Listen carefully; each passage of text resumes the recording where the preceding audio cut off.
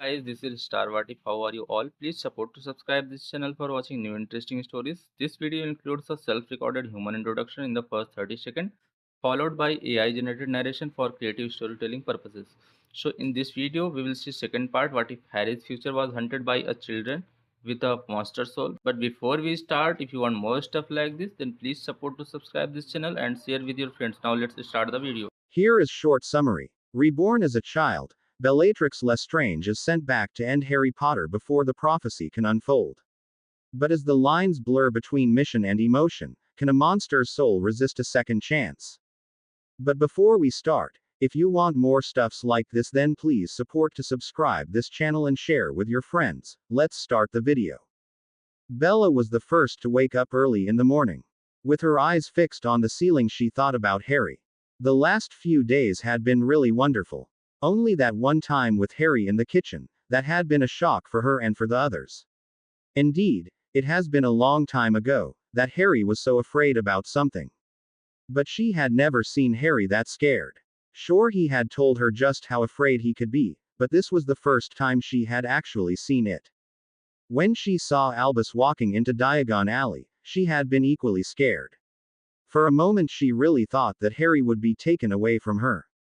It was also the first time that she had seen her Auntie Minnie lay into Albus. And Albus looked like a beaten down puppy. With a sideways glance, she saw that Daphne was still asleep. Today was Christmas Day. The first Christmas that Harry did not have to polish or had to work like a house elf for the Dursleys.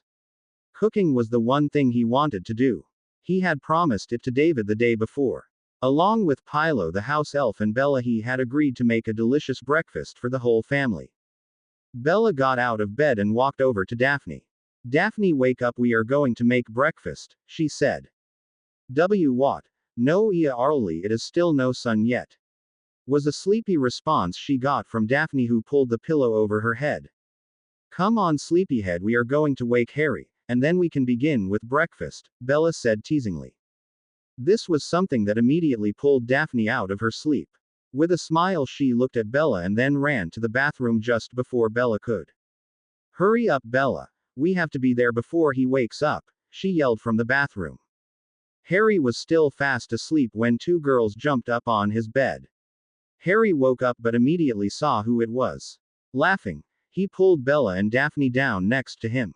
They had played around and were tickling each other. And were laughing like three mad children. Now they just had to get out of bed, to make breakfast. Philo the elf was already waiting for them in the kitchen. Harry and Bella already knew what to do and went to work immediately. It was because they both had learned it through a heavy hand. Bella started the bacon and Harry started on the eggs. Daphne was setting the table with a nice Christmas atmosphere. A Christmas tablecloth and a candle here, and a few Christmas balls there. Philo had baked little buns. Bella continued the sausages and Harry had some other things to prepare and cut. Daphne in the meanwhile had set the table and went to get everyone out of bed. Astoria was the first one to come down. "Where are my presents?" she cried, happy and excited. Harry laughed at the sight of Astoria. She was so bubbly and childlike. Something he had never been. Then he remembered that he also would get presents for the first time in his life. And then he himself became as bubbly as Astoria was a second ago. It was a delicious breakfast that they had prepared. Astoria could hardly wait and was bouncing in her chair. She wanted her presents and she wanted them now. She screamed with joy. It was her father who told that she could get one present for everyone. Not much later, the rest of the presents also found the kitchen table. Astoria had a mountain of chocolate frogs, lots of clothes and some books. Daphne had received the same. From Arabella and Bella she had received a book about the maintenance of brooms, and a service kit. But she also had a book on how to bewitch the brooms. Harry had gotten books, candy and a broom kit. Bella had received the same things as Harry and also a lot of clothes from Arabella. Now there were only 3 presents left, which were still laying under the tree. The first gift was for Daphne. It was a small box that Astoria had grabbed quickly for her. In the box there were 2 silver earrings. Daphne was looking breathlessly from the earrings to Harry and back to the earrings. And for that Harry could say anything. He was drawn into a hug and was sprinkled with small quick kisses on his cheeks. The second gift was for Bella. Bella had received 2 golden earrings from Harry. Minerva recognized the earrings but said nothing. After all, it had been the earrings from Lily. Bella also took Harry into a hug and kissed him almost as often as Daphne had done. Only Bella ended with a tiny kiss on his lips, and then rested her head on his shoulder for a minute. There was still one gift left under the tree. Astoria looked at the card. "Who is Grandma Minnie?" she asked. Bella pointed straight to Minerva. What Astoria immediately understood and gave the package to Minerva. Minerva knew it was a present from Harry, but it still took her breath away. He was the only one who called her Grandma Minnie. Slowly she unwrapped the packets. There was an old box inside the paper. She carefully opened it with trembling hands. There was a gold chain with a green stone in the middle of the box. There were also a pair of earrings with the same green stone. She gasped and said, This is the necklace from LL Lily. Harry, how did you know?" She looked at Harry questioningly while she was shaking a little. "Ever since you know that you are my grandmother and my mother's mother. You have been looking at the photograph that is standing on your desk. In that photograph she is wearing that necklace," he said softly. Minerva did not know what to say, and was just looking at the necklace she had just received. Harry slowly walked toward her with a little fear in his stomach, the fear that she did not like the necklace. The look of Minerva was fixated on the chain. Harry was about to ask if he had to get her another gift when she looked him straight in the eye. "Harry, my sweetheart, this is the nicest thing I've ever gotten. Please put it on me," she asked. Harry looked at her and took the necklace from her hand. Slowly he put it on her neck and locked it at the back. The hug they gave each other made everyone take a handkerchief from their pockets. Minerva held Harry in a hug for almost a quarter of an hour. She also did not wanted to let him go. Harry realized that Minerva really needed that hug and therefore kept her firmly in his arms and against his shoulder. Somehow he knew that she was crying and kept saying thank you in his ear. So what else was there to do but hold her just that little extra? Anyway, it was the most beautiful morning of his life because Bella kissed him and his grandmother loved him. Later that day Minerva asked Harry if he wanted to go for a walk in the garden. Harry nodded and they walked out the door. Bella immediately crawled on the couch and looked out the window. She was looking towards Harry and his grandmother while the others cleared up their presents. Isabella had looked at Bella for a bit and sat down on the couch next to her. Just like Bella, she looked over the back of the couch through the window. "And Bella, tell me, how often were you looking at Harry in this way when you were with Arabella?" Bella glanced sideways. She looked at Isabella and estimated her in her mind. She knew she was sweet and caring towards Harry. Harry had brought her back to the kitchen by her hand. Harry would never take her hand if he did not trust her in some way. So she had to be nice, she thought. Isabella sat quietly waiting until Bella looked out of the window again. "And Bella, do you think that Harry trusts me? He took me to the kitchen by my hand." Bella looked at her with wide eyes, and wondered how she knew. Isabella chuckled a bit and looked over to Bella. "Bella, it's okay. I saw the way you stood up for Harry. That was very brave of you. And the last thing I would do is hurt Harry. When I started crying it was because the way Harry looked." Minerva and Arabella had told us a few things about Harry's life. And Harry told us a bit in the infirmary. But yesterday I saw the fear and the pain in his eyes. That was many times worse than what he had told us. "Look, Bella, I'm an affective sensate. I can feel people's feelings. By this I can also tell what people think. You are now nervous, a little bit scared and curious," Isabella explained. Bella looked at her and nodded, but could not speak. "In the kitchen I saw Harry sitting in the corner. He was so frightened at what had happened. I could feel all his feelings. They were feelings of so much pain that they were too much for me. I could do nothing but cry, and I still do not understand why Harry does not cry." Isabella became still and looked at Harry. It took a while before Bella could give her an answer.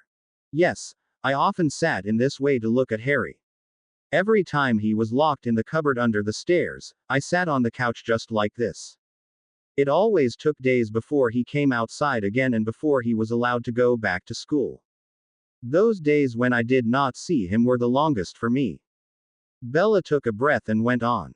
And I also think I know why Harry does not cry, at least not when other people are around. Harry was often beaten and humiliated to the point of crying.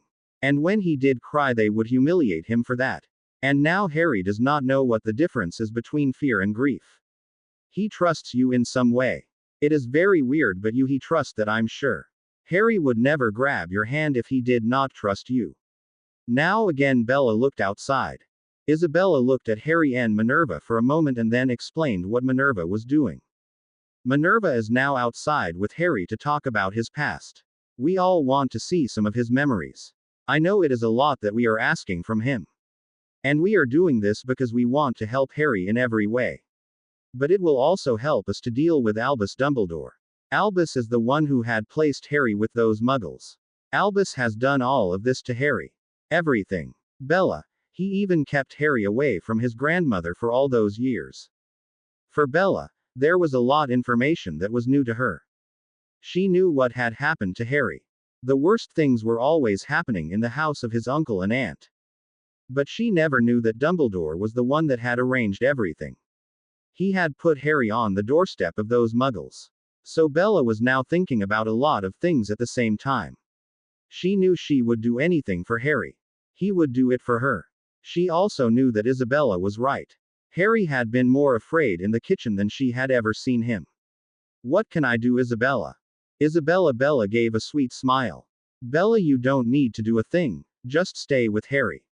When he is with you, he feels safe and protected. I don't know why, but Harry belongs to you. And you belong with Harry. You're always a little scared. But never when Harry is at your side, and that is the same for Harry. Isabella Key. Ed Bella on the side of her head and walked away from the couch. She knew that Bella would do anything for Harry, because she loved him more than life itself. Her husband was the one who had sent her to Bella so that she could feel her feelings. Through the things she had told and asked Bella, she knew whether it was love or hate that Bella felt for Harry. And when she felt nothing but love for Harry, she knew Bella was right, which for him.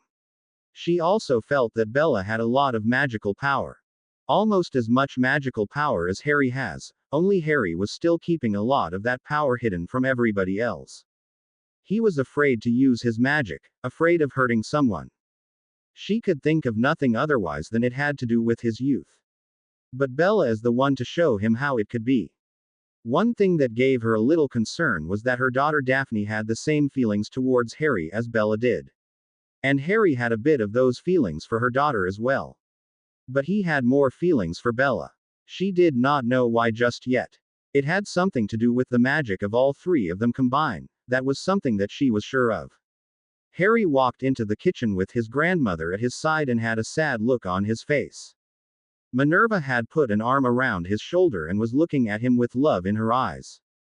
Bella saw how Harry was looking and immediately took him into a loving hug. Isabella, who was standing at the opening of the kitchen, looked at it all. She knew she was right. Her senses told that Harry immediately became more cheerful when he felt the arms of Bella around him. Bella took his face in her hands and looked at him intently. "What's Harry? Please tell me," she asked. Harry looked at her. Bella could see that he was again fighting back tears. Slowly the rage bubbled up inside her. She wanted to yell something nasty at her Aunt Minnie. But she did not know what had happened, so she had no reason to yell. Harry sighed again and then told her what had happened. "Grandma asked me if I want to show some memories from how things were at my aunt and uncle, and also if everybody could look at them." Bella nodded and took a good look at him. This was something that Isabella had already told her, and it was now that Harry needed her. "Harry, they want to help you, just like me. And if they see how it was like for you, then they will understand you better. Then they also might understand why you're who you are." Isabella looked at it all and could not have said it better herself. David, who was standing beside her, wanted to open his mouth. Isabella, although what rough, put her hand against his mouth. She could feel the panic rising inside of Harry. Something was coming and she did not know what it was. But she knew that no one could say anything now. This was one of the things where Harry had trouble. He was never allowed to say what he wanted, he always had to bottle it up inside. So if he would ever want to be a lord of a house, he had to know his feelings and how to tell it. Isabella slowly pulled her hand from the mouth of David and pointed it at Harry. Minerva and Arabella came standing behind David and Isabella, and saw how tensed Isabella was looking at Harry. Bella, I'm afraid, Harry suddenly said from out of nowhere. Maybe a little harder than he wanted to, but he did. Why, Harry, why are you afraid?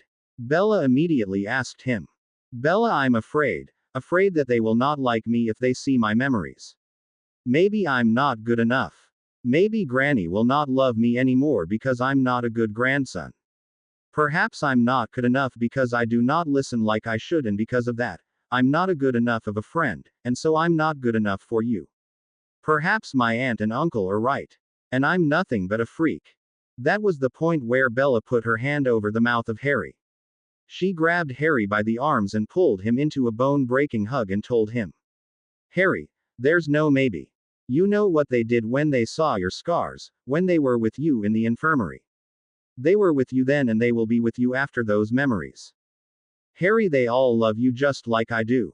Grandma will never leave you alone again. And Arabella will be by your side like I'm. Harry, we are family now. Even Isabella, David, Daphne and Astoria are family. Let them see the memories, Harry. I know they'll just love you more. Harry dropped his head against the shoulder of Bella. His muscles began to slowly relax and he held her tightly against him. David had taken Isabella into a hug. Just like Minerva had taken Arabella into a hug. Isabella was crying softly. She could not help it, but the feelings coming out of Harry were so big and overwhelming she just had to let it go. Back in the room they were sitting around the table, David asked Isabella what Harry was feeling when he was in the arms of Bella. Everyone knew she was a affecta sentient and were now looking at her expectantly. She looked sadly around the table. Harry is afraid. He is very afraid. I feel he is doing everything to protect everyone. He does everything to keep everyone happy. And he's afraid that if we see him as he was, that no one will love him anymore. He is worried that he will disappoint us. He has a lot of pain in him, but he does not know how to deal with it. Everything his aunt and uncle had taught him, that is all he knows, Isabella said when she grabbed the hands of Minerva. Minerva, may I suggest that you take Harry and Bella for a first look at the memories that he won't show us. Then thereafter we can do it all together, and Harry can stay outside of the pensive with Bella at his arm, she said. Minerva nodded and told them that she already had agreed with Harry to do just that.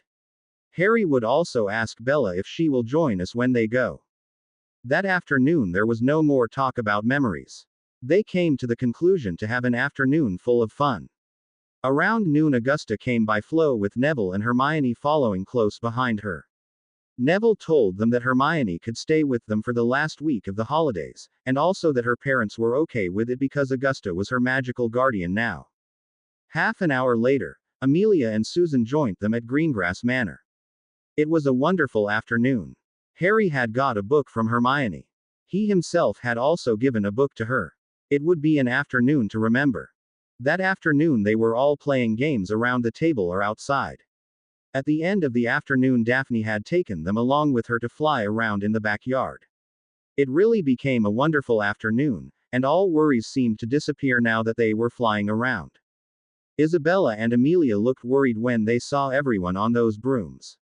But they all agreed that Harry and Bella were two naturals. The way they were flying was beyond their age.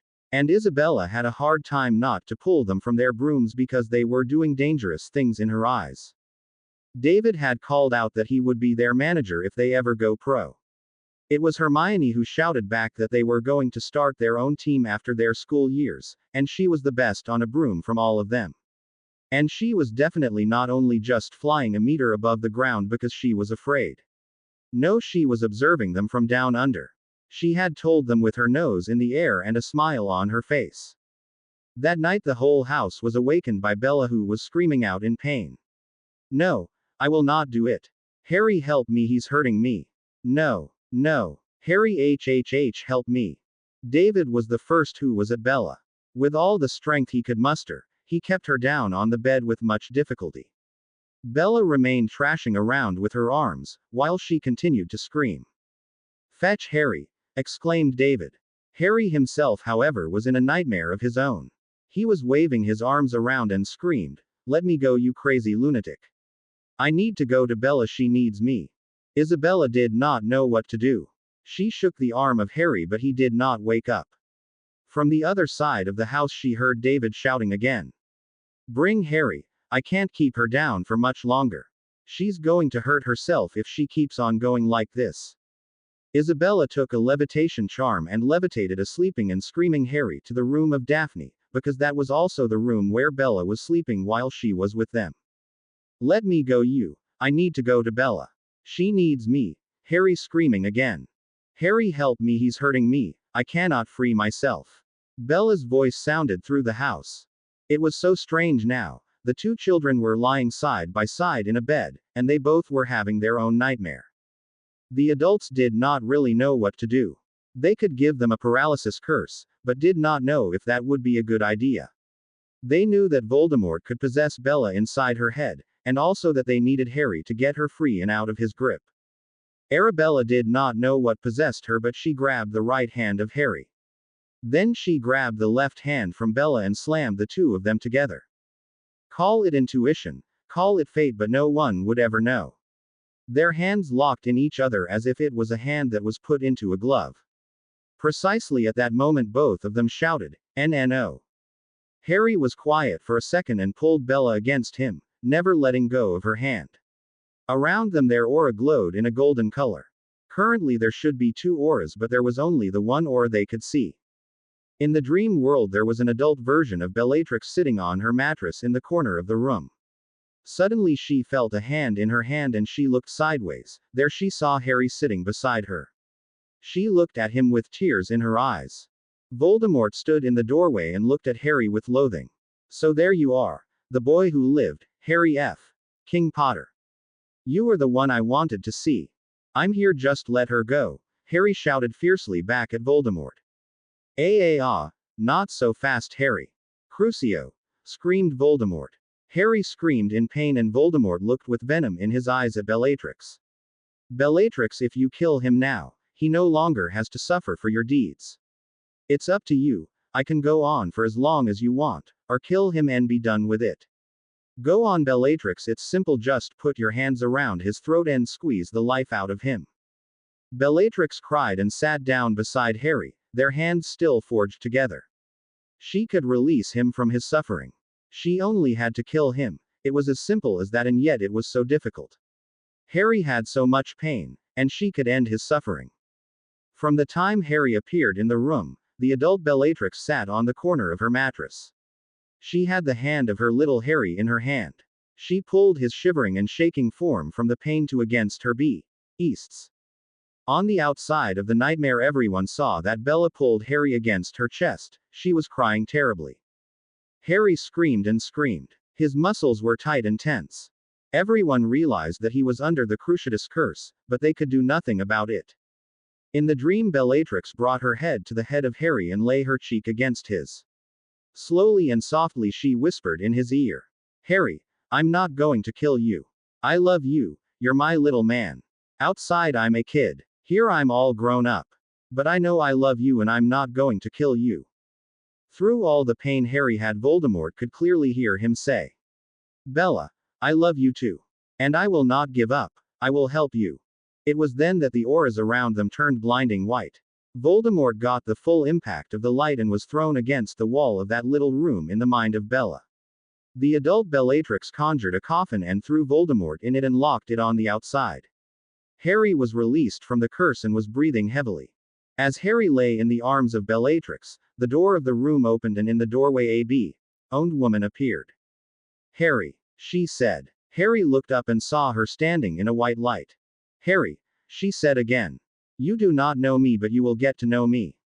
In a few years you will know who I am. For now I must ask something of you. Harry just nodded. Harry, will you stay here and take care of Bella?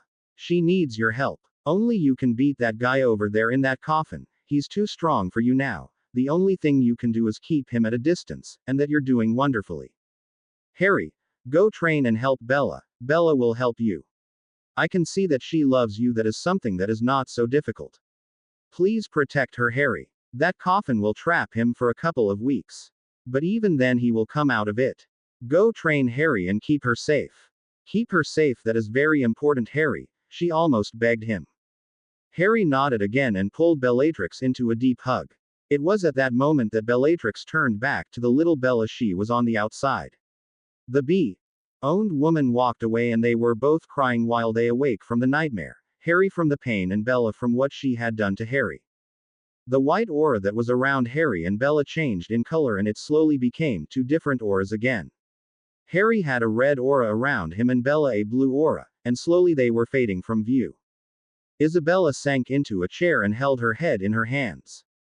Harry has been placed under the Cruciatus curse. We need Poppy here and we need her right away, she told them softly. I could feel his pain and it was bad. Many adult would not last as long as he has. And I also felt a fourth person in their midst. This was different than Voldemort. It was a woman and she was nice, only I don't know who it is. Minerva had sent her Patronus to tell Poppy what had happened and to come to them. It was only a couple of minutes later when Poppy arrived. She waved her wand over Harry, who was still holding his arms around Bella, and Bella was holding on to him, and had in the meanwhile fallen asleep. David had carefully tried to pull them apart but that did not work. It's like Hagrid is keeping you in a bear hug, he said smiling. According to Poppy Pomfrey, everything was all right with both of them, they only need rest and lots of it. Whatever had happened in the dream had asked a lot of them both. A night like this took a lot out of Harry and Bella. This was also one of the reasons they were left lying in their bed until they woke up naturally. It was 11 o'clock in the morning when Bella and Harry finally came down. Astoria immediately ran to those two just like Daphne did. How are you two? Daphne asked as she took them both into a hug. Harry still had an occasional convulsion. The convulsions were the remains of the Cruciatus curse that Harry had suffered throughout that night. That was what Minerva had told him. It was also something that could take a day or two. After lunch, something they were forced to eat by the adults. It was now time to go and prepare for the afternoon. Minerva took Harry into another room. There, she showed him how to put his memories into the pensieve.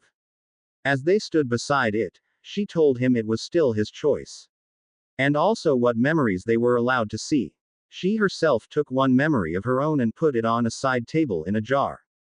Even Harry looked surprised when she did it. It was something he did not expect her to do. This is a very important memory for me, Harry. And now that I know I'm your grandmother, it has become more and more valuable to me. And I think you will find it something you would like to see for yourself. After Harry had finished sorting his memories, he went to get Bella from the other room. Together they left the room and 3 hours later they came back out. Minerva and Bella had tears in their eyes. That they had been crying was not a surprise. It was something they had expected after having read a few pieces from the Red Book. But Minerva also had a small smile on her lips. Harry on the other hand was walking with a wide grin on his face into the room. He was, as they say, up in the clouds. He was holding the hand of Bella and was looking at his grandmother with that same smile. Minerva strode toward David and picked up his glass that was filled with fire whiskey from his hands. Well, actually, she jerked it almost out of his hand. And with one big sip she emptied it at one gulp. It will be better if you would take 2 bottles of that stuff with us to the room, David, we will need them. She said with a glance at David. Daphne, Hermione, Neville and Susan were allowed inside to see the memories. The wait was now for Amelia and Augusta. But also for Isabella. She was in fact bringing Astoria to one of her friends, because Astoria did not have to see the memories according to the adults. And also to keep it a secret, for as long as possible. At first Minerva did not want the kids to see any of the memories. But Augusta and Isabella insisted on it. It was after all the children who had seen the scars for the first time, and who had brought the adults together. And also because the children would be together in the magical world after this, that's why they had to know everything about Harry. Only in this way they could make their friendship stronger. Their friendship was more important than anything else. And it would also help them to protect Harry. Was what Daphne had told them. None of the adults would understand at the time how important those words would be. Together they left for the room. Bella sat down next to Harry and grabbed his hand and gently rubbed the back of it with her thumb. Harry looked at her and asked, "What do you think, Bella? Will they still look at me and not blame me or judge me?" "Harry, I love you. You know that. Now please stop asking those questions, you are not to blame for any of it. Those things were done to you by your aunt and uncle. You did not ask for it. Our friends and their parents who are now in that room will only love you more. I know I have. And I also know Grandma Minnie does, Bella told him urgently. Harry laughed a little, but he knew it was true. Hash. Minerva had brought others into the room and let them stand around a pensieve. Before we start, I first want to say something.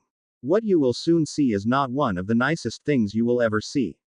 We will take a short break after every memory. It will be something that we will need to do.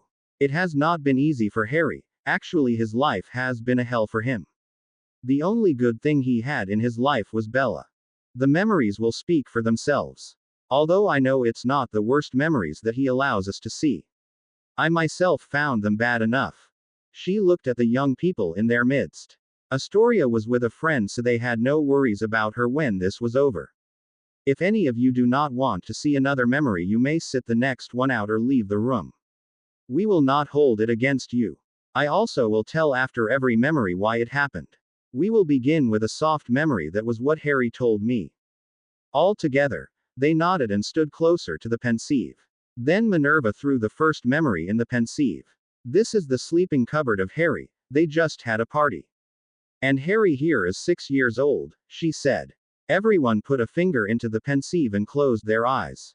Through sort of a dream state they were beeped into the memory at the same time. It was late at night, and it was very dark. Harry sat in a corner and was shivering from the cold.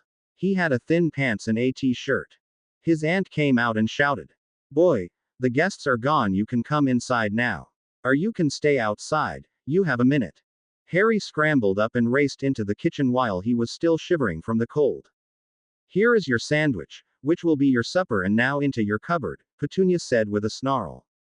Harry took the sandwich and looked at his aunt. In his eyes you could see the disbelief and grief he felt. The clock on the wall showed that it was 2:30 in the morning.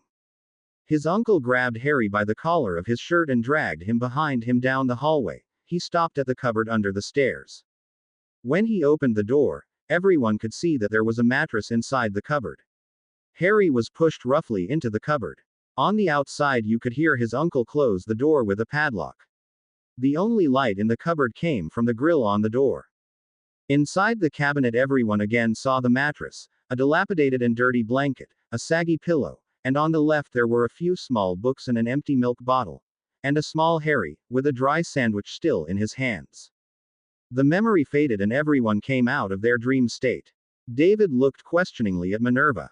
She sighed deeply and began to tell what they had seen. It was the first day of Christmas. Earlier that day, Harry had to make all the snacks for the guests, those were to come in the evening, and he himself had to go outside after he was finished with the snacks. It was at 6 o'clock when he went outside and he was not allowed inside or to show himself. When it was 2:30 in the night he was allowed to come in. That cupboard was his bedroom until he came to Hogwarts. That was also the place where he was imprisoned. His dinner often consisted of a piece of dry bread, and a glass of water. And the empty bottle that was there, that was his toilet. That blanket and pillow were with him the day me and Albus brought him there. It was the first memory and the anger was clearly felt in the air. Everyone went back to standing around the pensieve. Minerva threw the second memory in the pensieve and said, "This is a memory of Marge Dursley. She is the sister of his uncle." Together they reappeared in the dream state. Harry sat in a corner of the room. His uncle and aunt sat on the bench and were talking. In the chair near the window sat a fat woman. She was almost as fat as his uncle. Harry was doing everything to be as quiet as possible. "Boy, come here and bring us our coffee." "Yes, Aunt Petunia," Harry said in a friendly tone. In his face you could see a few bruises. Also on his bare arms you could see a few bruises and red welts. Slowly there was a beginning of a conversation between his uncle and the sister of his uncle. "That disgusting boy has to be extremely grateful that you have taken him into your home like that." "What did his mother actually do?" Marge said and asked. "Not a lot, she was unemployed," his uncle said. "That's something you can see in that boy. Look how slowly he brings our coffee," Marge Dursley snapped. Harry was no more than 5 years old in that memory. "And what did his father do exactly?" Marge asked his uncle. He was also unemployed. And always looking for work, he answers. Yes, I can see it all now. His father was definitely an alcoholic, one who does not know what he's doing, and someone whose children have to take care of themselves, because he is too drunk to do it. Someone who does not even know what a job really is. Yes, you can see it all in that boy of them. He is lazy, probably not good at school, always in trouble for this or that. And then he has two parents who just killed themselves. Misfortune Maya. They have just committed suicide, and dumped their layabout of a boy on your doorstep. I would have left him outside. But then again, my heart is not as good as yours, Petunia, Marge said in a slimy way. Harry put the coffee down on the table and spilled a little of it on the table. From out of nowhere, Marge took a swing at Harry. Can you not look what you're doing, you ungrateful dog? She yelled out. Harry came down a meter away against another chair. On that chair sat his cousin Dudley Dursley.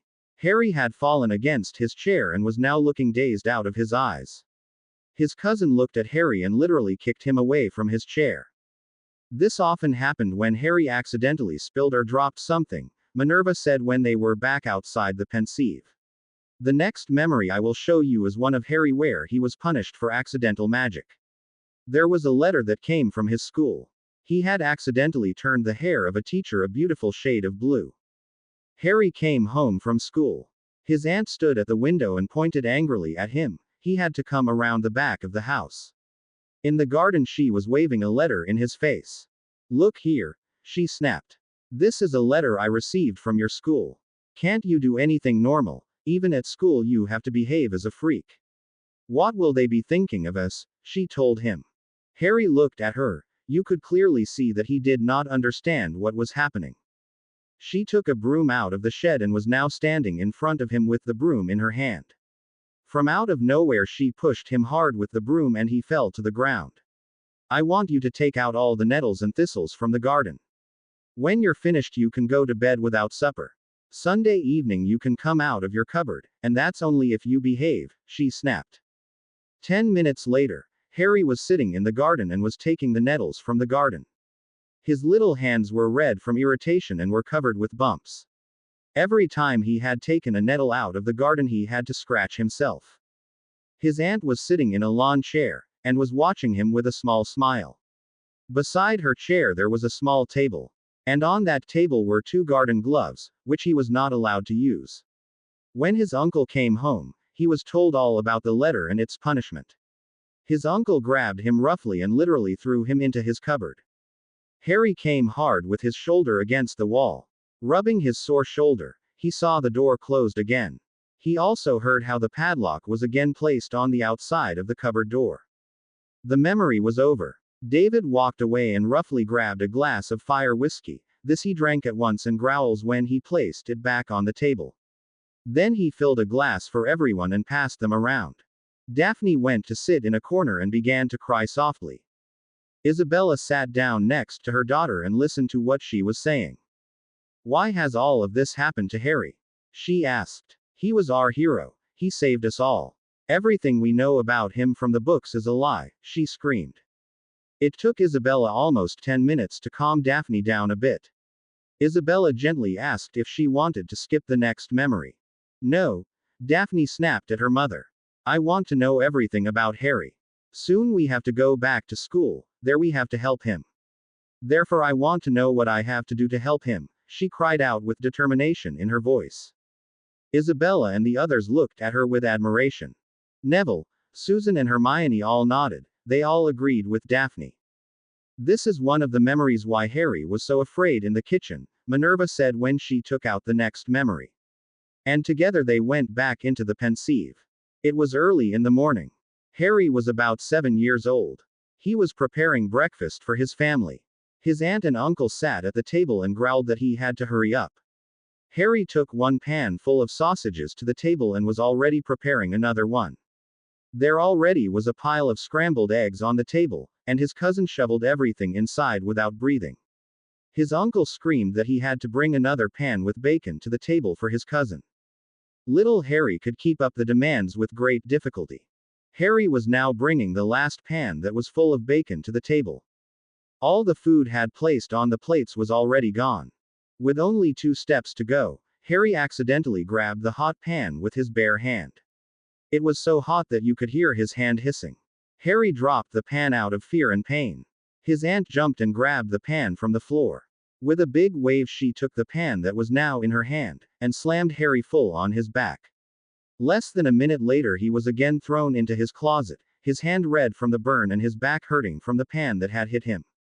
Nobody dared to say anything after that memory. They were all furious. Amelia was writing something down in a notebook. In addition, she growled again and again. "Oh, I will get for this, Albus. This time you will not get away with just a warning." It was clear to the children. The adults were not really happy with what they saw. The children were just sad about Harry. Minerva had again filled a glass of fire whiskey and was now looking a little sad. The next memory is one of 3 parts. This is one of those memories where we will see where the scars on his body came from. If they're coming into the basement, I would ask you to think about what you want to do. What you will see are the reasons for the scars. You may watch, but it is not pleasant to look at. You are also allowed to leave the memory, Minerva said. It was a beautiful summer day. Harry was running away quickly. In the background, you could hear screams from some guys who were chasing him. They were insulting him while they were running after him. He was a monster, a freak, a monstrosity that was not worth the air that he was breathing. Harry got pushed from behind and rolled on the ground. The boys that were chasing him were his cousin and 4 of his friends. They gathered around him and began beating him at random. Harry struggled against his cousin and found a way to get loose. He scrambled to his feet and made a run for it. Behind a wall, he crouched down and looked around him. In the distance, he saw a girl about his age. "That's Bella," Daphne exclaimed. Minerva nodded, and everyone saw that Bella had a few red scratches on her arms and her face just like Harry had, but they said nothing about it. Harry immediately ran away. A little further on, he was overtaken again. He was pushed against a wall and got another hit. Dudley stood over him and pulled his fist back and brought it back to Harry. Harry ducked and Dudley hit the wall hard. Screaming in pain, Dudley let go of Harry and Harry made another run for it. The memory changed into another. Harry was sitting in the back garden. Dudley came walking into the garden and looked at Harry with a smile. At the kitchen door, he called out for his mother with a sad voice. Petunia came out and Dudley showed her his bloody fist. "Look, Mummy, look what Harry has done to me," he said with fake tears running from his eyes. Petunia immediately began yelling at Harry like a mad hippogriff. Her Dudley could have been killed, she screamed. And it did not matter how many times Harry said that Dudley had hit him first. It was her Dudley that was hurt. She was treating him like he was run over by a car. And all the blood and bruises Harry had was of no importance. Her Dudley was the victim here. The memory turned into another from later that day. Harry was pulled roughly from out of his cupboard. His uncle dragged him into the basement. In passing, you could see Dudley sitting in his chair with his hand wrapped up in a bandage. Harry, however, still had all his dried blood under his nose and on his clothing. His uncle literally threw him down the stairs and into the basement. "You dare to hurt my son like that," he cried fiercely. "You could have broken his hand, you could have killed him. You don't think I would just leave it at that now, did you?" His uncle shouted while his spittle flew everywhere and into the face of Harry. His uncle literally pulled the sweater that Harry was wearing from his body. There you could already see that Harry had many scars on his back. While his uncle shouted at Harry, he was pulling his belt from his trousers. He slammed Harry to the ground and began hitting him with the belt and the belt buckle. 5 minutes into the third part of the memory, Daphne could not hold herself any longer. She ran to Harry and tried to protect him. "Stop it! Stop it! Please make him stop!" Daphne screamed through her sobs. But it did not help. The memory went on and the belt went through Daphne and hit Harry again and again on his back and torso. Isabella took Daphne into her arms and looked with horror at the memory which went on and on. Vernon Dursley just kept hitting Harry again and again. Blood flowed over the back and chest of Harry, and here and there on his body he began to turn blue. Harry was still lying on the ground when his uncle put his belt back around his waist. He reached down and grabbed Harry by the arm. Without saying a word, he pulled him to the cupboard and threw him into the cupboard. Vernon locked the door and the memory stopped. The memory disappeared. Everyone in the room was looking for a chair. Nobody said anything or could say anything. Hermione had been crying since the second memory and could only cry more. Neville had an arm around her shoulder and held her against his chest, while he himself was crying just as hard. Susan was crying in the arms of her Auntie Amelia. And Amelia was only swearing a lot. Although she did it gently, the majority could still hear her. David was just looking at the pensive with hate in his eyes. I will go and I will kill him. I don't care anymore, just throw me into Azkaban. But I'm going to kill Albus Bloody Dumbledore. Isabella did everything she could to calm her husband down. Augusta had not spoken since the first memory. But now she did take the floor. Arabella, when did you find out that Harry was hit with a belt, was her question. I do not know, Augusta, but I saw the first scars when he was 3 years old. I do not know if they were from a belt or something else. But that was the first time he came to me, Arabella said with tears in her eyes. It took nearly half an hour before they could look at the next memory. The children would not go into this memory, they just could not take another beating like that. Minerva also decided that this would be the last memory from Harry they would watch. She still had 7 to go, but everyone already knew enough. This was one Harry had asked her to show them. And the last memory was the one from her. All together they went back into the Pensieve, and the children sat in a corner. Only Daphne went along with the others. She insisted that she knew what it was. Harry had become very important to her and she promised herself to do everything she could for him. It was early in the morning. Harry was woken up by a banging on the door of the cupboard under the stairs. The door was pulled open with a bang. His uncle pulled him out and pushed him into the kitchen. Make my breakfast, boy, and do not dare to let it burn, Vernon snapped. There little Harry was standing at the counter. The dried blood showed you that the night before he had another beating like they had just seen. He stood at the sink and his face was contorted with pain. With difficulty he could prepare the food and bring it to the table, and there on the table were now mountains of food. Harry had the bacon, eggs and sausages made with pain written all over his face. And then he sat down at the table. To their surprise, his aunt was filling his plate for him. When they saw what she had put on his plate they got it. Harry had a small piece of bacon, half-eaten sausage where Dudley had eaten the other half of, and a tablespoon of eggs. Eat up and get back into your cupboard, this is all you get for today. That's your punishment for what you have done to my little Dudley, Petunia snarled at Harry with hatred burning in her eyes. Harry emptied his plate in 4 bites and walked painfully to his cupboard. He was halfway inside when his cousin slammed the door against his back. Harry was pushed into his cupboard and fell painfully down on his mattress. The memory disappeared. David, who had just calmed down, was again beside himself with rage. There was a lot he wanted to do, but everyone told him it could not and should not be done. But how could he let this happen? How could they let Dumbledore do what he was doing? His thoughts were interrupted by soft sobbing. Arabella cried softly in a corner of the room. When asked why she was crying, she looked a little happy. I'm sorry, I'm not happy about all of this. But every year after I had discovered what Harry was undergoing at the hands of the Dursleys, I went to Albus and told him. I said how bad it was. Nobody was allowed to know. He told me, and he did not even believe me, not really. And now finally there are people who believe me. Harry finally gets some help. It was a plea from Arabella which eventually had been heard. Minerva waited before everyone looked at her again. I will only show you one more memory. This is the memory why Harry came out laughing.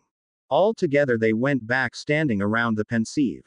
And this time the kids also went along. They were all back in the dream state. Minerva stood by a large door. It slowly opened, and everyone recognized James Potter standing at that door. Isabella told the youngsters it was the father of Harry. Hey Minerva, come inside, you'll soon see him. He is so beautiful and he has my hair, and he has the eyes of Lily. Come on quickly, James shouted excitedly. James, take it easy. I'm coming, I'm here and I'm going with you. Minerva smiled at James, who was nearly jumping in front of her with the joy of a child. With difficulty she followed him through the corridors and up the stairs. James almost ran to a room that was at the top of the stairs. He threw open the door. Lily, she's here. She's finally here, exclaimed James. There in the corner on a rocking chair sat Lily Potter. In her arms was a small bundle of blue cloths. In these cloths was a baby with tousled black hair and green emerald eyes. Come in, Minerva. This is Harry. Harry James Potter. We named him after his grandfather, Lily said with a smile on her face. There and then Minerva should have known that she was the grandmother of Harry James Potter. The father of James was called Charles Potter. And the father of Lily Pott, née Evans, was named Arnold Evans. At least she thought that at the time. The husband of Minerva McGonagall was named Harry Henry Augustus McGonagall. Minerva looked at the little boy who was lying in the arms of his mother. Is he not the most beautiful boy you have ever seen, Minerva? Look, that's my son. My son. I am so happy, Minerva. Look how beautiful he is. I love him so much. James almost screamed out with joy. Lily looked at Minerva and smiled. He really is very happy with his son Minerva. Last night he spent the whole night at the side of his crib. He just sitting there and watching our Harry with that smile on his face, the same smile he is wearing now, Lily said to Minerva. James was dancing small circles of joy. My son. Harry James Potter, my son. Minerva and Lily giggled at the words of James Potter and the joy on his face. He's beautiful, Minerva. Our little Harry James Potter. I love you so much, my little boy. I love you so much, Lily told her little Harry and Minerva with a smiling face. Here, Minerva, take Harry on your lap. He is allowed to be pampered by his grandmother. This again was such a moment where I should have paid more attention. And again I did not realize what she had just said. Minerva told the rest. Minerva was sitting there with the baby Harry on her lap, just rocking back and forth in the rocking chair watching the green eyes of Harry. Harry, who was looking up at her, with a little rattle sound coming from his mouth. James had his arm placed around Lily's shoulder. Both of them had a satisfied smile on their face. And everyone could see how happy Lily and James were with their son Harry. From out of nowhere Minerva began singing, "Oh Danny boy." And baby Harry fell asleep in her arms with the tiniest smile that you could see. The memory faded again and everyone came out of their dream state. Isabella took Minerva into a hug. That was very beautiful, Minerva. Now Harry at least knows that his parents really loved him, and that they loved him deeply. This has done him a world of good, she whispered in Minerva's ear. Everyone also understood the smile that Harry had. This was probably the first time he had seen his parents. And the first time he really heard them say that they loved him. They all came out of the room and looked up in surprise. Bella and Harry had prepared the evening meal. They had made a delicious stew with potatoes and lots of vegetables. One by one they took Harry in their arms, they all told him they loved him. Then they also hugged Bella. They knew what she had done for Harry over the last 2 years. The food was eaten with pleasure. And Harry knew that no one was angry or disappointed in him. 5 days later they were back at school and there was a lot they had to keep secret, from a lot of people. It was 5 days later when everybody was back at school. Bella walked with Harry to the main hall. The Christmas holiday was over and everyone was back at school, reluctantly for the most amounts of students. Together with their friends, they sat down at the Gryffindor table. Bella looked around a bit and saw to her amazement that Ron Weasley was sitting at their house table. She did not know why he was there, but it still was very odd that he suddenly sat down at their house table. Ron got up and sat between her and Harry. Hey Harry, I'm in Gryffindor now, he said. Harry was going to say something but Ron just went on. Yeah, it was crazy though. Albus Dumbledore came to the Burrow, that's our house, and told us that the Sorting Hat had made a mistake, so he put me into Gryffindor. And yes, I'm sorry about last time, but I was so angry with you. You know, when you said that to my mother. I know it was stupid of me, Ron said it in a slimy tone. Bella heard it and was already getting really angry at Ron. Harry was looking at him with a little revulsion, and did not know what to say. Bella, however, could not hold back any longer. Ron, would you please go away? I was sitting next to Harry, and while it may be fun for you that you're in Gryffindor now, you are still no part of our group, so please, with all due respect, Ron. Get lost, Bella told him in a very irritated tone. Ron looked at her, and let his eyes go from her top to her bottom and back up, and then he let his eyes roll around in his head and wrinkled his nose in a disgusting way. With an estimating glance, he looked again at Bella and wrinkled his nose for a second time. Do I have to believe that the great Harry Potter likes to hang around with filth like you? Ron exclaimed in a haughty tone. Now it was Harry who stood up. He glanced at Ron and grabbed the hand of Bella. Harry took her and went to the other side of the table to sit diagonally opposite of Ron. While he did that, he also took Daphne by the hand, and took her along with him and Bella. Neville heard what Ron had said, and he also and what Harry did, so he did the same with Susan and Hermione. There they sat together and were giving dirty looks at Ron. Harry gave Ron a dirty look. Yes, Ron, the great Harry Potter, like to hang around with these people. These are my friends. And I do not think that you could be one of them.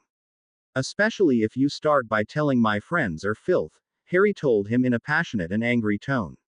He could not have it when someone said things like that to his friends. Harry, Mr. Weasley only wanted to offer his apologies and you are taking it in this way. That's not really friendly either now, is it, Harry? Dumbledore said as he looked at him with that twinkle in his eye. Harry looked up at Dumbledore. By now he knew what Dumbledore had done to him and his grandmother. Dumbledore didn't know that Harry already knew a lot about him. And he also did not know that Minerva was standing behind him. Harry, however, looked right back at him just as intently and piercingly as the headmaster was looking at him. I am sorry, headmaster. But an excuse that's immediately followed with an insult, and it was an insult to one of my friends no less.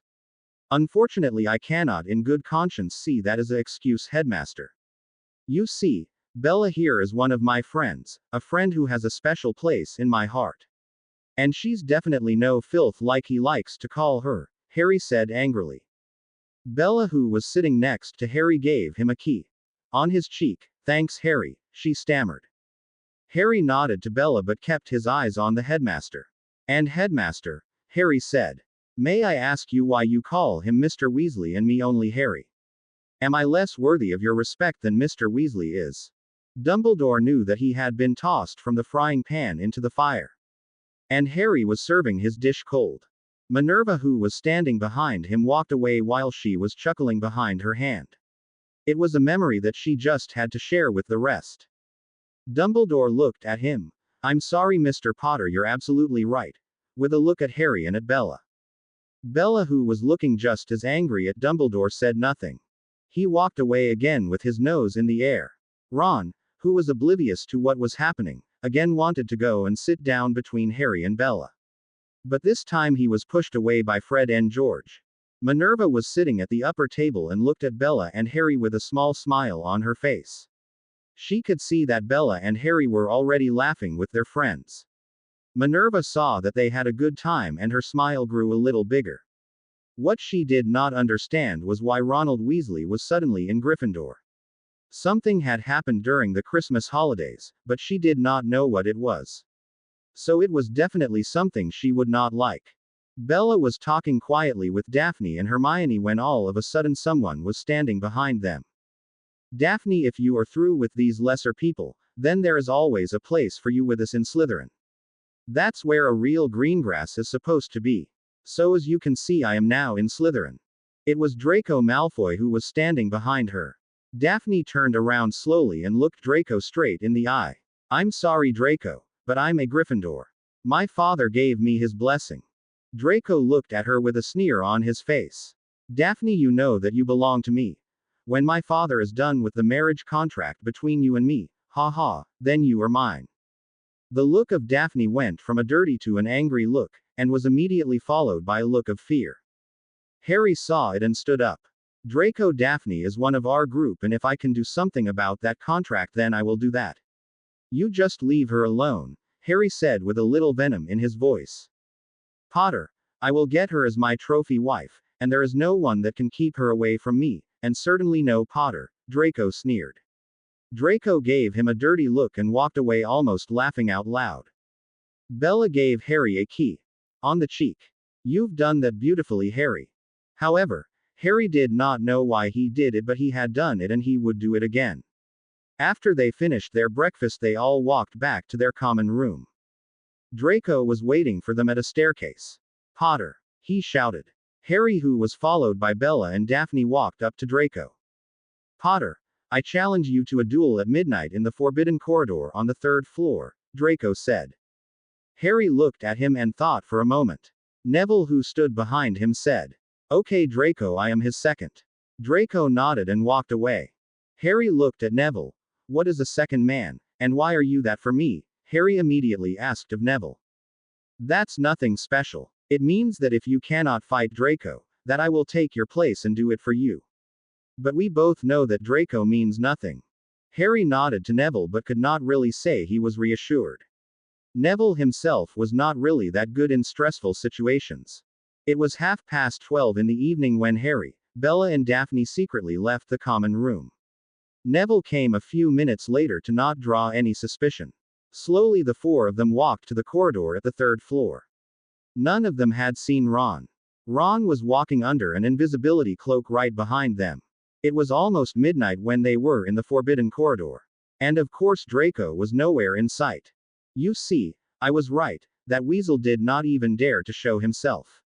He's just a scared little flubber, exclaimed Bella suddenly. What are you doing out of bed at this time of night? Came the voice of Professor McGonagall, who suddenly came from out of the other side of the corridor. The four friends knew right there and then that they were in big trouble. Draco had tricked them and they had walked right into the trap. And just then, right next to the professor, there was a huge clatter of gear and armor. There was a sound of someone hitting something. Ouch, Sodeknetter! Ron screamed out in pain. Minerva blew the invisibility cloak with a whirlwind spell off of Ron. One moment she was quiet by bringing her lips into a thin line and then she exploded. She went off in a rage. Harry and Bella were not spared in her tirade. They were going to get a big penalty that was something that was obvious and it spoke for itself. And all the individuals who were in the corridor would lose 20 points from their house that was totally 100 points. They all were brought back to their common room. Bella and Harry had to wait outside of the portrait of the lady. Ron was also not allowed to go inside. Mr. Weasley, first of all, how is it that you are in Gryffindor? And secondly, how did you get this cloak? Minerva asked. Ron looked at the professor and started to grin wide. I'm in Gryffindor now because Professor Dumbledore told us that the Sorting Hat had made a mistake. That was what he told my mother and father. And the cloak, I got that from him as a gift. So I would like to have it back now. Otherwise I would have to tell it to Dumbledore. The smug grin Ron had on his face did not last much longer. Mr. Weasley, you will not get this cloak back from me. It is not for Professor Dumbledore to give it away. This cloak does not belong to Professor Dumbledore. This is a cloak from the Potter family. As you can see on the cloak, there is still the weapon of the Potters. So it's not the property of Professor Dumbledore. Although you say you have received it from Professor Dumbledore. I will talk with him about it, and you will not be bothered about this any longer. Now inside and go to bed, McGonagall snapped at him. Now for you too, she said while she looked angry at Bella and Harry. How do you get it into your heads to run through the corridors at this time of night, and especially you, Harry? She looked at both of them severely. Harry, I'm sorry, but as your grandmother, I do not think this is funny at all. Harry lowered his head and looked apologetically at the ground. You have disappointed me, Harry, Minerva went on. Harry knew he had done wrong. What he did not know was that his father had done the same thing when he was at Hogwarts. And that his grandmother had taken his father out of the corridors more than once. Minerva always wondered how his father could get away from her and unseen for so many times.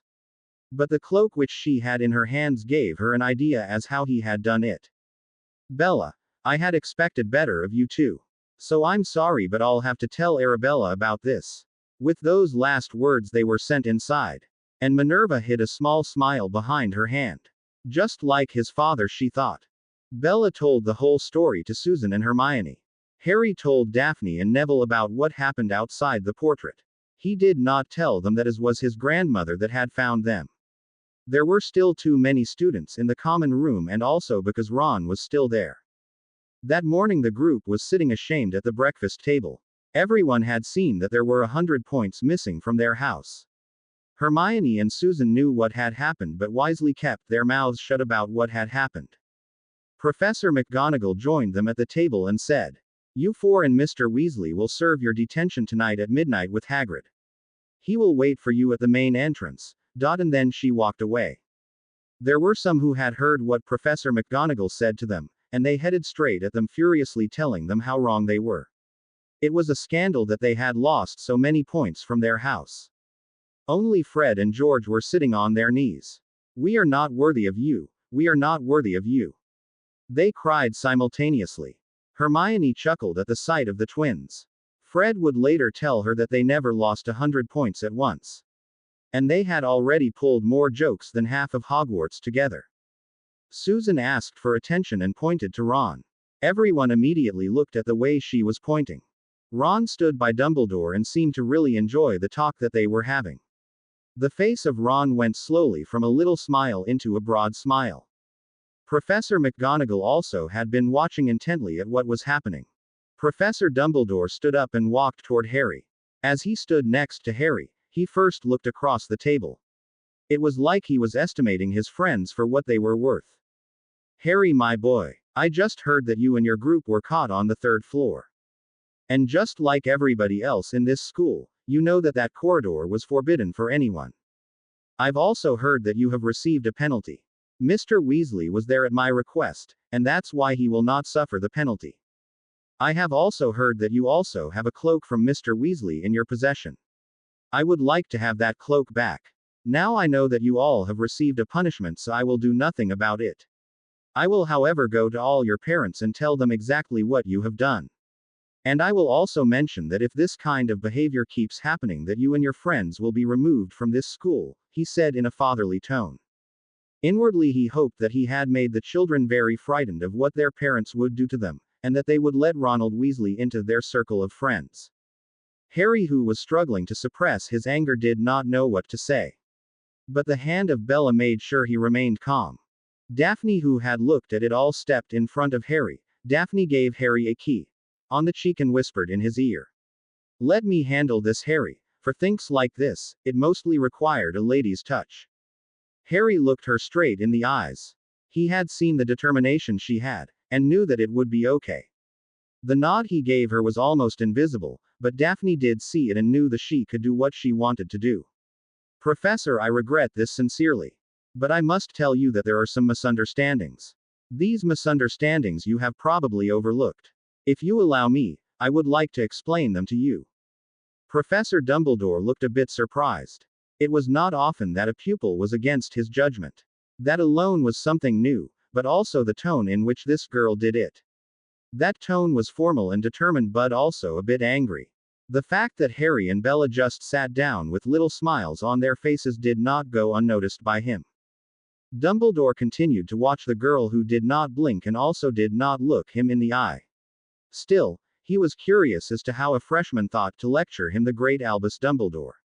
Mrs. Greengrass, although I know that you're wrong, I'd like to hear why you think that I'm wrong. This brought a small but a very evil grin to Daphne's face. She knew that Dumbledore thought of himself as the greatest wizard that ever lived. However, that he also thought that he could do no wrong, that was something she did not know.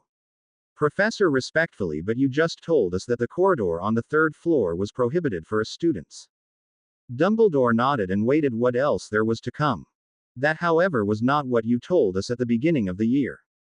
You told us the following, and I quote, "The corridor on the 3rd floor is forbidden for any student who does not want to die an unbearable death. So that we were there is not prohibited. As long as we tell everyone that we do not mind to have an unbearable death. The time that we were there, that is our fault, but we have done nothing wrong then for Professor McGonagall to find us outside the curfew. And on those grounds alone you cannot expel us from school. This because you yourself were caught several times outside the curfew." That's something that Hermione had read in Hogwarts A History, her favorite book. Dumbledore knew that this girl was right. He also knew that she was a Greengrass, so he had to admit that she was right. He himself was caught several times after curfew, and for them it was the first time. The threat of sending them out of school was therefore non-effective. But he would not admit it. He would keep his foot down, and certainly with the entire audience of the Great Hall now staring at him. Miss Greengrass, you told me that you had yet another point. I'm wondering what else I have done wrong. Daphne looked at him and nodded. She waited a moment for the headmaster to rethink what she had said, and also to let him simmer a bit in his mind. Now, however, it came to the point that she wanted to make. Now she would also show Harry and the headmaster why she was a Greengrass. Her mother did not raise stupid witches. Professor Dumbledore, the cloak that you had given to Mr. Weasley was not yours to give away. That cloak still carried the coat of arms of the ancient and noble house of Potter. So the cloak is in reality still Harry's cloak, and therefore it was not for you to give it to Mr. Weasley. However, I can tell you that Harry does not have the cloak in his possession. It is in possession of Professor McGonagall, that's our head of house as you well know. So you cannot ask Harry to give you the cloak back to you. I have also learned from my father that if you got the family heirloom of the family of the ancient and noble House Potter, then the coat of arms should disappear. However, this was not the case, so it was, and still is legally the property of Mr. Potter. And so it was not for you to give his property away. Daphne looked at the headmaster and could see that he did not like what he was hearing. Harry whispered in her ear that she had done well. This brought a little smile to the lips of Daphne. Mrs. Greengrass, again I have to give you the same answer, and that is that you're right. It was indeed not for me to give away that cloak. Someday I have to apologize to Mr. Potter. And that is something I will certainly do when the time is right. I now also know that the Sorting Hat has made another mistake, and that you're also incorrectly divided. And that you will be transferred to Slytherin at the end of the week. I am convinced that you will be more at your place in Slytherin than you're in Gryffindor. Dumbledore said goodbye and walked away. Daphne stood there with open mouth just watching the back off Dumbledore who was walking away from her. After a minute or three she slumped down on the bench. I have been moved to Slytherin, she whispered. With fear in her eyes, she turned around to Harry and Bella and almost screamed to them. Harry, you have to help me. Bella, you too. I do not want to be in Slytherin. If I'm there then Draco has his way, then I'm with him. He will do everything to win me over to him, and if it does not work then he will let his daddy do it. He would just take me or even curse me if that would be necessary. Daphne said, and slowly she began to cry. Harry was now holding Daphne against his chest. She had started to cry freely now. Harry looked at the head table and looked straight at his grandmother. Professor McGonagall saw the look of her grandson and immediately stood up. She went straight to Harry. Mr. Potter, what can I do for you? She asked him with a formal tone in her voice. She could not call her grandson by his name. She would not give anyone the impression that she favors him. Professor, I must inform you that Headmaster Dumbledore has withdrawn the punishment that you have given to Mr. Weasley. He also asked me to give back the cloak that belongs to my family to Mr. Weasley. On top of that he has transferred Miss Greengrass to Slytherin. So I want to ask you these questions, Harry asked. Professor McGonagall looked at him. Harry did ask her in a very formal way. I see that the lessons you have received from Mr. Longbottom and Miss Greengrass have done you well. So tell me, Mr. Potter, what are these questions that you wanted to ask me? Harry gave a faint smile and continued. I would like to ask your permission as Lord Potter of the ancient and noble House of Potter, to allow me to get in touch with Mr. Greengrass of the ancient and noble House Greengrass. I'd like to offer him my help as Lord Potter, for the well-being of his daughter Miss Greengrass. Neville looked quite pleased at Harry. Nobody as of yet even knew that Professor McGonagall was his grandmother. The best part was that he asked her permission as his head of house. Everyone probably thought that he asked permission to perform his lordship duties from out of the school. However, he asked the permission from his temporary lord of his house, his own grandmother. Because Harry was too young, he had to have her permission. Professor McGonagall was thinking hard for a moment. She could give Harry permission to handle himself as Lord Potter. He did ask her permission in a very formal way, and also that he had to get in touch with David Greengrass. This would be a good lesson for him. She thought hard again, his was after all going against the school. She would discuss it with the Sorting Hat. It was however a real dilemma for her. I regret to tell you this very much, Mr. Potter. As the head of your house I have to refuse your request. Harry looked surprised and disappointed at his grandmother. He had not seen Professor Dumbledore, who was standing behind him, and who was now walking away again with a smile on his face. Professor McGonagall, however, had seen him and therefore she had refused her grandson's request. Professor McGonagall leaned towards him and began to whisper in his ear. As head of house, I cannot allow you to do this, as your grandmother and head of the ancient and noble house of Potter. I give you until Friday afternoon before I myself will go to Professor Dumbledore about this. Think of this as a test for a future Lord.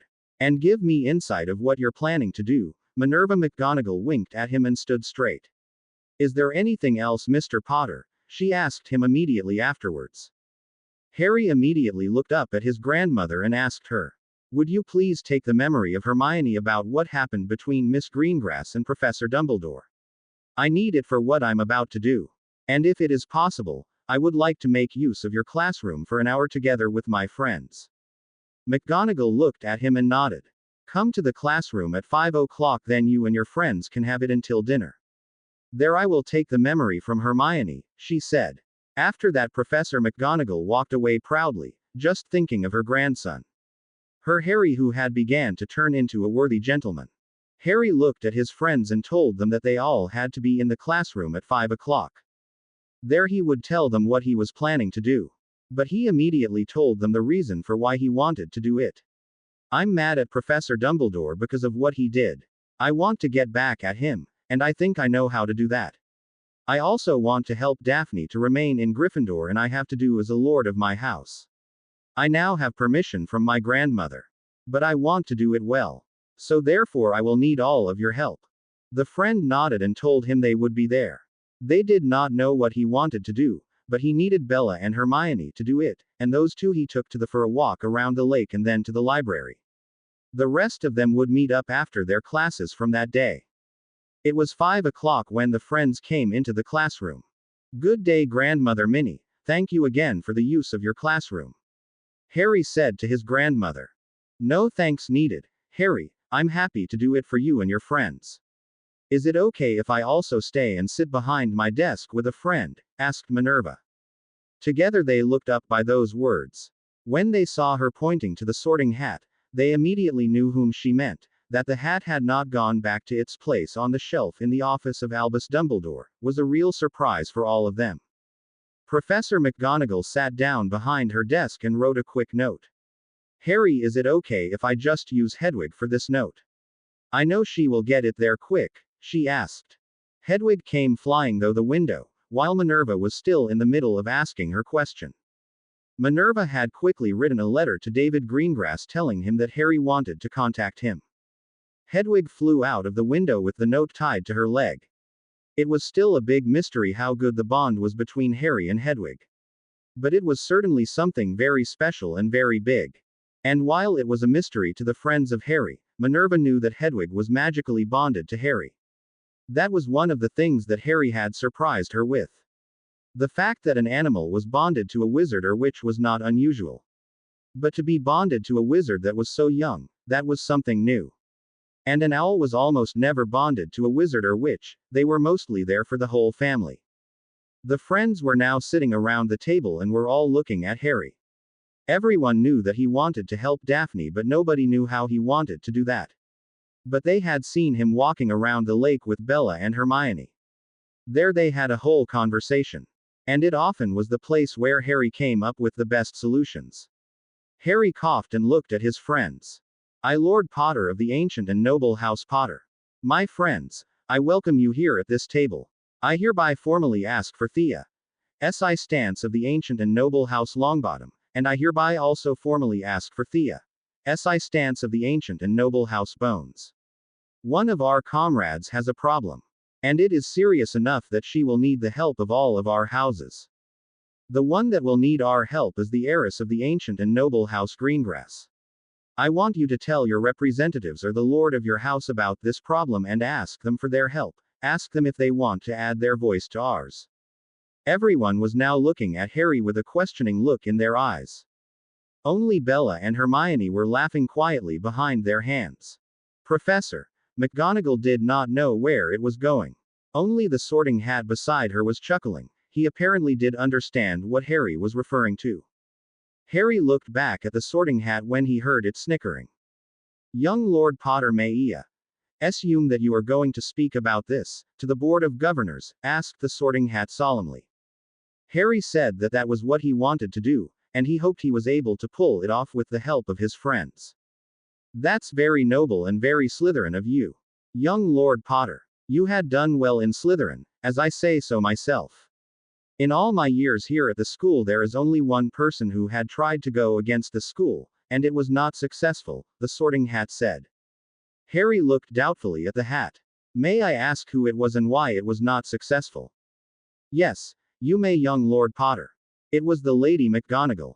Unfortunately, why? That is something I'm not allowed to tell you, but it's obvious where your blood comes from. I will advise you if you miss something and help you where I can. Furthermore, I leave everything to you, young Lord Potter. It is a noble cost you're aiming for, the hat told them. Professor McGonagall was digging deep into her memory. She herself has never approached the Board of Governors, and she is the Lady McGonagall, but she was not the one who. Wait, she had not been the only Lady McGonagall at that moment, it was Lily who had tried it.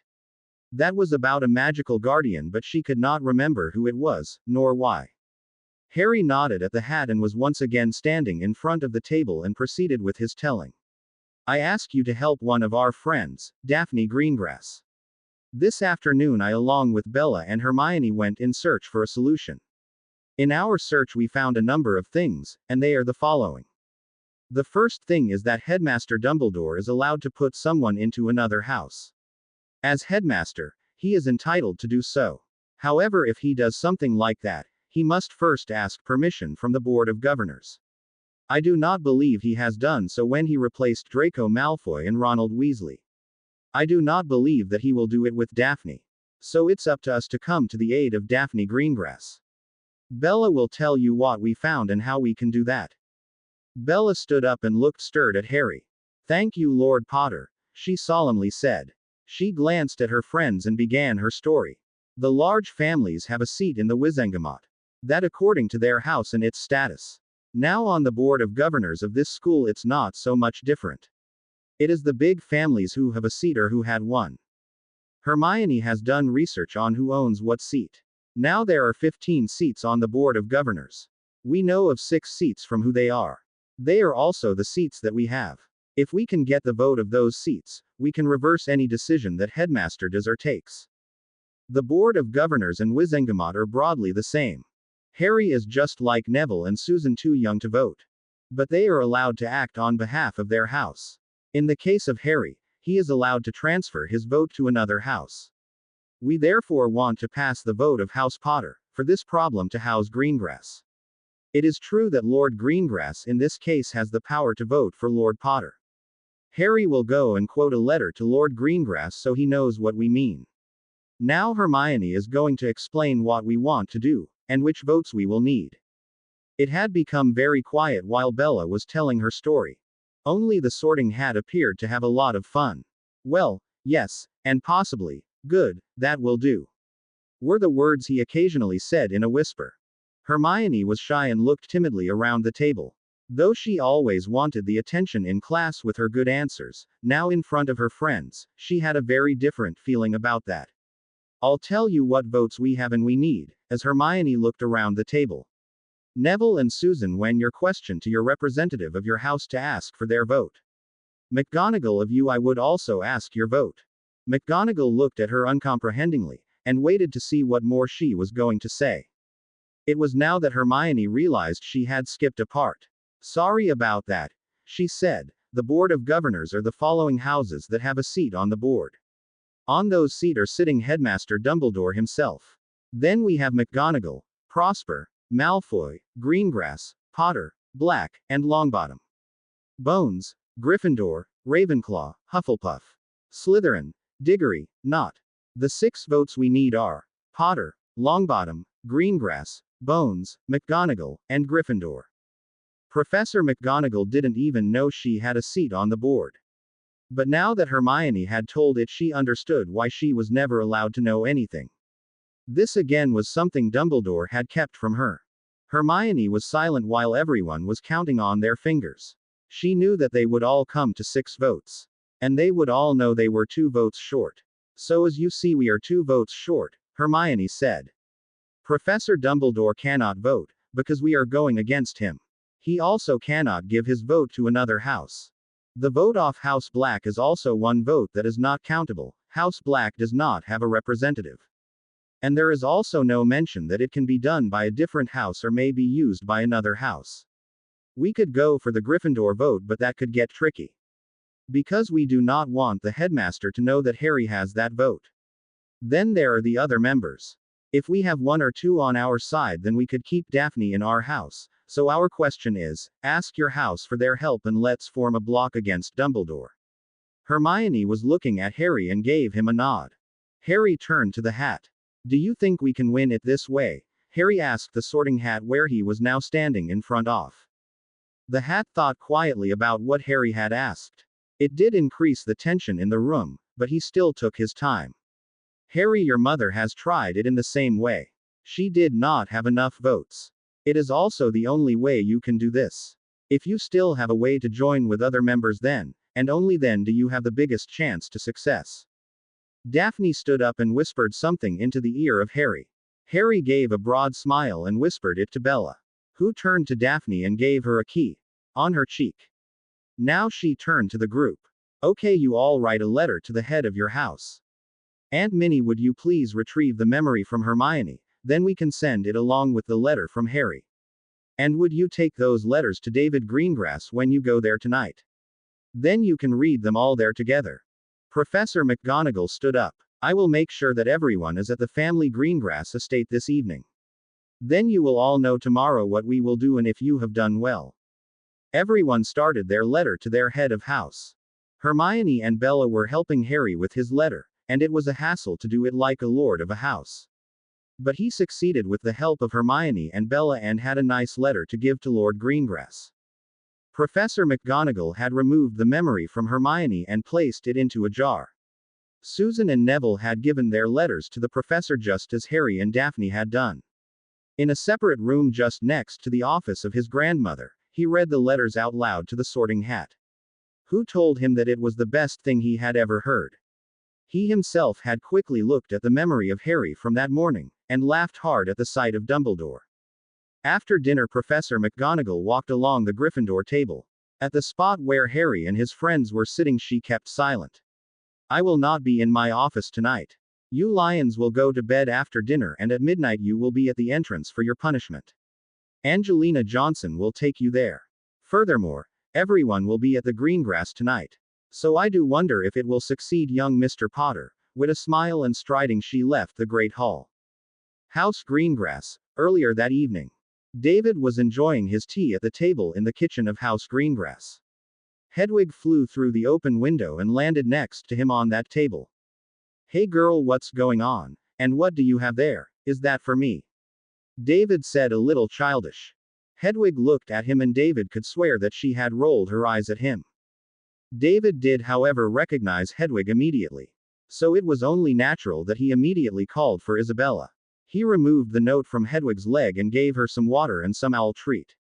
Isabella, who was looking over his shoulder as he read the note. Dear David and Isabella, Harry asked me today if he may appeal to you as Lord Potter. Something did happen to Daphne today. I do not know what, but he takes it quite seriously. He wants to handle this as Lord Potter and he will need you in his plan. I will see this as a nice test as Lord Potter, so I'll let him do it for now. He did ask for your opinion, so we will see what it will be. There is nothing wrong with Daphne, but it has something to do with the headmaster. She is healthy, so do not worry about it. Her friends are all standing behind her. I myself do not know what Harry is planning, but I think we also have to notify Amelia and Augusta. Is it okay if I come by tonight so we can discuss it? There I will have the memory of what it's all about. Harry does not want to tell me anything. For me it is as a surprise as it is for you. Minerva McGonagall. David was reading the letter again for a couple of times and Isabella was smiling broadly.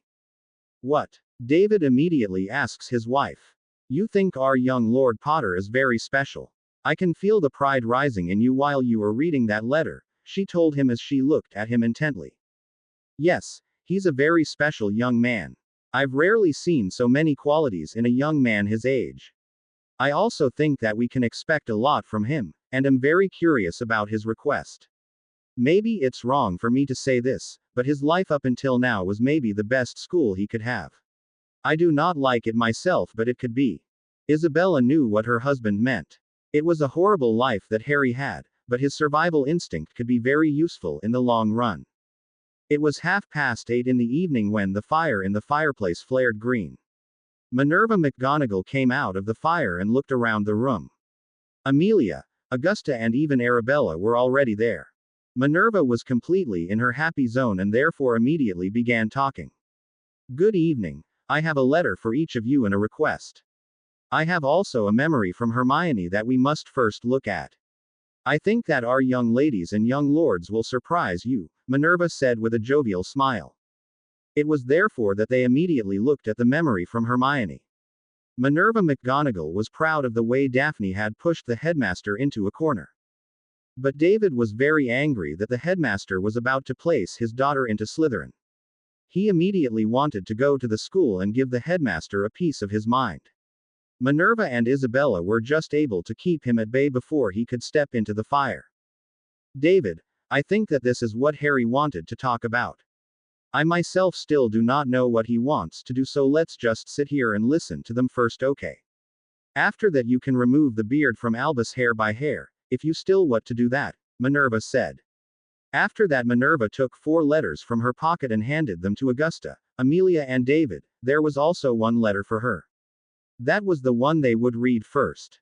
Dear Lady McGonagall, on behalf of the ancient and noble House Greengrass, I want to ask you if you would please come into contact with Lord Greengrass. Of the ancient and noble House Greengrass.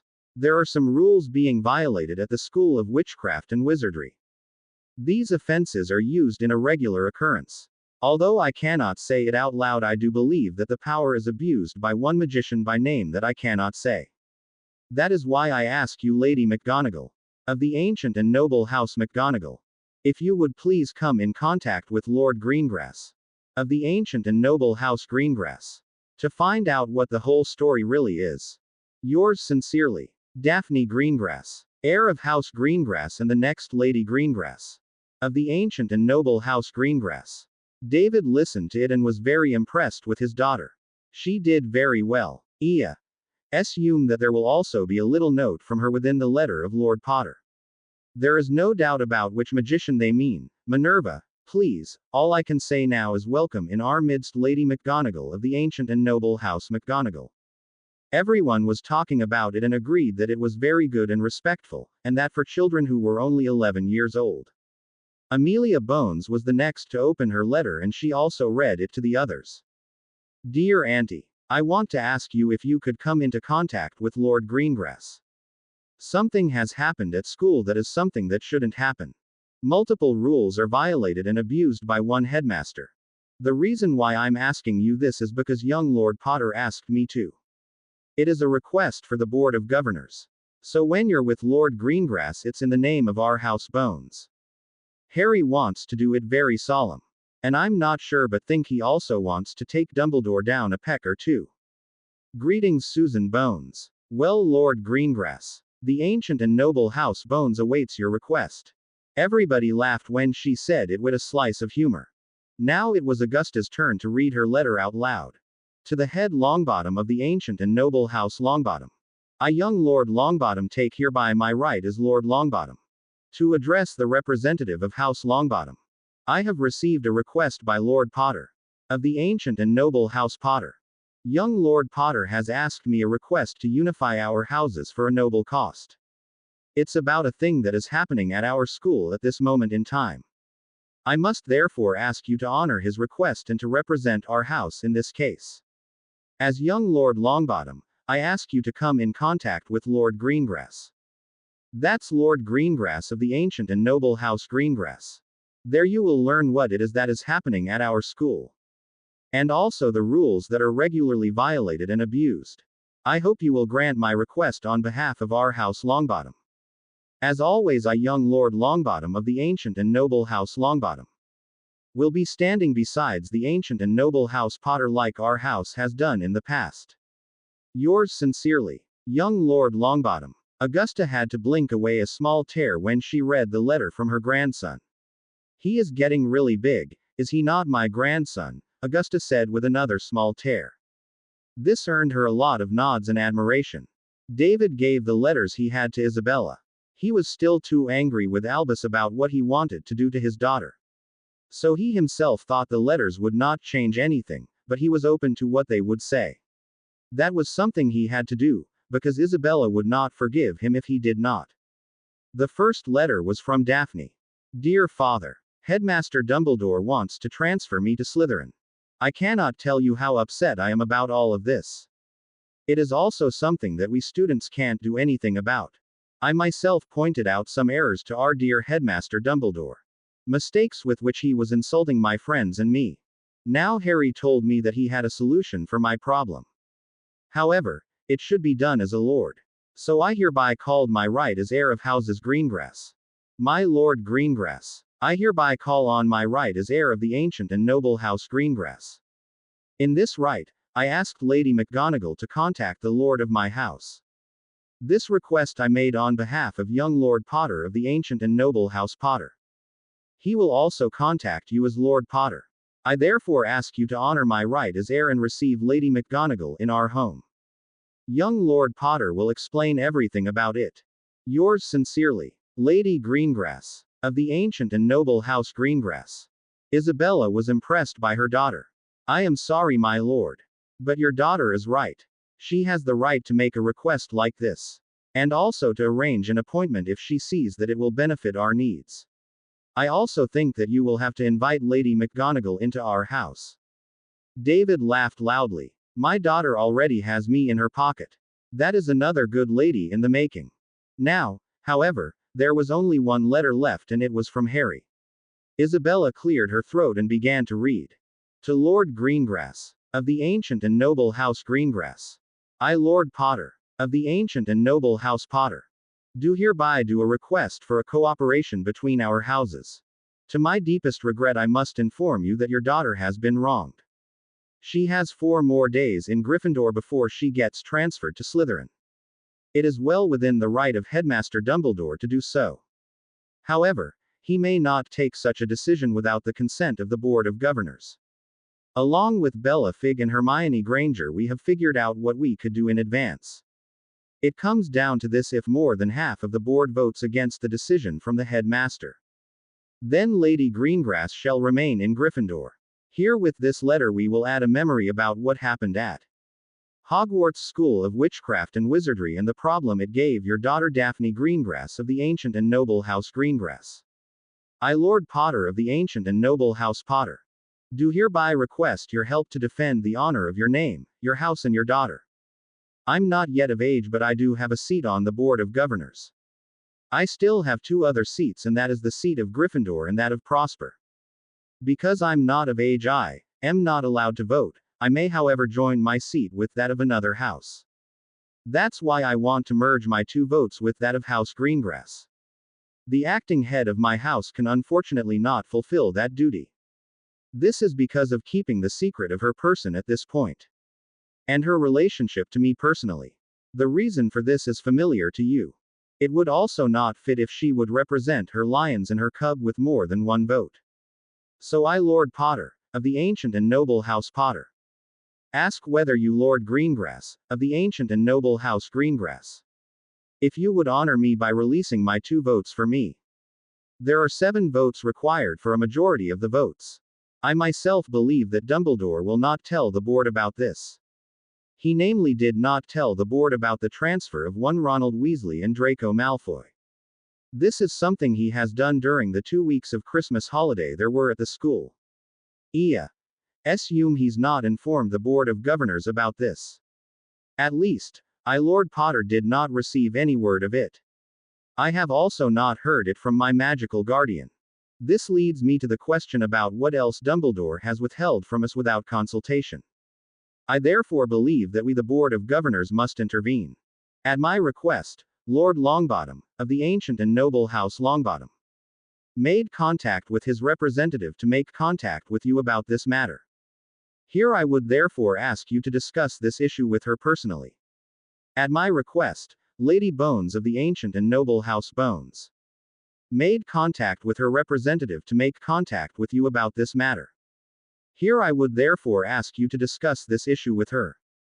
At my request, Lady Greengrass, of the ancient and noble House Greengrass, has made contact with Lady McGonagall of the ancient and noble House McGonagall, and asked her to get in contact with you about this matter. Here I would therefore ask you to discuss this issue with them all. I would also like to ask you to include Lord Diggory, of the ancient and noble House Diggory in this issue with the headmaster. If you want to do that, then we will have 7 votes. 5 if the headmaster does not allow the Gryffindor and Prosper vote. The vote of Black is not represented by another house and therefore cannot be counted. The vote of Dumbledore can also not be counted because he is the reason for this vote. Should the vote of Gryffindor not be by request of the headmaster, then the votes of the other founders and Prosper may also not be counted. In that case, you do not need the vote of House Diggory. Should this cooperation go to everyone's satisfaction, then I would be honored to be able to eventually unite our houses. Yours sincerely, young Lord Potter, of the ancient and noble House Potter. Isabella put the letter on the table and sighed deeply. David looked sharply at Minerva and said, "Your cub comes from good blood, Minerva. He learns quickly and he is doing his homework well. It's an honor for me to commit my house to his house for this appointment. I will tell him that tomorrow and I will tell it to him in the Great Hall. Lord Greengrass will stand on the side of Lord Potter. And I will vote on his behalf and do all that what is necessary to do." Augusta laughed at that thought, and then immediately took the floor. "Lady Bones, Lady McGonagall, what do you think of the idea that we all, unmistakably and freely give our support to young Lord Potter? House McGonagall will then be publicly linked to House Potter. And there is nothing that Dumbledore can do about it," Augusta said, her eyes shining in the candlelight. It was 1:45 when Angelina Johnson was guiding the 4 friends through the door and brought them to Hagrid. Hagrid was standing at the front of his cabin and was waiting patiently for them. That night they would all go into the Forbidden Forest in search of a wounded unicorn. That was what Hagrid had told them when they were on their way to the Forbidden Forest. Bella along with Neville and Hagrid went on a path left into the forest. Harry with Daphne and Fang, the dog from Hagrid, went on a right path into the forest. All they had to do was follow the blood trail of silver blood that was coming from the wounded unicorn. Meanwhile Harry wondered how things went with his grandmother and Lord Greengrass. For the rest, he was just looking at the ground in search of silvery blood. It was very dark in the forest and so it was a hard thing to do. Daphne was walking beside him and was holding his hand with her hand. It felt familiar and safe. It was a feeling that she wanted more of than just today. Harry did not know why, but he got the same feeling from Daphne that he also got from Bella. Bella walked 100 meters away from Harry. She had grabbed the hand of Neville with her hand. Internally she was sad that it was not the hand of Harry, because with Neville she did not feel so safe. No, Harry gave her that feeling. It was something Isabella had told her. And now she immediately understood what Isabella had meant with those words. She just felt better when Harry was at her side. Far in the back in her head she heard a little voice rising slowly. "Kill that unicorn now. I have to live and I must have his blood to drink it."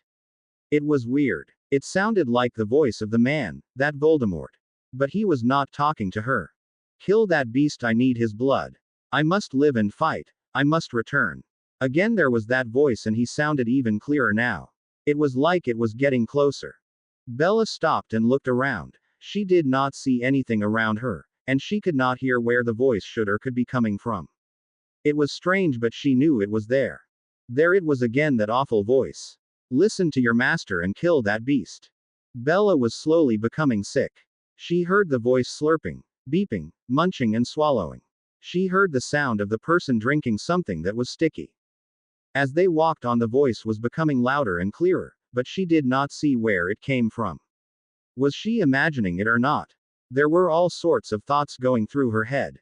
But nothing indicated that there really was someone there. It was only the voice that she was hearing clearly in her mind. Now again it was swallowing something and told that he really liked it. It was as if the voice had slain something, and was now drinking to his victory. She walked together with Neville and Hagrid around a corner and around a centuries-old oak tree. There on the ground was a figure all dressed in black.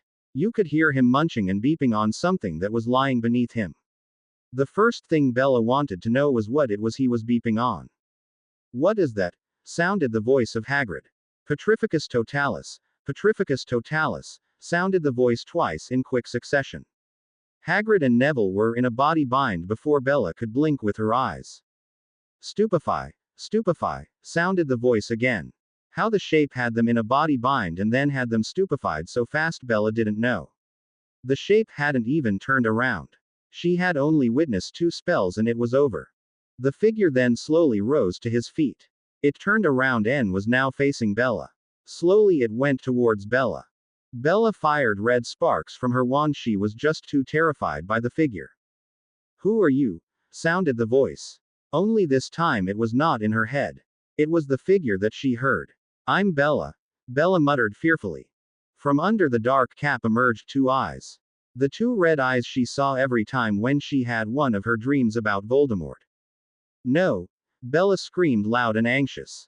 Bella's voice was clearly audible throughout the Forbidden Forest. The figure raised his hand to her.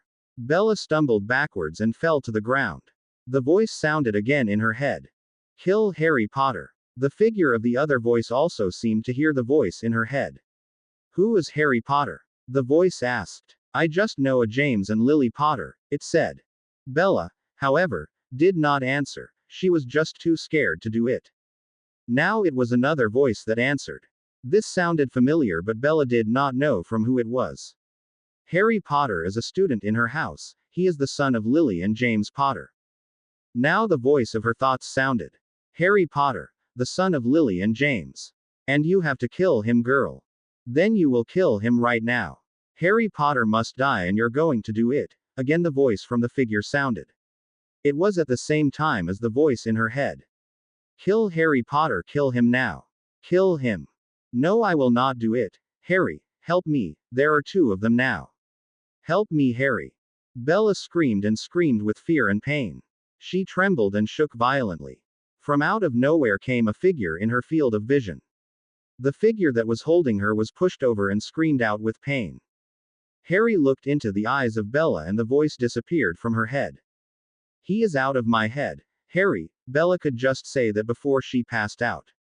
Harry looked at Daphne. "Stay with her," he snapped. It sounded more scared than snappy. Daphne was not offended by his words and went straight down to sit next to Bella. "Harry, go get him. He hurt our Bella," Daphne screamed after Harry, who had just ran away after the figure. Harry nodded and continued on after the figure. Harry did not know whatever he had done, but the figure flinched and backed away from him. He followed it for more than 200 meters. Then suddenly all around him it was dead quiet. Left and right of him, he heard some rustling coming out of the woods. Harry looked both ways but saw nothing. Now he looked back to the figure, but it had disappeared. The rustling grew louder and Harry did not know what it was. He immediately put it on a run back to Bella. He had not walked more than 50 meters back when a giant spider jumped in front of him. Harry froze with fear. He could not say that he was afraid of spiders. But a spider of 2 meters in height was a bit much. Even for our hero Harry Potter. Harry stepped back in fear. The spider was ready to attack. From out of the bushes came a horse towards them. No, not a horse, it was a human being. No, it was not, it was a horse and a human being. Later it turned out to be a centaur that was called Firenze, who lived in the Forbidden Forest with his herd of centaurs. Firenze drove off the spider and then guided Harry back to Bella and the others. Daphne was sitting next to Bella on the ground. She tried everything to get Bella awake again, but nothing seemed to help. Bella seemed to be completely gone and out of it. Hagrid and Neville did not awake and were also just lying there. Fang the wolf dog of Hagrid had already ran out of the forest and was no help at all. Daphne knew nothing else to do than send a shower of sparks towards the castle. Slowly the panic came into her mind and body. She kept firing sparks and was hoping someone would see it and send help. Harry came out of the bushes and was sitting on the back of a centaur. He jumped off and went down on the ground next to Bella. He took leave of Firenze and was just looking at Bella. Daphne remained where she was and was firmly holding the hand of Bella and was just telling her it was going to be fine. She and Harry would take care of her and help her. She felt Harry's hand on her shoulder. Without really knowing it, she herself put her head against the shoulder of Harry. I can't get her to wake up, Harry, she whispered softly. Harry was just about to say something but stopped because he heard rustling in the bushes behind them. What in Merlin's name is going on here? Came the voice of Professor McGonagall. She saw that Bella was lying on the ground. And she immediately knew that something was wrong. Without many words, she went to work in her own way. First she sent a Patronus to the castle and then looked at Hagrid and Neville. She lifted the spells they were under, and both were awake instantly. To Bella she did nothing, she just did not know what was wrong with her. From the castle there was another Patronus. Minerva, create a port key to the infirmary, I'm all set. Professor. McGonagall took a long branch and made a port key out of it. Everyone had to take a hold of it, that was what she had told them. Everything just went black, and before they knew it they were in the middle of the infirmary. Only Hagrid was left behind in the Forbidden Forest. Madame Pomfrey immediately brought Bella to an empty bed. Daphne and Harry hurried to that bed and each took a side and were looking worrisome at Bella. That night no one could get Harry and Daphne away from Bella. Bella needed them and so they would stayed with her. Poppy, who was normally very strict, did nothing, she had a weak spot for the three of them. For her, Harry and Bella belonged together. And now it turned out that Daphne also belonged with the two of them. Madame Pomfrey knew it had something to do with magic, but could not put a finger on what or why it really was. Early in the morning she came out of her office and walked into the infirmary. Daphne and Harry were still on either side of the bed. Both had laid their heads on the bed and were in a deep sleep. However, Bella was right awake and was looking at Poppy Pomfrey. She held her finger to her lips, and she explained that she had to be silent. Poppy put both of them in a bed and they immediately crawled straight against each other and continued to sleep. Bella sat in a bed next to them and laughed softly. It is great when you have such good friends, she told to Poppy Pomfrey, who just nodded at her words. Poppy looked at it all and then turned to Bella. Bella, do you not mind that Daphne is now laying there next to Harry? Normally it is you who is lying at his side. Bella looked at Harry and Daphne. No, it's not a problem for me, Madame Pomfrey. I do not know why, but I think it should be like this. Harry has so much love in him that I can share it with Daphne. She is just as special to me as Harry is. If it was not for her, then I would not have been alive at this moment. She kept telling it would be okay, when Harry was driving him away. I was really about to give up. But Daphne kept saying it would be okay. And that she and Harry would always be there for me. Bella got up and lay down beside Harry. While in her sleep, Daphne grabbed the arm of Bella. Madame Pomfrey saw her put her arm around Harry and pulled it over herself. Daphne then put her own arm around Harry and Bella. All three of them fell back into a deep sleep. Poppy Pomfrey knew Bella was right. This was the way it should be. These three would remain together. It was also true that magic would make them more mature. In their magical age they would be 14 years old. So for Poppy it was okay that they were lying there together. That afternoon they all had to remain in the infirmary. Only at supper time they were allowed to go back to the Great Hall. Neville, Hermione and Susan were already waiting for them and they were impatiently looking at the door. Harry, I have a letter here from Grangran, Neville shouted at Harry when he entered the Great Hall. Harry walked straight and quickly to Neville. Bella and Daphne were walking behind him and had to run a little. Harry took the letter and the two ladies looked over his shoulders when he opened it. Dear young Lord Potter, tonight at dinner in the Great Hall we will be in contact with you. Be sure that you are seated near the head table. If you see us coming into the Great Hall, then stand up next to your table. Make sure that you are wearing a dress robe for dinner tonight. If you do not have a dress robe, then Neville will have one for you to borrow. Be a gentleman when you speak to us, you have learned how to do that. Sincerely, Augusta Longbottom, acting Lord Longbottom of the ancient and noble House Longbottom. Bella immediately said, Come on Harry, we still have about 20 minutes before dinner, we can go now and get you into your dress robe. But Bella, I do not have a dress robe, Harry cried. Yes you do have a dress robe, Harry. That's what my mother and Professor McGonagall had bought for you last weekend. Daphne told him. They were all saying this to Harry while the two women marched him out of the Great Hall. Susan and Hermione were following them closely. They would make sure that Harry was gorgeous for his part. Harry immediately had to go to his dormitory and put on his dress robe for the girls. Bella and Daphne immediately went to work. With much effort and sticky charms, they had his hair styled and presentable. Everything about him was handled and fiddled. Everything was tip-top, and Harry was now looking like a future lord. His shoes were spelled to be clean and polished. His shirt and tie were put straight. Only after the approval of all the ladies was Harry allowed to go back to the Great Hall. Draco was just about to make a comment, but Daphne was fast and hid him with a silencing charm. Ron was also about to say something, but Fred and George were the ones to put him off of that idea. Everyone in the Great Hall looked up when Harry came walking into the hall 15 minutes after dinner had started. Neville was also sitting in a dress robe. He had quickly put it on in an empty room. Daphne and Susan had also dressed themselves in nice robes, and Hermione and Bella had borrowed one each from them, so they also could look good among their friends. Together, they went to a spot that Neville had saved for them, just in front of the head table. Dumbledore looked at them quizzically. But he knew that he could say nothing about it. There was no rule that said that they were not allowed to get dressed for dinner. Dumbledore did, however, wonder why they did it. Professor McGonagall was chuckling while she looked at Professor Dumbledore. Then she stood up and walked out of the Great Hall. The dinner was coming along quietly until the moment the doors opened. Augusta Longbottom entered the Great Hall and walked with her head held high. She was closely followed by Amelia Bones. Striding, they went toward the head table. Just before the head table, they stopped and turned to Harry. Harry had gotten up and looked at the two ladies. The Great Hall was quiet and everyone looked on to what was to come. Every cough or tab could be heard from every corner of the hall. Augusta went straight to Harry and stretched out her hand to him. Harry took her hand and lightly kissed at the back of her hand. "How may I help you, Lady Longbottom?" he asked politely. Augusta gave him a wink to tell him that he did well.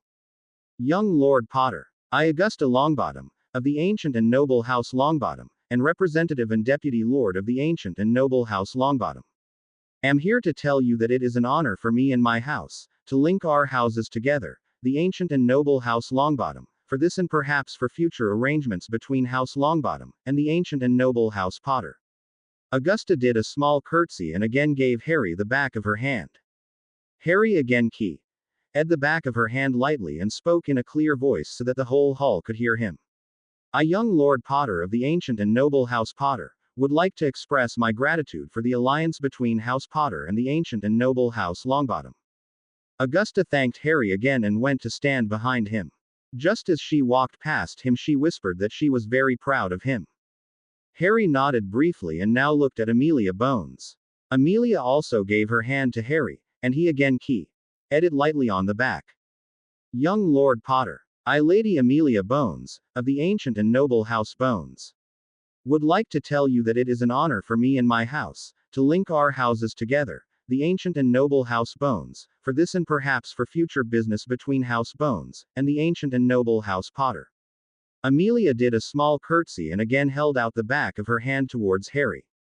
Harry again kissed at the back of her hand lightly and spoke. "I, young Lord Potter of the ancient and noble House Potter, would like to express my gratitude for the alliance between House Potter and the ancient and noble House Bones." It was at this moment that Dumbledore got up and walked around the head table. His eyes were glued on Harry. And he clearly did not like what he was seeing and hearing. Bella and Daphne immediately got up and stood beside Harry. Neville and Susan took their place next to their grandmother and aunt. Hermione slowly got up and stood next to Neville. She was unsure to what to do but immediately came to rest when Neville had grabbed her hand and squeezed it lightly. Dumbledore was still walking slowly toward Harry. Again the doors opened and Professor McGonagall came in walking into the Great Hall. Professor Dumbledore immediately stood still when he saw Professor McGonagall was walking straight at him. She looked straight into his eyes but kept her face neutral of all expressions. Just before she stood in front of him, she turned around to face Harry and held out her hand to him. Harry took it and again kissed at the back of her hand lightly. Young Lord Potter. I, Lady McGonagall, of the ancient and noble House McGonagall, would like to tell you that it is an honor for me and my house, to link our houses together, the ancient and noble House McGonagall, for this and perhaps for future business between House McGonagall and the ancient and noble House Potter. Minerva McGonagall did a small curtsy and again offered the back of her hand to Harry. Harry again at the back of her hand lightly and spoke. I, young Lord Potter of the ancient and noble House Potter, would like to express my gratitude for the alliance between House Potter and the ancient and noble House McGonagall. Now Dumbledore coughed loudly. With his eyes he looked straight into Harry's eyes. There was a loathing that was clearly to see in those eyes of the headmaster. Harry, he said in a fatherly tone. May I know why these noble houses are here to form an alliance with your house? I myself know that you may not vote in the Wizengamot. So I do not really get why they are doing this. I know you can let someone else vote at your request, but it cannot be your magical guardian. And your vote in the Wizengamot are handled by me, Albus Dumbledore told him with a small air. Harry glanced at him and smiled. You are quite right, headmaster. But this has nothing to do with the Wizengamot, and I did not know that I had a seat in the Wizengamot. Sure, Harry did know about his seat in the Wizengamot. But that was something he could not show or tell the headmaster. Dumbledore swallowed but said nothing. Sorry, headmaster, but this has everything to do with my voice in the board of governors of the school, Harry went on. There has been done a great injustice here. I, as a member of my family, the Potters, am asking the board to help us in this matter. Albus looked very questionable. Harry, may I know how it is that you now know so much about the lordship of a house and the board of governors of this school? Professor Dumbledore immediately threw an angry look towards Professor McGonagall. Augusta wanted to start yelling at Dumbledore when Harry raised his hand. Augusta, somewhat upset by Harry, immediately held her tongue. Harry looked destructive to Dumbledore. In his mind he wanted to do so much. Dumbledore had just openly insulted his grandmother with a look. So he had to think hard about what to say. How did Neville, Susan and Daphne taught him to do it right? First, Augusta Longbottom of the ancient and noble House Longbottom, thank you. I very much appreciate that you wanted to protect my guardian of the magical world, said Harry. Augusta nodded, grateful to Harry for the recognition she received. Harry saw the nod and turned back to Dumbledore. Headmaster, during my Christmas holidays I found out that I am Lord Potter. This thanks to the help of Mrs. Longbottom. She was the one to tell me. I know that I still have to go to Gringotts to be sure. Of course it was a lie, but it was a lie for a good reason. With this lie, he could protect his grandmother and the secret remained a secret. And the headmaster would still be thinking that Harry knew nothing about what had happened to him. Ah, but Harry, then you are not a lord and cannot vote if you are not sure if you are one, Dumbledore said. Harry again smiled and said, but headmaster, I'm a lord. You just told me that you were handling my seat in the Wizengamot for me. So by your own words I'm a lord and you would only have to allow me to go to Gringotts and I could take on my lordship. Dumbledore looked at Harry. He could refuse him, but then he would have Amelia and Augusta against him. And as long as Harry did not have his lordship he would not know that McGonagall was his grandmother. Ah, Harry, that will not be necessary. We can do that at another time. Then years from now or never, Dumbledore thought to himself. I know that you are a lord, so I will allow it, said Dumbledore. Amelia and Augusta had to hide a smile. Harry had just successfully led the great Albus Dumbledore around the bush. Harry looked again at Albus and continued. However, headmaster, it was not Professor McGonagall who taught me this, as you just now accused her of doing, and Harry gave him a dirty look. No, the one who taught me were the heiress young Lady Susan Bones of the ancient and noble House Bones. Young Lord Longbottom of the ancient and noble House Longbottom, and heiress young Lady Daphne Greengrass of the ancient and noble House Greengrass, they have taught me this and a lot more. And so with this I also learned that I can ask someone to be my voice in the board of governors of the school. Dumbledore nodded and did the math in his head. Here were 4 votes and they were never enough to go against his decisions. So I can take it that your voice will be represented by Professor McGonagall, Dumbledore said to Harry. Harry only shook no and smiled. No, my voice will not be represented by Professor McGonagall, Harry said. But then by whom, if I may ask? Dumbledore immediately demanded from Harry. From the back of the Great Hall came a deep voice. I will be the voice that will be representing the vote of the House Gryffindor and House Potter. I will do this in the name of Lord Potter of the ancient and noble House Potter, and also that of Lord Gryffindor of the ancient and noble House Gryffindor. David Greengrass called out through the Great Hall. The large Auror walked with a great speed straight at Albus Dumbledore. At Harry he stopped and immediately ignored Professor Dumbledore. Young Lord Potter, David said loudly. David Greengrass stopped so that the entire audience heard it. Young Lord Potter, of the ancient and noble House Potter. I, Lord Greengrass, of the ancient and noble House Greengrass. Again he paused. He and the others could see that Professor Dumbledore was very nervous. His skin became whiter and whiter by the minute. It is my honor to be your voice on the Board of Governors at this school. I will use your voice worthy. And at your request, I have also informed several other members of the board. I can also tell you that these votes are on your side and they are. David cleared his throat and called. You have the vote of the ancient and noble House Longbottom. You have the vote of the ancient and noble House Bones. You have the vote of the ancient and noble House McGonagall. You have the vote of the ancient and noble House Diggory. You have the vote of the ancient and noble House Potter. You have the vote of the ancient and noble House Gryffindor. You have the vote of the ancient and noble House Greengrass. If you see more wrongdoing, then please inform us and we will look at it.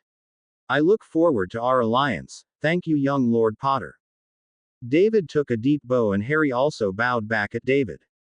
I thank you, Lord Greengrass, on behalf of House Potter of the ancient and noble House Potter. May we work together for a good and fruitful future, Harry told him. David Greengrass turned to Albus. Albus Dumbledore, on behalf of the Board of Governors, I must inform you of the following. This Saturday you will have to appear before the board of this school. That will happen at 2 o'clock in the afternoon.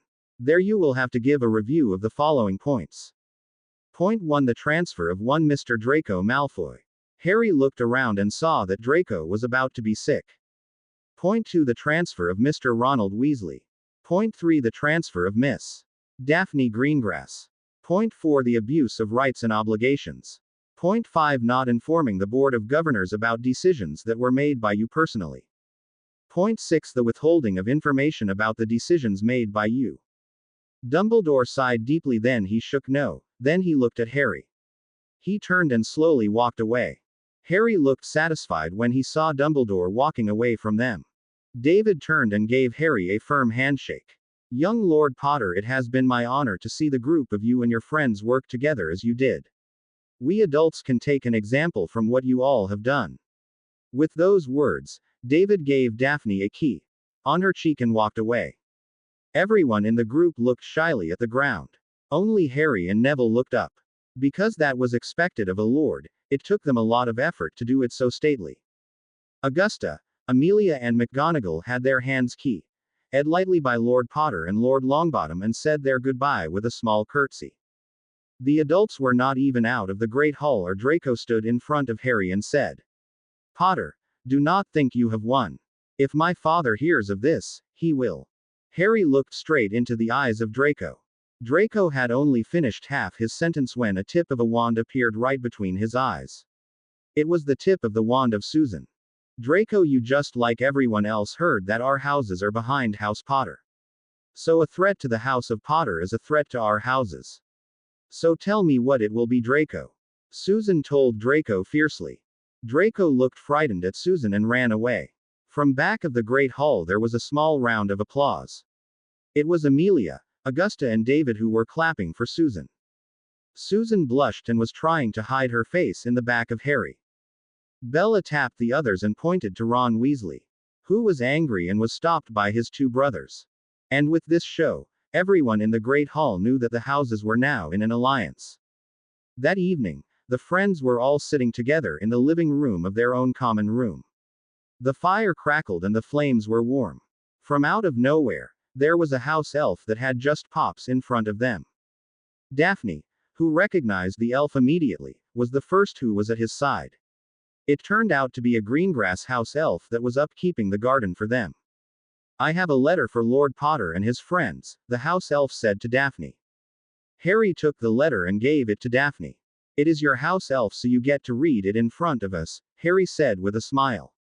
But Harry, it's your letter, she said. No, Daphne, it is for me and my friends. That is what you all are to me, my friends, he told her firmly. Dear Harry, fortunately, I now no longer have to be so formal, therefore, dear Harry.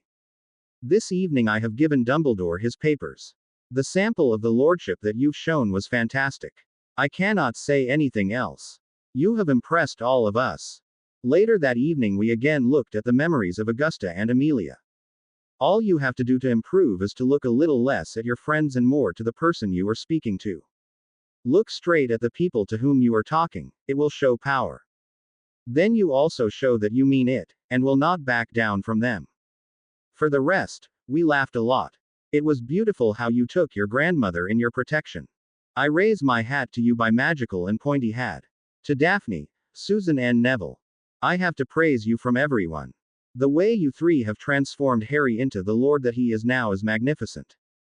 I could not have done it better myself. Minerva does not pick it up as fast as Harry does. Maybe you can even teach her. I will stop talking about Minerva now because she is giving me dirty looks. But you guys did great. Bella and Hermione. I myself have spent many hours in the library together with my wife. But have rarely seen two hunters that are so good in finding knowledge than you two. I did not even know there were books about the Board of Governors of the school. You have demonstrated a fine piece of detective work. Thanks to that we were able to put Albus Dumbledore into a corner today. Sincerely, David Greengrass. It was a beautiful letter they had received from David. Everyone seemed satisfied and were looking happily at the other. There was still talking deep into the night about it, about how they got here, and how well everything went. The next morning they decided to go practicing spells and curses every night. They had to learn as much as possible in the shortest time possible. So soon thereafter it was discovered that they were sent out of almost every classroom they were using. At that point Professor McGonagall took them to her own classroom. There she helped them to learn everything and were soon at the end of their second-year books. On a Saturday evening at the beginning of supper Harry got another letter. He took it off of the barn owl leg and gave the owl an owl treat, and began to read the letter to his friends. Inwardly he already knew what it was, but it was nice to know for sure. Dear Harry and friends, read this letter out loud at the table, it is for everyone. You all have done great. We assumed that Albus would be hard to handle. But he almost immediately admitted his mistakes. We can do nothing about Draco Malfoy and Ronald Weasley. For Draco it was obvious. It was the money from Lucius and the pressure from Severus Snape, who was his godfather. The both wanted him in Slytherin. With Ronald Weasley it was different. There was no real reason, but it was clear that Albus wanted him in Gryffindor. Only the reason for that we do not know. But because they were already transferred, we could do nothing about it. So they will remain in Slytherin and Gryffindor. But for Daphne everything turned out great. Daphne will stay with you in Gryffindor and the headmaster can do nothing about it. It's all due to your cooperation and loyalty. Albus Dumbledore also knows who it was that put him with his back against the wall. At the present time, we have more than half of the votes. This will make him think twice before he does anything again. You all did great. Good luck in Gryffindor. Yours sincerely, David Greengrass. Weeks went by until that one night they all had astrology. On top of the highest tower they were all looking at the heaven and to the stars.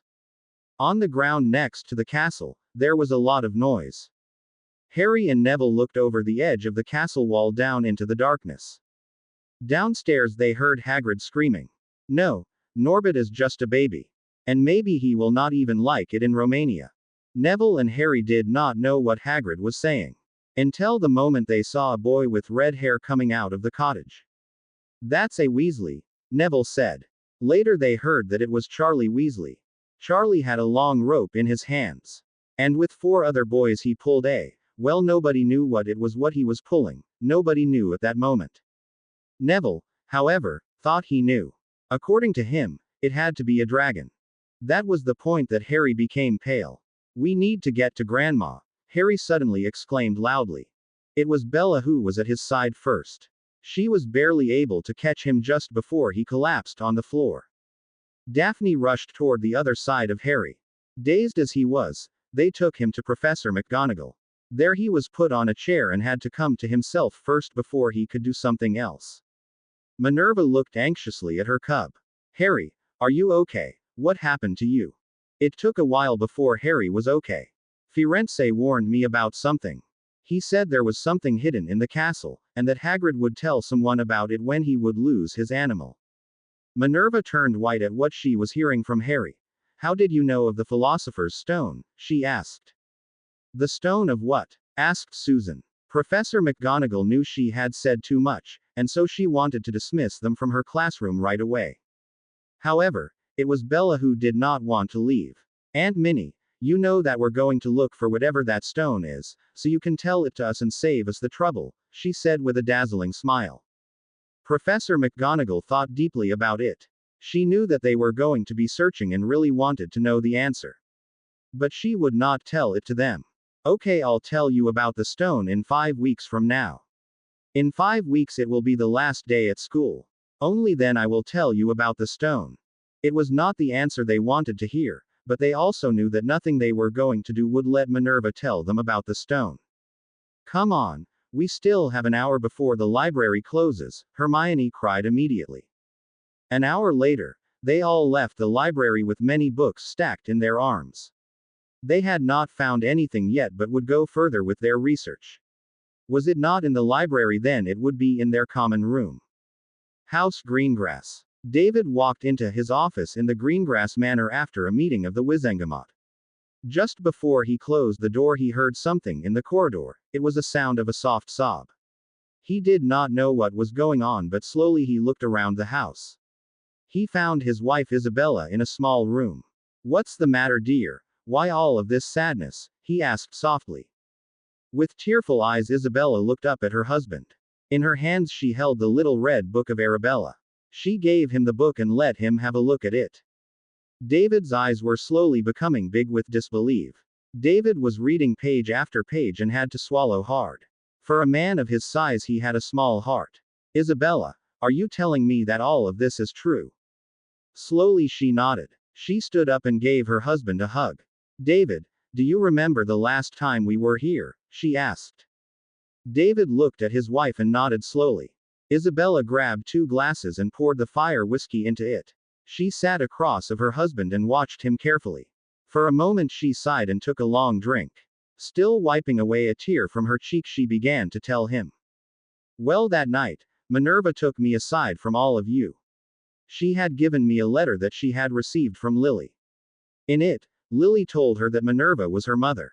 And also that she was the grandmother of Harry. Sirius Black, you know your fellow Auror at the time was also his godfather. That was also the place where he was supposed to go after their deaths. Now as you know Sirius Black is in Azkaban because he betrayed Lily and James. So that's why Harry had to go to Alice Longbottom whom was his godmother. You know what happened to her and her husband Frank. Isabella said this while she watched her husband with a blank expression. He knew she was getting to the point that she wanted to make. So he held his tongue. Now the aim was that Minerva would always be involved in the life of Harry. If Harry is not with Alice Longbottom then he had to go to her. She had to consult with us that we would take care of Harry when she was at school. Or that he would be with Amelia. I got the letter and it literally said that Harry had to be with Daphne while he was growing up. The worst however was that Lily knew exactly how her sister would be. He should never have gone there. This was something that he should not have gone true. David looked at his wife. He was not sure what he was hearing. So Lily knew exactly how Harry would be treated when he was with her sister, and that Harry had to be here to prevent that sort of thing from happening. He asked Isabella with desperation in his voice. It's even worse, David. Isabella again burst into tears and it took her a while before she could regroup herself again. David let her go and waited quietly on what more she had to say. It took a while until she started talking again. Minerva has given me the red book. In that book is everything that happened to Harry. It's everything Arabella and Bella have seen and heard. It's even worse than the memories we've seen. And now comes the real troubling part, David. Isabella stopped and looked at her husband. David stared at his wife. There is more, he thought, more than this. Albus Dumbledore took Lily away from Minerva without her knowing it. He then also held Harry away from her and brought him to those muggles. She was there when he did it, but she never knew. Arabella has told Albus everything she saw and heard, and he just left him there. Albus knew everything and he just let it happen. Albus is just as punishable as those muggles are. And he has done so much more. David was literally flapping with his ears. He was mad, frustrated and disbelieving. He did not know where to look. And he heard her words. Isabella told him that there was still more. What more could Albus have done? What more did Albus do to this boy? It took a while before David was calm again. That was also where Isabella had been waiting for. Albus had also hidden Harry from us. He was his magical guardian. Even that simple task left for Hagrid to do. There are still followers of he who should not be named, and yet he let Harry wander around with Hagrid in Diagon Alley. And Albus sent Hagrid to help him when he was stuck on that cliff. He himself has done nothing for Harry, nothing at all. The letters we sent to Harry, just like all the other witches and wizards have done, were never delivered. Harry was hidden away from all of us. He even had the last will and testament of James and Lily sealed for everybody, even the goblins. This he has done all under the name of the greater good. David was just looking around. He thought that at any time someone could jump out and tell him that they were taking the mickey out of him. But there was no one there and nobody popped out. Isabella was looking at him and knew what he was going through. Those doubts he had, she also had for most of the last week. And then there was that little red book that she almost had read to the end, all that misery that was written in that book. All those beatings Harry had to endure. There had not been one good memory throughout the book. Not one where you could think that there had been some feeling for Harry. It was only hatred, pure hatred. She read page after page. Now it was the turn for David to read it. She said that Augusta and Amelia had already read it. He was the only one left to do it. It was a lot of information that David received at once. He walked to his office with the red book under his arm and sat quietly in his chair. Isabella had told him that she had been crying for almost a week from all that she had read. This was something that made him look suspicious at the book that was now lying on his desk. Still, he took the step to read it, and the rest of the night he read and read, page after page. In the morning Isabella came into his office to wake him up. There she saw David lying on his desk. He had even cried a little, and that for a fearless orer as he was, and there was an empty bottle of fire whiskey lying on the floor. He immediately swore on his magic that he would protect Harry from whatever he could. This earned him a hug and a key from Isabella. It was on a Monday afternoon that Neville walked into the Great Hall. I know it, he exclaimed loudly. The friends looked at each other and then questioningly at Neville. He plopped down on their beds at the table and looked at his friends. I know what the Philosopher's Stone is, he said proudly. Everyone immediately looked hopeful and were waiting for him to tell them everything. Neville motioned them to come along. He did not want to tell it to them in the Great Hall. What he did not notice was that one professor with greasy black hair had also heard him, and was now following them. In a room away from everyone, Neville spoke up. I've found it here in this book. Neville pulled a very big and a very thick book from his book bag and put it in the middle of the table. The Philosopher's Stone is from Nicholas Flamel. He has developed that stone after many years of studies. It is mainly due to his knowledge of alchemists that he was capable of doing it. He also, together with Albus Dumbledore, discovered the 12 uses of dragon blood. Furthermore, Albus Dumbledore was his apprentice for several years. The Philosopher's Stone gives the elixir of life, and that means that he will never die. The stone can also change lead into gold. This was the breakthrough that they wanted to have. Now everybody rushed to the library to find anything and everything the good about the stone and Nicholas Flamel. Bella briefly kept Harry from following their friends. Harry, what exactly did you hear from Firenze? I think there's more than what you have told Aunt Minnie. Harry thought about it for a moment and knew Bella was right. But he himself could not remember what it was. He had to have a talk about it with his grandmother and Bella. She would help her cub if he asked her to. But that was for later and not now. Without them knowing it, Snape had already gone to Dumbledore with the story of the friends of Harry. But Dumbledore dismissed it as a pure coincidence and nothing else. Harry and his group left the library. In the common room they stayed up until late in the morning. One by one they went to bed. Bella was the first to fall asleep. She immediately started to dream. There you are, Bella. I have missed you. Have you already killed Harry, or do I still have to wait longer for you to do it? Came the voice of Voldemort in her head. This time, however, she was not in the room with the filthy mattress, but somewhere in the woods. Kill him, Bella. I want you to kill Harry Potter now. She again heard that voice. No, I'm not going to do it, he's my friend. Voldemort immediately became angry and started yelling at Bella. Kill Harry Potter and do it now. Do it right now. No, I'm not doing it. Harry, help me, Harry, he's back. Dora appeared right next to Harry. Harry looked a little surprised when he woke up, but then saw that it was Dora who was standing next to him. She took the hand of Harry with her little hand and disappeared immediately. They appeared next to Bella and Harry took her face in his hands. Susan, Hermione and Daphne were already beside Bella. They watched how Harry immediately sped to her side, and how he took her face in his hands. No, Harry, help me, I do not know where I am, but he is here again. He escaped from his chest. Harry took her face in his hands and looked straight at her. I'm here, Bella. Get me inside your head, I am here. Are you here, Harry? He's back, and he holds me and hurts me. It took a while before Bella took Harry into her mind. Harry could see that he was hurting her again. Her eyes snapped open and looked straight into the emerald green eyes of Harry. Harry's eyes became dull and he slumped down beside her. Harry looked around and saw that he was in a forest. The forest was familiar, but he did not know where from. Voldemort was standing before him, but he saw that he was not alone. There was someone standing in the shadows. Harry walked slowly to Bellatrix and kneeled next to her and listened to Voldemort. Kill Harry Potter or I do it myself. I am also in the castle, you know. I can kill him just as easily as you can. I've already tried it, but he was lucky. You saved him that day by catching him. If you kill him now, it will be painless for him. I myself will hurt him, I promise you that. I will make him scream for his mother. You know, his dead mother. Voldemort sneered at Bellatrix. Slowly he walked toward Bellatrix, looked at her with hate in his eyes. Harry was now standing behind Voldemort, his wand in his hand ready to attack. Stupefy! Harry screamed loudly. Protega!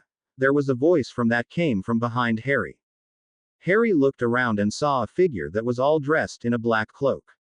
Stupefy! Harry screamed out. Protega! The other voice sounded again. It was the voice of Voldemort he heard this time. Harry, conjure the chest again, Bellatrix asked Harry.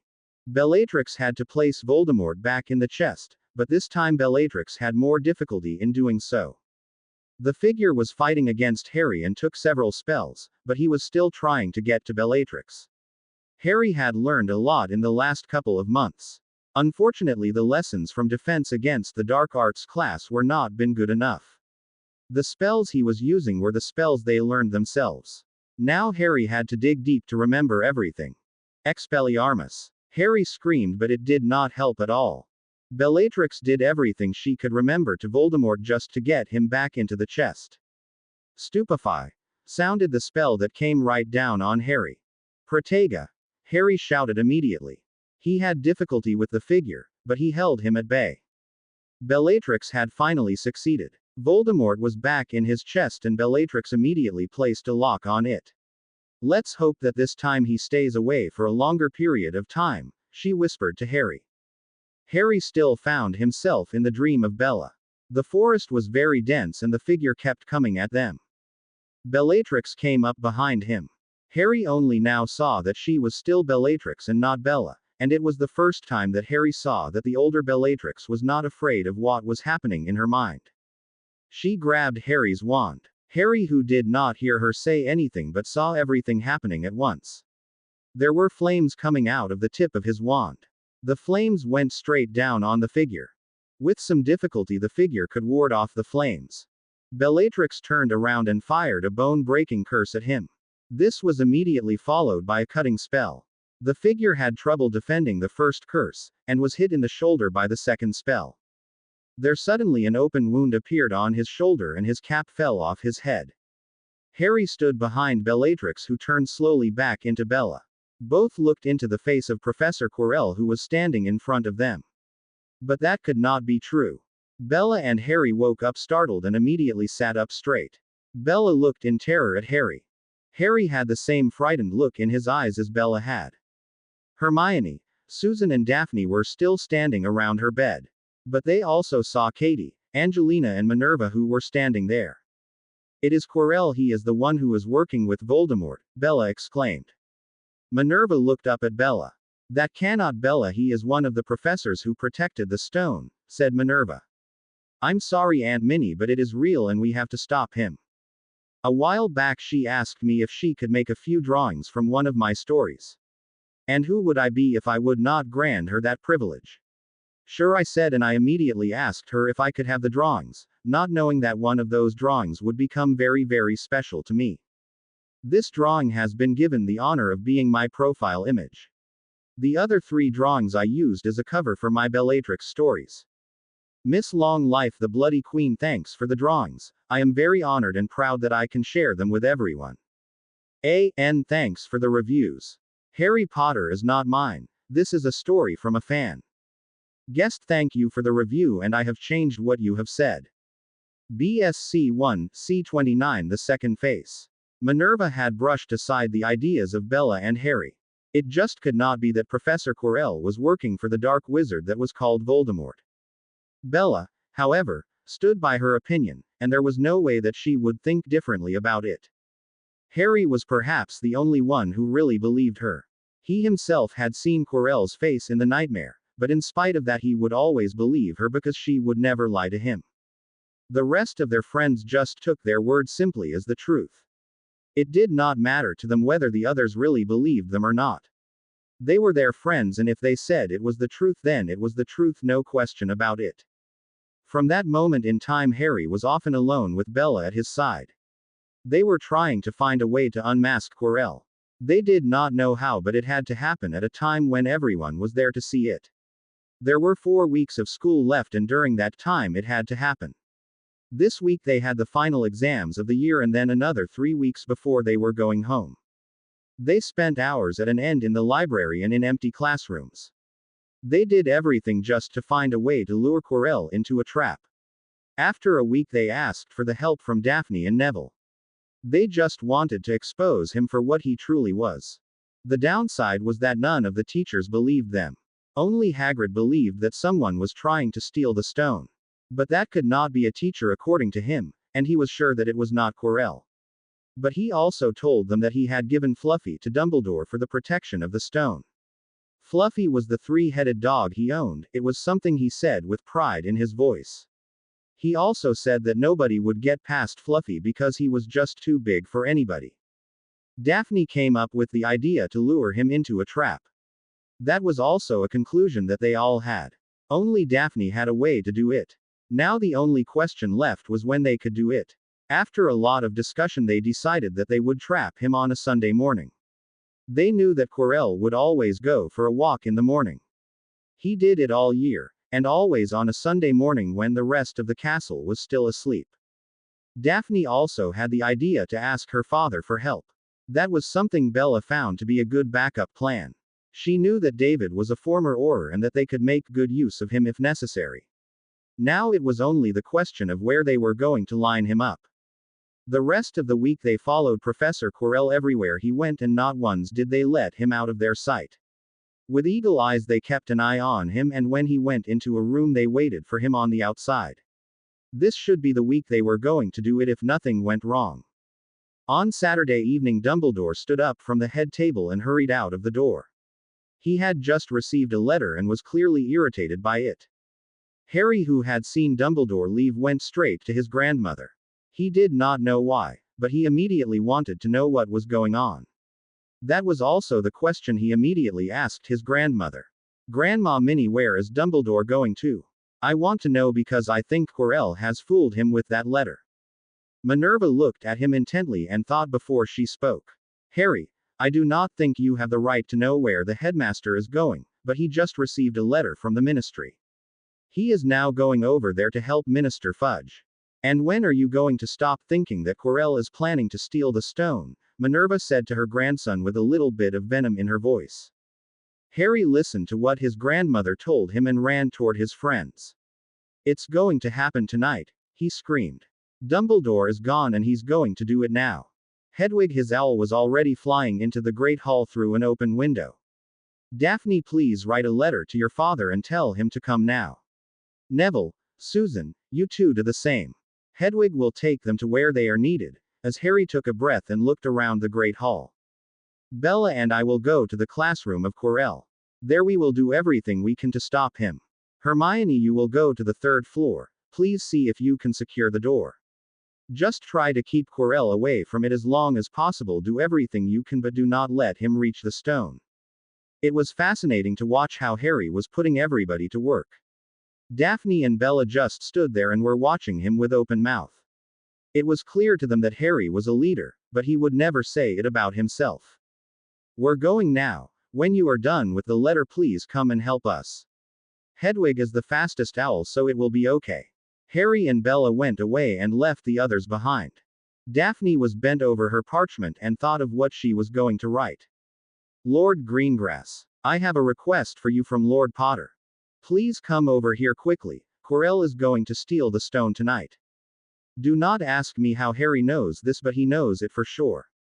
He together with Bella are on their way to stop him. I am afraid that it is more dangerous than they think it is, but they will do it just because it is the right thing to do. Bella and Harry will do anything to stop him, and I mean anything. And I'm also going to help them when I send this letter away. Dumbledore is on his way to Minister Fudge, so he is not here to help us. We only know that he is now at the ministry, and the old goat went there by broom. We have tried to reach him, and also told the other professors. But they will not listen to us. Please, Father, come here and make haste.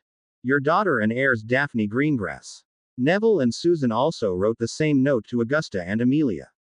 They did not know if it would help, but they believed Harry and Bella on their words. Each had tied their note to the leg of Hedwig and were now heading to the classroom of Quirrell. Harry and Bella rushed through the corridors. They were less than 100 meters away from the classroom of Quirrell. The last meters they walked a little out of breath to the door of the classroom. Bella listened at the door and heard rumbling from the inside of it. So they knew that Quirrell was still inside. Harry stood next to Bella and also listened at the door. The fear was rushing through their throats. They were terrified but knew they had to do it. Bella looked at Harry and began counting with her fingers. 1, 2. Harry had looked and had the doorknob in his hands. 3. Harry forcefully threw open the door. Bella and Harry stumbled into the classroom and looked at Quirrell. What are you doing here? Go away, Quirrell shouted fiercely at them. I have other things to do today. Bella swallowed out of fear and Harry stepped in front of her. We know it all. We know you're going to steal the stone for Voldemort. Harry cried out. He wanted to say it with a firm voice, but through the fear he had, his voice came out in a high squeaky sound that did not sound intimidating at all. Bella had herself clutching on to his arm. Harry was much braver than she was, but she would stay with him whatever it took. Quirrell looked intently at both of the students. I should have known, he said. Who else could it be than the boy who lived, and his annoying, arrogant little girlfriend? Professor Quirrell snapped at them both. His normally shy, stuttering attitude had changed into a man of hate and power. He towered over them both and looked at them with angry eyes. This brought even more fear to the two friends. And tell me how you knew that it was me, Harry. How have you found out that I would go after the stone? Harry looked briefly at Bella. It was in one of her nightmares. But that was something that he could and should not tell Quirrell. Bella was gathering her courage and was now a little bit bolder than Harry. She looked angry at Quirrell. She swallowed the lump she had in her throat. It does not matter how we knew that it was you, Professor. We will now do everything to make sure you will not get the stone. You're not going to help Voldemort. We will stop you, she said. Quirrell's wand appeared in his hand. He wanted to raise him, but Harry and Bella had theirs already drawn and pointed at him. 3 wands were now pointed at each other. Quirrell looked at both of them and did not really know what to do. You two are really annoying, you know that. Harry, you should have been dead in the Quidditch match. If it wasn't for the counter curse from Professor Snape, you would have been nothing more than a flat pile of hippogriff dung. And just when you fell, I thought for sure I had you. But no little Miss Annoying here was there to save you again. Harry looked at Bella and whispered, Snape saved me. Bella did not know what to say and just shrugged her shoulders. And then there is you, Bella. Why do you oppose our master in this way? You know that you must kill Harry Potter, but you do not do what you've been told. Our master is not pleased with you, Bella, I can tell you that for sure. Bella was even more anxious now. He knew. He knew she was Bellatrix Black. She did not know how, but he knew. Harry had to die, but that was something she would never do. It does not matter who would ask it of her, she would just not do it. Crucio! Exclaimed Quirrell. Harry fell to the ground and screamed out in pain. The pain was unbearable for Bella to hear. Harry moved and twisted his arms and legs in all angles, he just screamed and screamed out in pain. Bella had tears in her eyes and screamed for him to stop. She just could not bear to see her Harry in so much pain. Quirrell stopped the curse and looked at Bella. Kill him, Bella. Kill him now. Do it for your master and you are free. Do it for Harry and he will not have to suffer anymore. Quirrell almost told her in a fatherly tone. Bella had big tears of fear and hatred in her eyes. She could not look at Quirrell but kept her eyes on Harry. She sat down on the ground next to Harry, who was still twisting and turning from the pain. Harry gasped in pain. His body trembled and shook. With his emerald green eyes he looked at Bella. No, Bella, do not listen to him, you're stronger than he is. She wanted to help Harry. She wanted to kill him so that he had no more pain. But she did not want to lose him. For some time she just did not know what to do. Again she looked into his emerald green eyes. There was love in those eyes. Love from a friend that she could not find anywhere else. Even if he himself did not know what love is, she could still see that he had it for her. No, I do not. I will not kill Harry, Bella told Quirrell with determination. Crucio! Sounded the voice of Quirrell again. Harry screamed out again and he shook from the pain. Bella held him but could do nothing else. Harry lay in her arms shaking, twisting and screaming out in pain. Quirrell was hurting her Harry and he was smiling about it. Bella took out her wand and shouted, Crucio! Her wand was aimed at Quirrell. It was not hatred that fueled the curse but fear. Quirrell dropped his stick and was shaking slightly. It was not that he felt much pain, but it worked. Harry was freed from the curse. Bella kept her wand pointed at Quirrell and the curse slowly faded away. How can it be? How can someone so young master such a curse? Quirrell exclaimed. Let me talk to her. I can help her. I can guide her. There was a hissing noise from behind Quirrell. Bella didn't know exactly where it came from, but she heard it. Master, are you sure? Are you strong enough? Quirrell asked. And again Bella heard that voice. Yes, I am sure. I'm strong enough for this. Quirrell removed his turban and turned to Bella. Harry was lying unconscious on the ground next to Bella and had not noticed anything. Bella looked at Quirrell when he turned around. There in the back of his head grew a second head. This head had fiery red eyes. She saw that it was Voldemort. And then it dawned on her. Quirrell was not working for Voldemort, he was Voldemort. Bella got up and stood in front of Harry. She did not know what to do, but she wanted to protect Harry. Bellatrix, my right hand, came the voice of Voldemort. I've looked into your mind and I know what you have to do for me. Why have you not killed Harry? It was a small thing that you had to do for me, and I know you can do it. Bella became pale. He knows everything, she thought. But I'm not going to kill Harry. I don't care how often he asked me to. Nothing will persuade me to do it. No, Voldemort, I will not kill Harry Potter, he is my friend, Bella said solemnly but also with fear. Friend, friend, Voldemort screamed out in fury. A friend who falls unconscious at the side of me, he is no friend of yours, Bella, look at him, he is nothing to you. He only continues to live by pure luck. He is nothing. I'm everything. I'm Lord Voldemort and I am your master. I will soon rule the world and you can help me with that. You only have to kill Harry Potter. Voldemort said this while his eyes were piercing at Bella. Quirrell slowly bent down and picked up his wand again, with the face of Voldemort still looking at Harry. Bella saw pure hatred and disgust in those eyes. No, I will not kill Harry. He is my friend, and he is better than you'll ever be. It was the fear that was speaking for Bella. She stood her ground and looked straight into the eyes of Voldemort. She was now standing right between Harry and Voldemort. Harry was still lying unconscious behind her. She had to save him. That was the only thing she could think of. If she could stretch the time long enough, then they could save Harry and maybe even her. Voldemort had control over Quirrell, but he had no control over Bella, and she would do everything to keep him away from Harry. Bella, I am your master. I command you to kill Harry, Voldemort cried. No, Bella screamed back fiercely. Bella, if you will not listen to me, then I have to do it again like I have always done it in the past, when you would not listen to me. Imperio, Voldemort said. The curse came and landed on Bella. A voice in her head told her to kill Harry. She brought her wand upwards. Kill him, the voice sounded again in her head. Bella fought against the voice. But it did work. Her arm went up and it was pointing at Harry. Well done, Bella. Kill him now. Curse him, Voldemort almost screamed. Another little voice told her that she should not do it. Love Harry, it told her in the back of her head. Bella nodded but did not lower her arm. The voice of Bella's sounded from the back of her throat. Ava. Love Harry, be his friend. He will be there for you, the other voice sounded again in Bella's head. Bella wanted to listen to that voice and she wanted to obey. But Voldemort's voice sounded louder and was more demanding of her. Kill Harry Potter now. Listen to your master, it screamed. Bella had to work very hard in order not to give in to the voice.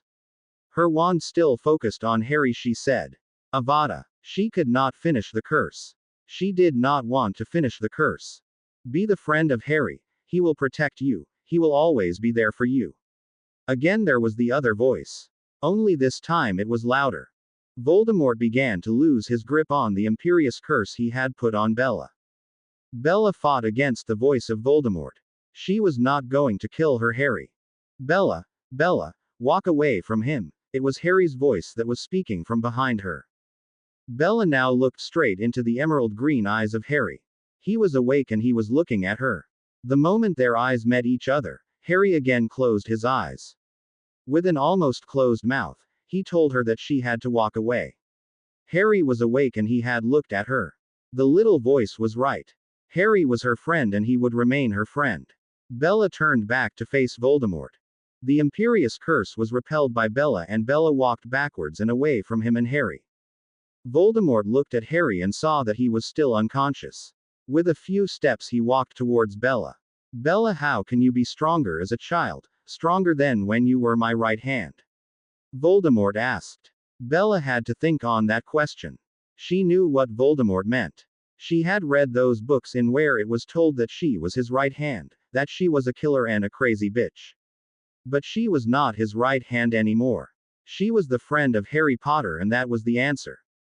Because I'm a friend of Harry, the great Harry Potter, the friend of the boy who lived, the friend of the baby who defeated you, she said with pride. Every sentence she said, she threw at Voldemort with venom in her voice. Her voice rang with pride and anger. Voldemort screamed that it could not be, it was not allowed. She was his, and he was her master. Voldemort, the Lord of Darkness, it could not be that a child could turn against him.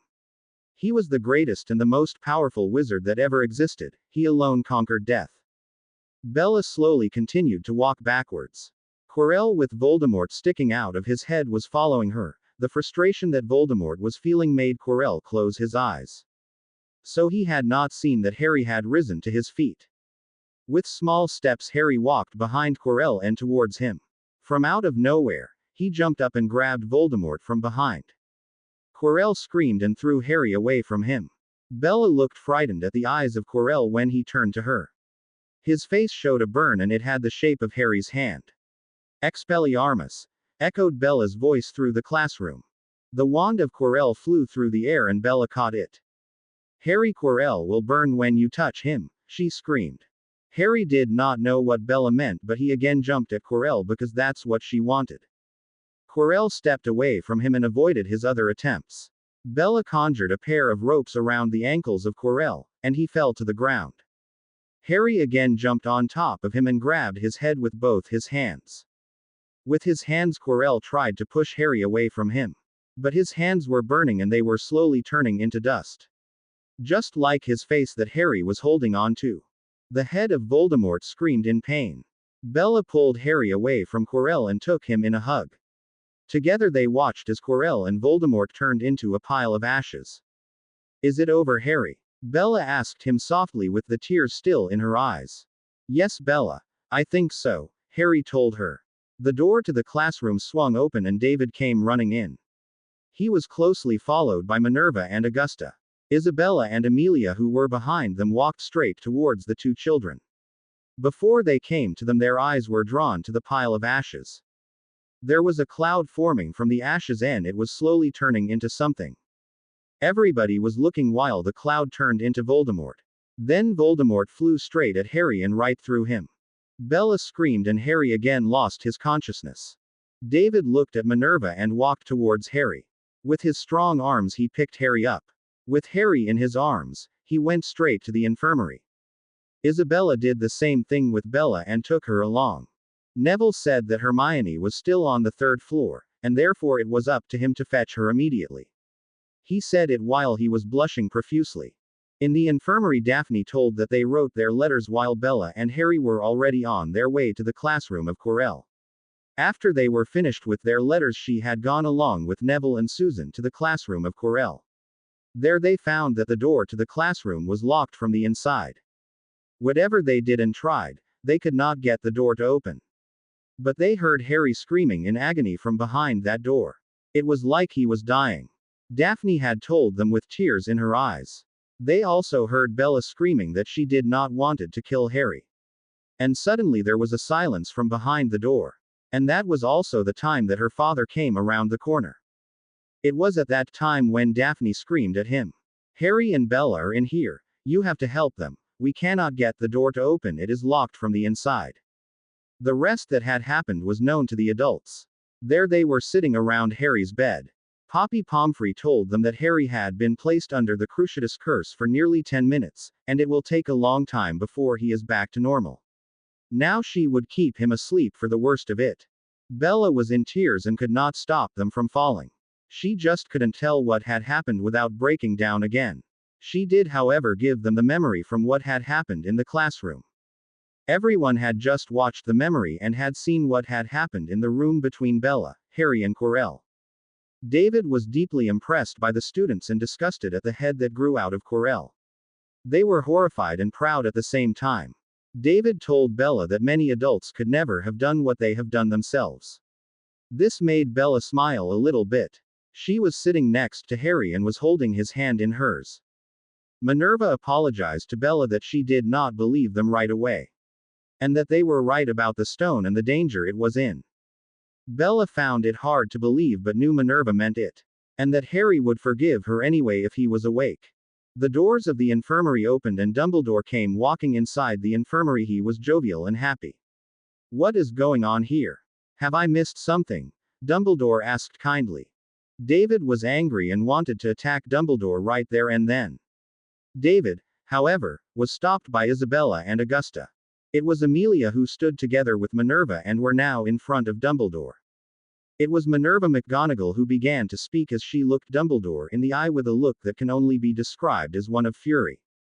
Albus, Harry Potter and Bella Fig have just stopped Professor Quirrell from stealing your precious stone. It turned out that he was the one who was after the stone. He was also possessed by Lord Voldemort. And we have seen it all in the memory from Bella. The look of Albus went from jovial to worry. His eyes went to the ground and he did not dare to look in the eyes of Minerva. Albus, tell me, did you know that Lord Voldemort was behind this, was her question.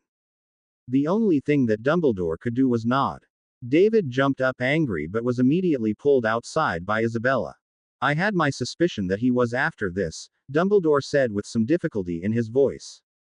Minerva sighed deeply and asked, and what did you do with the warnings that Mr. Potter has given to me, which I've then told you about, so that you could do something about it, or at least check up on it for yourself?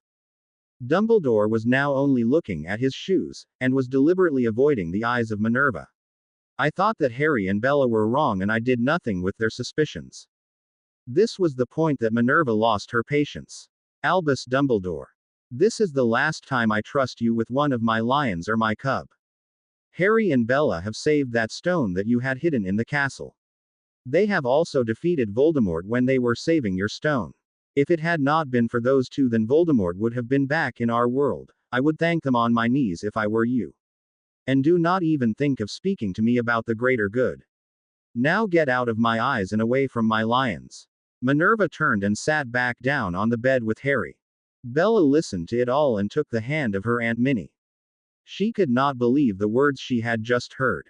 Her auntie may not have believed them, but she had listened to them, and seen the way of Bella and Harry, as something that could be true, and had therefore warned Albus. Dumbledore wanted to say something, but Amelia Bones interrupted him. Albus Dumbledore, Minerva McGonagall asked you to leave the infirmary. Harry and her other lions are now under the care of the Board of Governors. And we will do everything to keep them safe. Now I will again ask you to leave and leave her lions alone. Poppy Pomfrey had heard everything and told that she would not allow the headmaster anywhere near Harry in the coming days. That was something Minerva was grateful for. Isabella put a hand on her shoulder and whispered in her ear. Now we can only hope that Dumbledore did not hear you calling Harry your cub.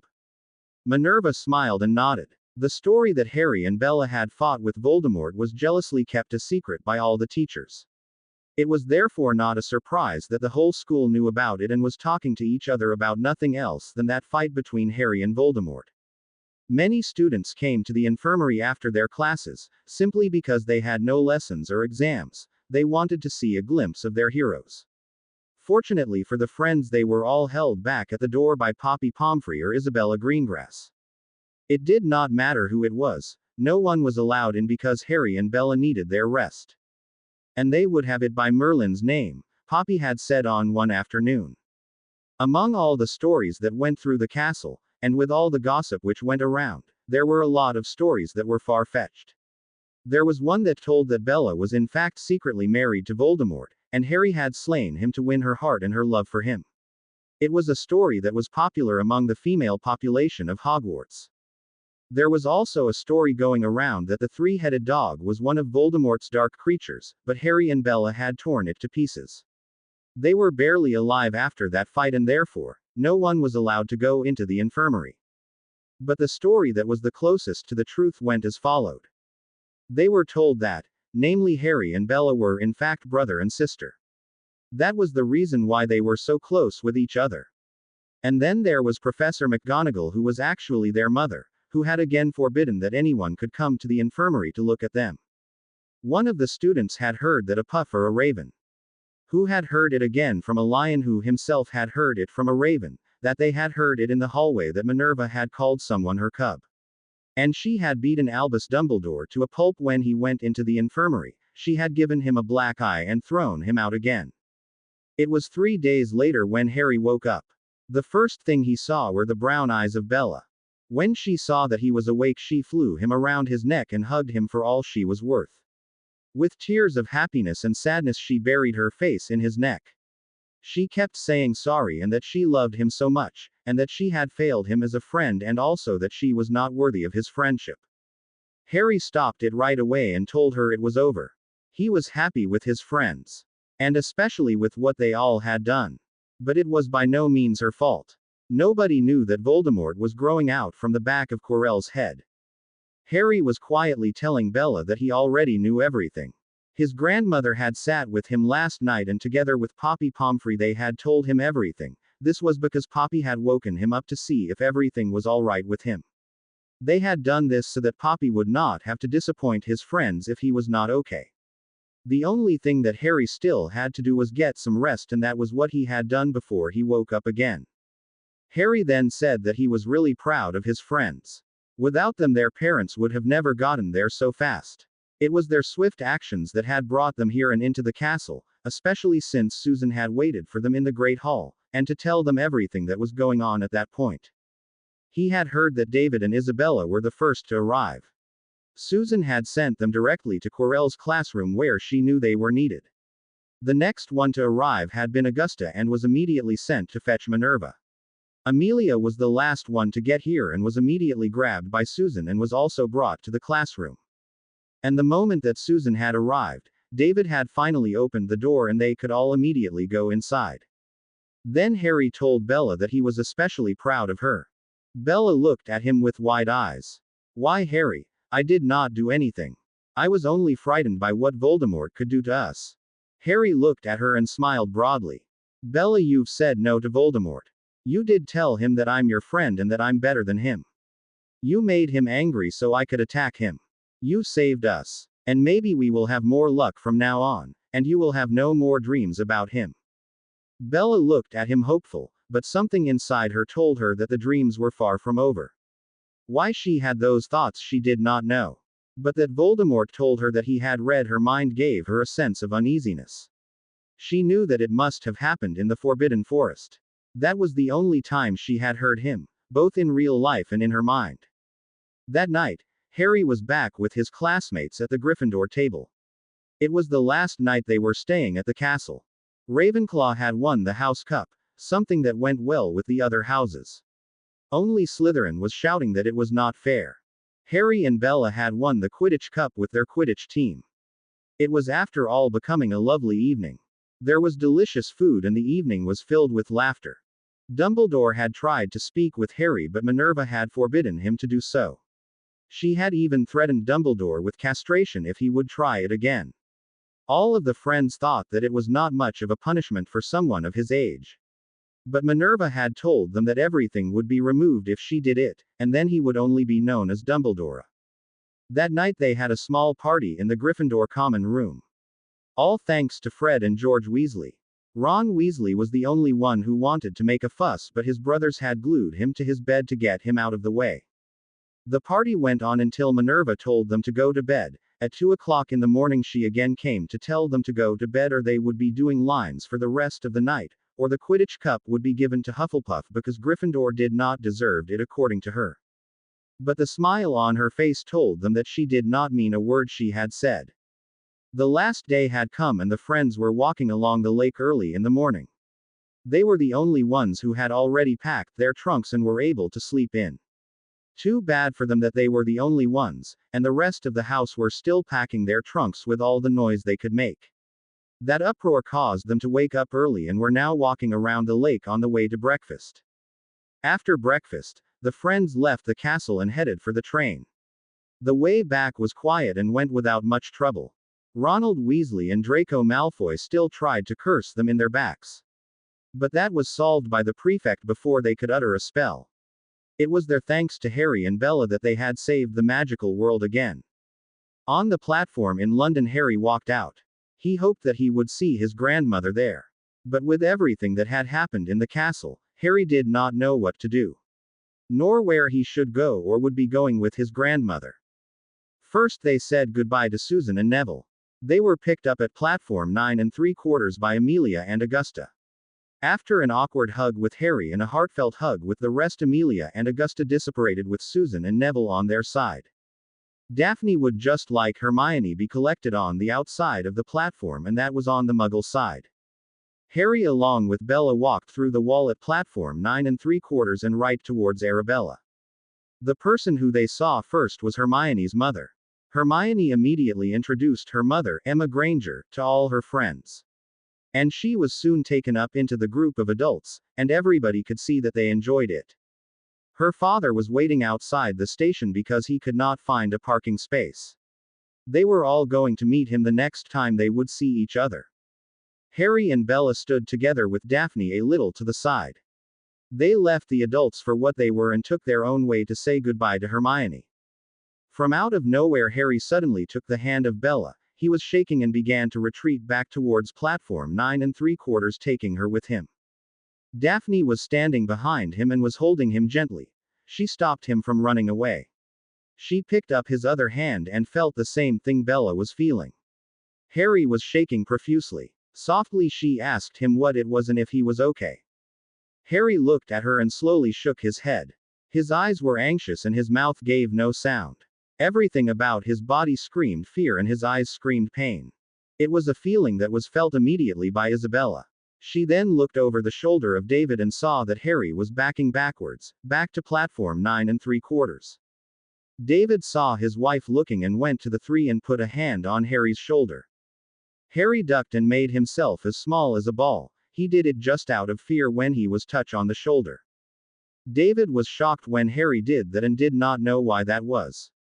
The terror he saw in his face was almost as bad as the one he had seen that day in the kitchen. From afar there came a deep voice. "Come here, boy, we have to go. Step away from that bunch of lunatics and freaks." David looked up at whom might have called out but did not see it right away. But he did see that Harry cringed even more in fear than he did before. Daphne was the first to see where the voice came from and patted Bella on her shoulder. Both girls immediately drew their wands when they saw the person who had called. Isabella grabbed Daphne and Arabella grabbed Bella. Whatever it was they saw, they were not allowed to do magic and certainly not in such a public place like this train station. Now it was David who saw the man standing a few meters away from them. There a couple of meters away stood the so-called uncle and the so-called aunt of Harry. "Harry, you stay here," Isabella said softly to Harry. David was already moving towards the so-called uncle of Harry, with a determined look in his eyes. "May I know why you're here? And why do you think that Harry will actually be going with you?" The so-called uncle of Harry looked at David and sniffed in disgust. "They're all crazy, I tell you, Petunia. They do not even have the respect to present themselves as normal people like we do." David was glaring at him after hearing those words. He almost wanted to show him what he as a normal man could do. Harry looked at it and hid himself behind Isabella, this while he was shaking like a leaf. Isabella felt the fear that Harry now had in him and took him into a hug. It felt good for Harry. Especially when she told Harry that he never had to go with them ever again. Harry saw a black shadow pass as he lay in the arms of Isabella. For a moment he glanced up at the person who came by. Without being able to see very well, he could clearly see that it was his grandmother Minnie, and his heart immediately screamed out with hope. "Who told you that you had to be here for Harry?" Minerva snapped at Vernon Dursley. "It was one of those freaks of you. It was the one that calls himself Dumbledore or something like that." Vernon bit back with even more venom than Minerva did. "I'll tell you this, sir." Minerva now spoke quietly, but her words were full of hate and disgust while she threw them at Vernon. "My grandson will never ever go to you again, and he will never come to you of his own free will. You can be glad that you are still walking around. And that is only because I cannot do to you what I want to do to you. After all you've done to him. You yourself will have to answer for yourself in our court," Minerva snapped. His uncle had only half listened to everything that Minerva had said. "Are you telling me that that piece of shit, that nephew of Petunia, that he still had a living grandmother, and that freak of a son of her sister had to be nourished for 10 years? We have given him a shelter out of the goodness of our hearts. And after all what we have done for him. And now you are telling me that that freak never had to be with us, we could have had a good and quiet life without him," Vernon yelled at Minerva. Minerva blew the air out of her nostrils in a threatening manner just like a cat would do. David stood behind her and wanted to grab her arm. But if he really did tried it we would never know, but he missed it completely. Vernon Dursley looked at Minerva and saw from out of nowhere, a hand coming his way. A hand that turned into a fist just before it connected with his nose. You could hear the crack of his nose bone when Minerva connected her fist with it. He fell backwards to the pavement with a broken nose. Minerva leaned over him with her nose almost touching his. "I will personally ensure you that you will receive the Dementor's key, for what you have done to my grandson. And I canna. Assure you it is much better than what I will do to you if you do not get one." David pulled a fiercely resisting Minerva off Vernon Dursley. He himself threw a deadly look to Vernon and pulled Minerva even farther back towards the others. Harry ran to her and flew her around her waist. "I was so scared, Grandma," he said, sobbing. Minerva sank to her knees and grabbed Harry's cheeks in her hands. "Look at me, Harry," she said a little sternly. Harry looked at her and sniffed again. "Harry, I have already said this to you and I will promise it again. You'll never go to those awful people again. I do not have a house for us just yet, so we will be going back to the Greengrass place. There I will do everything to make sure you can come and live with me and that you can stay with me." Quote. It was with those words that she made Harry really happy. Now for the first time he really believed that he would never have to return to those awful Dursleys. That evening there was a delicious meal on the table in Greengrass Mansion. Harry again suggested that he would make breakfast the next day for the whole family.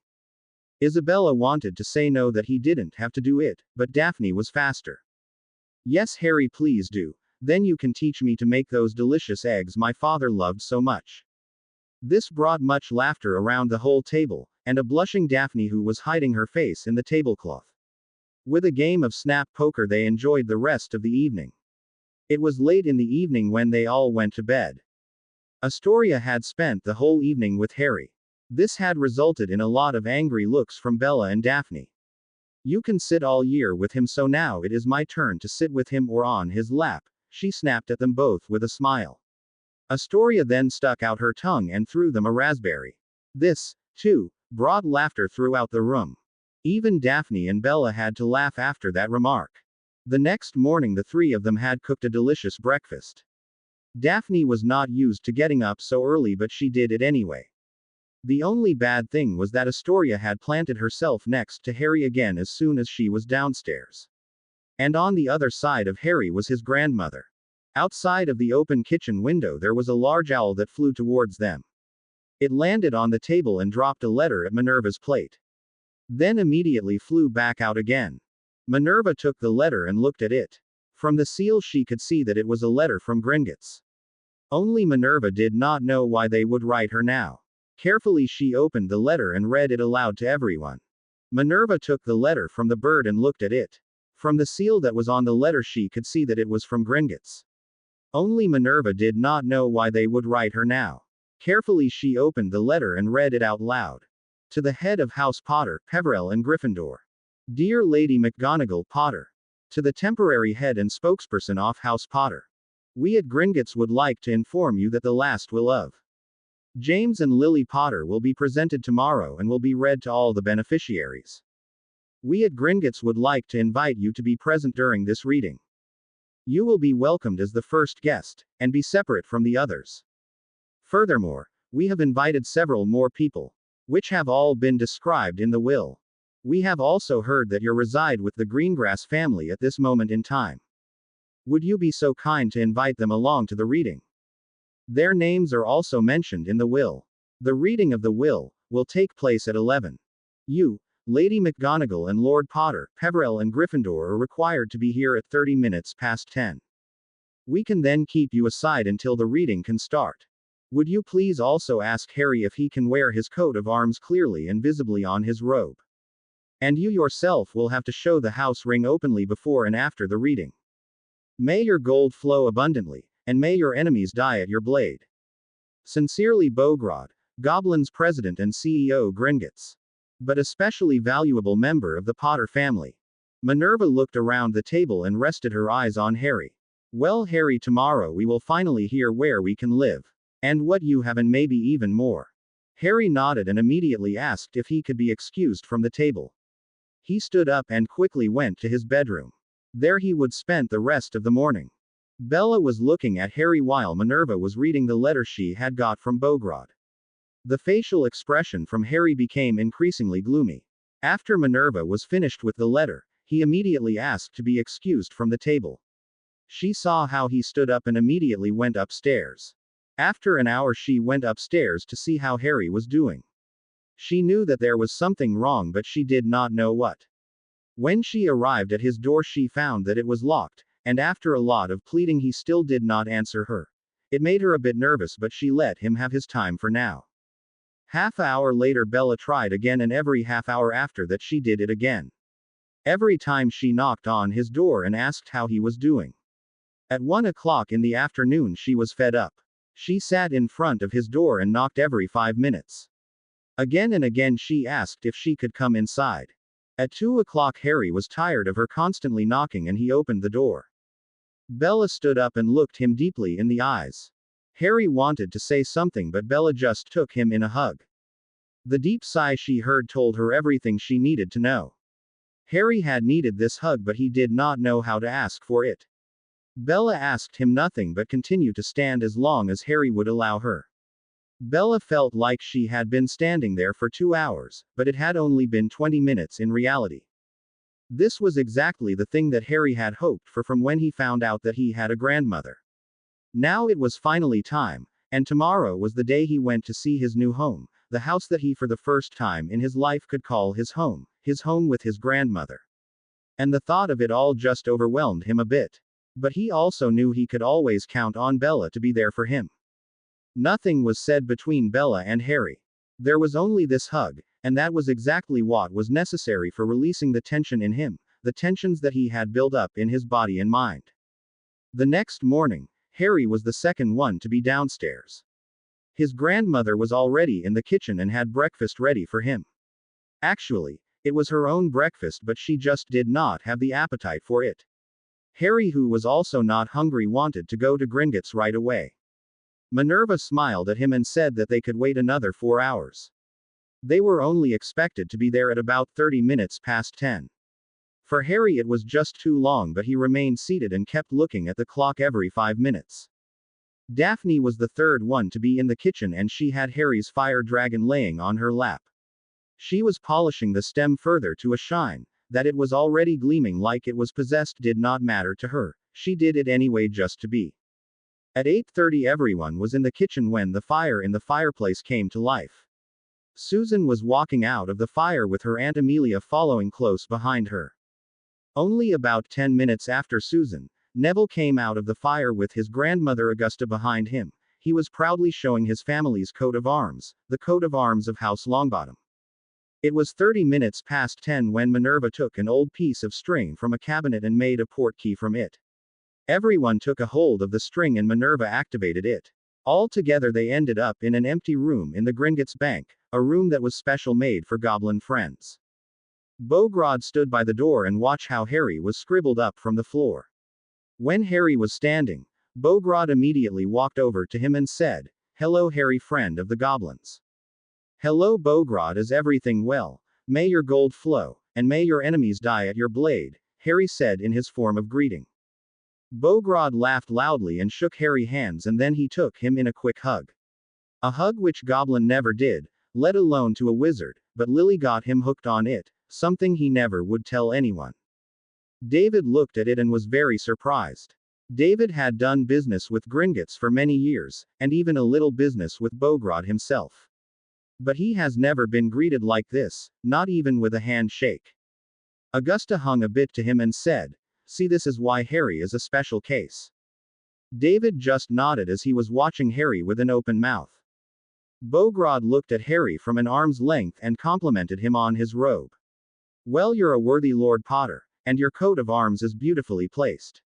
Now when it's time to go in, keep your shoulders straight and your head up high. Don't show signs of worry and look straight forward and take a seat in front of my desk." Harry nodded and immediately did what Bogrod had told him. It was just a bit before 11 o'clock when they all walked into the hall of Gringotts. In the distance they could clearly hear Albus Dumbledore talking. No, he was more shouting. He demanded that he first had an opportunity to talk to Harry. He was after all his magical guardian, and so he had the right to it according to himself. Amelia wanted to go straight to Albus Dumbledore but was stopped by Augusta. Augusta pointed to Minerva and stopped Amelia again by saying, "Today is the day of Harry and Minerva. Please Amelia, let her arrange it herself. She has been held back for long time now, and if you would ask me I would say enough is enough now, don't you think?" said Augusta. Amelia nodded at Augusta and knew she was right. The look in the eyes of Minerva was like a thunderstorm. Slowly and silently she walked up to Albus Dumbledore. Albus, however, did not notice that Minerva was now standing right behind him. He was too busy with his demands for Harry.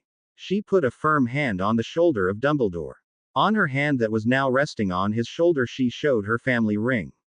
The Potter coat of arms was showed with all the pride she was now feeling in her heart. She was the grandmother of Harry James Potter, and she loved every minute of it.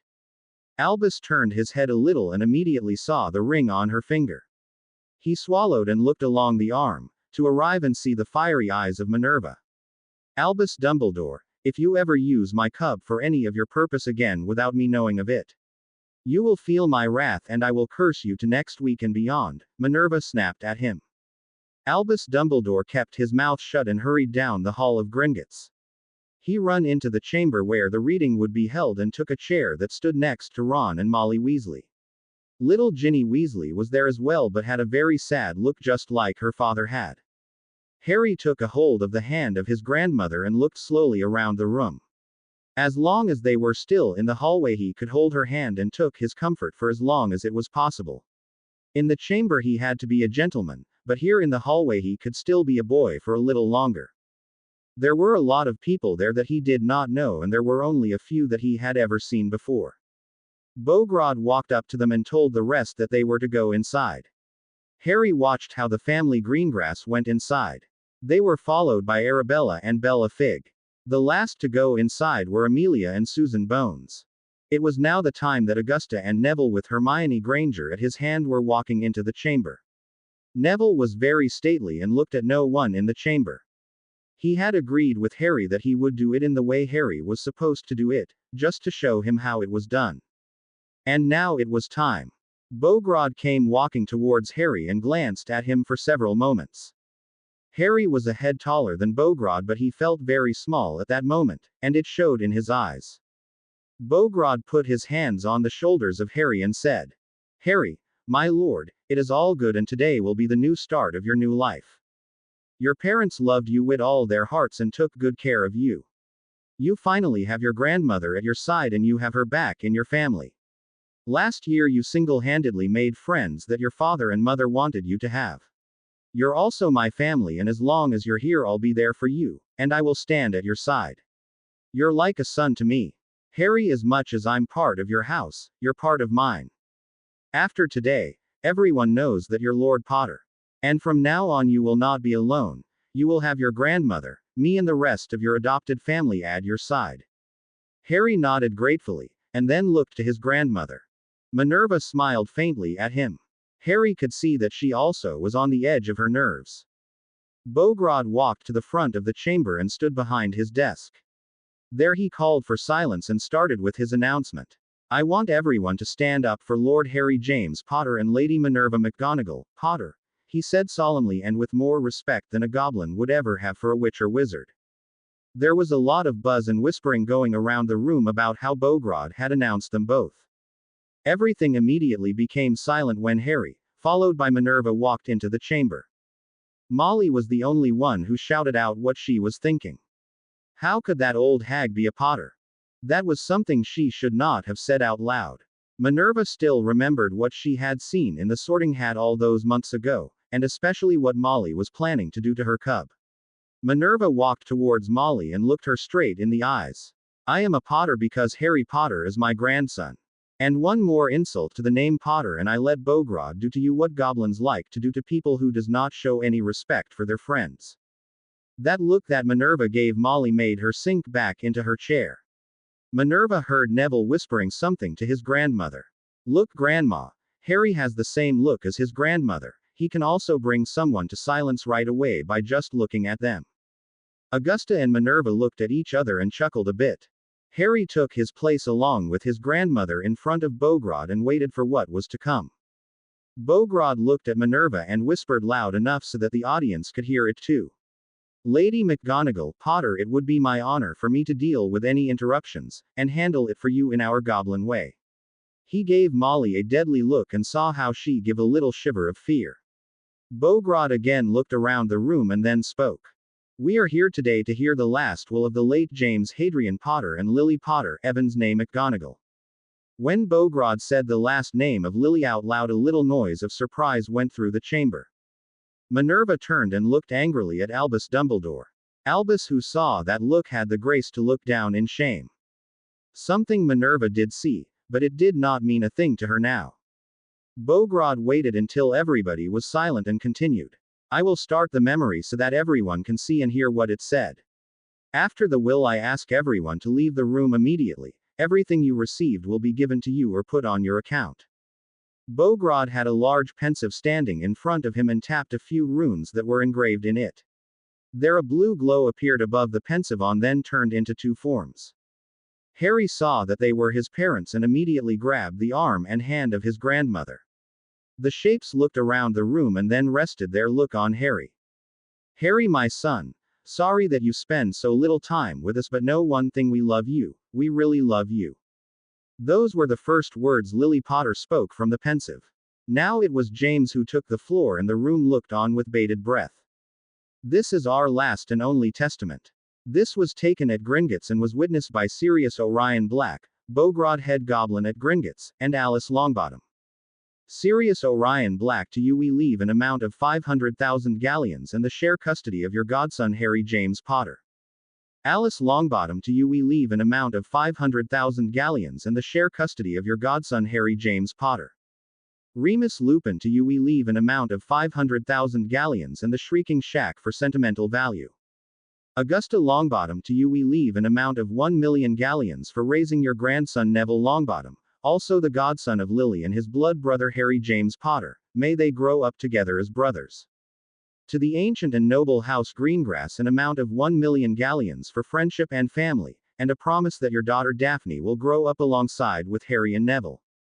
To Amelia Bones we leave 500,000 galleons for friendship and loyalty, and another 500,000 galleons for the raising of Susan. After the death of Edgar and his wife, you will need every galleon you can get. To you also the same promise that Susan will grow up alongside with Harry and Neville.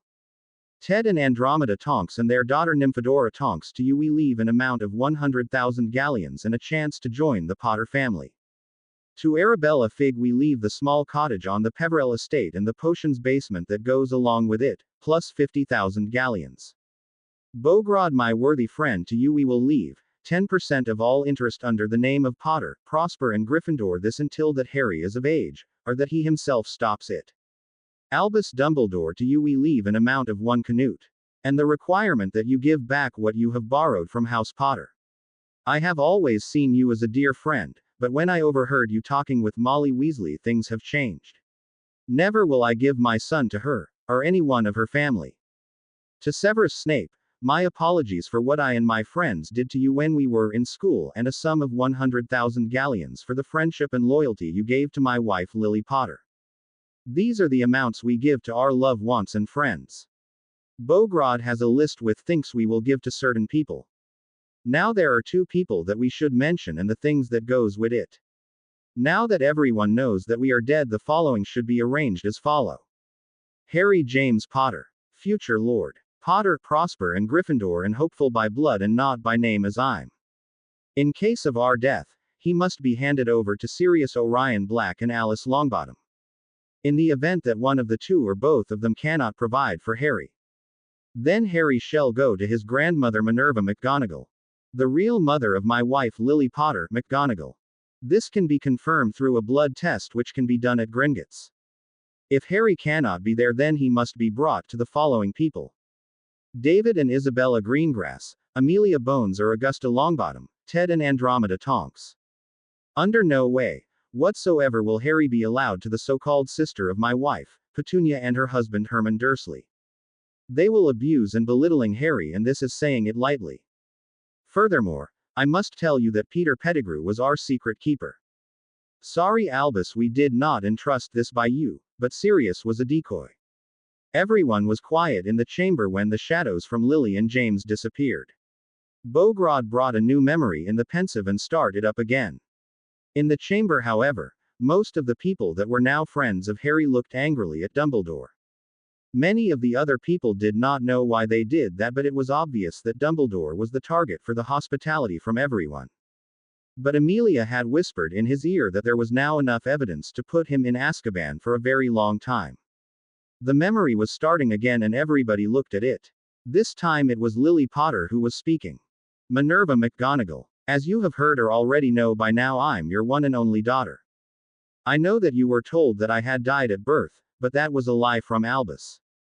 Albus has brought me to the Evans family when he took me away.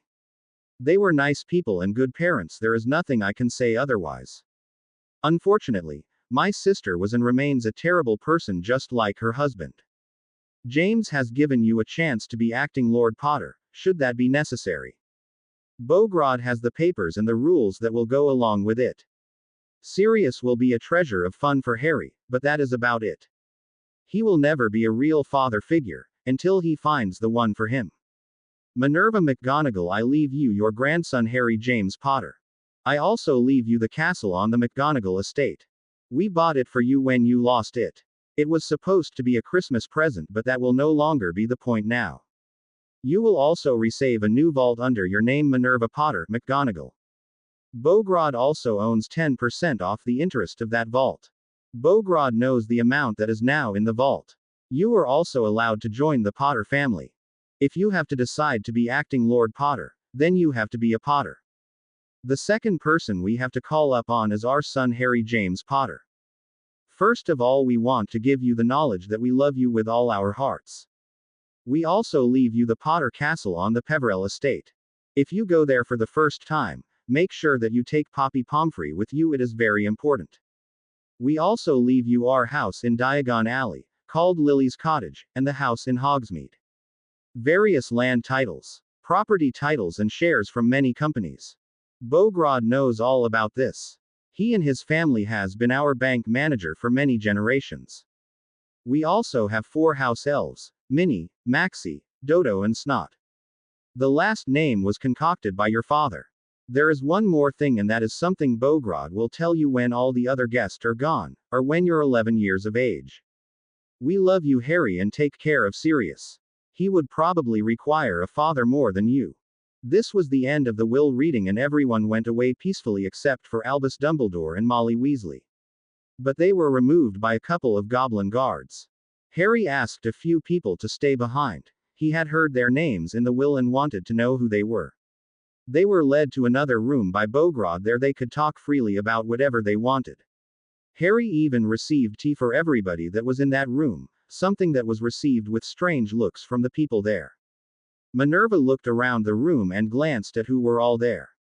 Harry stood in front of everybody and gave one look around before he began to speak. I've asked these following people here because I see them as family. They are the Greengrass family, Fig family and Bones family. I have just found out that Neville and I are blood brothers. He is my brother in blood, therefore his family is my family, the Longbottoms. Grandmother, I know that Bogrod made you the temporary head of the family, something only a head goblin could do. Now I, Lord Harry James Potter, Peverell Gryffindor, ask you the following: do you want to join the Potter family and then be the real acting head of our family? Minerva looked at him and nodded. It was a little thing she could do for her grandson, but it was also something she herself also wanted. Bogrod knew this would happen, so he told Harry what to do next. Harry stepped in front of her and put the small family ring that he had on his finger and held it above her head. Minerva McGonagall, I, Lord Potter of the ancient and noble house of Potter, accept you as a member of my house and a member of the Potter family. So it is written, so shall it be. There appeared a blue aura around both of them and it disappeared in a flash.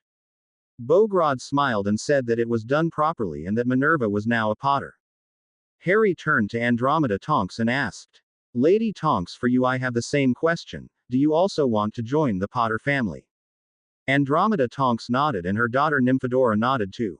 Andromeda Tonks. Harry stepped in front of her and put the family ring that he had on his finger and held it above her head. Andromeda Tonks, I, Lord Potter of the ancient and noble house of Potter, accept you as a member of my house and a member of the Potter family. So it is written, so shall it be.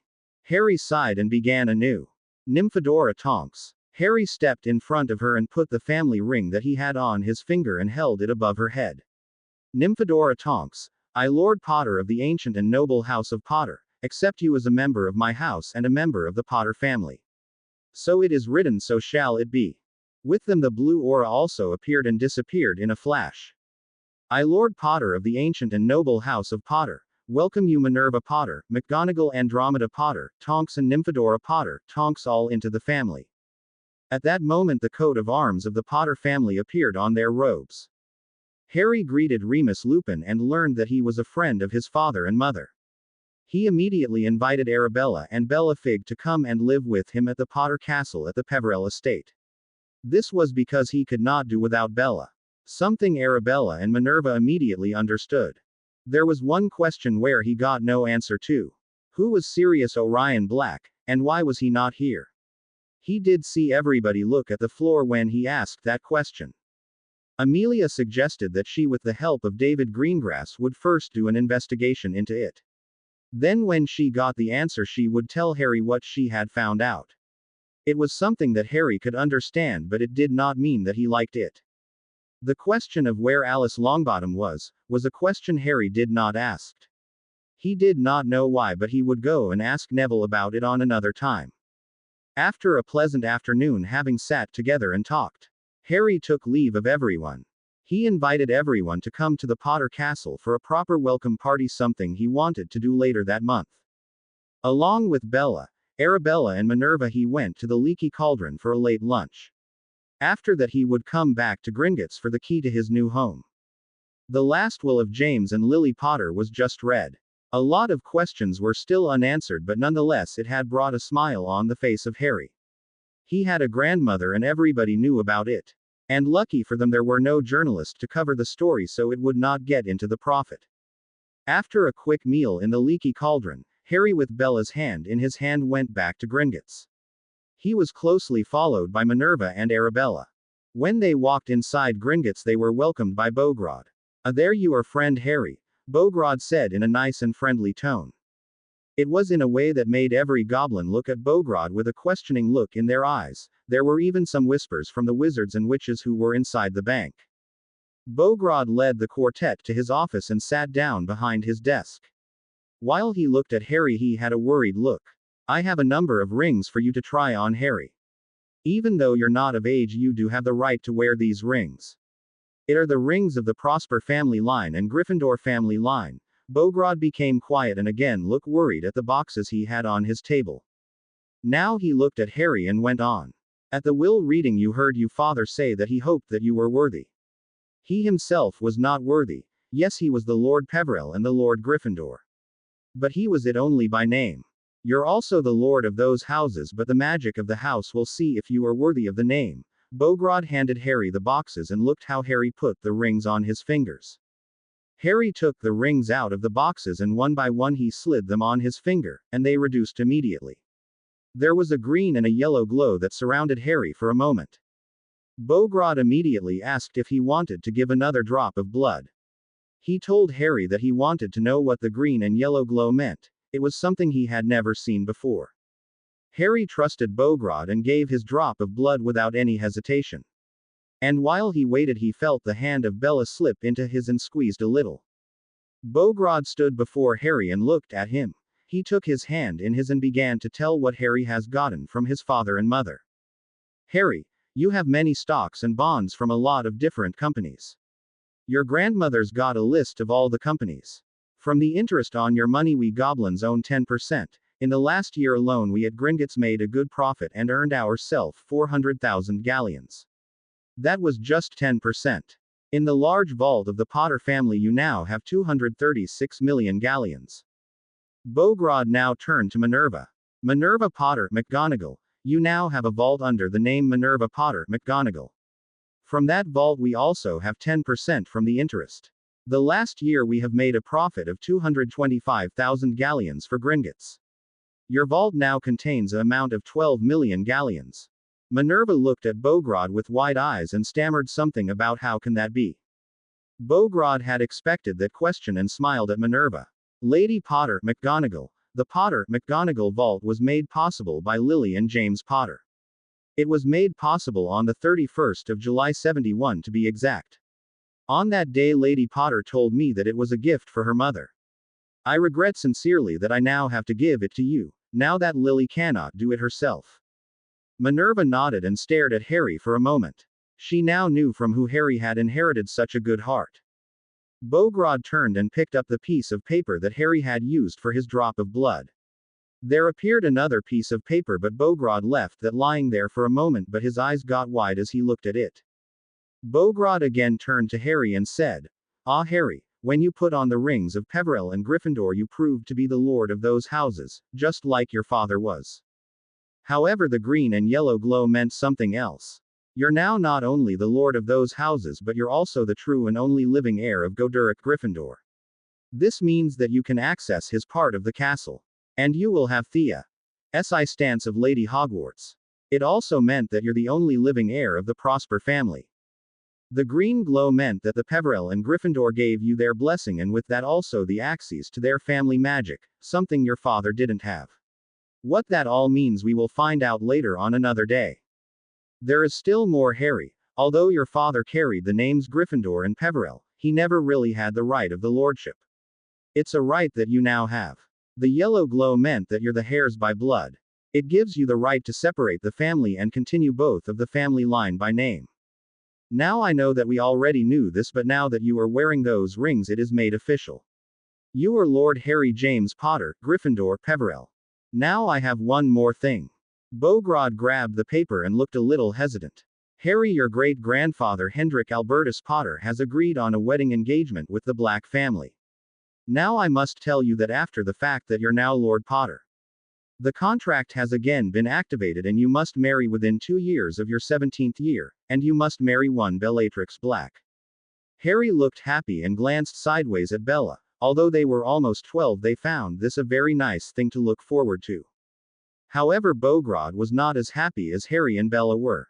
Minerva made the two be silent and asked Bogrod what the problem was. I'm so sorry, Bella. But it's not you who Harry has to marry. Harry must marry the Bellatrix Black, who on this moment is still in Azkaban. Her husband was thrown through the veil, and that happened a week ago.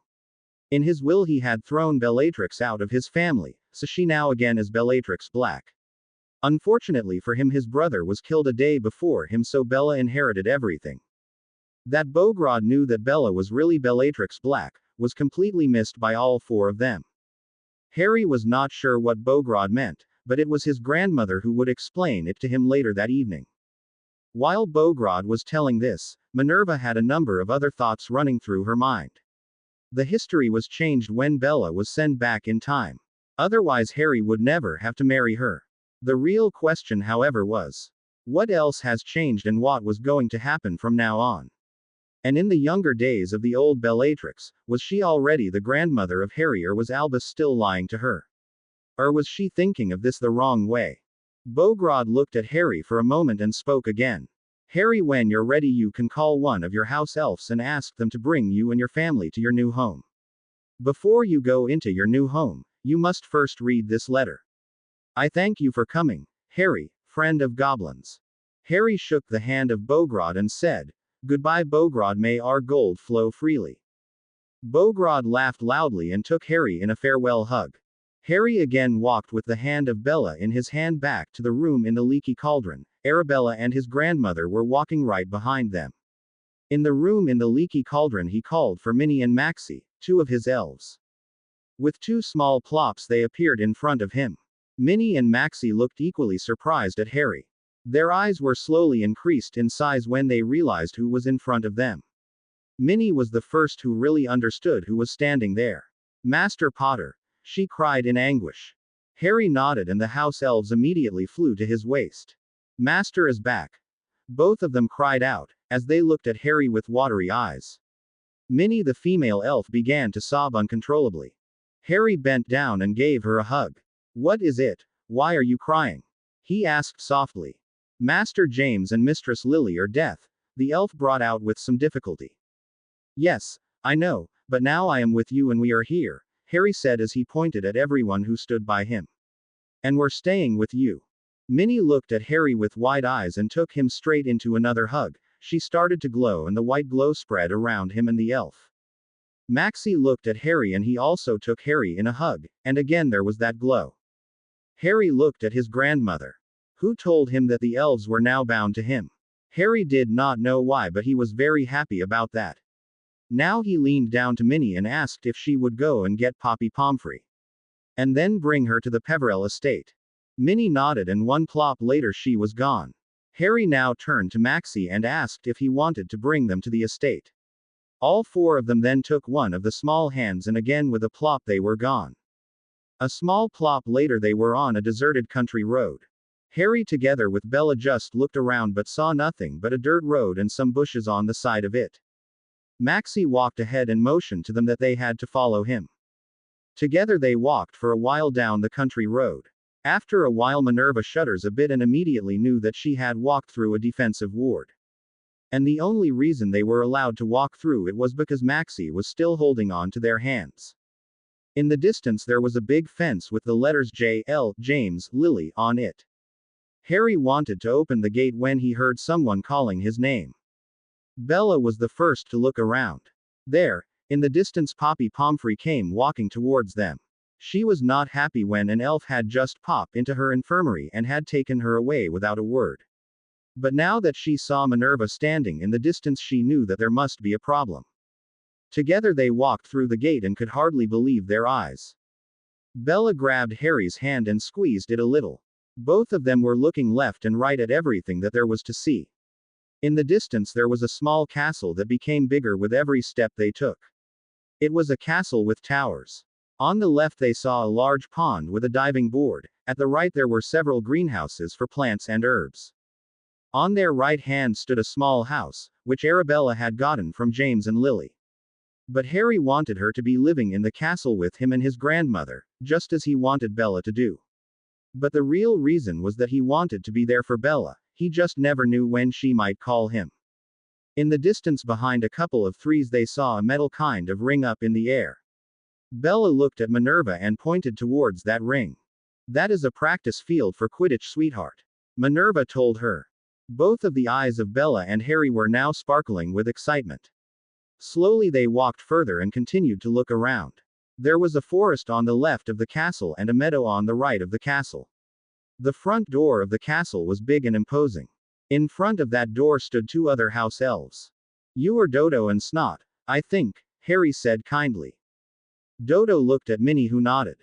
Dodo immediately ran to Harry and hugged him. Again the white glow appeared and Dodo smiled up to Harry. Snot ran down to Bella and hugged her. There again was that white glow and he smiled upon Bella. Harry wanted to go inside but was stopped by his grandmother.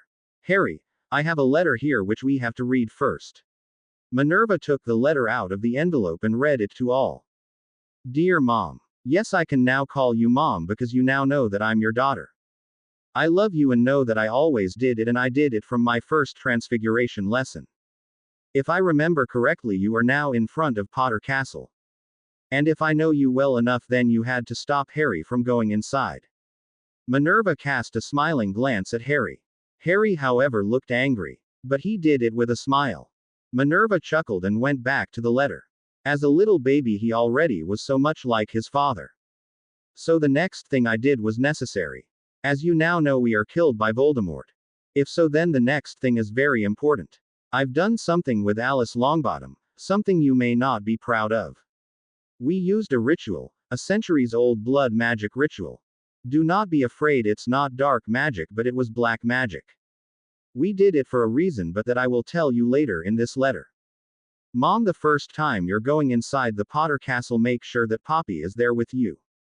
We have used the mercy ritual out of a book that I have gotten from her. The hands of Poppy shot straight up to her mouth. Both hands were clenched in fear around her mouth, and she looked at Minerva with wide eyes. Minerva looked back quizzically, and she immediately wanted to know what that ritual exactly was. Poppy didn't say anything and only pointed at the letter. Minerva shrugged and again went back to the letter. The ritual itself I will not tell you, but it comes down to this. We have done a ritual over ourselves with the use of our own blood. My blood runs through the veins of you and Harry. If Voldemort has killed me, then I have begged him for it. I would have begged him that he should take me and not Harry. If he has killed me, then Harry and you're protected. However, there are conditions which Poppy will explain to you and Harry. The spell was performed in the Potter Castle. Please walk quietly into the castle and do not be alarmed. Thanks, Mom. P.S. Take good care of Harry, he is worth it. The book with the blood ritual is now laying in Harry's room. Minerva again glanced at Poppy. Without them even seeing it, Harry had walked into the castle. Bella had walked with him, and all of a sudden she started to scream. Harry, Harry, what's happening? Minerva, Poppy and Arabella were startled by the screams that Bella was producing and all looked at Harry. Harry began to glow red, his eyes turned pale. Harry started to shake and from out of nowhere he fell to the ground. Poppy rushed past Minerva and rushed to Harry and began to wave her wand over him. Minerva was right on her heels and suddenly she too became quiet. And just like with Harry, there appeared a red glow around her. Her eyes turned pale and she began to shake. Suddenly she just fell to the ground. Poppy had looked after Harry and was now next to Minerva. She waved her wand over Minerva and gave a relaxing sigh. From her pocket she pulled out 2 small bottles. One of the bottles she gave to Arabella and told her to give it to Harry. It was a pepper-up potion, and told Bella and Arabella that they would be waking up soon. After Minerva came around, she was led to a chair and slumped down, breathing heavily. "What was that, Poppy?" she asked after a couple of moments. Poppy Pomfrey thought for a moment and then she also sat down. The mercy spell is a ritual that you do when you want to save the life of someone else. What I have seen today, I can definitely say that Lily has given her life for Harry. The red glow that surround you and Harry is the blood glow. Minerva, you are now tied with Harry in blood. And that is only possible if you have the same blood. Poppy paused so that Minerva could take everything in. Because the ritual has taken place in this house, you are now additionally protected by the wards surrounding this house. I even think that there are blood wards surrounding this house. That's what Albus told me about Private Drive, Minerva almost shouted. Poppy was now thinking and shaking her head. Blood wards can only be placed by the lord or mistress of the house. And it will only protect the ones that have the same blood as the lord or mistress.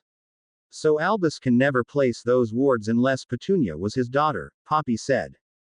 And everybody knew that Albus did not have any children. The magic defense around this house is now reinforced. As long as you two are here together, nothing can happen to you. Outside these protections, you are also protected, but in a different way. You will be able to feel each other if something bad is happening with the other. The magic continues to work until Harry is 17 years of age. So for us it is when he is an adult. Poppy looked at Minerva a moment before continuing again. Minerva, if you are here together with Harry for 2 weeks, 2 weeks a year, the magic will be charged to full. That is as long as you and Harry call this your home. And as long as there is love between you two, it will only get stronger. It is magic from more than a century ago, and that means it was based on intent. It comes from the book, Blood from the Soul. It is magic far beyond Newt level, even above that of a master magician. Minerva was looking at Harry and smiled at him. Poppy, when do we start to feel the magic? I mean, what will we start feeling when it starts working? The question did not entirely surprise Poppy. The blood magic involved with the ritual actually had to take place immediately when Harry was still a year or 2. At that age you would grow with it. But it can still be done now at this age, Poppy told immediately when she saw the look of Minerva. She knew that Albus was again to blame for all of this. Because Harry is now nearly 12, it can take up to a year before the circle is complete. Patience is all I can say. Minerva nodded that she understood what Poppy said. Snot the house elf came standing next to Harry. Master Potter, sir? He asked sweetly. It's just Harry. Snot, Harry said. The elf looked at Harry for a minute and laughed. Mistress Lily always wanted to be called by her name, he cried happy. Master Harry, come and follow me for a tour of the house. Harry nodded and looked at Bella. Mistress Black may also come along on our tour, Snot said to Harry. At those words, Minerva and Arabella immediately looked at Snot the house elf. What did you call her, Snot? Arabella asked. I called her Mistress Black. She is not yet married to Harry, but she is already mistress of us. Harry has now contract with Bellatrix Black. And she is she. That's why she is Mistress Black, Snot said. Minerva looked at the elf dubiously. You know that there is still a Bellatrix Black in Azkaban, she said to the house elf. The elf in his turn glanced at her with wide eyes. I know, he said immediately as if it was the most obvious thing in the world. But that Bellatrix will disappear in 5 years and this Bellatrix will remains. And she will marry Master Harry Potter. Arabella and Poppy, who had heard everything, looked questioningly at Minerva. They all knew that Bella was Bellatrix Black, and also that there was still an older version of Bellatrix in Azkaban. But what the elf told them now, that they did not know. Minerva, however, just shrugged. I think we just have to rely on what the elf is saying.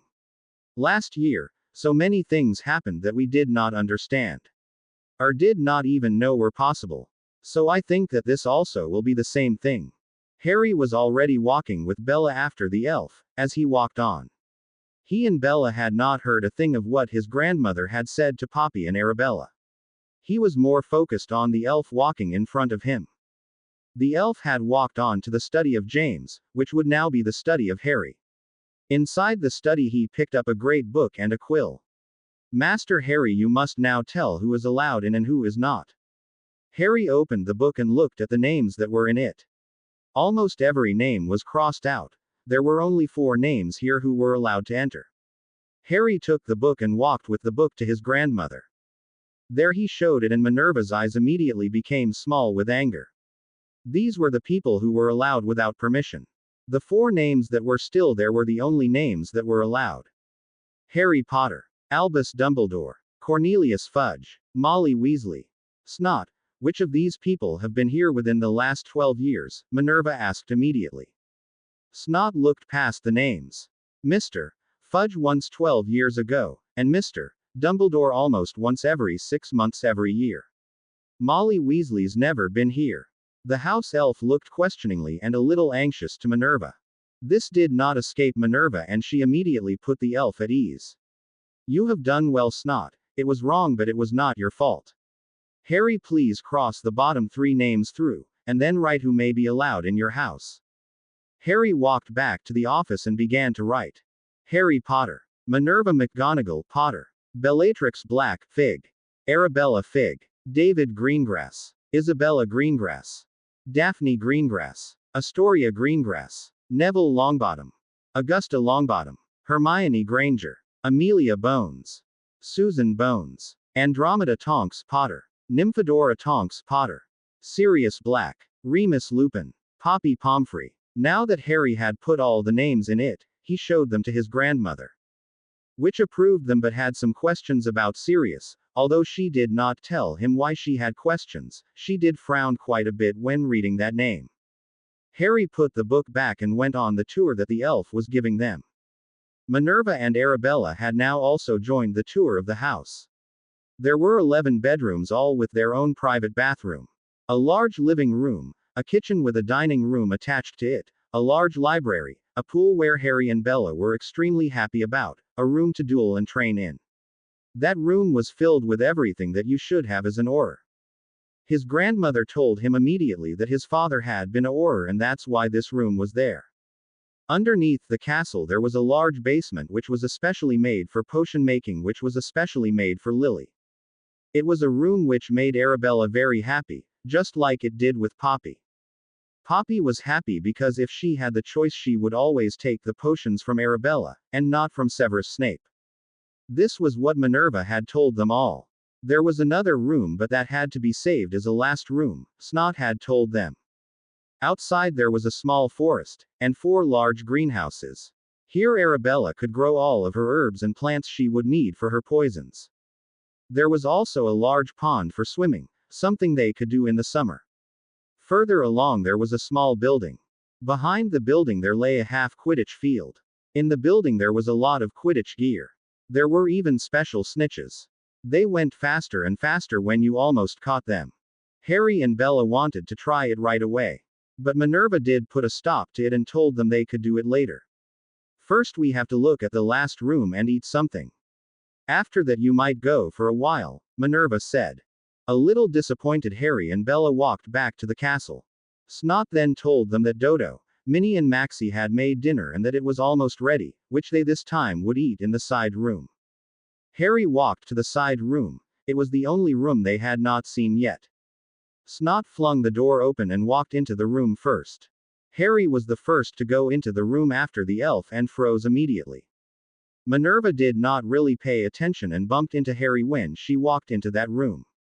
Together, they stumbled and fell to the floor and into the room. Good afternoon, Mom. Glad to see that you're finally here at Potter Castle. Minerva and Harry's eyes widened. Right in front of them hung a life-sized painting. It was as if there was an extra room in the room. James was sitting on a chair and was watching them. Lily was in front of the painting and looked at them both. Harry scrambled to his feet and immediately had tears in his eyes. Mom, Dad, he stuttered when the words left his throat. Lily was looking at Harry with wide eyes. James had heard Harry stutter and immediately came to stand next to Lily. Harry, my boy, is it really you? James asked, but knew immediately it was Harry. He recognized him by the same eyes as his Lily had, and Harry had his tousled black hair. Lily looked at her son with tears in her eyes. In the painting she knelt and sat at eye level with her son. Harry was now standing right in front of his father and mother. Lily looked to Minerva and asked, Mom, where were you? Albus has told us that you and Sirius had taken Harry, and did not want to be here any longer. Harry immediately threw an angry look at Minerva. Lily and James did not really understand what was going on. Meanwhile, Bella went and stood next to Harry. With dubious eyes she looked at James. You're that guy from my dream. You were with that guy whose name is Sirius, she exclaimed. James looked at her doubtfully. He saw how she had grabbed Harry's hand. Wait a minute, you're Bellatrix Black, and you're the cousin of Sirius. You are a killer. Get her, Minerva, she is bad, James suddenly screamed out of nowhere. Harry went to stand in front of Bella and looked his father in the eye. From out of nowhere a fire erupted within Harry. Bella will one day be my wife, and that is something your grandfather had done, Harry told him fiercely. And she's not a Death Eater, and she has never even been one, Harry shouted. Lily went a little to the left and looked straight into the eyes of Bella. It's Bella, is it not? Lily asked. Bella just nodded. Bella, have you been placed under the Imperius curse? Lily asked. Bella nodded again. Lily walked away and pulled a book off the shelf in the painting. She turned it around and made it so that everybody could read it. And they all saw that it was a painted diary. I, Lily Potter, know that Albus Dumbledore is keeping things from us. And I also know that he hides things like the knowledge of my mother. It is now 3 years since the day we died. I have still not seen Mom or Harry. Cannot believe that Sirius is holding them away from us. He knows that we are in this painting, so he knows that we can talk to our son. And how much Harry means to James. So I know that Dumbledore has closed our will. And he then made us believe that they have gone away with Sirius. But I do not believe him. There's something about Harry that we do not know, and what he is not telling us. I'm so afraid that he's with my sister. I heard from Dodo that Sirius is in Azkaban.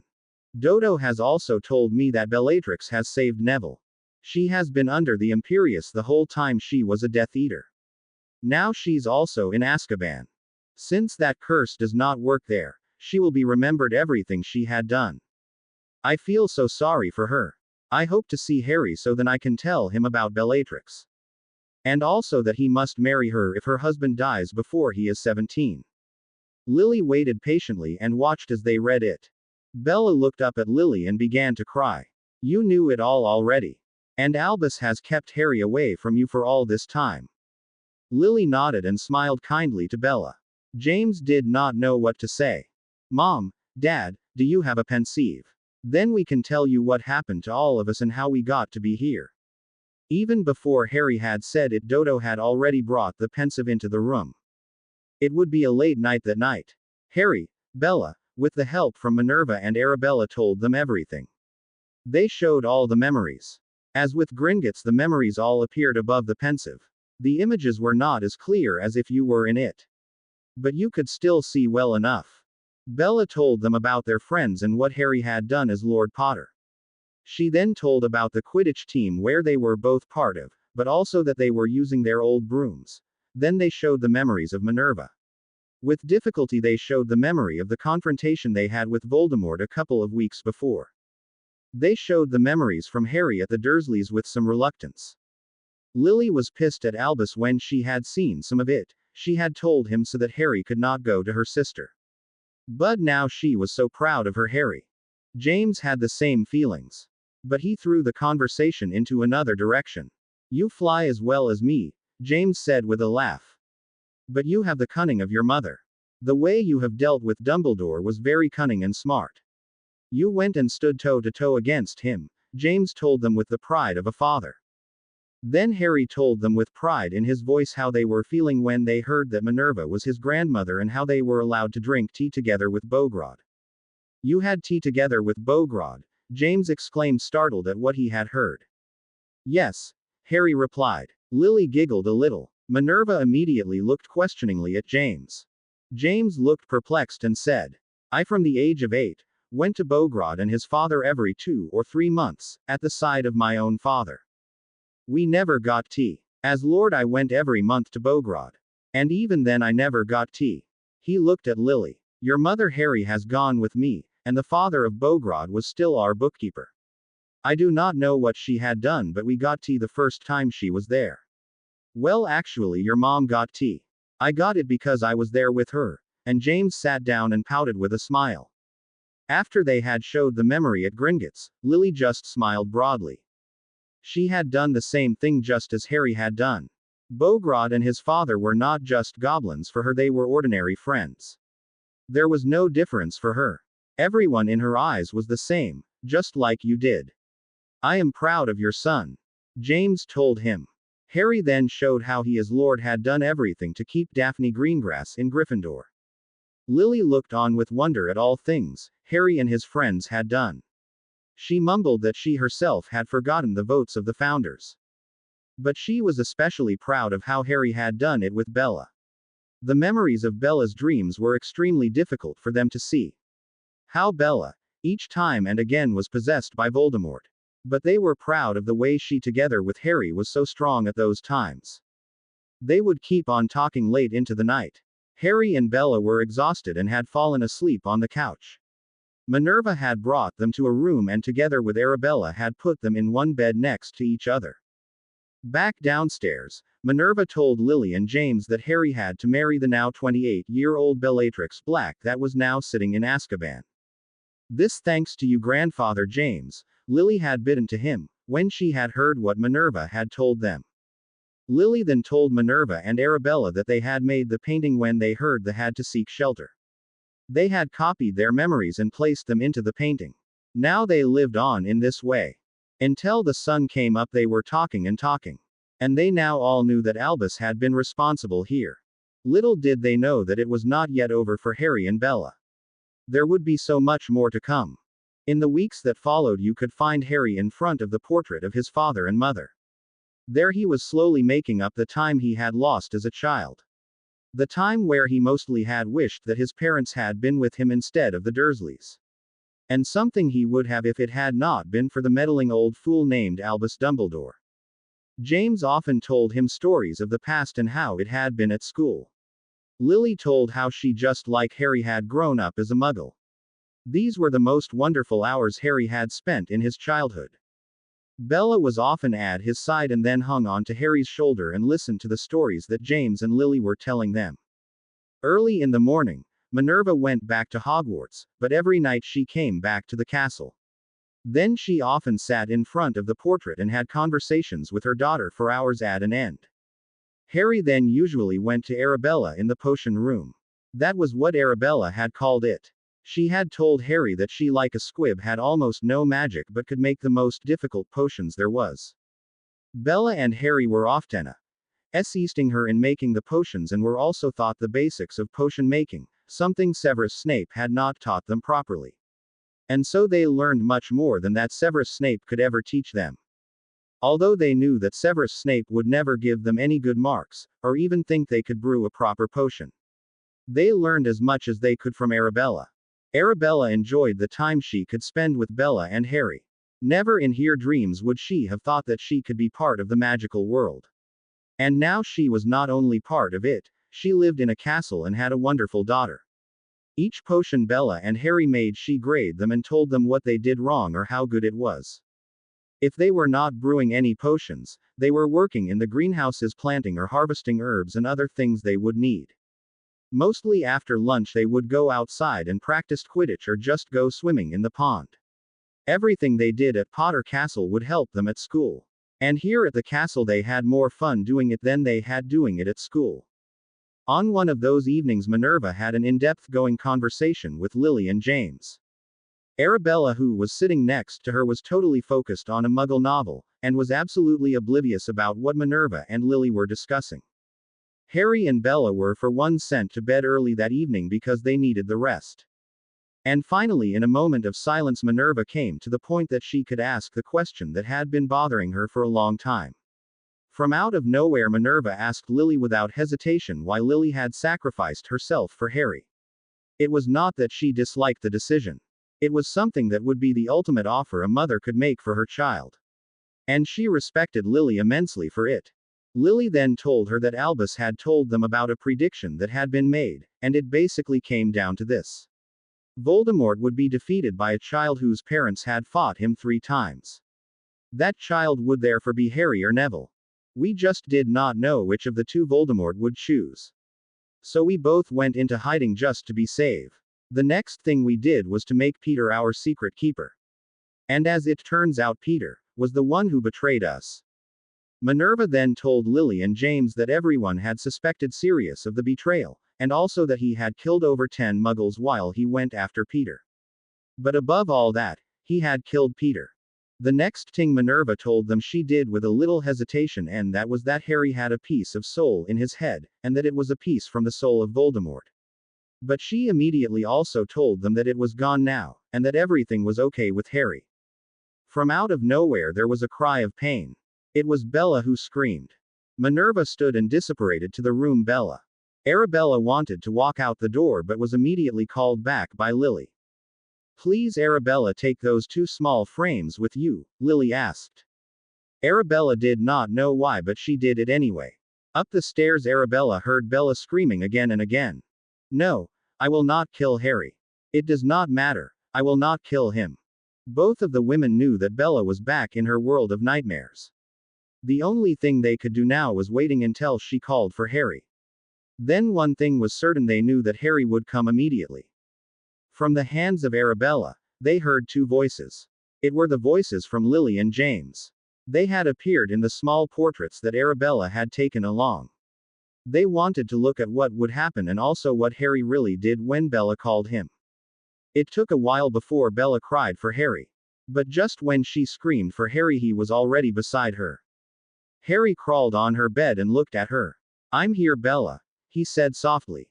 Bella looked at him and the eyes of Harry turned back in his head. And Harry slumped down beside her. Harry appeared in the dream world of Bella. There on the old dirty mattress was the adult version of Bellatrix Black. It made Harry think of the mattress in his cupboard, the mattress where he had to sleep on until he was 10 years old.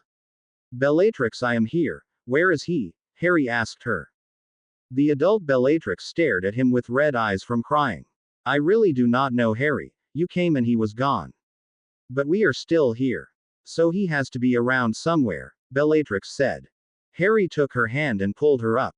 It was something that was strange to Bellatrix. Here she was a grown woman. And the hand of a young 12-year-old boy made her inner self be warm and fuzzy. She did not know why, but she completely trusted Harry. With him at her side, she felt safe. I want to get out of here, Bellatrix, so we are going to look for him, Harry said without any hesitation. Here she walked hand in hand with Harry Potter. She was the adult Bellatrix in her dream, but she felt like a little girl. It also was as if Harry was fearless, but she knew better. With her hand in Harry's, she walked out of the room. They came into a corridor that was dark and clammy. In the distance there was a door that was open. Harry walked resolutely to that door. Behind a table sat a blonde woman. Who are you, if I may ask? Harry asked the woman. The woman looked up and saw Bellatrix with next to her Harry Potter, and she was holding his hand. Ah, Harry, I see you're still with my sister, she said. Harry looked back at Bellatrix and saw that it was also a surprise for her, and she just shrugged her shoulders. What is this place? This place where we are now? Harry asked again. The blonde woman stood up and walked around through the room. She glanced at the 2 of them and started walking again. Suddenly she stopped and said, I'm not sure, but I think it's a memory, or it once was one. I often walk through this house and I think I know it, but I do not know where I am. What I do know is that Lord Voldemort is also here. Sometimes I can hear him screaming at Bellatrix, his voice makes the hairs on my neck stand up. And every time he does it, you, Harry, will appear from out of nowhere.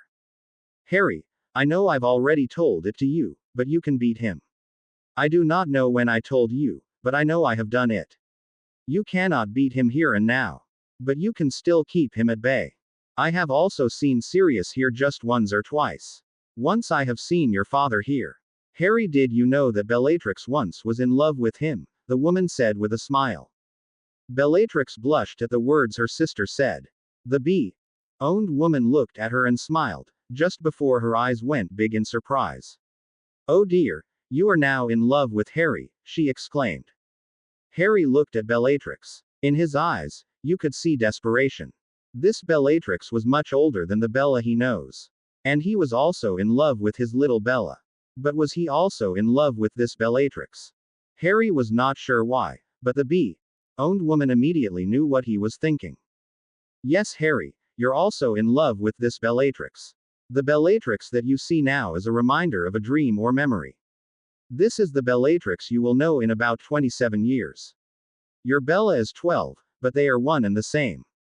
Voldemort has done something to Bellatrix, I do not know what, but I think I've done the same thing. And that's why I'm also here. What I do know is that Voldemort wants you dead. And if I'm not mistaken, Bellatrix is the one who must kill you. She cannot do it because her heart belongs to you.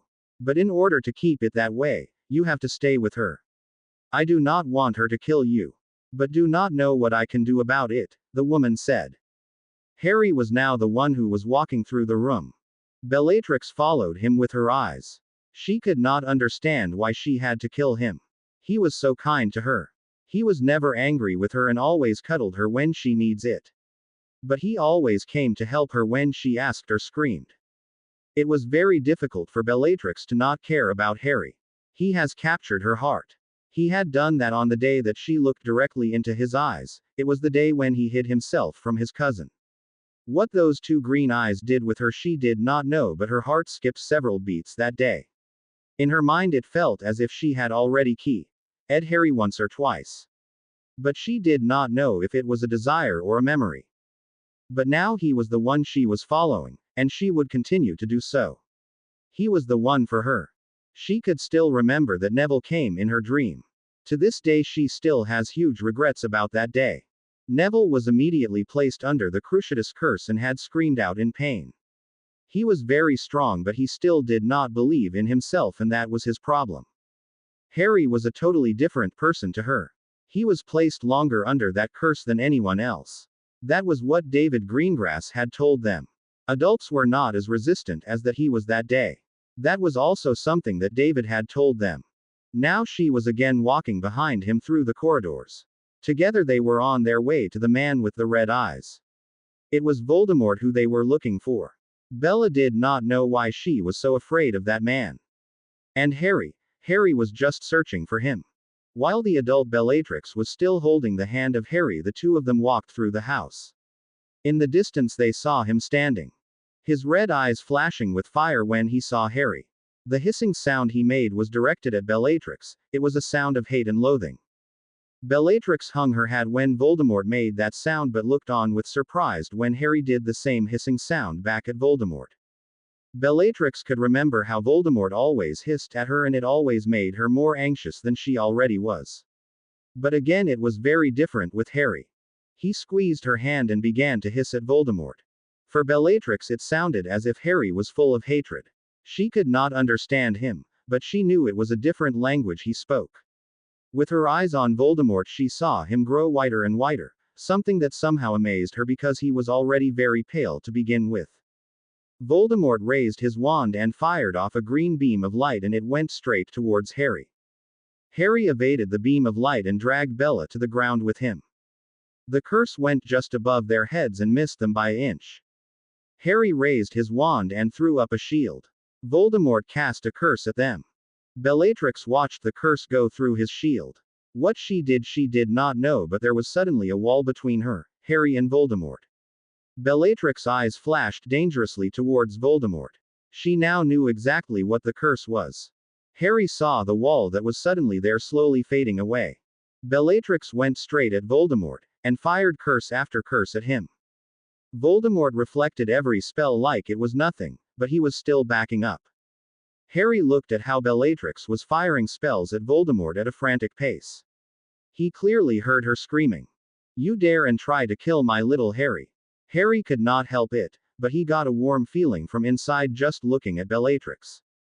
Suddenly Voldemort screamed, "Crucio!" Bellatrix was hit in her stomach. She fell to the ground and screamed out in pain. Her body was now bending in all directions from the pain she was in. Harry became sick just watching the way Bellatrix was screaming from the pain she was in. It was as though he himself was feeling the pain. With horror he watched Bellatrix lay on the ground screaming and twisting. Before his eyes she suddenly turned back into the little Bella he knew so well. There on the ground lay his little Bella, the Bella he loved so much. Harry raised his wand and looked at Voldemort. Crucio. Voldemort looked up at Harry in surprise when he heard Harry say the curse. The curse got him and Voldemort felt the pain welling up inside of him. He did not scream but dropped his wand instead. He sneered something at Harry and in a flash he was gone. Harry again looked at the ground and there before him was again an adult Bellatrix. Harry ran to her and laid her head against his shoulder. Bellatrix looked up at him and tugged at his neck. She slowly pulled him to her and kissed him full on the lips. Harry closed his eyes and it took about 5 seconds before he reopened them. There in front of him was again his 12-year-old Bella. He pulled his lips from her and smiled a little. Bella looked at him and turned bright red and heavily blushing she turned her head away from him. Harry, however, had a satisfied grin on his face. The bee-owned woman came walking around the corner and stood before them.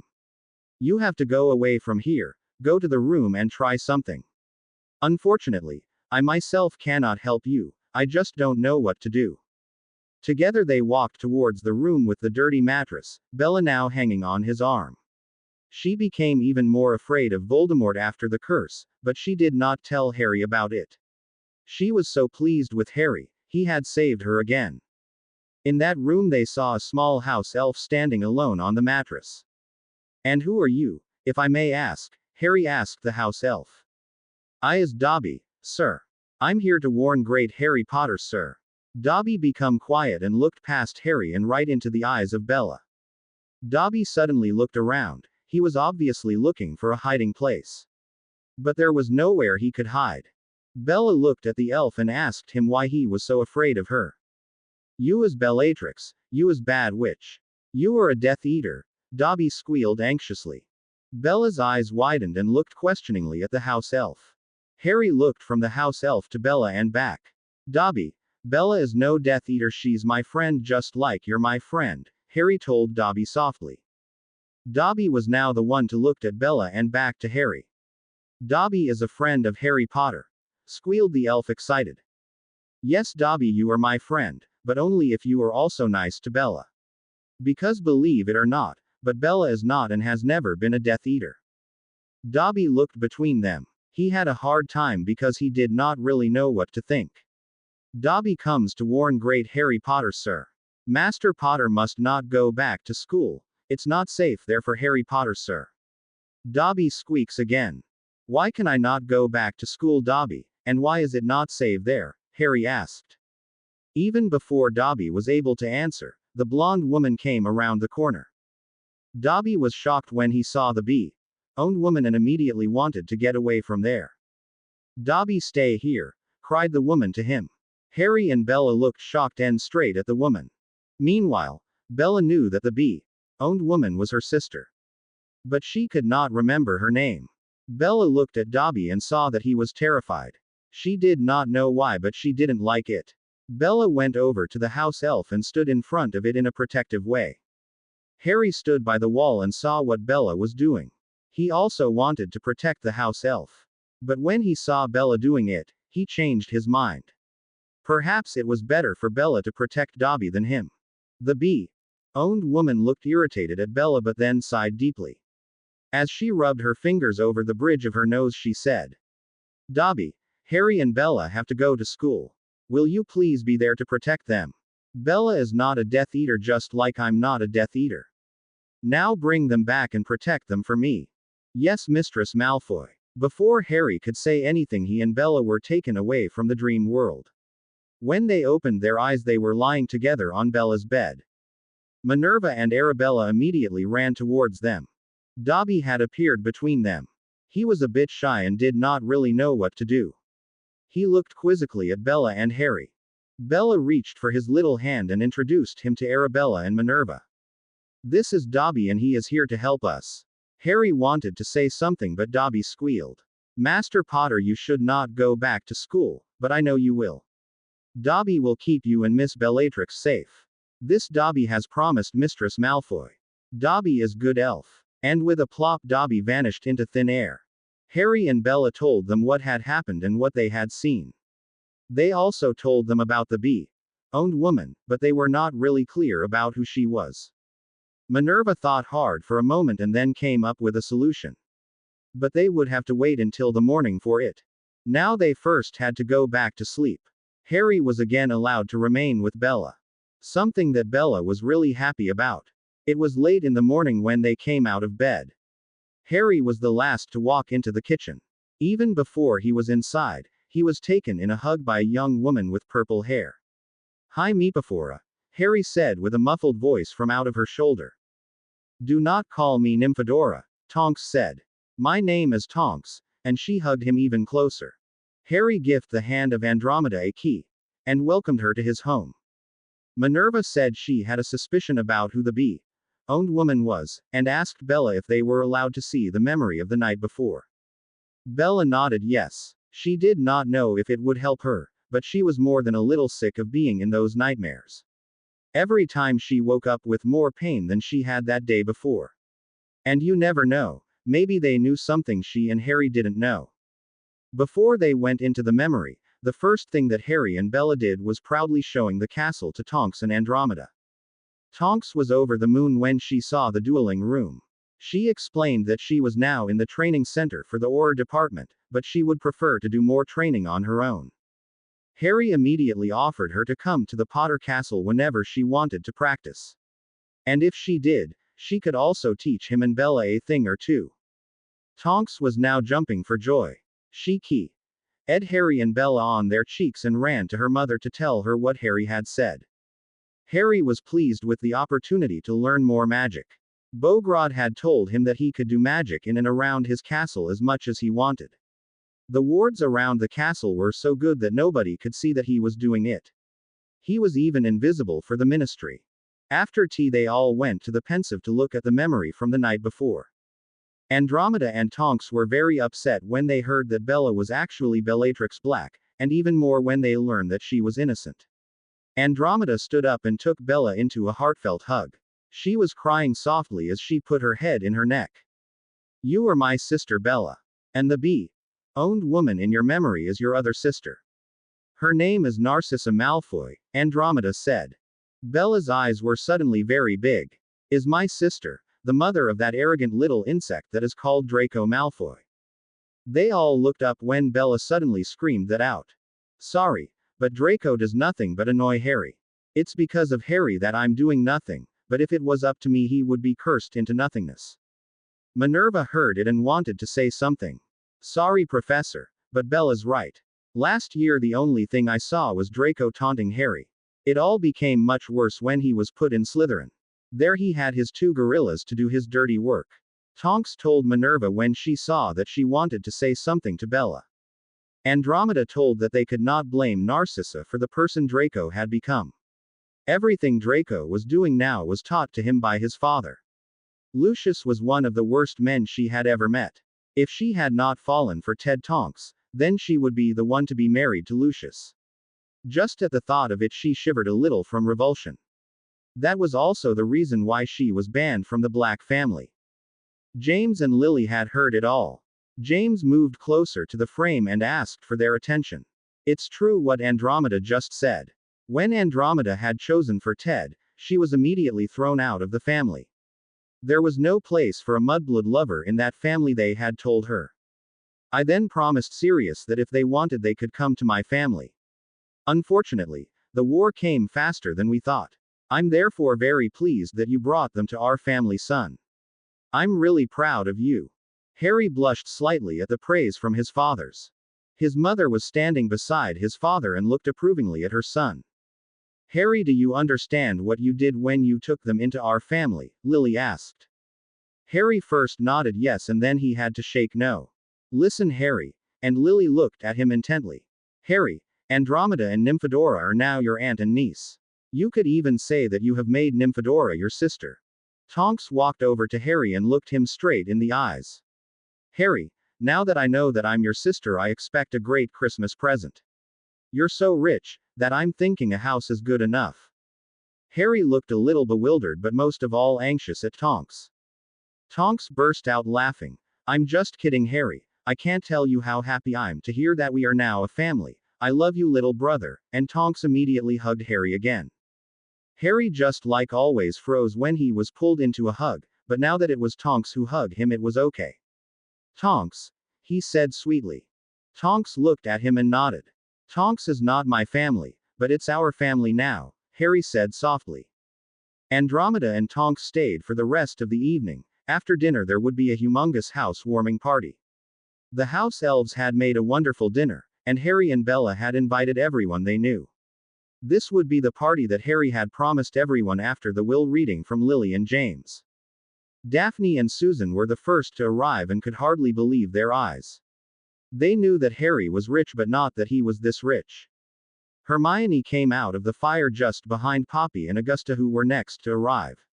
Amelia, Isabella and David then followed behind them and were also looking around in amazement. Astoria was almost the last to arrive and immediately jumped on the back of Harry.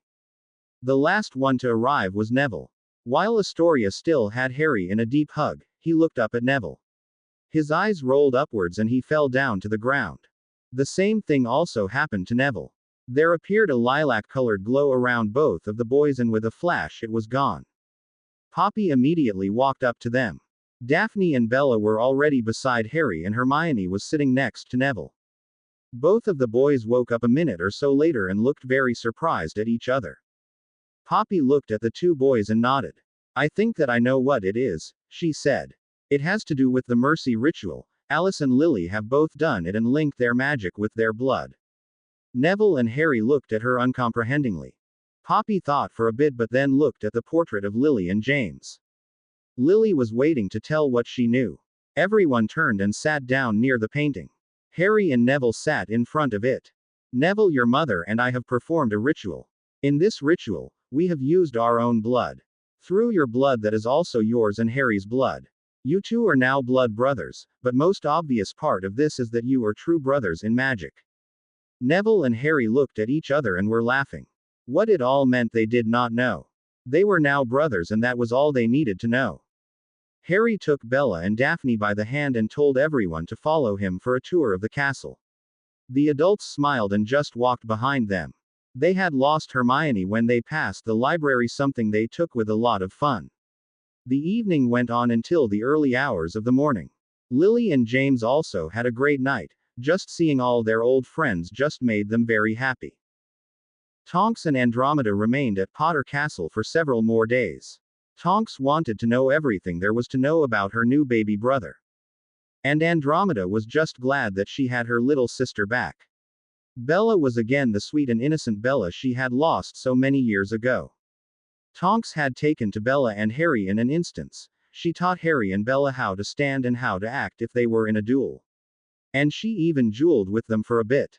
She was impressed by the magic ability they both already possessed. She then told them that she herself was just half as good as they were now at this age. She also promised to teach them everything that she was now learning at the academy. Bella then looked a little stirring at Harry. She smiled when he was talking to Tonks. He was finally free of those awful Dursleys and it showed. Now people could finally hug him when he saw them coming. If someone just did it without him seeing them, he became fearful. But that was understandable after 11 years of misery at their hands. At dinner, Harry asked if he could go and see Sirius in Azkaban. Minerva and Arabella were very reluctant at first because they knew why Sirius was in Azkaban. They also knew that at some point it had to happen. After all, they knew that Sirius was not guilty of the betrayal of Harry's parents. But then again, he was still a suspect in the murder of 12 Muggles. And he still had the murder of Peter Pettigrew on his conscience. That was the only murder they did not mind. Minerva suggested that they would first discuss it with David. He as an ex-Auror would be a good protection for them if they would go. And also because as an ex-Auror he would know what to expect when they would get to Azkaban. Amelia Bones was also one that could join them. As boss of the Aurors, she was well suited for a thing like this. Tonks also wanted to go along. She could use that visit as a good exercise for her oar training. But mainly she wanted to go and be there for her new little brother. This was something that earned her a key from Andromeda. The rest of the evening they told stories of what they had done in their first year of school. Tonks had just finished her last year and told them about the many secret passageways she knew of. She also told them where they could find the kitchens and which pair to tickle to get in. Around 10 o'clock that day Tonks and Andromeda went home. She then took Bella and Harry to bed. Minerva quickly sent a note to David and Amelia for their advice. It was 3 days later when an owl from the ministry flew through the open kitchen window. The owl landed in front of Minerva and stretched out his leg to her. Minerva took the note from the owl and thanked it by giving it a piece of bacon. The owl then flew straight back through the open window and disappeared out of sight. "It's from Amelia," she said when she saw her name on the envelope. She then quickly read through the letter and said that it was for Harry and Bella. As Bella and Harry shifted together, they took the letter and began to read it. "Dear Minerva, Harry and Bella. I first had a look at why Sirius is in Azkaban. It is with great regret that I must inform you that Sirius was thrown into Azkaban without any form of mercy. He never had a trial or even a hearing. So I cannot tell you whether he is really guilty or not. Yesterday I personally went to Sirius in Azkaban. He himself told me that he is innocent of everything and that he understood that no one believed him. All he wants is a fair hearing.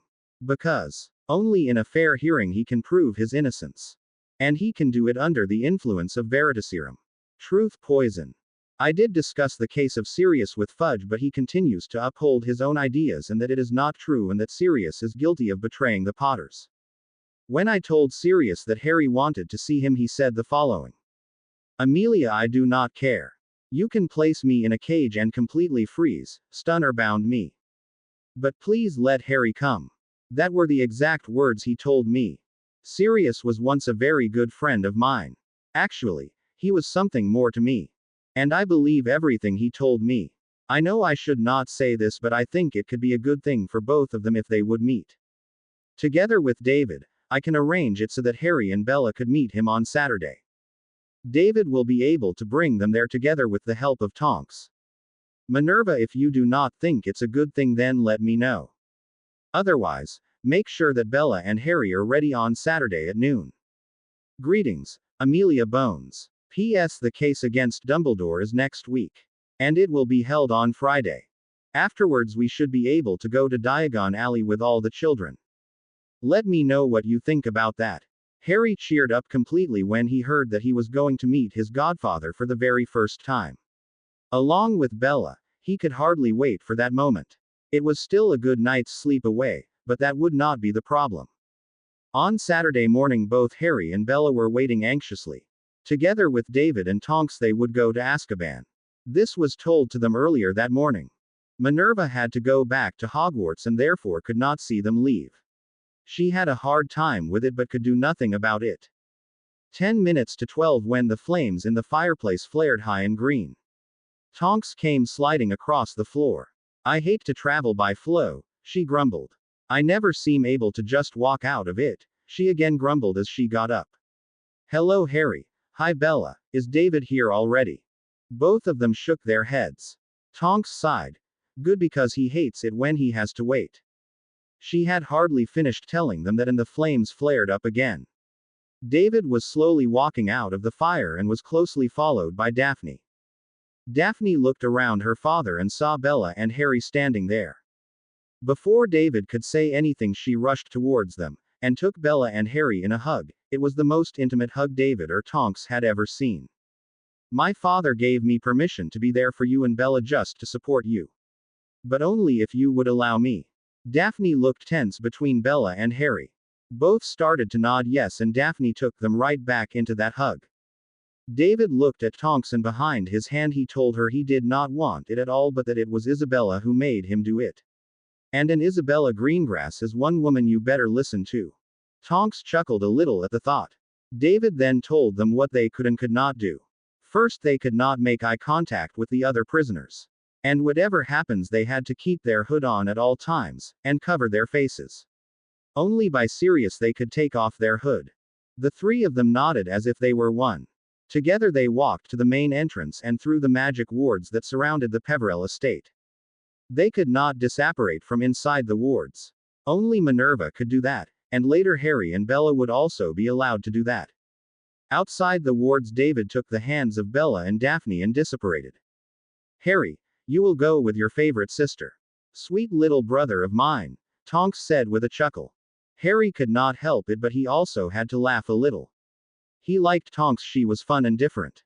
With the feeling as if they were drawn through a hose, they suddenly stood before a small pier. At the end of the pier lay a small boat. With 9 other witches and wizards, they were then heading towards the island of Azkaban. David told them that the prisoners were usually guarded by Dementors. But since there was now 2 hours of visiting time, they had to stay at the end of the prison. Now the prisoners were also foreseen of food and water. Daphne had also never been to Azkaban, and like Bella, she too was a little scared. Bella looked at them both and whispered softly, "It's crazy. I know that I'm inside these walls. And I'm in there unjustly, just like Sirius is. And I think it's scary just to think about it. How will my other me be in there?" Harry and Daphne knew exactly what Bella meant with those words. The adult Bellatrix was also here inside these walls. They just couldn't do anything about it, or otherwise Bella would not be sent back to the past. There the three of them stood side by side. The ship sailed slowly toward a huge gray building. Harry pushed Bella to the middle between him and Daphne. They both made sure they were able to give her the comfort she deserved. Slowly they sailed towards the prison. There were all kinds of thoughts that came up in their minds, but everyone kept it to themselves. None of the other three wanted to give more attention to the others than necessary. Harry was the first to walk inside after David. Bella and Daphne followed him and Tonks closed the line. Their hoods were firmly placed over their heads. It was really scary when they walked right past the first couple off cells. The people that were in the cells, you could not really call them human. They were undernourished wizards and witches. Harry hated to see them like this and did not understand why the wizarding world did this to other wizards and witches. They climbed the stairs one after the other. They had to go to the top floor. That was the place where all the Death Eater prisoners were. It seemed like it was the worst place of the whole prison. Only Bella and Harry were allowed to go to the cell of Sirius. David, Tonks and Daphne would wait behind the door of the ward, and look through the bars. Daphne had her arms clamped onto the bars and watched them go. Both had given her a nod that it was good. A guard who had walked out in front of Bella and Harry had placed Sirius in magic-resisted handcuffs. In this way, he could do nothing to them even if he wanted to. His cell was the last of the corridor, which seemed a very long way away. Bella and Harry knew that they could not look at the other cells. But it was hard when you heard the insults that were made by the prisoners. Especially all the perverse remarks they threw at Bella. They were only 2 cells removed from the cell of Sirius. There was a soft sobbing sound from one of the cells, a sob that Harry could not resist. He turned his head to the left and looked into the cell. In the back of the cell, in the farthest corner of the cell, it sounded like there was a woman there who was crying heavily. Harry walked to the cell and grabbed the bars. Bella went to stand behind him and held him firmly around his waist. The guard walked up behind them. He wanted to say something but could not make a sound. Harry and Bella both radiated a kind of magical aura that seemed to make it impossible for him to speak.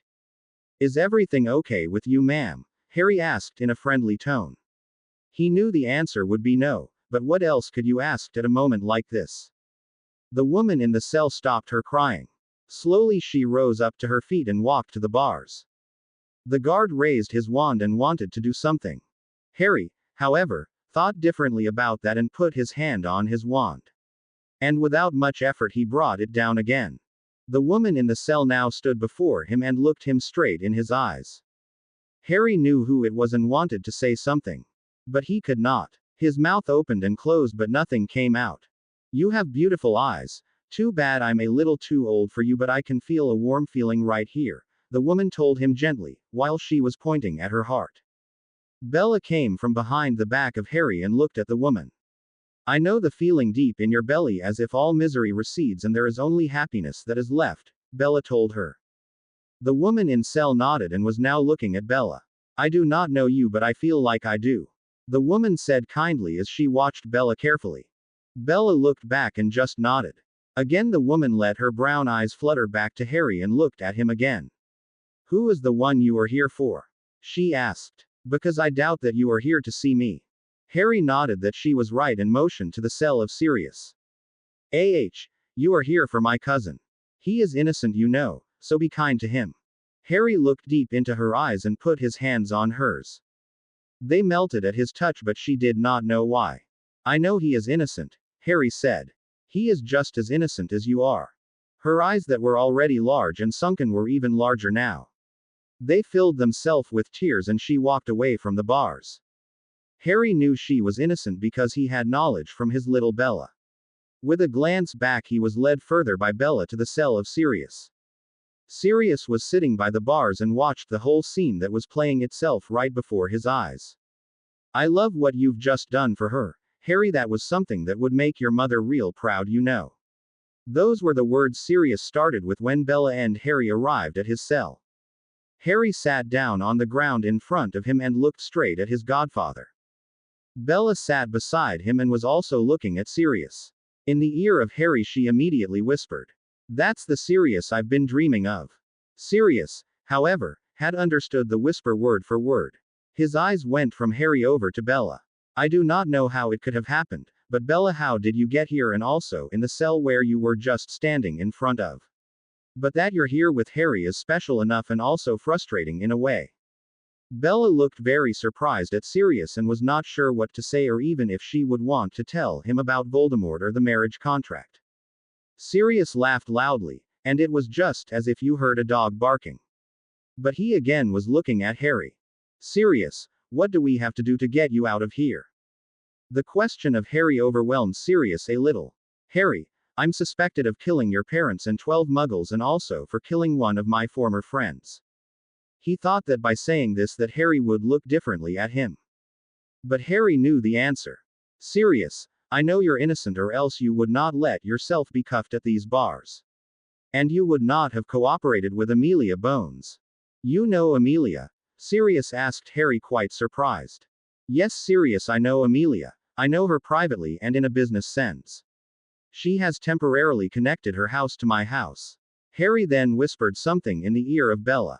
Bella immediately got up and walked to the others. Sirius watched as she walked away and then again turned his gaze towards Harry. If you really want to help me by getting me free, then go look for a rat. Peter is an animagus and he can turn himself into a rat.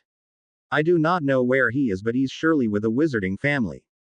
He is missing a toe. In real life it is a finger, Sirius told Harry with a piercing look.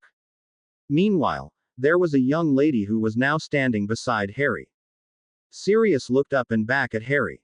Sirius, may I introduce you to Nymphadora Tonks, Potter, my sister. You've taken my cousin into your family. It was especially a proud sound that was heard in his voice. With shining eyes, he looked up at Tonks. Please bring my greetings to Andromeda and please give her a key behind her left ear from me. Tonks looked at him quizzically. Do it, you'll be able to laugh, he told her. Tonks sat down with Harry and after a while she rose again, and slowly made her way back to Bella. Sirius only wanted to talk about Harry and Bella now. He did not know why, but there was an aura of love between those two. He looked happy when they told him they would do anything for each other. Harry wanted to tell him about the dreams of Bella, but he did not. Something stopped him from doing it, but he did not know why. Sirius told that they only had a few moments left and he wanted to know some things. He first wanted to know with whom Harry was living. Harry told him that he was now living with his real grandmother and that he was very happy to be living with her. Sirius did not know who his real grandmother was and so he immediately asked for it. Bella started laughing because she'd heard enough stories from James to know what Sirius had done while he was at Hogwarts. And Harry got a wicked grin on his face. It was something that did not escape Sirius. I'm not going to like the answer now, am I? Harry laughed very malicious. No, but I will be having fun in telling it to you. My grandmother is Minerva Potter, McGonagall. Sirius's face completely fell when he heard that name. I hope that she forget about that detention I still have to do when I get out, he mumbled. Harry grinned. I think she forgot that one, but don't worry, I will help her remember it. Harry smiled even wider now. I must also tell you that I'm now living in the Potter Castle. Bella gave Sirius a hug when it was time for them to leave. It was something that made Sirius feel good, something that he had not felt in a long time. Harry promised him that he would be looking for the rat, and that he would do everything to get cleared from all charges. Sirius knew it would be almost impossible for Harry to find the rat, but he thanked him anyway. The idea that Harry believed him was more worth to him than all the other things together. With difficulty and sadness in his voice, he said goodbye to them both.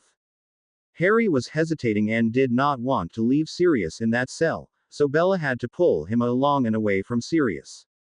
Together they walked through the corridor and back to the others. Can I have another look into your eyes before you go away?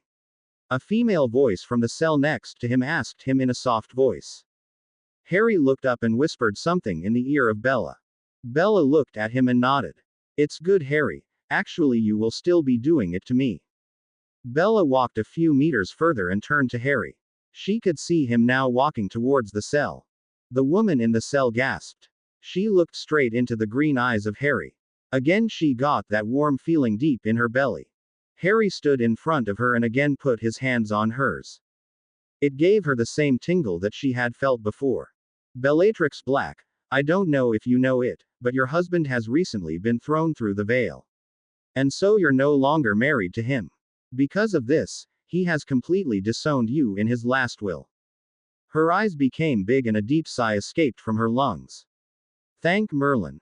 I'm out of that contract and away from that scumbag.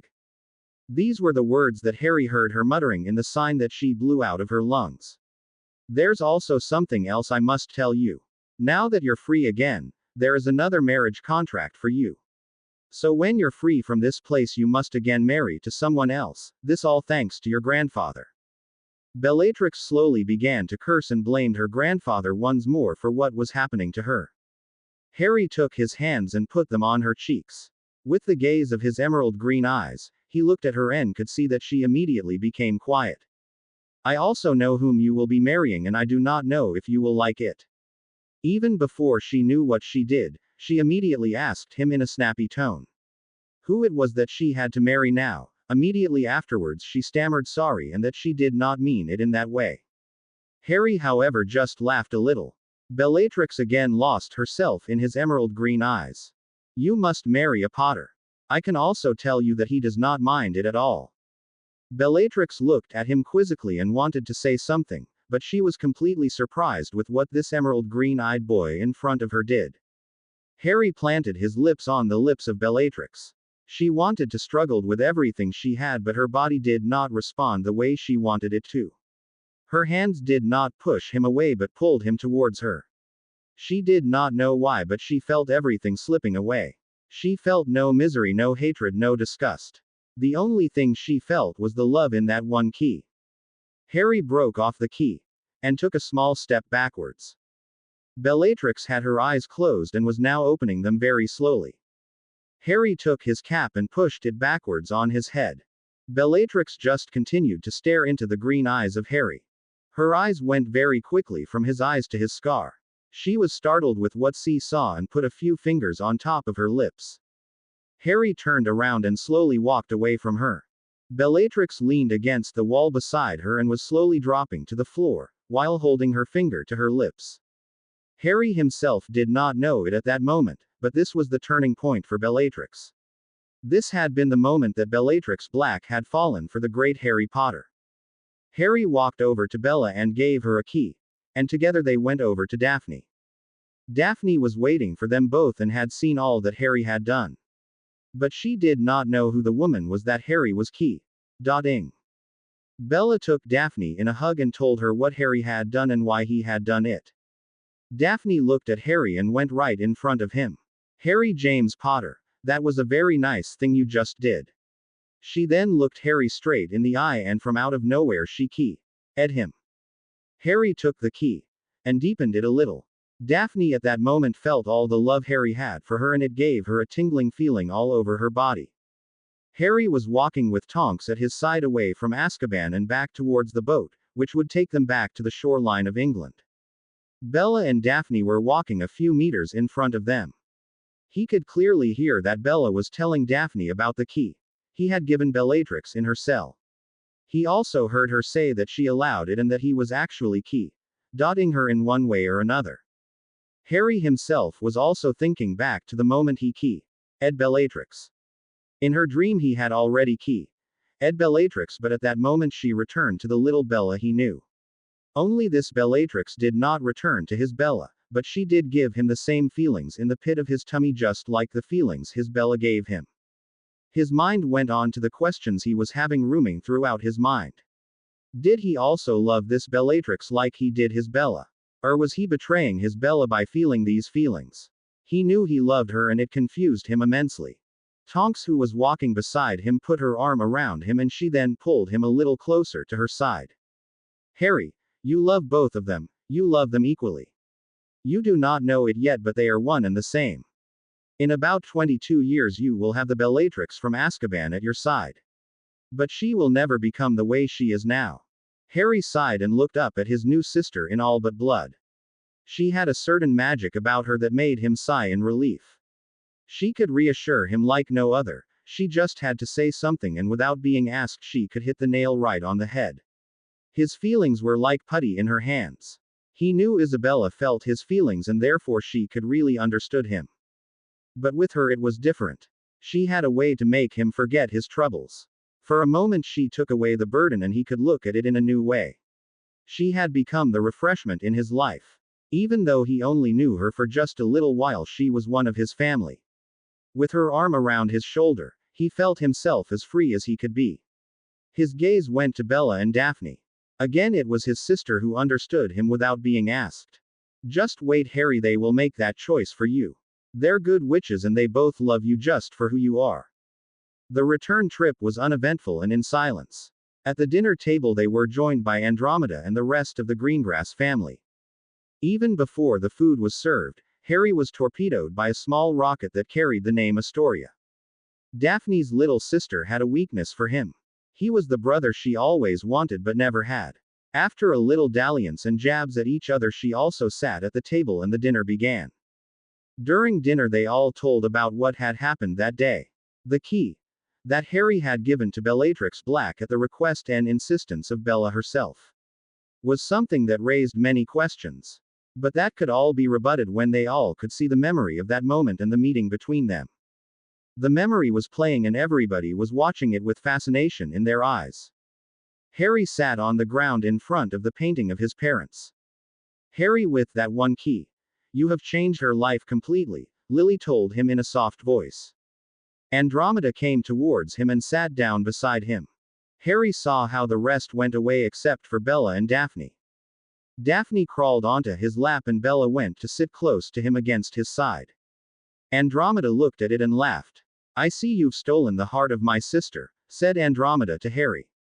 All three of them looked at her funny and did not know what she meant by it. Andromeda chuckled and again let the pensive play its content. When Harry gave Bellatrix the key, she paused the memory and began to talk, and said that Harry had to stand near Bellatrix in the memory. And now Harry also saw and heard what it was that Andromeda had heard and seen. In the memory, Harry had just given the key to Bellatrix and was walking away. Bellatrix watched him go. Her eyes were bigger and she held 2 fingers to her lips. With a sigh she turned herself against a wall and slumped down to her knees. Her fingers did not leave her lips. She closed her eyes and let her tears flow slowly around her cheeks. Harry was now standing near Bellatrix in his memory and could hear her mutter softly. I'll do anything for my Lord Voldemort.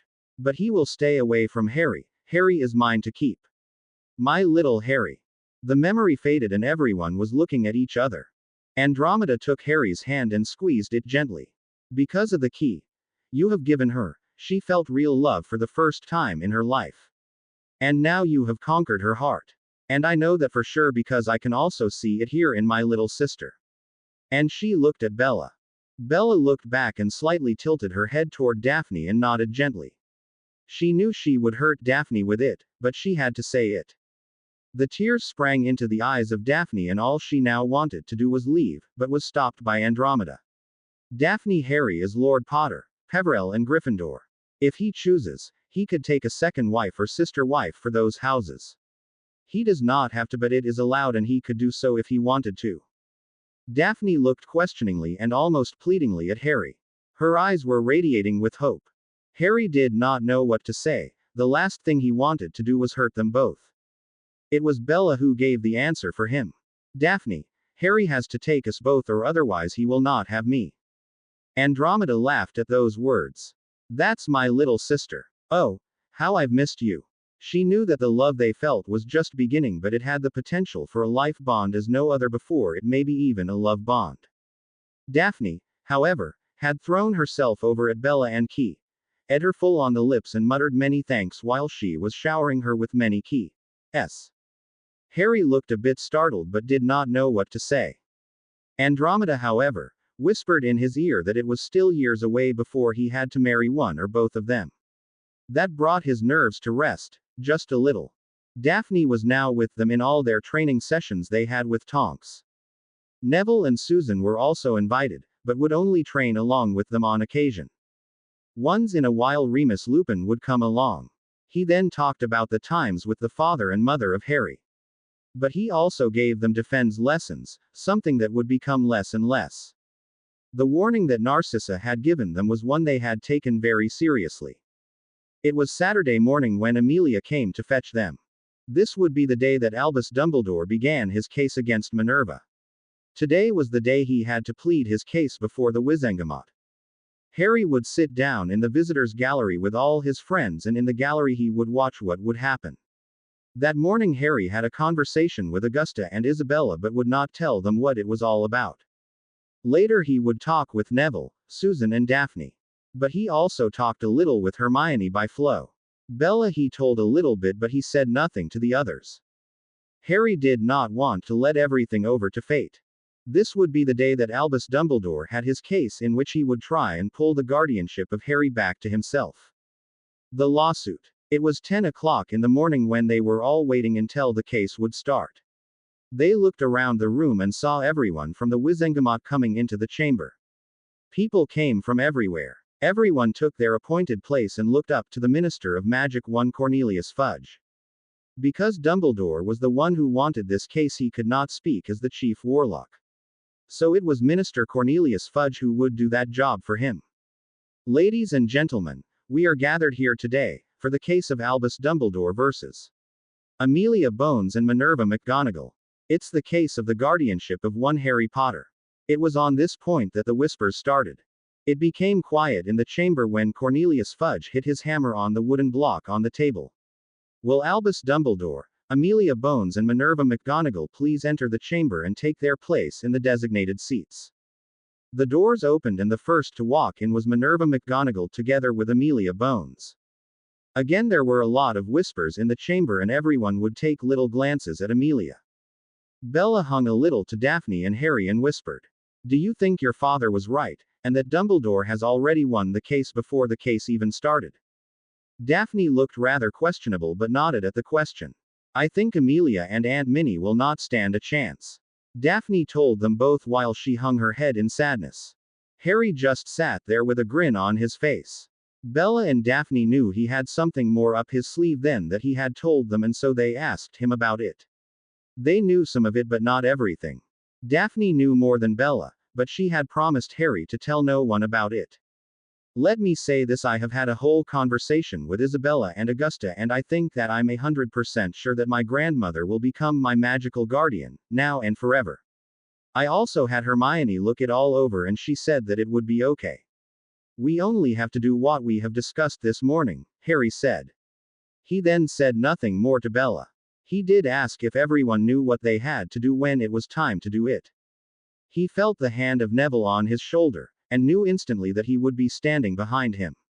His brother stood behind him just like he himself would be standing behind Neville. The bickering flared up again and everyone saw how Albus Dumbledore came walking into the chamber. He walked in as if he had already won the case. The case concerning the mistreatment of Harry would be held later in the year. And even then it would only happen if Amelia could get it done. There was still a couple of things that had to be sorted out before she could take it to the Wizengamot. And then there was also the case for Sirius that still had to be sorted out. But for now there was only this case. Amelia and Minerva already knew they were going to have an uphill battle and that it was also a lost case for them, but they still went for it. Cornelius Fudge watched how Albus took his seat and smiled kindly at him. Albus gave him a nod and Fudge began. Minister Fudge cleared his throat and said, "First I want to hear from Amelia why she gave the guardianship of Harry Potter and Miss Hermione Granger to two other people without informing the ministry about it." Was the question Fudge asked first in a not so very friendly tone. Amelia stood and took a piece of parchment from her bag. With a little cough she started. "On September 2nd last year I became the guardian of Mr. Potter and Miss Granger. However, this was not brought to my attention as it should have been done by the ministry. It was by a mixture of circumstances that made me found out that I was their guardian. With my work as head of the DMLE I could not perform the guardianship or fulfill those duties in an acceptable way in regards to the welfare of Miss Granger and Mr. Potter. Something I immediately knew from the first moment I found out that I was their guardian. I therefore had the right to appoint a replacement for those duties. It is that right I took and put them in the capable hands of Augusta Longbottom and Minerva McGonagall. I also want to announce that Harry Potter was totally left alone and had to arrange everything by himself until he arrived at Hogwarts. He was neglected during that time before and this was the moment that Fudge cut her off. The time before the school does not matter in the case we are having today. We're here to decide whether it is good for Minerva McGonagall to be his magical guardian or not, and also if she can stay his magical guardian or not. He shouted to her fiercely. Most of the Wizengamot did not note that Fudge only referred to Minerva McGonagall to be unworthy. He did not say that about Augusta Longbottom. From within the stands everyone could see that Amelia became livid when Fudge cut her off. Her head was slowly turning red. "What do you mean it has nothing to do with this case?" "It has everything to do with it," she almost shouted back. Fudge wanted to say something back but saw that Augusta Longbottom had got up from her chair. Fudge looked at her and hesitated a bit. He did not know whether he should give her the floor or to ignore her. The deadly look she gave him made him decide to give her the floor. "Go ahead, Lady Longbottom," Fudge called, stammering a little. "We are all gathered here to see if Minerva McGonagall is suitable for the position as the magical guardian of one Mr. Harry James Potter." Augusta was the first person to use his full name. But everyone knew that Albus Dumbledore was his first guardian. I for one would therefore like to know why he transferred his guardianship over to Amelia and what he did wrong when he was his guardian. There emerged a commotion under the members of the Wizengamot and in the rest of the chamber. Again it took great difficulty of Fudge to get everything quiet. He finally succeeded after 5 minutes. Amelia was now allowed to continue her plea. Amelia coughed again and continued. "Albus Dumbledore has in many aspects neglected his duties as magical guardian of Harry James Potter. He failed his duties on several levels. Harry was abused in various ways. However, this aspect we will announce later this year if and when we want to hear him as a head suspect for that case." After these words there was again a tumult that arose from the members of the Wizengamot and on the visitors' gallery. Fudge had to hammer his hammer again to silence them. In the meanwhile he broke his hammer and pouted about it like a little kid. Amelia, however, did nothing and just smiled. After about 10 minutes she went on. "There are two things I can communicate to you about the reason why Albus Dumbledore is not suited to be his magical guardian. 1. He was picked up by Rubeus Hagrid for his things in Diagon Alley. Something that can only be done by a professor from Hogwarts or an employee from the ministry. And 2. That he was left on his own to go to the Hogwarts Express. Fortunately, Arabella Figg, who was a squib, accompanied him when she found out that he was on his own." Amelia then thanked the Wizengamot and sat down quietly. Minerva McGonagall just sat there quietly. She, like the rest of them, just had to be there and wait at what was to come. Fudge let everything sink in and handed the floor over to Albus Dumbledore. "Dear representatives of the Wizengamot, I bid you all welcome. I cannot tell you how glad I am that you are all here." Why Dumbledore said those words no one knew, but everyone immediately felt at ease. But there was some in the visitors' gallery who began to roll with their eyes. What they did not know was that Albus Dumbledore was performing a light wand-less compulsion spell to make everyone see that he was right. Albus looked around the room and began again. I'm here to tell you why I think that Minerva McGonagall is not suitable to be the magical guardian for Harry Potter. As so many of you know, a lot comes along with being a magical guardian. It's therefore that I believe that Minerva McGonagall is not suitable to be a guardian, and yes, I know I've made mistakes in the past and, unfortunately, I also made mistakes with Harry. But I will put everything right if you would allow me to have a second chance. Bella sat next to Harry and became angrier by the minute. The old GGHHMM by Merlin's beard, I could kill him right here and now. Bella brought out angrily.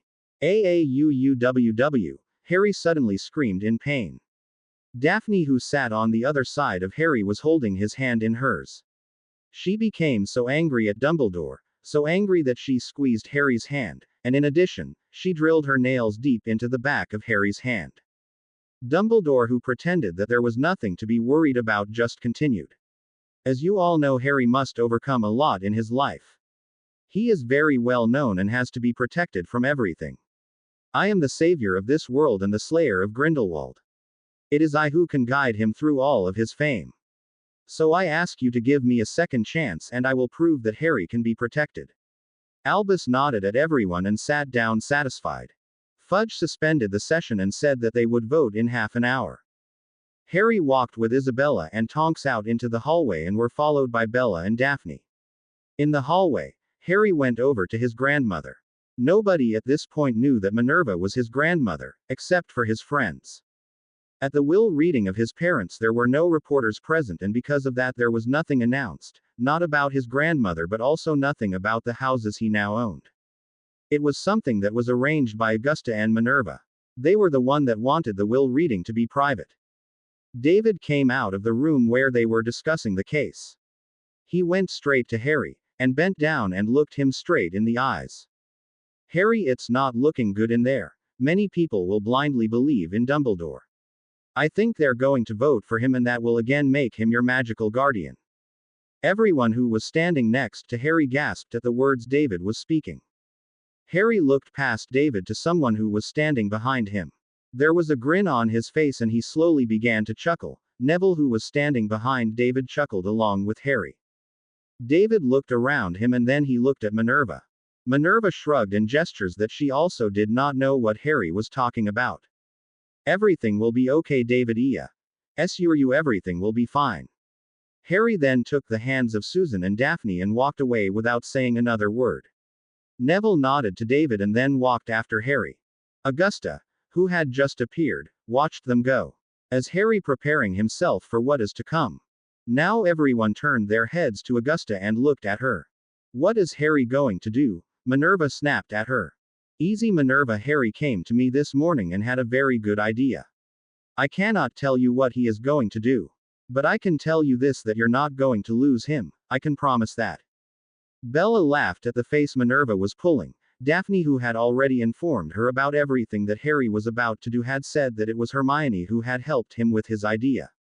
Hermione, who just walked in with her parents, walked straight to Bella. Where is Harry? Are they ready? Must he still do it? When will it happen? Are they prepared? Hermione rattled every question she had at Bella in one single breath. Bella looked at her quietly and waited until she breathed. He has just left. Yes, they are ready. Yes, they still have to do it. We have to wait. And yes, they are prepared. All thanks to you, was all Bella told her.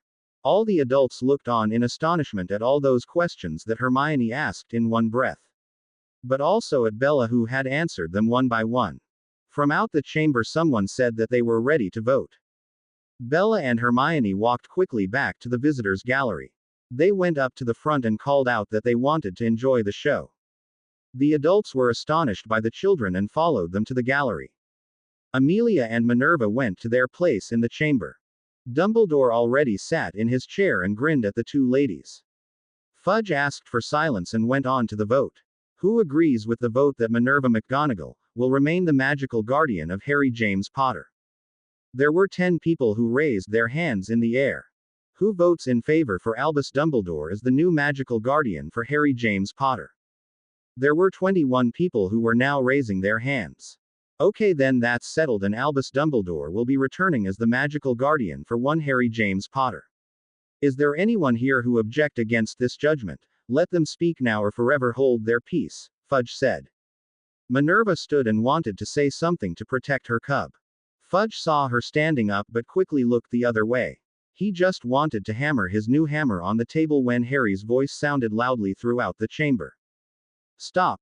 I, Lord Potter of the ancient and noble House Potter, object against the verdict. Everyone in the chamber became quiet and looked straight at Harry. Fudge looked very irritated at Harry and shouted, I am sorry, Harry, but your opinion does not count in this matter. You are a minor and have no say here. Again Fudge raised his hammer and was about to hit the table. Minister Fudge, I said stop, sounded the fierce voice of Harry again through the chamber. Fudge again looked at Harry and was slowly turning red from anger. He wanted to say something about it. Harry raised his hand and gave him an angry look. Fudge stopped when he saw Augusta rise again. Augusta gave Harry a sign that he could say what he wanted to say. I, Harry James Potter, Lord Potter of the ancient and noble House of Potter, am here to take my right to speak as an owner of 4 seats in the Wizengamot.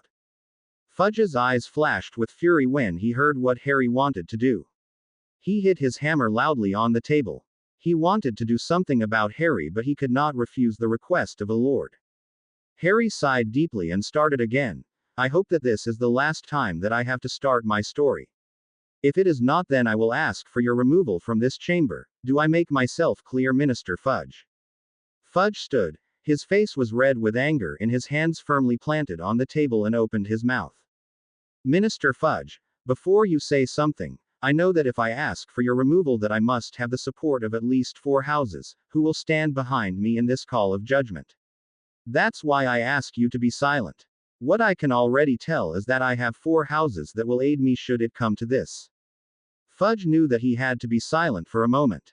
He never believed that Harry had 4 houses that would stand behind him. But you could never be too careful. Dumbledore seemed to be somewhat uncomfortable when he saw Harry in this way.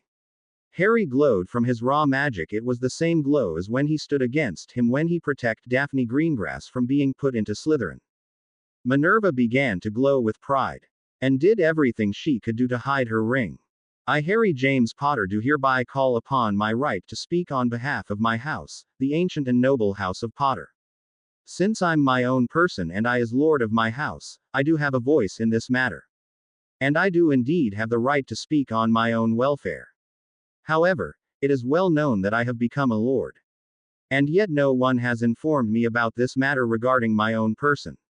I would like my 4 chairs to be added to the side of Minerva McGonagall. Quote. Fudge could no longer contain himself. Those are 14 votes and still too little, so Dumbledore is and will be. Stop! Shouted Harry now with a voice full of fury. Minister, may I introduce you to Minerva McGonagall, Lady of the Ancient and Noble House McGonagall. This house will stand behind me. Minister, may I introduce you to Susan Bones, heiress and damsel of the Ancient and Noble House Bones. This house will also stand behind me. Minister, may I present to you Daphne Greengrass, heiress and damsel of the Ancient and Noble House Greengrass. This house will also stand behind me. Minister, may I introduce you to Neville Longbottom, Lord of the Ancient and Noble House Longbottom. This house will also stand behind me. The 3 friends went behind Harry and stood as a block behind him. Fudge swallowed hard and looked at Augusta and David. Both nodded that they were standing behind Harry. Harry smiled a little. As you can see, Minister Fudge, I do have the support of 4 houses and enough to remove you if it should come to it.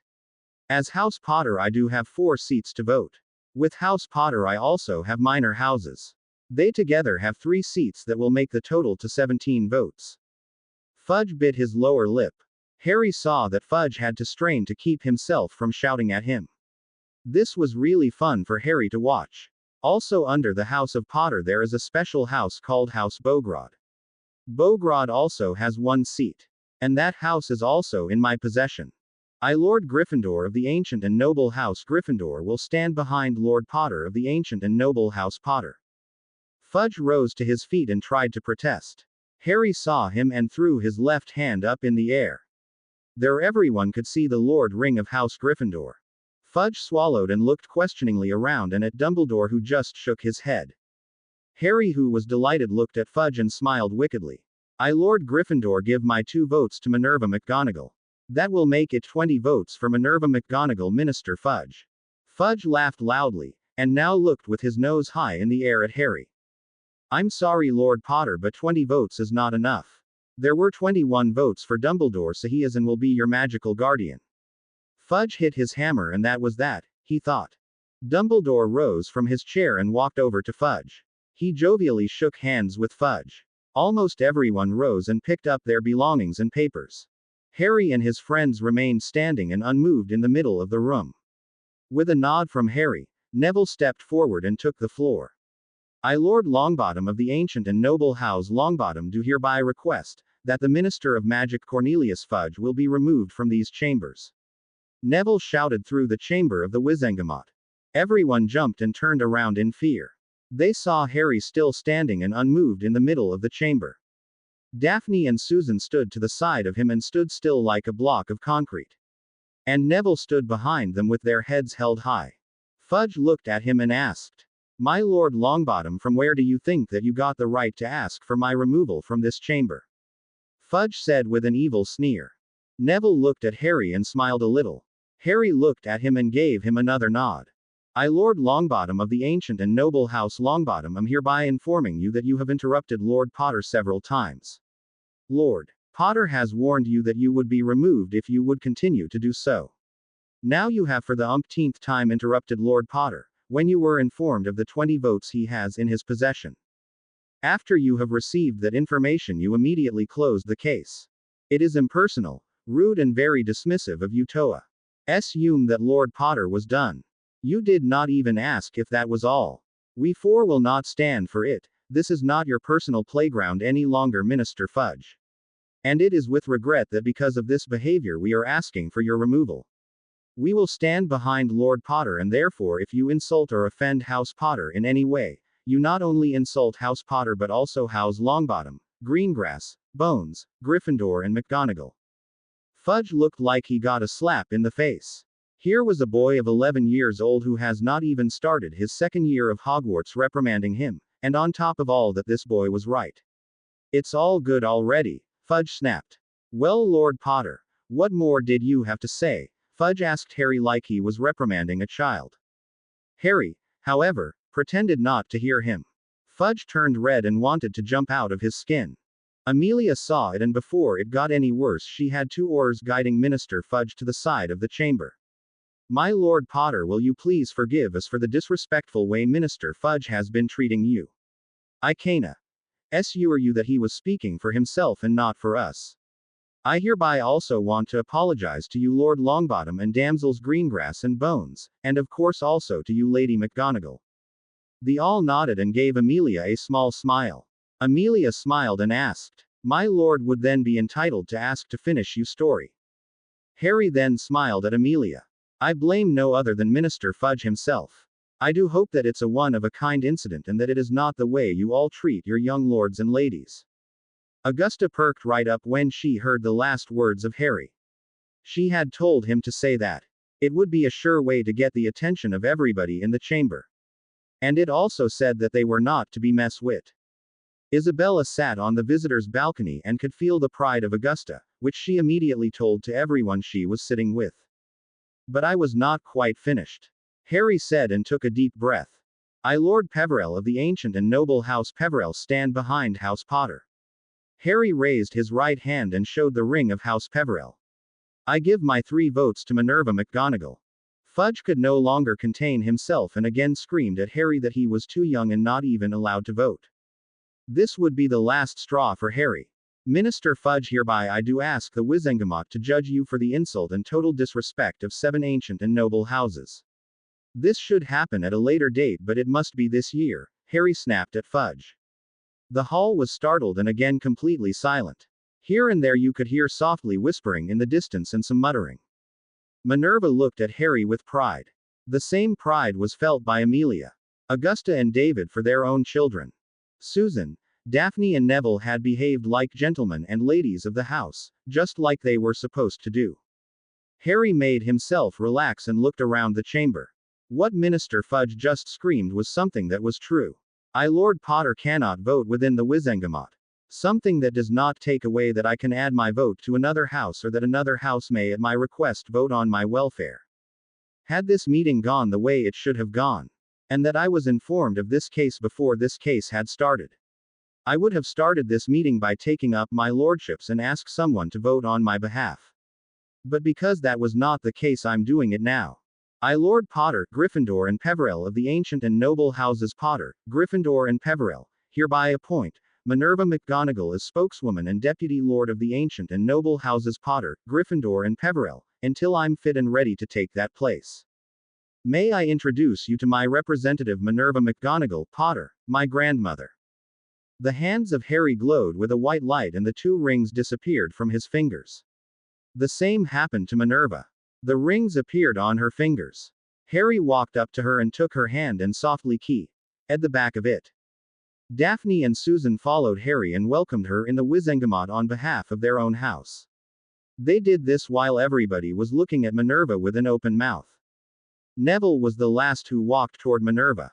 I, Lord Longbottom of the ancient and noble house Longbottom, welcome you back in our midst. Welcome, Lady McGonagall, Potter. And Neville kissed at the back of her hand softly. The 4 of them walked out of the room and went straight to the leaky cauldron. That was what Harry and Neville had agreed upon with Grangran. In the chamber of the Wizengamot, everybody saw them go. Albus walked straight to Minerva and said. The 4 left the chamber and were quickly walking towards the leaky cauldron. They left the ministry by flow and came out at the leaky cauldron. They told Tom the innkeeper that they would be in the room that Augusta Longbottom had reserved. This was also one of the things that Harry had discussed with Augusta. I really hope it was successful, Harry, Susan exclaimed as she slumped down in a chair. Daphne plopped down on the couch next to Harry. And she immediately took him into a hug. Neville, who was standing by the window, had a good view of Diagon Alley and could immediately see if someone was coming or not. I hope so too, Susan. According to Augusta and Isabella, it was the only chance I had. And according to them, it was also the only choice I had. Harry answers thoughtfully. Daphne dropped her head on the lap of Harry and from underneath she looked at him and deep into his eyes. Harry, if it did not work, then you have to go back to those nasty muggles and you also have to listen to that old goat. And I do not want you to leave us, Harry. Daphne said and almost begged as she was staring into the green eyes of Harry. It was a thought that also went through the mind of Harry. Years of abuse had made him fearful of everyone who would raise their hand in front of him. It also made him anxious and hard on himself. Bella and Daphne, however, had gotten his heart beating again. Daphne, I'm never going back to those muggles. Whatever that old goat has to say, I will never go back to those muggles. Neville put a hand on Harry's shoulder. Harry stiffened at the touch but knew instinctively that it was Neville. If you do have to go back, I will help you escape, Neville told him solemnly. The door slammed open. Bella and Hermione were standing in the opening of that door, breathing heavily from running all the way to the leaky cauldron. Bella then ran to Harry and Daphne and took them both into a loving hug. Hermione was already by Neville's side and did the same with him. How nice. And again I'm the only one who is without a hug, Susan said, with a mock pout. Ah, Susan cried when she was buried beneath her 5 friends. It was a wonderful feeling Bella had as she looked at the pile. She finally had more friends and she also had Harry. Arabella in the meanwhile stood in a corner and smiled broadly at the antics of the friends. Bella and Hermione told them they knew nothing about what had happened after they left. They were afraid to stay and wanted to wait just like them, for the answer Harry would be getting. It took almost an hour before the others were back. Tonks was the first who came running into the room. She had been in the chamber for a training mission. Harry, you were great. Really, really great. She screamed as she rushed to Harry and hugged the stuffing out of him. Tonks together with Harry landed on the ground. Tonks scrambled to her feet and blushed about the clumsiness she had, but she also had to smile a little about it. It was at this point that Amelia, Isabella and David walked inside.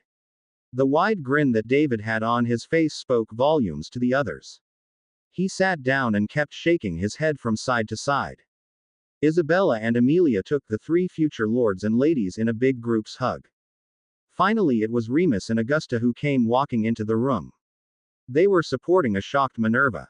Tom the innkeeper who was walking behind them was carrying a large bottle of fire whiskey and lots of empty glasses. Harry and Bella got up and walked over to Minerva. Are you all right, Grandma? Harry asked, a little hesitated. Just like Bella, he now had a look of disbelief in his eyes. Minerva took a large glass and drank it in one go. Harry James Potter, you will never ever do that again, she exclaimed. Harry looked at his grandmother with big eyes. You and your friends have overturned everything at once. And when 4 12-year-old children place Minister Fudge under supervision, then that is an remarkable achievement to pull off even by adults. She then looked sharply at Harry. And Dumbledore can say nothing to you without my permission. She ended her tirade with a smile. Harry could not quite grasp it. Augusta saw it and said she would tell everything. Everyone sat around the table and they all looked impatiently at Augusta. You know that the rings appeared on the fingers of Minerva when you told everybody that she was your grandmother. You all took a worthy farewell and then left the chamber and the audience behind. So with a lot of respect I must first say you've all done wonderful. There are very few lords and ladies who are less worthy as you all were today. And Augusta took a bow to the future lords and ladies. The moment that you all left the chamber, Albus walked to Minerva and said. Flashback. Minerva watched Harry and his friends walked out of the chamber. She sighed and turned back to the members of the Wizengamot. In front of her nose stood a now heavily breathing Albus Dumbledore. You've ruined everything, you know. My plans were so well made and it was all for the greater good. Before Albus could finish his sentence, there was a sound of a slap from a flat hand against a cheek. Everyone looked around and saw Minerva bending towards an Albus Dumbledore who was now lying on the ground. Her hand was still hanging high up in the air, between clenched teeth and soft enough so that only Albus and Amelia, who was standing beside her, could hear Minerva whispering. You can go to hell with your greater good. You have taken away my daughter and you kept my grandson away from me. I cannot imagine the damage you've done to that boy, but I can tell you this, Albus Dumbledore. Harry Potter is my grandson and everything that has been done to him, I will take out on you. I will make you pay for everything that you did to him. Please, let's keep it peaceful, Fudge said from the corner of the chamber. End flashback. It was Minister Fudge who again wanted to speak without thinking about it. But he was immediately brought to silence by a mute curse Minerva had thrown at him. Augusta said while she smiled at Minerva. Fudge did not know what hit him and he immediately shut his mouth but was turning red from anger. In 2 months he has to come in front of the Wizengamot for insulting 7 ancient and noble houses. He will be fined for it and must give a written apology. Which you all have done great by accomplishing it, and Harry, because you have made it very clear that Minerva is your grandmother, you are cleared and you no longer require a magical guardian, you now have a family to do that task. Augusta was looking proudly at Neville. Grandson, I'm so proud of you. The way you've defended our house was great and it gave me chills. Augusta exclaimed proudly to her grandson. My grandson Lord Longbottom, she whispered. Gran, it was Harry who said I could do it, Neville told her shyly. It does not matter, Neville, you've done it and we are proud of you, David told him. Harry and Bella were still looking anxiously at Minerva. Isabella put an arm around them and told them in a gentle voice. Minerva was very shocked because Albus Dumbledore wanted to go at her in a blind rage. Harry looked at his grandmother and started to get really angry. Isabella immediately felt it and told him that he had to calm down. Isabella smiled at him and said, Minerva has made it perfectly clear that if Albus were to ever come near her cub again without her knowing it, she would let him feel every curse she know. I could swear that Albus almost wet his pants from fear when he looked in the eyes of Minerva, Isabella told him. And everyone began to chuckle at her words. Minerva was as red as a Weasley while Harry and Bella took her in a proud hug. After that they were all enjoying a lunch in the Leaky Cauldron. There was a lot of chit-chat and laughter at what had happened to Minister Fudge and Albus Dumbledore. Then after the lunch they said goodbye to Tonks and went to shop for their school supplies in Diagon Alley. First they all went to Gringotts for some gold which they would need for the things they would be buying. First Harry and Minerva went to Madame Malkin's to make sure that the family crest of the Potters was on all their robes. This weapon would also be on all the robes and garments of Bella and Arabella. Under the family crest of the Potters were little crest of all the houses that were allied with the House of Potter. It was an impressive sight when you saw all those weapons on the right side of their robes. Everywhere in the alley they were getting the things they needed. Stationery, potion ingredients and treats for Hedwig, Harry's owl. From further down in the alley they suddenly heard a deafening racket. There was shouting and screaming from out a bookstore. The group immediately looked in the direction of Flourish and Blots. Bella and Harry rushed to the spot to be the first to see what it was. They were closely followed by Daphne and Neville. Less than 6 meters separated from the shop they saw how Arthur Weasley was struggling with Lucius Malfoy when they were pulled out of the store. Two great hands kept the two men apart. They recognized Hagrid by his big black beard while he was holding Arthur and Lucius a meter above the ground. Both were swinging their arms and legs at each other, but were hitting nothing but air. It took a while before they became quiet again and calmed down enough to be put down on the ground. Bella then saw a little frightened girl come out of the store. She had long red hair. Bella grabbed the arm of Harry and whispered in his ear, "Look at that, Harry, it's Ginny Weasley." Would she still be afraid of her mother as she was that day in the Great Hall? Harry shrugged and said that he did not know. Both went over to Ginny and greeted her. "Hi Ginny, how are you?" Bella asked her kindly. Ginny's eyes widened as she looked from Bella to Harry. You could tell that she was surprised that she saw them again and also that they remembered her. Anxiously she looked at her mother, who stood in a row that ran all the way to the back of the store. Hermione squealed when she saw all those books and ran inside. Neville was pulled along by his arm. Bella and Harry laughed out loud. They both knew that when Hermione noticed books there was no holding her back. Daphne would normally go along with her, but now she wanted to stay with Harry. Ginny became more and more anxious by the minute and she became extremely shy. Bella saw it and took Harry inside. Daphne followed them and secretly watched from out of the corner of her eyes at all the books she was seeing. The row that was in the store ran to the back of it. Everywhere they looked, there were mothers waiting with lots of books in their hands and smiles on their faces. Harry huffed a little at all those people while he was trying to get their books. Harry finally had their books and went over to the counter to pay for them, and he also paid for the books. Bella had this because he knew that Arabella did not have that much gold on her. It was a hassle to get out of the store. Daphne was standing next to Harry and looked at a wizard who was standing in front of everybody. Bella followed her eyes and asked who that was. That is Gilderoy Lockhart. He is a writer and a fake when it comes to magic. That's what my mother says, at least Daphne told her in a way as if the man had done something personal to her. Harry noticed that they needed all his books. Dancing with Trolls. Vampires are easy to kill. Harry sighed. You will not believe this. Do you really think he laughed when he was dancing with those trolls? Harry asked them when he showed them the books. Daphne and Bella laughed loudly.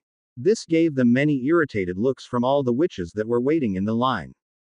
Gilderoy Lockhart also looked their way and saw to his astonishment the great Harry Potter, who was standing between the two girls. From the perspective of Gilderoy Lockhart, that is Harry Potter, was the first thought that went through the mind of Gilderoy Lockhart. He knew that Harry was more famous than he was himself. It would be very good for him and his image if he could have a moment with Harry, especially when such a moment could be captured on a photograph. He had to do something to make that possible. He saw Harry turn around and walk away. It was now or never, he thought. With his right hand he grabbed Harry roughly by the shoulder and pulled him to his side. With a jerk he pulled Harry towards him when Harry wanted to pull away. He threw his left hand high in the air and stretched his fingers.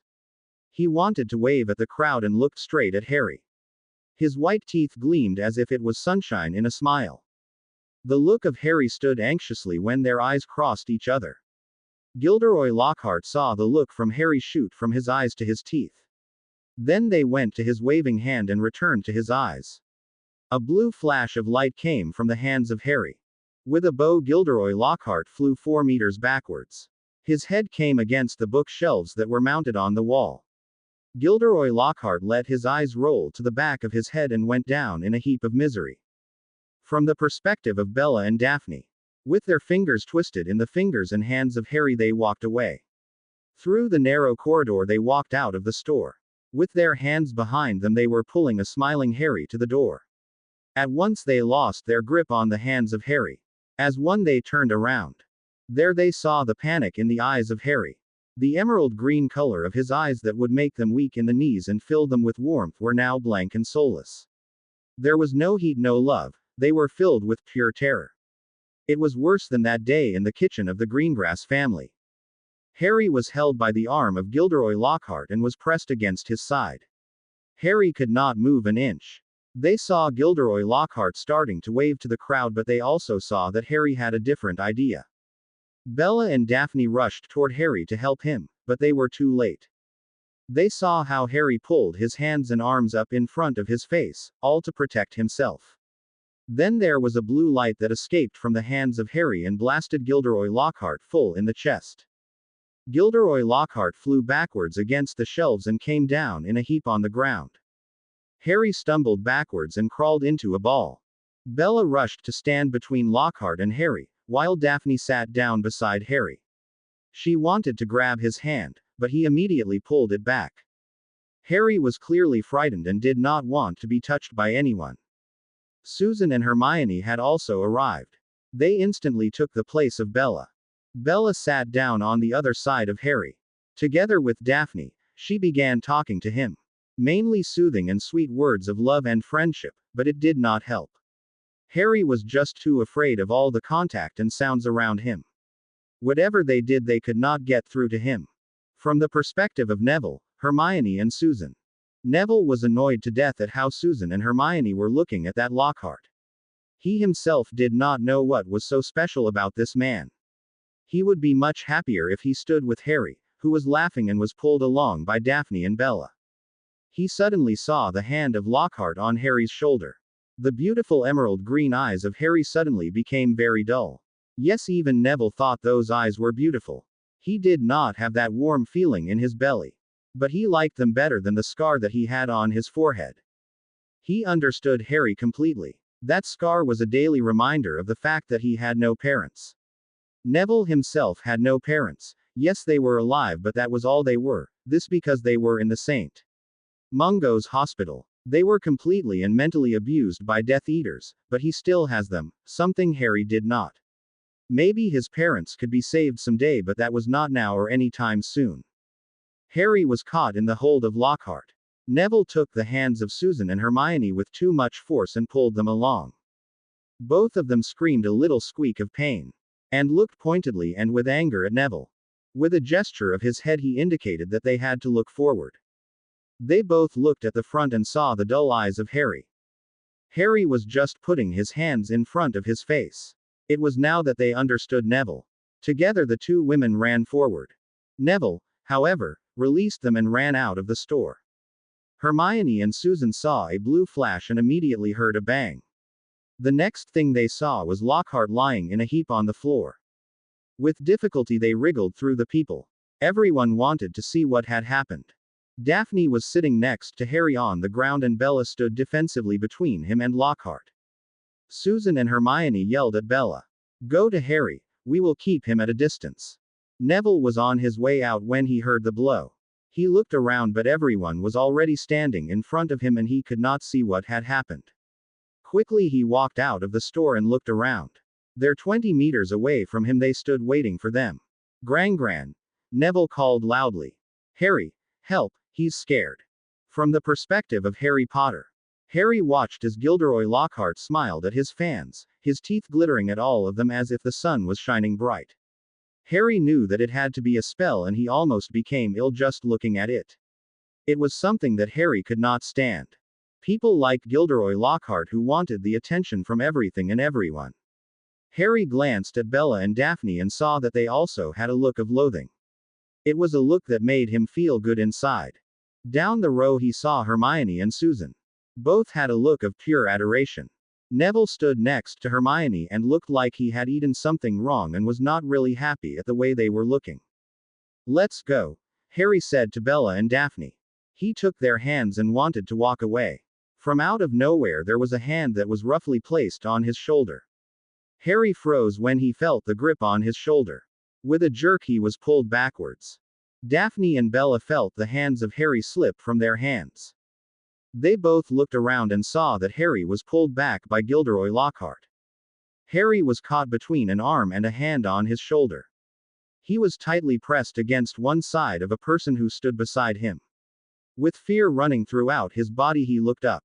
There in front of his eyes he saw the gleaming white teeth of Gilderoy Lockhart, Gilderoy watching him and laughed that disgusting smile at him. Harry watched as he raised his hand. How he stretched his fingers and again how he smiled at him. Panic was the only thing Harry was feeling now. In his mind he felt the hand already hitting his cheek.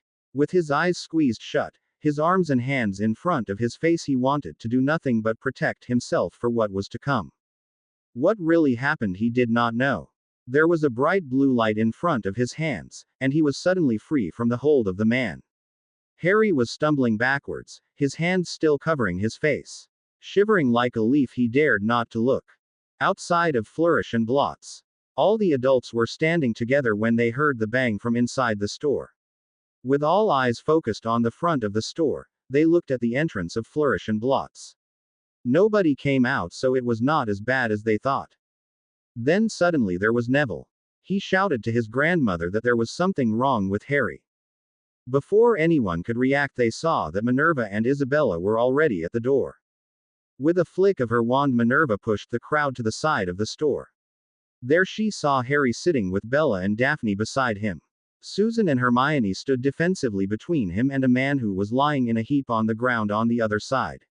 What had happened she did not know, nor did she care. But she saw that both Bella and Daphne had tears in their eyes. With only a few steps from Minerva, she was at Harry's side. She looked up at Isabella. "Take Daphne and Bella to Potter Castle, I will take Harry. And you too." She pointed to Hermione and Susan. "Outside now," she cried, almost snappy, and Minerva disapparated straight to the castle. Harry looked up at his grandmother and scrambled right back into the corner, pain and fear clearly in his eyes. They were apparated in the side room where the portrait of Lily and James hung. In the corner underneath that portrait he crawled back into a ball and started shaking. Lily was in the bottom corner of her portrait. She sat down and called to her son. "Harry, look at me. Look at me, what is wrong with you? Please, my sweet boy, look at me." It sounded almost as if she had to beg. Harry, however, crawled more and more into a ball out of fear. At that moment Bella, Isabella and Daphne came inside. While Bella and Daphne told everything to Minerva, Lily and James, Isabella went over to Harry. She threw her feelings open and almost fainted from the overload she got from Harry. With tears in her eyes, she grabbed the hands of Harry. He immediately wanted to pull them back, but she stopped him. Harry felt that she wanted to share the pain and fear with him. She did a lot of effort to make him less afraid, but it did not help. Harry had enough of it all. His mind went blank and he just shut himself off to the outside world. Isabella looked at everybody that was standing around her and said, "Harry is not there. He is retreated into his own world. It had been a good year, but Lockhart has ruined everything with what he has done." Bella and Daphne stood weeping behind Isabella. Their Harry was a ball of fear and no longer accessible to them. All those years of abuse had now taken its toll. It was almost 10 minutes later when the others walked through the door. There came a noise from the adjoining room which made Harry only cuddle more into himself than he had done so far. When the others came into the side room, it suddenly became very silent. David put his hand on the shoulder of his wife Isabella. She was still holding the hands of Harry. Isabella looked up at her husband and she slowly shook her head no. David turned around and pushed everyone out of the room. The look in the eyes of his wife was enough for him to tell him what she meant. "Outside now," he told the others while he was pushing them outside. Their questioning glances were enough to demand David for an answer.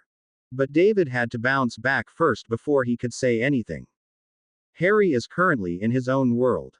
He has escaped to a place in his own mind and doesn't want to come out. David exhaled noisily and went on. "The only things we can do now is pray to Merlin himself and have faith in what is to come. If Minerva and Isabella are able to have him responding back to us within a few hours, then we have a good chance to have him back completely. We have seen this before and there is almost nothing we can do." He then looked at Augusta and Neville and nodded. Augusta, who brought Neville, who was now bursting out in tears, to her shoulder, looked at him. "Harry, just like my mother and father that cannot be, Neville said between his sobs. David walked toward him and put his hand on his shoulder. Minerva and Isabella will do everything to bring him back. If there are two people who can get this done, then they are the two people to succeed. Then and only then he will be back as new. But we must do it quickly. Harry is now terrified of everything that is around him. And as long as he is scared, there is hope. If he is no longer afraid, then it is no longer possible and he is completely shut down. The only thing we can do now is pray. He told everyone while he was holding Neville in a hug. Sobbing and gasping for air, Neville held on to David. He just could not believe it. All they could do now was nothing but wait, and that was all they did. Bella sat down on a chair and Daphne had crawled up against her. What was happening in the room next to them was not clear. They only knew that they were fighting to keep Harry with them, with all they could think of. The tears flowed freely from the eyes of Bella and Daphne. All they could think about was that they had lost their Harry, just when he was used to their hugs and kisses. Susan sat with her aunt, and Neville sat with Hermione by his grandmother. After almost 2 hours there had been a sign of hope. Arabella was immediately sent to the potion chamber. She had to make different kinds of potions for Harry. And now they all had to act quickly. David, who was on his way to Hogwarts, something that was commissioned to him by Isabella, had to go there to get Poppy Pomfrey without Albus knowing about it. They would not put it past Albus to make some kind of use of this situation if he was able to do so. During his walk to the gates of the Peverell estate he came across Andromeda and Tonks. They had heard about what had happened in the alley and came to see if they could help. They did not know what, but they would do anything for their new lord and brother. Now that they were a family, that was all that mattered. After another hour Isabella came out of the room. She explained that they had Harry so far that he was responding to their words. But he could not seem to get out of his world. They must have a Legilimens specialist, someone who can get into someone's mind. The only two they knew who could do it and were able to do it were Albus Dumbledore and Severus Snape. But she could not bear the thought that Harry would see one of them first when he came out of his mind. Andromeda heard it and she immediately stood up with determination in her eyes and clearly said. David had removed everybody from the chamber and had closed the door behind him as he left. Minerva was standing behind Isabella and didn't know what to do. Slowly she let herself sink down to the floor and sat behind Harry with one of her legs on each side. Harry was still sitting with his trembling hands in the hands of Isabella. His eyes were dull and were looking at nothing at all. That was the sign that Harry had pulled himself back into his own little world. They had to find a way to get Harry back to the living. But that was something that was easier said than done. Lily sat in the corner of their painting and was crouched down to be at eye level with Harry. Lily did not know what she could do to help her son. She had just been reunited with her son, and was about to lose all over again. All thanks to Albus Bloody Dumbledore. Because no matter how they twist, turn or bend the story, Albus had started the things that had caused all of this misery.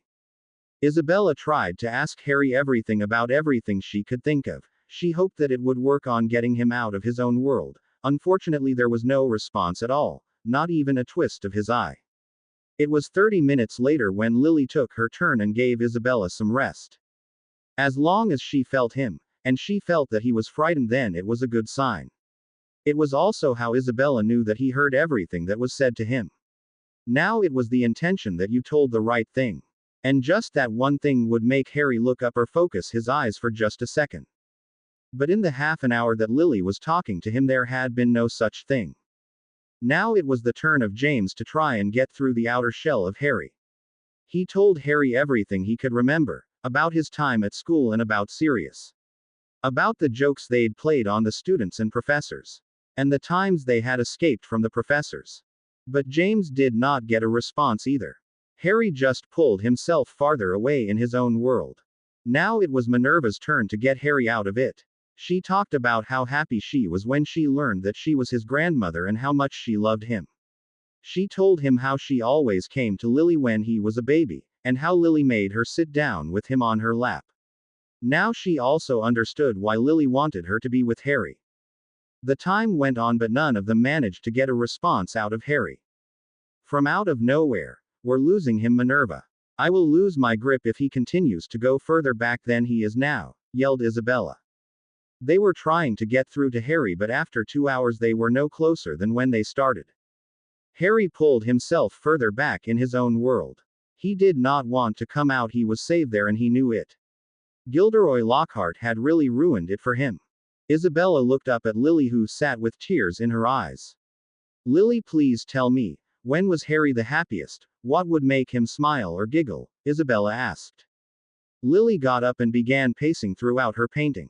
She had to know what it was, but she could not think of it. When had Harry been the happiest? He was just over 1 year old. Lily came back to sit in the corner of her painting. I do not know, Isabella, he was so small. I only know that he always smiles when Onkal came by. In the room next to the one that Harry was in, sat all his friends and extended family. Astoria and Daphne were sitting with their father and Neville was sitting with his grandmother. Susan was sitting next to Bella, who was sitting on the lap of Arabella. Bella dear? Arabella asked. Bella nodded. What was it that you and Harry were asking that little Weasley girl? Bella looked at her mother and had to think hard. Well, do you remember when Ginny came to Hogwarts last year? Bella asked. Arabella looked at her and nodded. She had heard the story from Minerva and had also seen the memory. It was also at that time that Harry had admitted that he had been abused. It had taken her the rest of that evening to comfort a distraught Minerva. Well, Harry and I figured that she was abused and manipulated by her mother in some way. And today Harry and I just went over to her to say hi. And she immediately became quiet and was making glances at her mother. I don't know how, but it's just like Harry and me can feel when someone is abused as a child. We also think that Professor Snape was abused, and if he was not, then he is the biggest bully in school, Bella said. It was at this time that Amelia came into the room. Susan was the first to see her aunt and ran towards her and hugged her as if her life depended on it. Amelia sat down and was looking at the others. Is everything okay here and how is Harry? She asks no one in particular. Everything is still the same. Minerva and Isabella are doing everything that they can. It's just like seeing a beaten puppy that is afraid of his own shadow. Amelia didn't say anything and was just looking at the door that Augusta was also looking at. Amelia, what happened with Lockhart? Augusta asked pointedly at her. Amelia sighed. There were a lot of hysterical witches who were blaming that boy for attacking Lockhart. I think nobody saw that. That boy was none other than Harry, so we put a stop at the book signing and took Lockhart to the ministry. There we questioned him and he told us that he just wanted a picture with Harry Potter. He had no idea what he had done. I then warned him that he could not do such a thing and that he ever does something like that again that I will lock him up for child abuse. After that I had to let him go. It was then that the children wanted to protest, but Amelia held up her hand. If I had arrested him I would have had to tell everything about Harry. That was something I could not do. Lockhart doesn't know what Harry's life before Hogwarts was like, therefore I cannot arrest him. I would have loved to do it, but there was no reason for, Amelia told everyone with a sad voice. Bella looked at her friends and they all went over to Amelia and hugged her. I'm sorry, Amelia, you did okay. I just wish there was more that you could have done. Mita, Bella, Mita, Amelia whispered back. Lily got up and began pacing throughout her painting. She had to know what it was, but she could not think of it. When had Harry been the happiest? He was just over 1 year old. Lily came back to sit in the corner of her painting. I do not know, Isabella, he was so small. I only know that he always smiles when Onkal came by. Harry turned his head towards the painting when he heard his mother say something familiar. Yes, that is it. I feel him, Isabella almost screamed. Harry turned his head back and retreated back into himself. What you just said, Lily, that was it, Isabella told Lily with hope in her eyes. All I said was Onkal, Lily said with some hesitation. And again Harry turned his head to the painting when he heard that word. Lily looked at Harry and then at Minerva. Mom, you were Onkal, do you remember that? He was just starting to talk and he always tried to say your name, but it always came out as Onkal. You sat hours and hours just singing that song to him and he would smile every time. Minerva was looking at the ceiling and then she remembered. Immediately she made herself comfortable and took Harry into a small and soft hug. Isabella grabbed his hands a little tighter and she felt him pulling back. Slowly Minerva began to sing an old Irish song in her own Scottish way. The song was Oh Danny Boy. David just came from behind the door to look around the corner when he heard the song Minerva was singing. Isabella looked around and smiled at him. Tell Arabella that she needs to make the potions Poppy always wants her to make. And you can go to Hogwarts and bring Poppy here as fast as you can. I don't know if we will need her, but better safe than sorry. David looked at his wife and asked, "What can I tell the others?" "Tell them that there is hope, but more than that I cannot say. Harry must first talk more than the 2 words he had said so far. If he does, then we'll have him back in no time at all." David nodded and walked back to the others. Isabella closed her eyes to feel Harry better. Slowly, a smile appeared on her face. Minerva had her eyes closed, and slowly she could feel Harry more and more. She continued to sing the song and repeated it each time over and over again. She was rocking her grandson of 12 back and forth on her lap. "He's stuck. He cannot come back. I feel that he has lost his way," Minerva suddenly said out loud. Isabella looked up at her and said that she was right. Harry had lost his way and had found a safe place, at least a safe place that was safe for him. "Why is it that you can feel him now and not an hour ago?" was the question of Isabella. Minerva looked at Isabella but did not know why that was. "It's the mercy spell. Now it's in full operation and you will never lose him, Mom," Lily explained to Isabella and Minerva. Then she went on and explained what she had done for Harry and her mother. And that they would feel each other in a matter of time. She would also feel his pain in a little while and maybe more. And as long as Minerva continues to search for Harry, then Harry will never be far away. Not even in his own mind. The question was just where he was at this point. James went on to explain that they needed a Legilimens, someone who could get into the mind of Harry and can go search for him and get him out of there.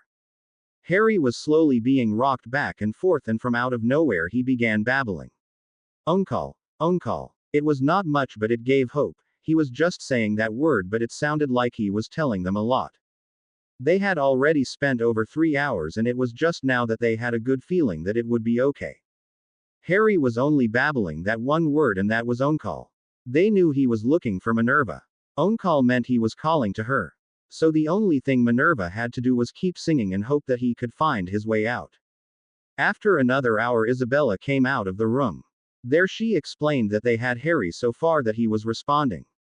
But he could not get out of his world. They must have a Legilimens specialist, someone who could get him out of his mind. The only drawback was that the only 2 who could do it were Dumbledore and Severus. They were the only 2 she knew who could do Legilimens. But she could not bear the thought that Harry would see one of them for the first time when he came back. Andromeda heard it and immediately yelled, "Bella, you can do it. You have had that gift all your life. I can still remember when you took me into your mind when you were just 4 years old. It's second nature to you." When Andromeda told her story, it was at that point that the Canute had fallen with everyone. That was exactly what Bella had done with Harry and Neville in the infirmary at Hogwarts. Bella stood up and grabbed the hand of Daphne. "You're going to help us. Harry loves us both and we must do it," she said while she dragged Daphne towards the other room. Isabella came back inside with Bella and Daphne at her side. Lily looked up with a smile. James, however, was skeptical and was looking at Bella with disgust written all over his face. Lily, however, already knew. "You are one of nature's Legilimens, Bella, is it not? That's what I see in all of your memories." Bella smiled shyly and nodded. "I just don't know how to do it." Lily looked at her and laughed a little. "Bella, you can do it. I know you can do it. All you have to do is to want it. Think of the love you have for Harry and the good memories you share." Bella nodded again and sat down on the ground. Harry was put between Bella and Daphne on the ground. Minerva sat behind him and kept singing. Daphne sat across of Bella and grabbed a hand of Harry just like Bella did. With her other hand she grabbed the hand of Bella and waited. Isabella had also taken the hands of Harry and the ladies in hers and waited up what would happen. Bella looked straight into the eyes of Harry and asked if she could come inside. She was still speaking when she noticed that she was already inside. Somehow Harry had recognized her voice and had pulled her inside. With dull eyes Bella turned her head to Daphne. "Harry, I still have someone else sitting here who also wants to speak to you. Can she come along?" It took a while, but Bella heard his voice above her. I don't know where I'm, Bella. It's so dark here. And I cannot find the exit. I know that my grandmother is calling me, I can hear her song. But I cannot find her. It was a kind of plea when Harry told it to Bella. Bella asked again if the other person could get inside. If she can help me, it's okay. But do I trust her? It was the fear in his voice that was now predominant. Harry, you love her just as much as you love me, when Bella had told him that it was good. Daphne did not know what had happened, but she suddenly stood in the middle of a residential area. Had she just been looking with a little fear into the dull eyes of Bella? Now she stood in the middle of a street looking at the brown eyes of Bella. Where are we, Bella? She asked. Bella looked around and said, we are at the place where Harry grew up. And he has hidden himself somewhere around here. Now it's up to us to find him. He himself knows that it is dark, but he does not know where he is. Daphne looked around and saw all the same houses. Everywhere there hung a sign with number 4 between a door and a window. The street where she walked into was dark and cold. Daphne was a little anxiously and turned to Bella. Bella, however, was Bella no more. Daphne got to see the adult Bellatrix walking beside her. Bellatrix did not realize that Daphne was staring with an amazed expression at her and just gave an answer. This is the Mind Palace or the Mind Chamber of Harry. This is also the whole street for most of his life. If you take a good look around, you can see the real street. This is the street as it has always looked through the eyes of Harry. When Lockhart put his hand up in the air, Harry thought that he would be beaten by it. So he went to the only place where he thought he would be safe. And that place was this, it's the world in his mind. Daphne took a good look around. Everything was gray, the grass in front of the houses was a dark green. It seemed to be more dead than alive. The sky was dark and gray like a thunderstorm that would never end. Trees looked like they were dead or dying. Now Daphne looked at the adult Bellatrix. Who are you, if I may ask? Bellatrix smiled at her question and looked at Daphne. I am the adult Bellatrix Black. I do not know why, but in the world of the mind I am always the adult version of me. You know me as Bella. When we find Harry, I will turn back into the little Bella you know. But until then you will have to do with my adult version. Daphne looked questionable at Bellatrix. It has been a while now that Daphne asked herself how Bella would be like as an adult. And now she had seen it too. She was very nice and she seemed to really care for Harry. And she could also see that she was really beautiful. It gave her the same feeling in her belly like Harry did. We need to look at all the houses. They are the places where Harry will be keeping his memories, and in one of those memories he's found his hiding place. It will be one of the few memories that is a really happy one. But we have to find it first, Bellatrix explained to Daphne. The darker the house, the worse the memory, so we need to find a house that is lighter or has more color than the ones we are seeing here. In the distance they saw a house that was completely in the shadow of one of the darkest cloud they could see. Through the window they saw Harry's uncle. He stood in the middle of the room screaming and waving his belt over his head. Both of them immediately thought the same thing. In the hallway they saw a whole row of stairs and cupboards. That was a place he would not be. This memory was everything but safe was not one of them. Daphne nodded determinedly and walked off to the next house. With a sigh, she took her time and looked through the door she had just opened. Bellatrix stood behind her and watched over her shoulder. Daphne, that used to be our playground, from when we were in preschool, and that little girl, that's me. Bellatrix pointed to a little girl who was playing happily with Harry. This is quite a nice memory when I view it as such, Daphne said. The face of Bellatrix turned into a scowl and then into hatred. I'm sorry, Daphne, but this is not a fun memory. His cousin Dudley had to stay inside for his detention. We thought he would stay inside for the entire break. So Harry and I played together for the first time that year. And for the first time in his life he was able to play tag. Unfortunately, we were wrong, and halfway through the break Dudley was allowed to go outside. Look at the memory and you will see what happened, Bellatrix said with disgust in her voice. Little Harry was playing happily with Bella. They ran laughing after each other. There were some children who played along with them and others who just watched. Daphne could clearly see that Harry was happy. He was scrawny and in very large hand-me-downs, just like his first day at Hogwarts. But he was happy and carefree. This could never be a terrible memory, Daphne said to herself. A door in front of the school opened and a troll of a boy came out of that door. That's his cousin Dudley, Bella said while Daphne was watching the memory. Daphne looked at the boy searchingly. He was the same build as Crabbe or Goyle, one of those friends who always hung around Draco. It was more muscles than brains. Dudley walked over to a tree and saw a branch from about 30 inches lying beneath it. Dudley picked it up and walked over to Harry. Harry, who had too much fun, had not seen Dudley walking towards him. Just when Harry saw the look of horror on the face of Bella, he felt the excruciating pain of something hitting his back. Dudley had already lashed out at him. The branch ended up in the middle of his back. Harry screamed in pain and looked up at his cousin. Dudley looked around and screamed at everybody. I told every one of you that no one was allowed to play with him or to even talk to him. Dudley lifted the branch up in the air again. His face contracted into one of pure hatred, and with a hard blow he landed the branch on the back of Harry for a second time. He looked around for one more time and started hitting Harry over and over again. Everyone was standing around them in a circle and were watching in horror at what Dudley was doing. By doing this, they were also blocking the view of the teachers. Bella was the only one who was screaming and struggling to get to Harry. But she was held back by Dudley's gang. Bellatrix closed the door of the house. She had seen enough. Daphne stood transfixed on the ground just watching the door. Why does Harry have all these memories? Has there never been a day that he was happy? Was the whispered question of Daphne. Bellatrix looked at her with weeping eyes.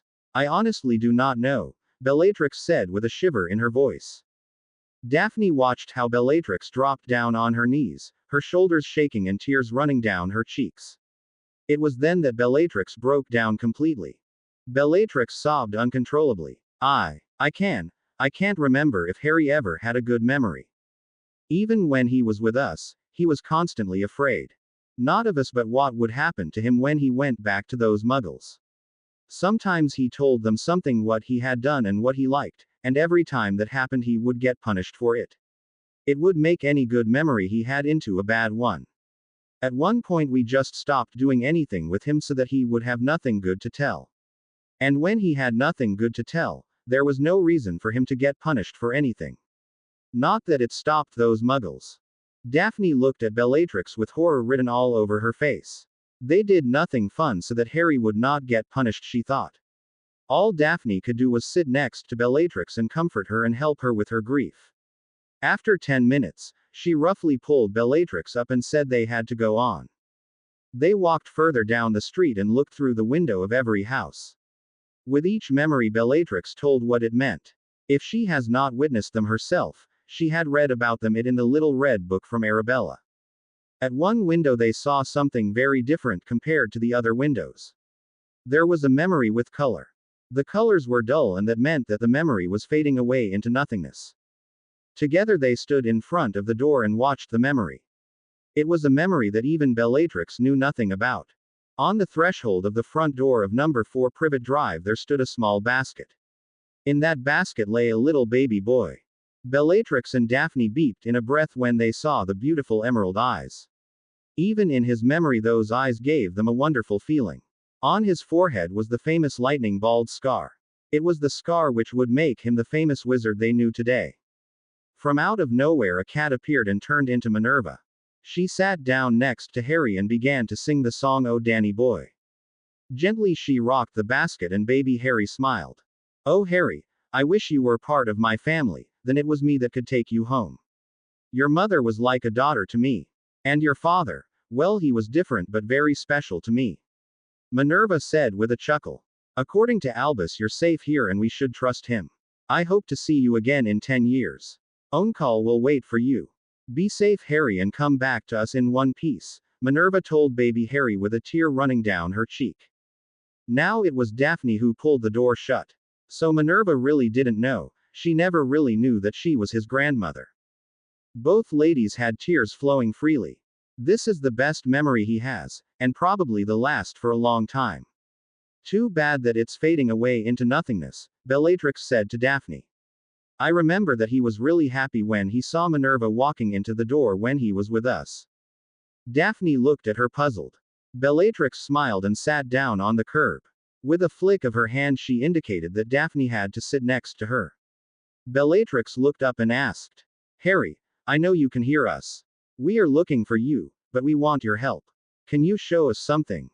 Daphne didn't understand Bellatrix, but suddenly she heard Harry's voice from everywhere at once. What is it you want to know, Bella? I can see if I can remember it. Bellatrix sighed and asked, Show us the memory of Minerva after you had met her at Arabella. Harry stood in the corridor and introduced himself. Hello, miss, Harry said sweetly. Hello there, I'm Minerva McGonagall. Hi, I'm Harry Potter. You're Harry Potter, Bella called while she turned deathly pale. Harry nodded. You go upstairs and play, Arabella told them. The memory turned into Bella's room. Bella, I know that woman from somewhere. I do not know where, but I remember the name Onkal. And when I think of that name, I see her, and I always hear her singing this song for me about a boy named Danny.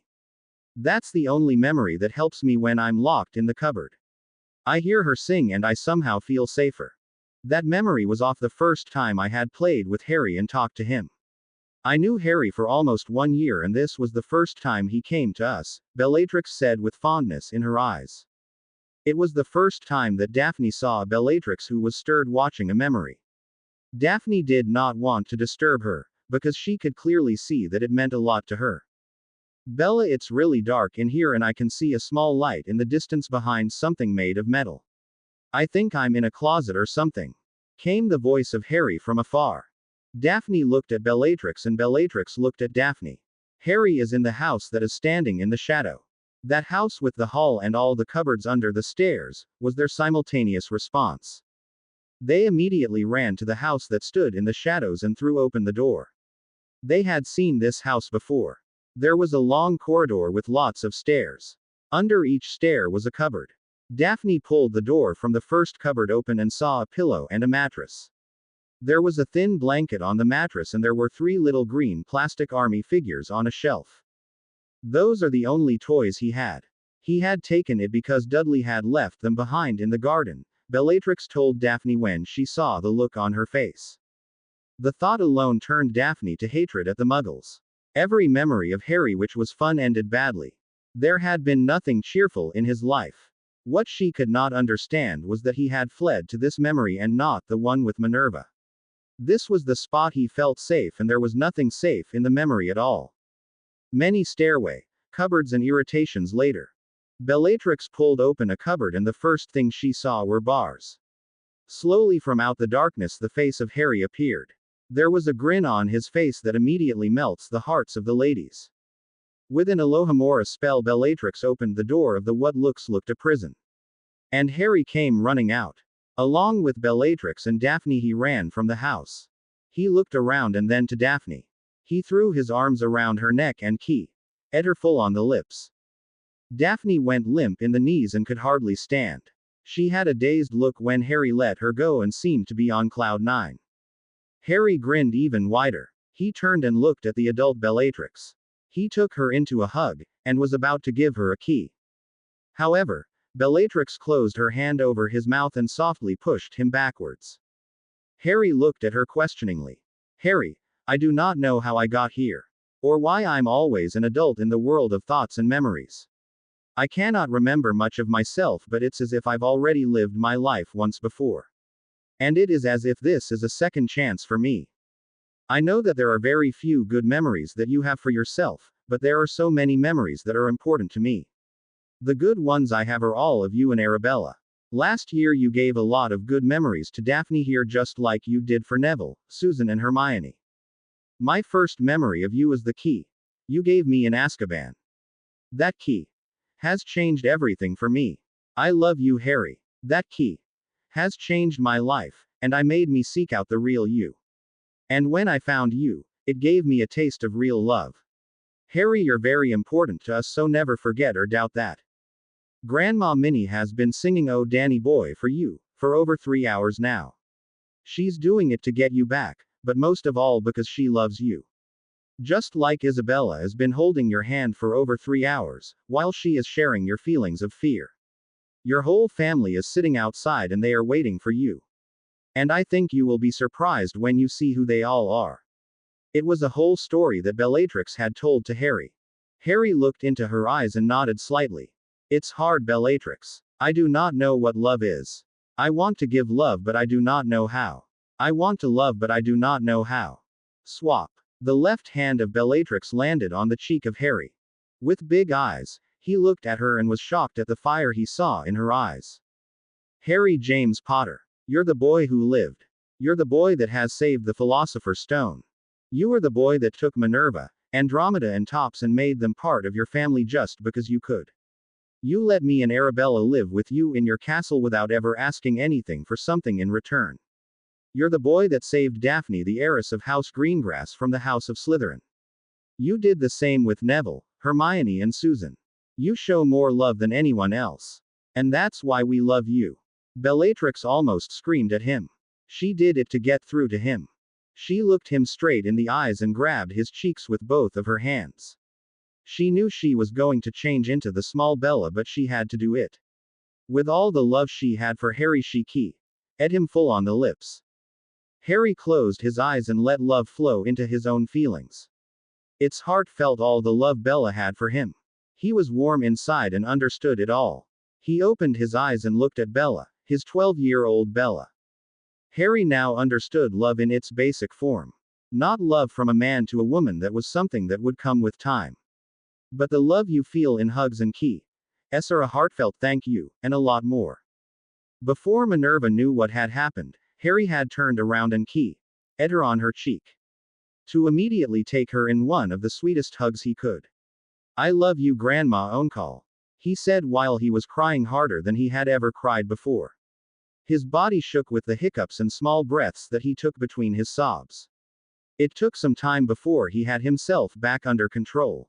Now he turned back to Bella and Daphne and took them both into a hug. He quickly kissed them on the lips and told them how much he loved them. Now he looked at Isabella and flew her around the neck. She cried tears of happiness. She felt only love and happiness flowing from Harry, and it was almost too much for her. Thank you for everything, he whispered in her ear, and kissed her affectionately on the cheek. Through all the turmoil they were making in the room, it made the rest of his extended family to wonder what was happening and to come into the room. Everyone saw Harry, who was standing in the middle of the room. Hermione was the first one to fly around Harry's neck. Susan and Neville followed just after, less than a second. Harry told everyone that he loved them. The adult Bellatrix had shown him the love that he gave to all. And now he knew it too. David gestured Harry that he should come to him for a moment. In the living room next to the parlor there was still a little girl that was crying. Astoria was still sitting there. She was the only one who did not go inside to see Harry. Harry stood with Bella and Daphne behind him in the middle of the doorway. "Day, Astoria, I'm back," Harry said softly. Astoria got up and ran to Harry. With both hands and arms swinging, she hit them over and over on the chest of Harry. Sobbing and crying, she shouted at Harry. "You jerk, how could you? Never do that again, do you hear me? Do you know how worried we were?" The tears streamed fast and furious over her little cheeks. Slowly her movements became less and less. Harry put his arms around her and pulled her into a hug.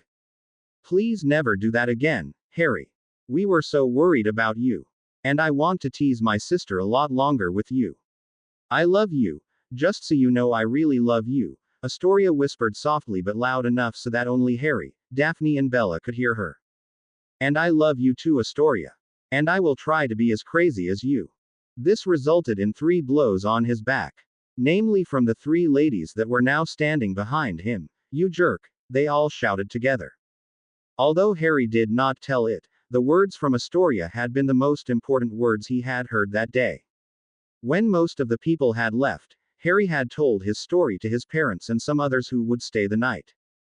David and Isabella were the most interested in his side. Especially when Daphne and Bella had told them what the world in the mind of Harry had looked like.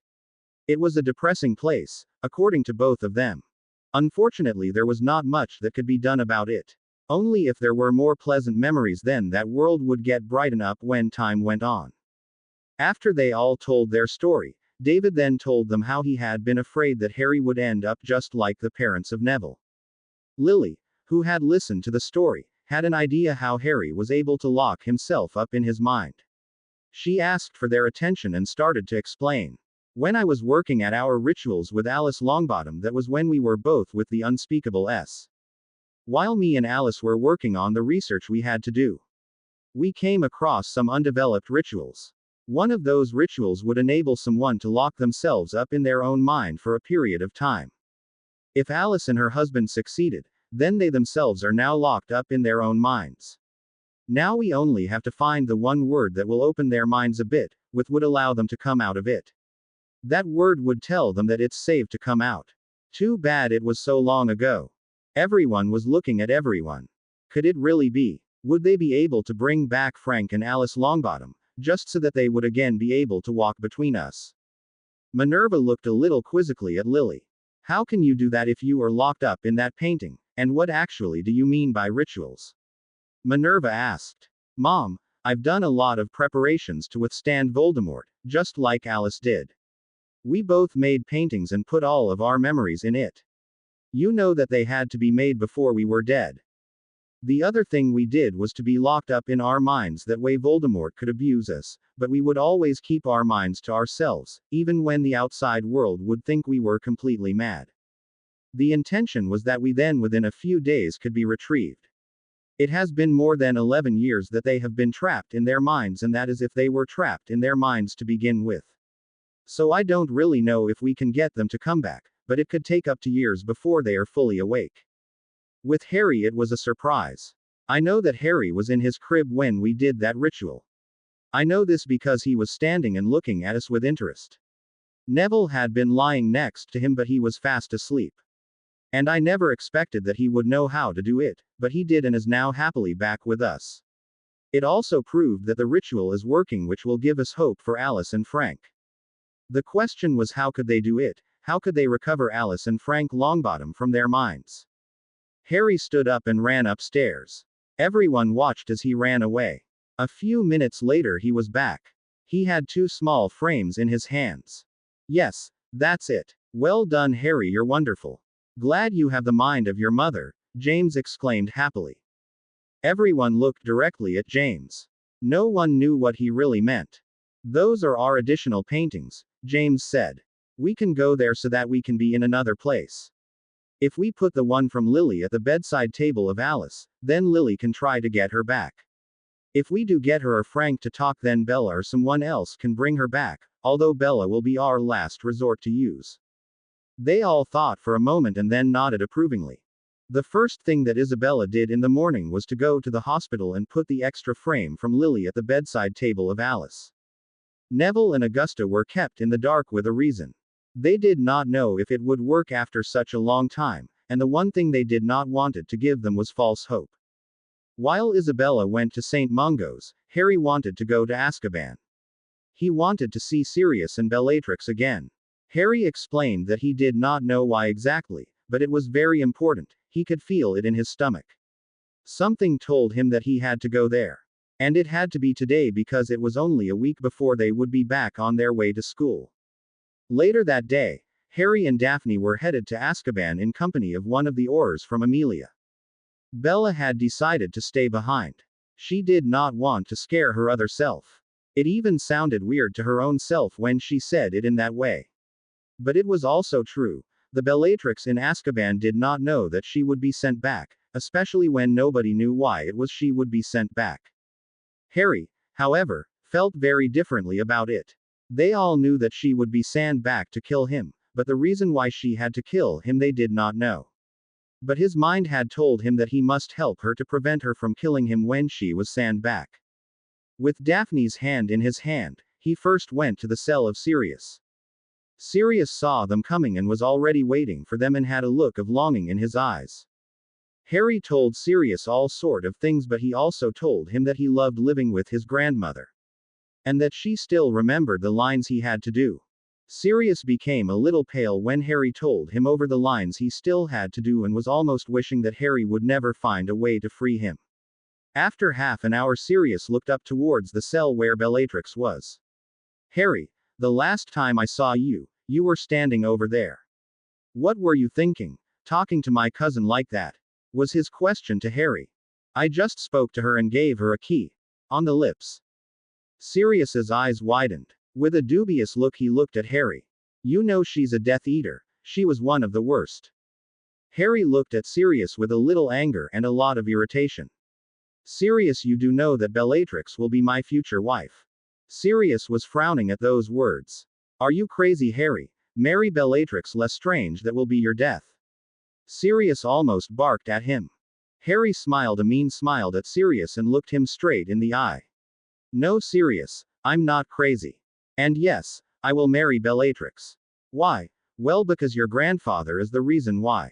He made a marriage contract with my great-grandfather, and there is also the fact that Bellatrix is no longer a Lestrange. Her deceased husband has completely disinherited her. And so Bellatrix is Bellatrix Black again, which also reactivated the contract between the Black and the Potters. Sirius was completely in the blank when he heard the story of Harry. He would never believe that his grandfather had made such a contract with the Potters. Harry and Sirius together with Daphne talked a little longer.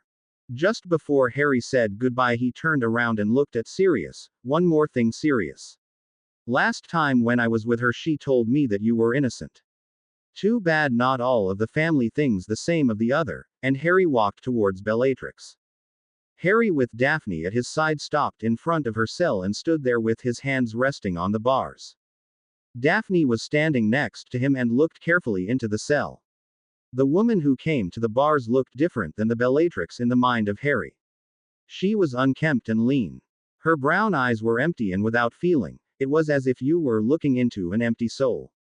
Those eyes immediately changed with a single glance at Harry.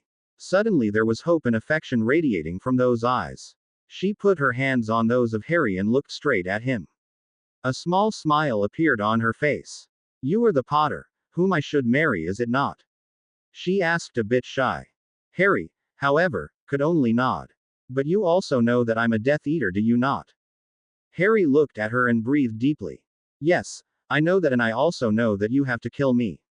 Because that's something that Death Eaters must do for their lord. You cannot save me from your master. Harry said it very quietly while he was looking her straight in her eyes. Daphne knew what he was doing.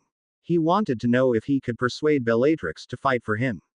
He wanted to know whether this is the same Bellatrix as the one who was living with him, or if she was the bloodthirsty witch who was described in all the books. Bellatrix looked at him and there was doubt in her eyes. Inside her there was a fight between anger and dilemma, hope and longing. What was she to do? Fight for her lord or the love from Harry? With a push in his back from Daphne, Harry took a step closer to Bellatrix. She felt his breath on her face. Harry leaned a bit closer to her. A heavy breathing Bellatrix grabbed him by his robe and pulled him into a key. It was just like the last time, and she became all weak in the knees. She released him and told him to go. Harry just stood there and kept looking at her. I want an answer, Bellatrix. I want to know if you'll marry me or if you're going to kill me. Bellatrix knew she needed to answer him. I'll have to go and serve my master again. That's because of this mark I have on my lower arm.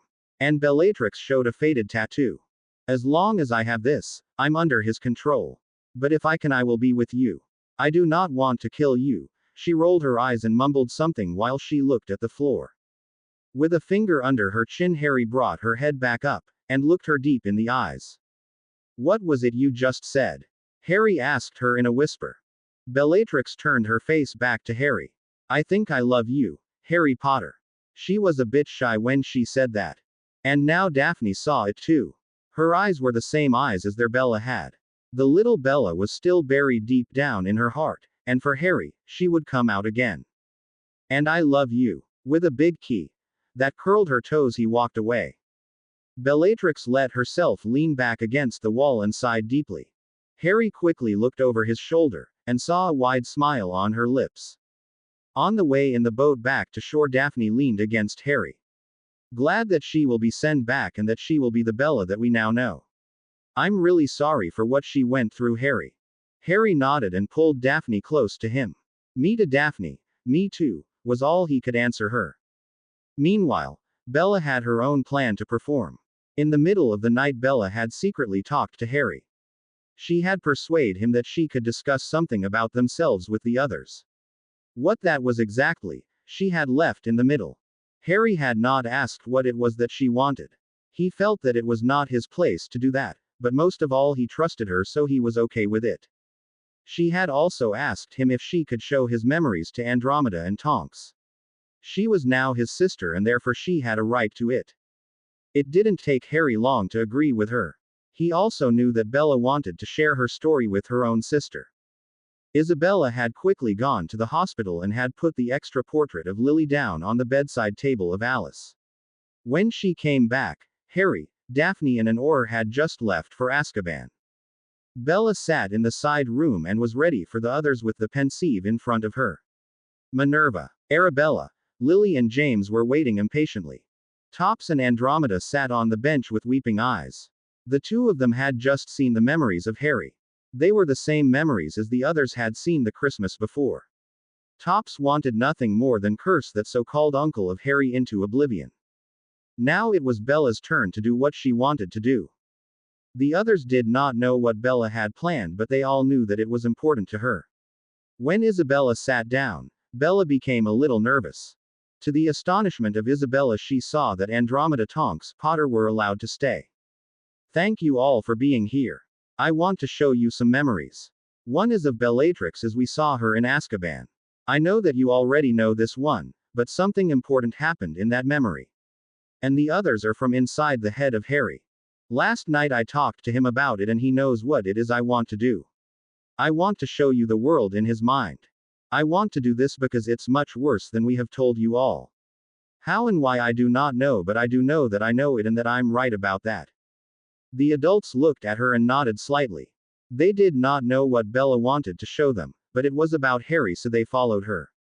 The first thing Bella showed them was what Bellatrix had said after the key. Harry had given her. It was Andromeda who pointed it out to us. And it's also why Harry wanted to go to Azkaban. We are both of opinion that the key to the survival of Harry begins with the Bellatrix who was in Azkaban at this point in time. When they had seen the images and had heard the reaction of Bellatrix, they could do nothing else than agree with her. The next part was the hardest part for Bella. She did the first memory from the head of Harry in the pensieve and started it. The memory was again projected above the pensieve, just like the other memories before. All of them gasped at the side. The gray street was worse than they had imagined. Lily did, however, recognize it as Privet Drive. But that was all she saw in the memory that was familiar to her. Bella then went to one of the memories she and Daphne had seen. This was the one in dull colors. It was a memory of one of her nightmares where Harry had saved her. Everybody was looking at the memory, but nobody got what Bella was getting at. Only Isabella seemed to know what Bella meant. When the memory stopped, Isabella looked questionable at everyone else. I understand you, Bella. Shall I explain it to the others, because they don't seem to understand it? Bella nodded. Isabella gave another look at Bella and began to explain. The world of Harry is gray and at some points it is almost black, Isabella began. This means that Harry had nothing but misery in his life, whenever there is a little bit of color in a memory. Then it's a sign of a good memory. Color radiates love and hope. Black and white represents misery and sorrow. Now in the last memory we have seen some color. There was love and hope. Still in that memory, Harry was placed under the Cruciatus curse, so how can that be love and hope for him? It took a while before they really understood what Isabella had said. Bella threw another memory in the pensieve and let it play. It was a memory of how little Harry had saved Bella from Dudley. He had been hit with a stick for that. This was the second time he was hit with that stick. The first time was when he played tag with the other kids in their class. The strange part was that this memory was also in some color. Bella then showed many memories that she had seen with Daphne while they were in his mind. Eventually they came to one of her last memories. That last memory was almost radiating light. Here they saw Harry tell Bella that he had recognized Minerva.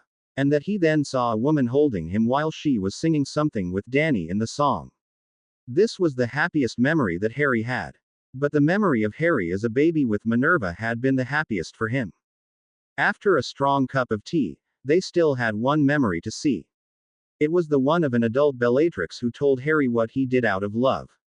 And what he already had done out the name of love without him knowing it. The slap she gave him at the end did go a bit too far, they said, but they understood why she had done it. Bella looked at Isabella and started the memory again. Now she pointed to the back of the memory and over the shoulder of Daphne. Daphne, who had been weak in the knees from the key Harry had given her, had noticed nothing for what Bellatrix had seen. Bella pointed in the distance of the memory and showed that there was a big black hole in the back. That is the hole of corruption. Again it appeared as if no one really understood the meaning of it. Isabella looked around the room and after a nod from Bella she began to explain. The hole of corruption is something of pure hatred. It was probably left by the soul piece of Voldemort, when it was banished from his head by the love he feels for Bella. Everybody has hatred in their life. But for the most of us it's spread around between love and happiness. For Harry it was just hatred he felt, so love is very thin and spread out here and there. So the hole of hatred can turn Harry into a Dark Lord, and it could happen overnight. The more love he gets, the less hatred there is. The more errors there are, the greater that his hate will become. Last year there was nothing that helped with the happiness. The way Dumbledore took the stone and hid it in the castle. And as we all know it was Harry and Bella who had to solve it all. This has only fueled that hatred even more. If something like that were to happen again this year, it could bring Harry over the edge. And with the power that is within Harry, you'd better hope it will not happen. Bella looked at the ground and in a soft voice she said, I did not tell Harry about the hole of corruption. If I did, he would only be thinking about it. It could make him go dark even faster than it would in a normal way. So by not telling him I might have bought us some time. It was clear to everyone that they must do everything they could to keep Harry safe, and he had to have as many lovely memories they could give them. Because if there was one thing he did not have, then it was love for himself. Andromeda told Bella that she was proud of her sister. The adult Bellatrix in the world of the mind was the sister she always thought she would become. Bella let the others talk further about it because she herself could do nothing more than love Harry and give him the support he needed. A task she would perform with pride and dedication along with Daphne at her side. While the adults were talking, Bella went upstairs and started packing her trunk for the next school year. Everybody had come to the Potter Castle the day before they were to go to school. Minnie and Maxie had prepared the breakfast. All the trunks were standing in a row in the hallway, packed and ready to go. When it was almost time that the port keys were to be activated, everyone took their place and were ready to go to the Hogwarts Express. At 11:30 they port keyed on the platform. Everyone said goodbye to everyone and went inside the train. The hardest part for them was to say goodbye to Astoria. She had to wait one more year before she too could go to Hogwarts. There was some noise at the end of the platform. Daphne and Susan hung with their heads outside the window. You will not believe it, Susan said. Lucius Malfoy and Arthur Weasley are again fighting with each other. They are standing at the entrance to the platform. There seems to be something wrong with the entrance at the Muggle side of the platform, and I can't see Draco or Ronald anywhere. Lucius is blaming Arthur for something that has to do with Draco. Molly Weasley is also screaming about her little baby Ronald. She's like a howler when she does that. The others were laughing in the compartment. They had not forgotten that Draco and Ron had been very annoying the past year. Susan then told them that they were screaming about how Ron and Draco are left behind. It was at that time that the train began to move. Harry sat back on the couch. There was no Draco or Ronald in the train, so the ride would be nice and quiet. Bella crawled as close to him as she could. Daphne saw her doing it and did it on the other side of him. Hermione did the same with Neville. Susan said that she would just go through the train to look for Hannah, who was one of her other friends. Slowly the train went along fields and the surrounding countryside. After about an hour, Ginny Weasley stood in front of the door. Harry, she asked gently. Harry looked at her and gave her an encouraging smile. Harry, I warn. Mom, look out. The words came out of her mouth. Her eyes grew wide and she ran away. Harry shrugged and looked at the others. He sat back again and closed his eyes. The old lady with the trolley was the next to come by, and Harry treated everyone to some of everything. When the door opened again, it was Crabbe and Goyle who stood in the entrance. With fiery eyes, they watched the 6 friends in the compartment. "We know that you kept Draco away from the train and we will prove it," they cried almost simultaneously. Harry wanted to go against them, but Neville was already on his feet. "We do not know where that spoiled brat is, but he is not here. And we would not touch him with a 10-foot pole. And go away. Now." With a bang he closed the door in front of their nose and sat down again. Susan was laughing hard when she walked back in. "What have you done with Crabbe and Goyle?" she asked. Everyone shrugged their shoulders and Susan sat with them. The rest of the ride was quiet. With some coaches they went to the castle. It was a romantic ride and well liked by the ladies under them. Above them they could hear a murmur of a small motor. What it was they did not know, but they could hear it getting louder. Neville with Susan and Hermione were in a coach in front of them, and were pointing to something that was behind them. Bella was the first to turn around. "Look over there," and Daphne and Harry immediately turned around when they heard her shouting. High up in the air, there was a small car that flew towards them. Now everyone was looking in the direction of the car. From a distance it looked like the car was out of control. The lights flickered and the car shook. With a bang it dropped on the ground and bounced back up in the air. With one blow the blue car slammed against the side of the castle. Everyone rushed to the car, and were talking loudly. Draco Malfoy crawled out of the car on the right side. Ronald Weasley did it out of the left side. Before anyone could say anything, Snape stood beside the pair. He looked even angrier than he had ever done. "Both of you come with me, you two have an appointment with the headmaster," he almost screamed.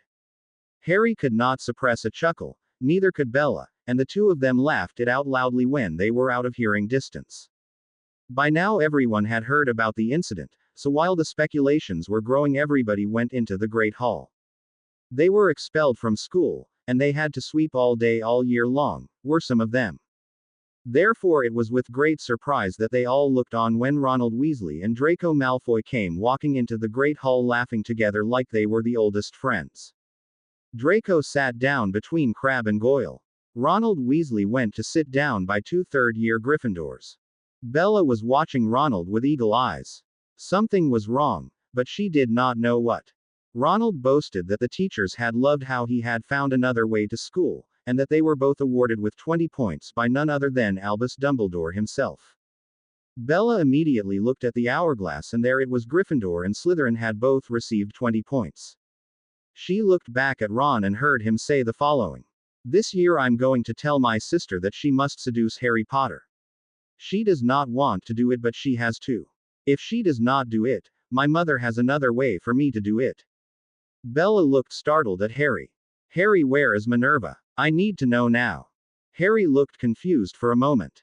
"Last year she came walking through those doors with the hat in her hands," he said with a shrug to Bella. Before he could ask why she needed his grandmother, Bella had already jumped to her feet and was on a run to the doors of the main hall. Bella ran from the Great Hall. Harry did call after her, but Bella ignored it and kept on running. Just outside the hall she saw her Aunt Minnie walking towards her. "Aunt Minnie! Aunt Minnie!" Bella ran toward Minerva while she was shouting her name. "What is it, Bella?" Minerva asked when she saw Bella coming towards her. A little out of breath she said, "I just heard that Ginny has got to do something to Harry. And Ronald is going to make her do it." Minerva looked at her uncomprehendingly. However, the Sorting Hat wanted Bella to put him on her head. Bella did it immediately because the hat had become a good friend of theirs, and knew that he would have an answer for her. It was less than a couple of seconds later that the hat knew enough. It was a little later when Bella walked back to her group of friends and sat down with them. Whispering, she told what she had heard and what Ronald had said. Everyone was horrified after the story. But they all knew that the Sorting Hat had seen everything in the head of Bella and that he was going to settle the matter. It would take another 30 minutes before Ginny Weasley was sorted. Ron, who was sitting a few places away, was waiting with a broad grin on his face. Ginny looked on anxiously from beneath the brim of the hat. Her eyes met the eyes off Bella and Harry and her fear became even greater. Bella sat with Harry's hand in her hand and did not understand why it took the hat so long to sort Ginny into a house. From the look of Harry she could see that he didn't understand it either. The brim of the hat opened and called out Ravenclaw. Ron went pale and looked at the place where Bella was sitting. Bella put a grin on her face. It was at the same time that Ginny was looking at her and smiled a shy smile back. Reducto, sounded a voice from about 4 meters away. Bella was startled and looked to the side where the voice had come from. She could clearly see a red curse coming straight at her. Fred and George jumped up and dived on Ron. From their corner of their eyes they had seen that Ron had fired the curse towards Bella. Fred grabbed Ron, but he was too late. George went for his wand and he was able to just deflect it a little bit. But for him it was the same as his brother, he was just a little too late. The curse had left the wand, which was now broken from the body of George, who had landed on top of it. Harry and Daphne saw the curse going straight for Bella. Daphne dived on Bella and pushed her out of her chair and onto the ground. Harry threw himself in front of the curse and was hit in the back. He was slammed on the table and his vision became blurry. He tried to sit up but fell back and unconscious on the table, where he lay with his robe and shirt torn open from the curse. Bella glanced anxiously around her. She was now laying on the floor with Daphne on top of her. Together they got back to their feet and Bella gave Daphne a smile. Thanks, Daphne, I could have never escaped that curse. Both turned around laughing and watched where the others were looking at. There on the table lay the motionless form of Harry Potter with his eyes closed. Bella and Daphne both began yelling at and for Harry. There was a flash and everybody looked at the spot where it came from. It was a first-year boy who had just taken a picture from Harry while he stood a few feet away. Now they looked at Harry again. He lay on the table while half of his shirt and robe was gone. Multiple scars were now visible on his back and for everyone to see. Neville had taken off his robe and immediately covered the exposed back of Harry with it. He acted as fast as he could, but he was not fast enough. Many of his fellow students had seen the scars by now. The days after the incident in the Great Hall were filled with the most heroic stories. Harry had received those scars when he was only 5 years old. He had fought a vampire. The second story was that he had fallen from the top of a castle wall, while he was battling a dragon. Those were the reasons for his scars. His friends, however, knew the real story. But out of respect they had never told that to anyone else. Under the robe of Neville lay a now motionless Harry Potter. His friends were just looking at him and were at a loss of what to do. Bella was the first to come around and started to think clearly. Snot, come here and bring us to the infirmary, she called out.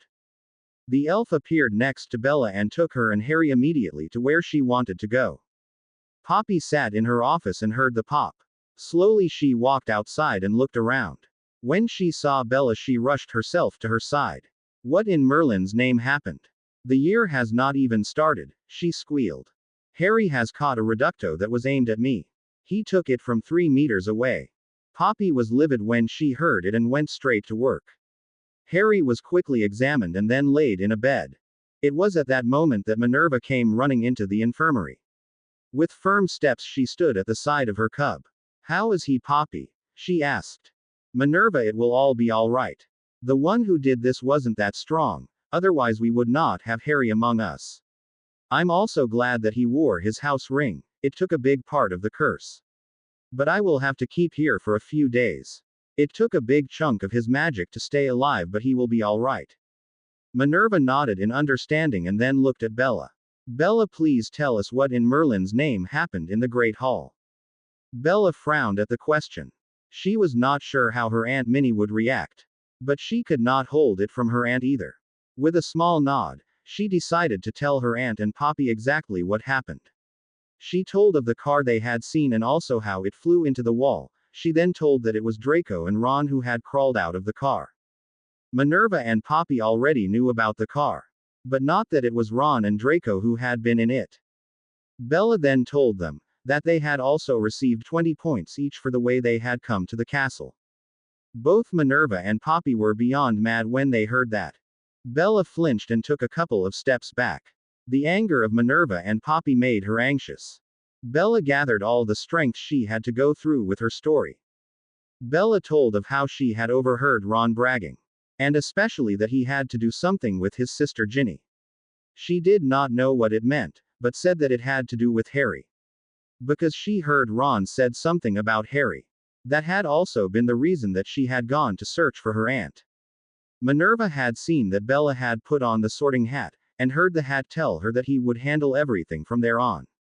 She, however, did not question the hat afterwards, something she was now regretting. After they all calmed down a little, Minerva walked Bella back to Gryffindor Tower. In front of the portrait of the fat lady, Minerva said to Bella that she had to watch out for Ron, especially because his reducto had been meant for her.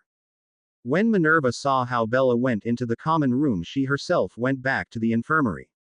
When she entered, she saw someone sitting at the bedside of Harry. At first glance she did not know who it was, but then she saw how he pulled his wand out of his pocket. Expelliarmus. Albus Dumbledore had not noticed anyone until his wand flew out of his hand. With twinkling eyes, he slowly looked up. His eyes lost their sparkle immediately when he looked into the cold eyes of Minerva.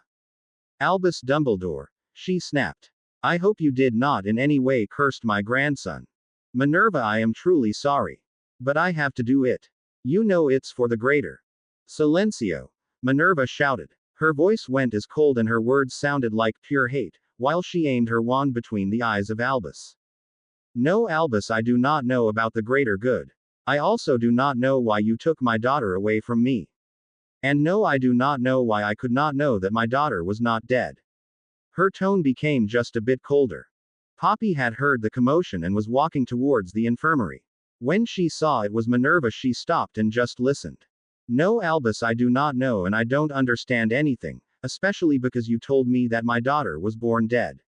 I also do not know why you did not listen to me when I told you how bad those muggles were. Like I do not know why you made me believe that that place was the best for my grandson. By the way, I did not know he was my grandson because you also kept him away from me. Minerva stepped closer to Albus and almost stood with her nose against his nose. No, I do not know why you've done all of that, Albus. Yet there is one thing I do know.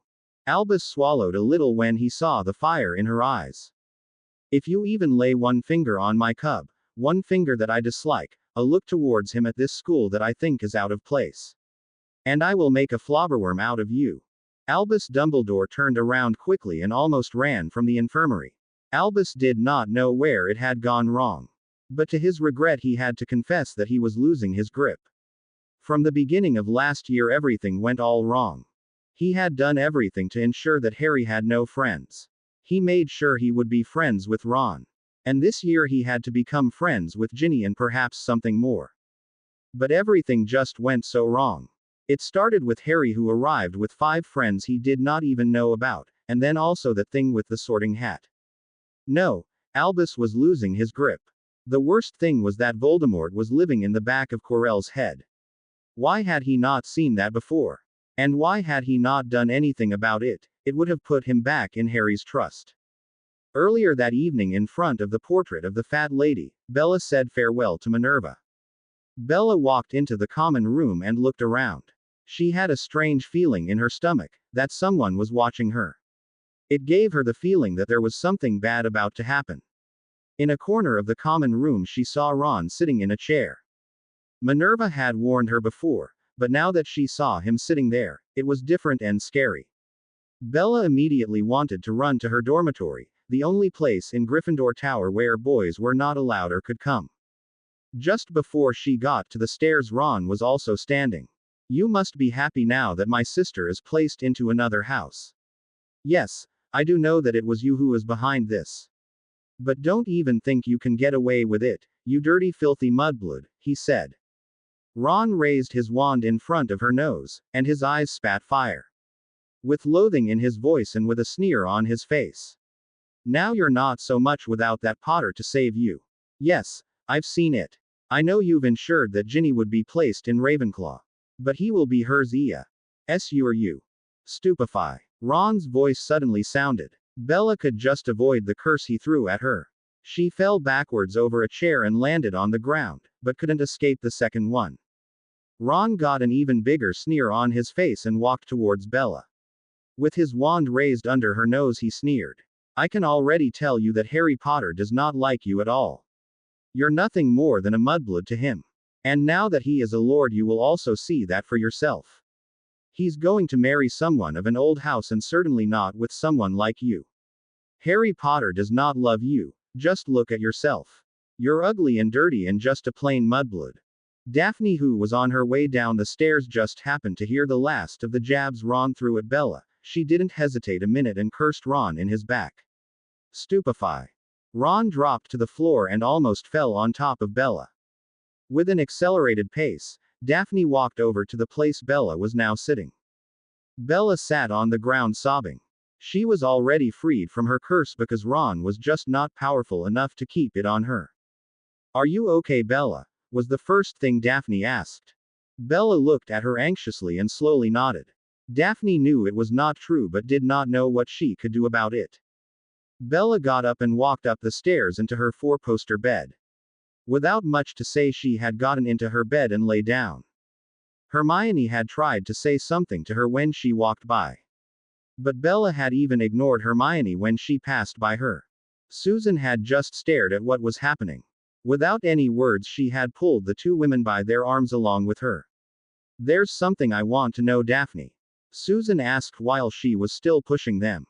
Daphne first looked questioningly at her. Susan, however, did not wait for an answer. She had pulled the two women further into the bathroom.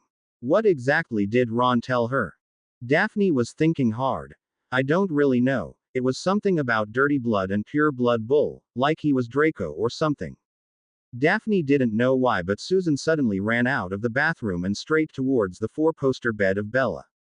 Susan now looked at Bella, who was curled up on her bed. Bella, please forget what Ron said. Harry loves you and does not care where you come from. Harry is completely different than the bullshit Ron is saying. Daphne and Hermione didn't understand it and just watched what Susan was doing and saying. Bella, however, did not respond to anything Susan was saying to her. She had pulled the blankets from her four-poster bed over her head and remained lying there. She wanted nothing to do with Susan or anyone else for that matter. She was not worthy enough for Harry.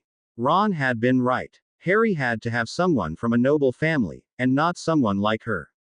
She was nothing more than a bloodthirsty killer. She was locked up in Azkaban for a reason. She was sent back with only one task. All she had to do was kill Harry Potter.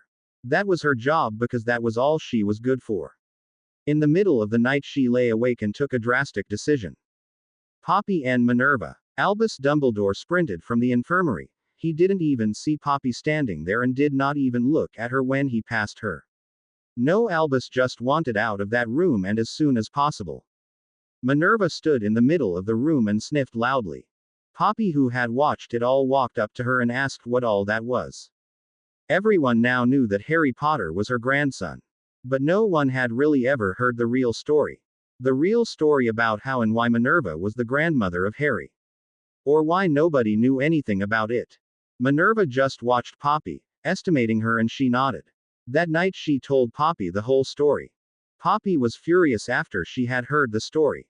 Lily had been one of her favorite pupils. Just like Lily was the favorite of many other professors, she could not help it, but Lily had a special place in her heart just like Harry has. James was different. James had been more of a rascal. Both ladies sat there and talked until late in the night about James and Lily. But mostly it was about Lily. Neither had noticed that someone else had crept into the infirmary. Bella takes a drastic decision. Bella lay in her four-poster bed and was still tossing and turning. With a glance at the clock, she noticed that it was 3 o'clock in the morning. She knew it was now time. It was now or never. Slowly she crawled out of her bed and headed towards the boys' dormitory. In the dormitory she carefully looked around. Everyone was already asleep. At the bedside of Neville she seemed to go into a moment of doubt. But when her eyes clouded over, she was sure that Ron was right about all the things he had said. She had to do what she had to do. In the chest of Harry Potter she looked at the coat of arms of the Potter family. With her finger she opened the chest. Only she and Harry could open that chest. She waited until she heard the click of the lock and looked once more around the dormitory. None of the boys had awakened by the click. She quickly picked up the invisibility cloak of Harry. She then closed the chest and left the boys' dormitory in a hurry. There was nobody in the common room, so Bella could easily flee the Gryffindor tower. With a sneaking pace she walked through the corridors. At the infirmary she paused. In the corner she could hear voices coming from the office. She heard the voices of Poppy and her Aunt Minnie. The office door was closed so she knew they could not hear her if she was quiet enough. Quietly she walked over to the bed Harry was laying in. With tears in her eyes she looked at Harry. All summer long they had been together. It was clearly the best summer she had had so far. Sure, it was difficult with everything Harry had experienced in his life before he found his grandmother. But in spite of it all he had been there for her. He was so much more than a friend or even a brother could be. For a moment she just watched how he slept and how he was dreaming.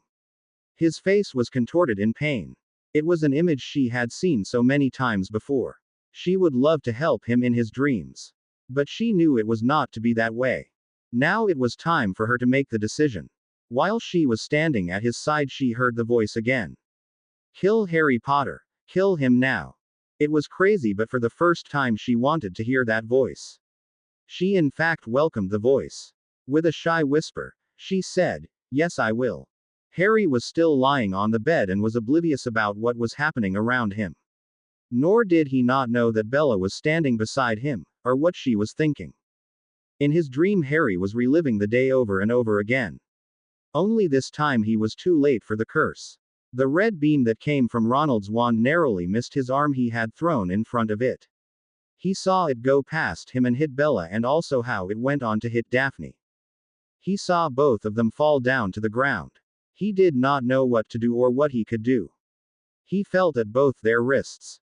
But it didn't matter where he put his hands, he just couldn't find a pulse anywhere. In one curse he lost both of them. All there was the feeling of pain and loss. If you were standing beside his bed, you could see the pain that was visible on his face. But in his dream he was on his knees. He just looked at the two women lying on the ground in front of him. Bella, who was standing beside his bed, did not know what was happening inside his head. She was only focused on the voice she was hearing over and over in her head. She wanted to know why she had to kill Harry. The voice paused for a second and then it sounded clearer than ever. Harry Potter is a danger to you and me. I am your lord and I know what's best for you, and Harry Potter isn't. With Harry out of the way you will be better off. Kill him now, right now. Bella looked up at Harry with watery eyes and brought up her hands. She was shaking violently, but she had to continue. Her fingers slowly closed around the throat of Harry.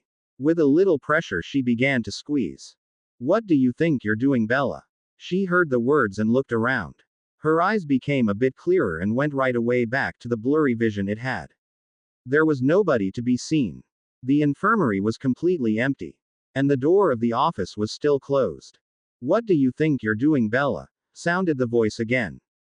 Bella could hear it clearly now that it was a female voice that was coming from out of her head. I must do it, sissy, I must. Bella said with tears in her eyes.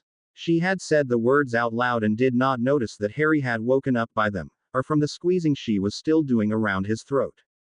Ron has made it clear to me and I now know exactly what I am. I'm not good enough for Harry. And Voldemort is back in my head. I can't do it another year, sissy. If I kill Harry now and I kill myself after that, then we can both have peace. The tears began to flow freely. She knew what she had to do and squeezed harder. It became harder for her, and for the first time she really looked at Harry, while her hands were still around his throat. His eyes were open and looked at her questioningly. Harry, however, did nothing to stop her. He just looked at her. Her grip loosened slightly, but she would not let go. Harry, I'm sorry, but the voice says I have to, and I cannot handle it any longer. I'm sorry, Harry. She expected a lot, but Harry did nothing. He said nothing. He just looked at her. His hands were under the covers where he kept them. He did not even try to free himself. Harry, please say something. I'm going to kill you now. Say something. It was a plea that came from her throat. She did not know why, but she suddenly began to doubt the voice. Harry's green eyes looked straight at her. The warm feeling she got was wonderful. No, she had to resist. She had to do it. Why must she do it? Why does she have to resist? She again glanced into his eyes. She could not help it, but they called to her. She did not understand it. There she stood with her hands around his throat. But his look was not out of anger or disappointment. He just looked at her with a warm look. She again melted in his eyes, but she had to resist. She was not worthy enough. She was a mudblood and Harry deserved better than she herself was. Harry deserved someone like Daphne or Susan but not Bellatrix Black. Her older self was locked up in Azkaban. The real monster she was, the murderer and the martyr as she was described in books. Suddenly the hands of Harry grabbed her face and he cried fiercely. Bella, get me inside, take me with you. Look at me Bella, get me inside, I have to help you. Bella shook her head. I can't Harry, I do not want to Harry, but I must kill you. Harry's eyes were looking straight at her. Bella turned herself away from his eyes. Harry's breathing slowed and he was now taking short bites of air while he kept looking at her. Bella, look at me and get me inside, he said. Bella shook her head again. Bellatrix, if you're there, get me in. I have to help her but she doesn't let me inside. Come Bellatrix, I know you're there, Harry screamed again. Something inside Bella began to fight back. Bella made every effort not to look at Harry. But there was pressure on her eyes from the inside out. With a vain effort she tried to keep her eyes away from the eyes of Harry. Suddenly something inside her pushed and she looked straight at him. Her gaze froze and together with Harry she fell limp on the bed. Harry opened his eyes and saw that he was back in the little room within the mind of Bella. The adult Bellatrix was sitting on her mattress with her back against the wall. She looked up at him with a questioning look in her eyes. What is it, Harry? Why did you ask me to get you back here? With a raised eyebrow, he looked at Bellatrix. You just tried to strangle me a minute ago, don't you know that? It was as if Harry had said something totally insane. Harry, I love you, why would I want to strangle you? Now it was Harry who looked questioningly at her. With a quick movement he grabbed her hand and gently pulled her up. The adult Bellatrix became warm when she felt her hand in his. It was a strange feeling and yet it felt familiar. There was no hiding it, she was in love with the great Harry Potter. Harry told her what had happened in the infirmary.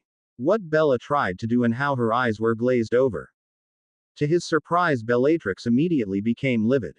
Bellatrix instantly knew that they had to find the real Bella, there was no doubt about it. Voldemort had her under his command in one way or another. She wanted to go out of the room and look for Bella but the door was locked from the outside. Harry took his wand out of his back pocket and said, Alohomora. There was a soft click and the door was unlocked. So the two took off and started to walk through the house. Down the corridor they saw Narcissa just standing there and waiting on something. She was clearly upset and the moment she saw Harry she flung herself around his neck. You have to help her Harry, she begged. Bella thinks that she's not good enough for you. I cannot reach her, and therefore I think he got her under his power. The anger that was located deep within Harry started to boil up to the surface. The adult Bellatrix knew how dangerous Harry could be when someone was messing with someone he loved. With soothing words she tried to calm him down. It took her a while but she finally managed to do it. When Harry was calm again he heard exactly from Sissy what Ron had told Bella. Harry got a weird feeling and looked at the adult Bellatrix. How come you don't have those feelings? Sissy laid a soft hand on the shoulder of Harry. He turned around and looked at her. Harry, please sit down and I'll tell you. It's something that may not understand immediately but it is the answer to everything, she said. Harry had already seen a lot of weird things and so he immediately sat down and started listening to Narcissa. Sissy walked circles around the table where Harry had taken place. Every few seconds her eyes rested on Harry and then she again began to walk a couple of circles. She was thinking of the best way she could explain it. However she tried she could not find a way so she just went for it. Harry, we are in the encrypted memories of Bellatrix Black, who at this moment in time is still in Azkaban. How you came here I do not know but you did. If everything went the way it was supposed to go these memories would be unlocked when Bella would turn 16. Only then she was supposed to remember it all. But 4.5 years ago, something happened that wasn't supposed to happen. On that night you walked into the mind of Bella. The lock that was on the memories of Bellatrix was partially broken and it opened the door just a little bit. On that night the adult Bellatrix connected with your Bella. Narcissa stopped telling her story so that Harry could think about it. Narcissa looked at him and saw that he understood it completely. So without any trouble she continued. Bella now makes her own memories, but she also has the memories of her former self. She does not have all of them, but she gets them little by little, bit by bit. Bellatrix here loves you dearly. And so does your Bella. But Bella is just too young to understand what it is she is really feeling. Don't get me wrong, her love for you is real and it will only grow, but just like you, she has questions about it. Needless to say, what Ron told her, she took it as the truth. Bellatrix here would have cursed him into the next week. You would have killed him. And because little Bella is in doubt about her feelings, Voldemort was able to get a grip on her, a bigger one than he would have. Actually, he now has the grip that he should be having. Bellatrix is the only one who could go against him, but Bellatrix can only do that when she is connected with Bella. And unfortunately, that connection is no longer there.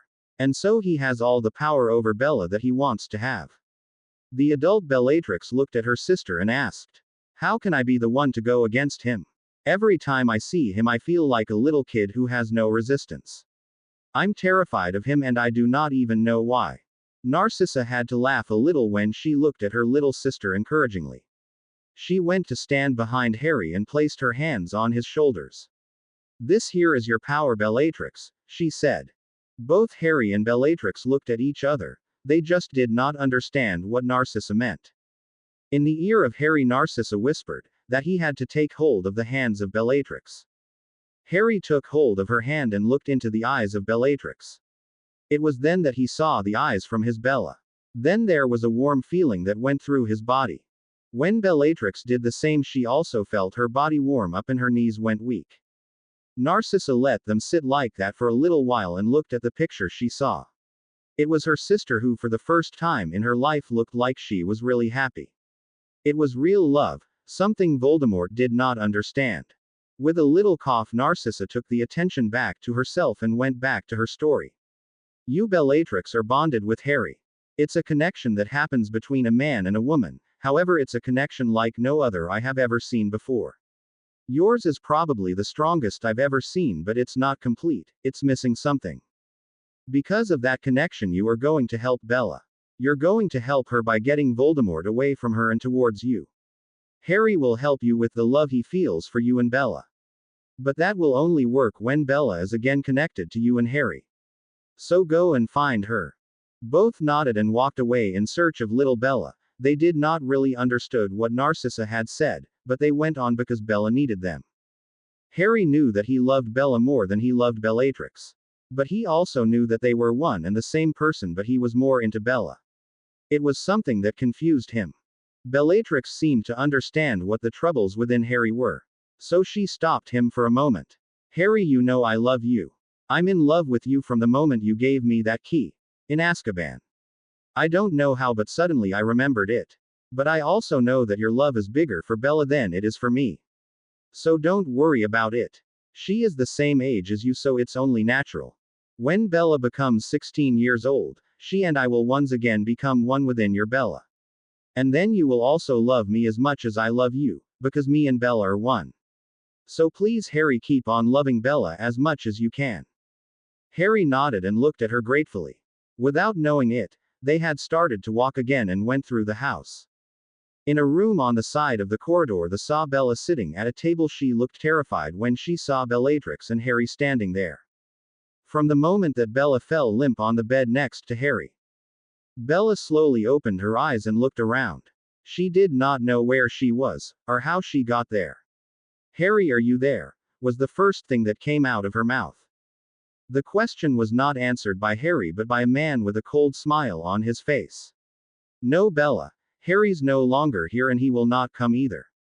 The bald man walked towards Bella and looked her straight in the eyes. While his own eyes were filled with hate and anger, he said, "Look, Bella, only Bellatrix can get him here. And you locked her up in her own little room, all thanks to Mr. Ronald Weasley." Bella looked up and saw Voldemort standing in front of her. In the corner of the room she could hear another person laughing a dirty laugh. Her gaze went to a young guy who was standing there.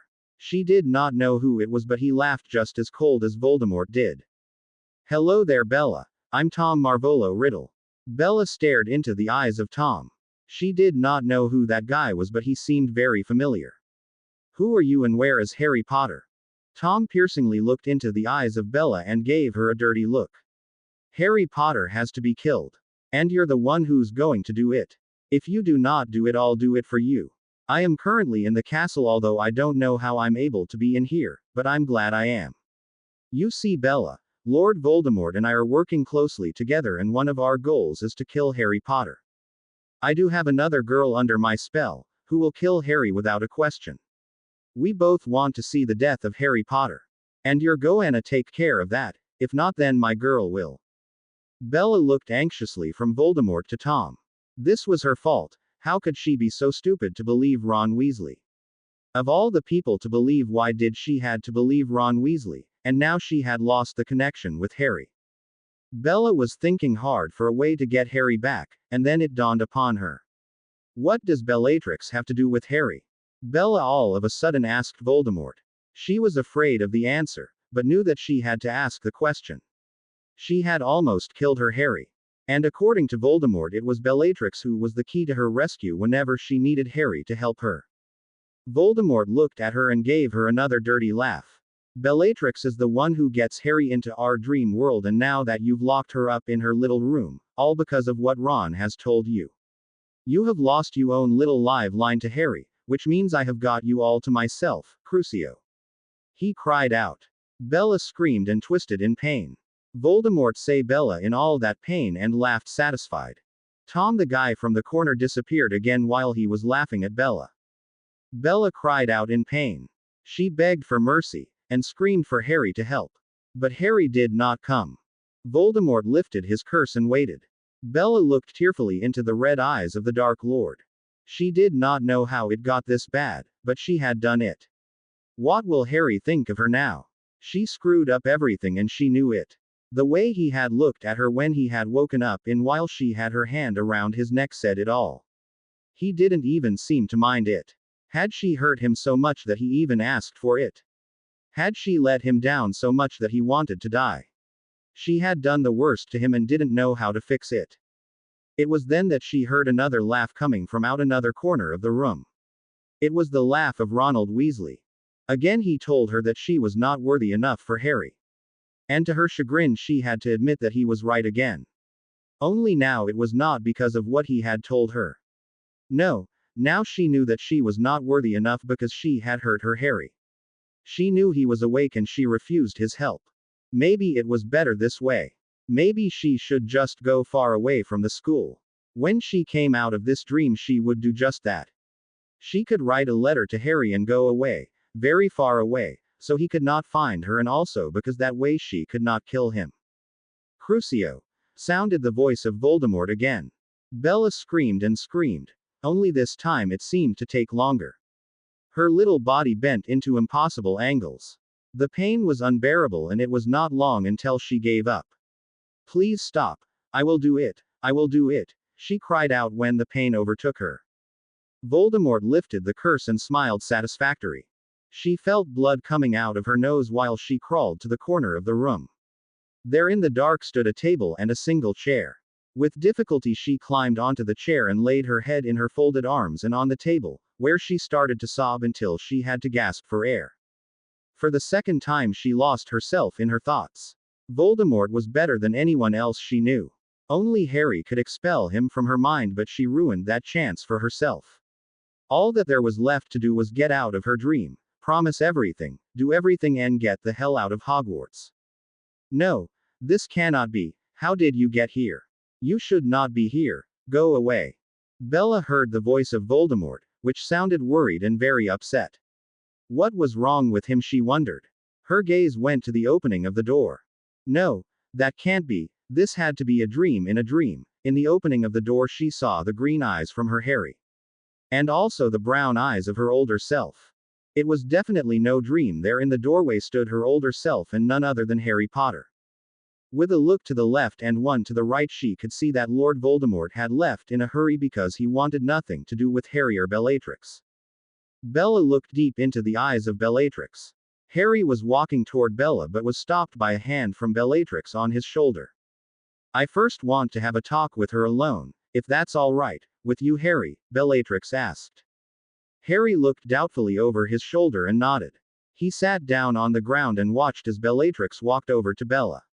Harry did not know what was going to happen, but he waited peacefully. Bellatrix stood in front of Bella and looked at her. We just heard what Ron said. But it is not true. That is something I can't. You're you. The Harry we know loves you for who you are, not for what you are. And because I'm you and you are me, I know he loves me too. Bella looked at Bellatrix and her eyes were filling themselves with tears. But I'm not worthy enough for Harry. Bellatrix smiled sweetly at Bella and pulled her into a hug. You are worth more to Harry than any form of blood whatsoever. Take it from me, Bella, you are worthy. He even got me to get him to you. Bella nodded and took Bellatrix in a hug. Before her eyes, Bellatrix vanished into thin air. Harry opened his eyes and found himself lying on a bed in the infirmary next to Bella. Together they sat straight up and looked at each other. With a look to the foot of the bed, they saw Minerva and Poppy Pomfrey standing there just watching the two children. Harry looked at his grandmother and then back at Bella. Without a word, he took her in his arms and gave her a hug. Bella started crying and sobbing uncontrollably. With difficulty, she started to talk. I'm sorry, Harry, I was afraid that you no longer needed me, or even loved me. You know, because you are a lord now and I'm just Bella Fig. Harry pushed Bella away from him. He did it a bit rough, but he didn't care. He held Bella at arm's length and looked her straight in the eyes. Bella wanted to look away, but Harry did not let her. Bella, it does not matter to me that I am a lord. What matters to me is you, Daphne, my grandmother, and all of our other friends. And if you really think about it, you are now Bella Fig, but you were born as Bellatrix Black. The lord of your house is Sirius Black. This also means that you are an heir to the House of Black. You could even be the one and only heir to the Blacks, because as far as we know, Sirius is the only living Black. It took a while before Bella realized that Harry was right. She was just as Ron himself. Maybe even more, she was a pureblood and an heir. The only difference is that Ronald Weasley had 5 brothers who went before him. Bella was thinking deep before she looked into the green eyes of Harry. Something in his eyes told her that something wasn't right. What is it, Harry? She asked hesitantly. Harry looked straight at her and just said, Ron. Ron. Bella asked. Yes, Ron, because of him I almost lost you. And you almost killed me. I was lucky to wake up or I would have been dead. So when I see him I will kill him.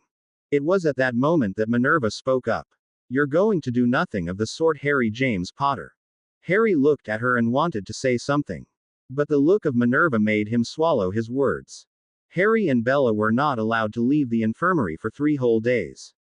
Harry because he still had to recover from the curse that Ron threw at Bella. And Bella had to stay because she had been placed under the Cruciatus curse. It was on the first day that their friends walked into the infirmary, all of them with a look of anger and disbelief on their faces. Hermione had the most trouble with what had happened.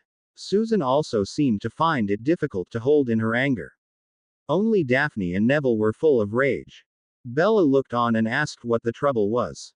Neville was therefore the one who told the story with a little anger in his voice.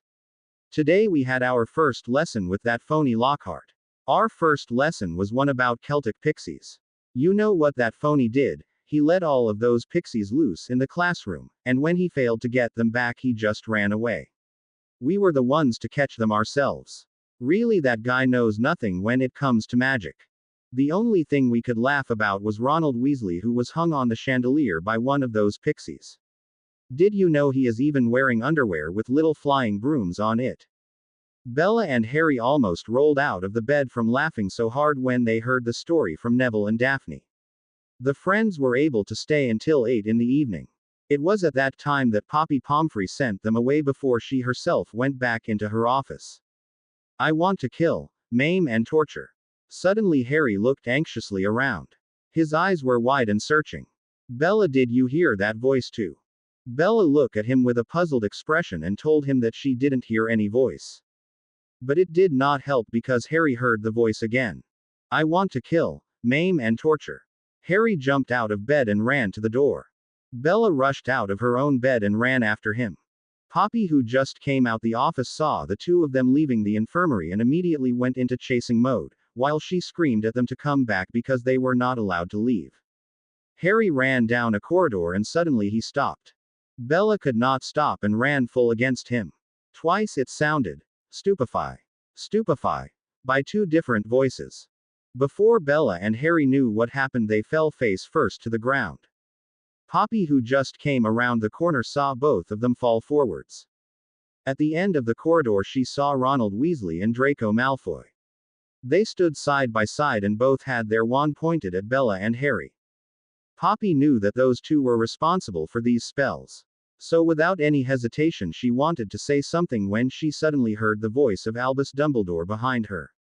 "What's happening here?" Albus asked.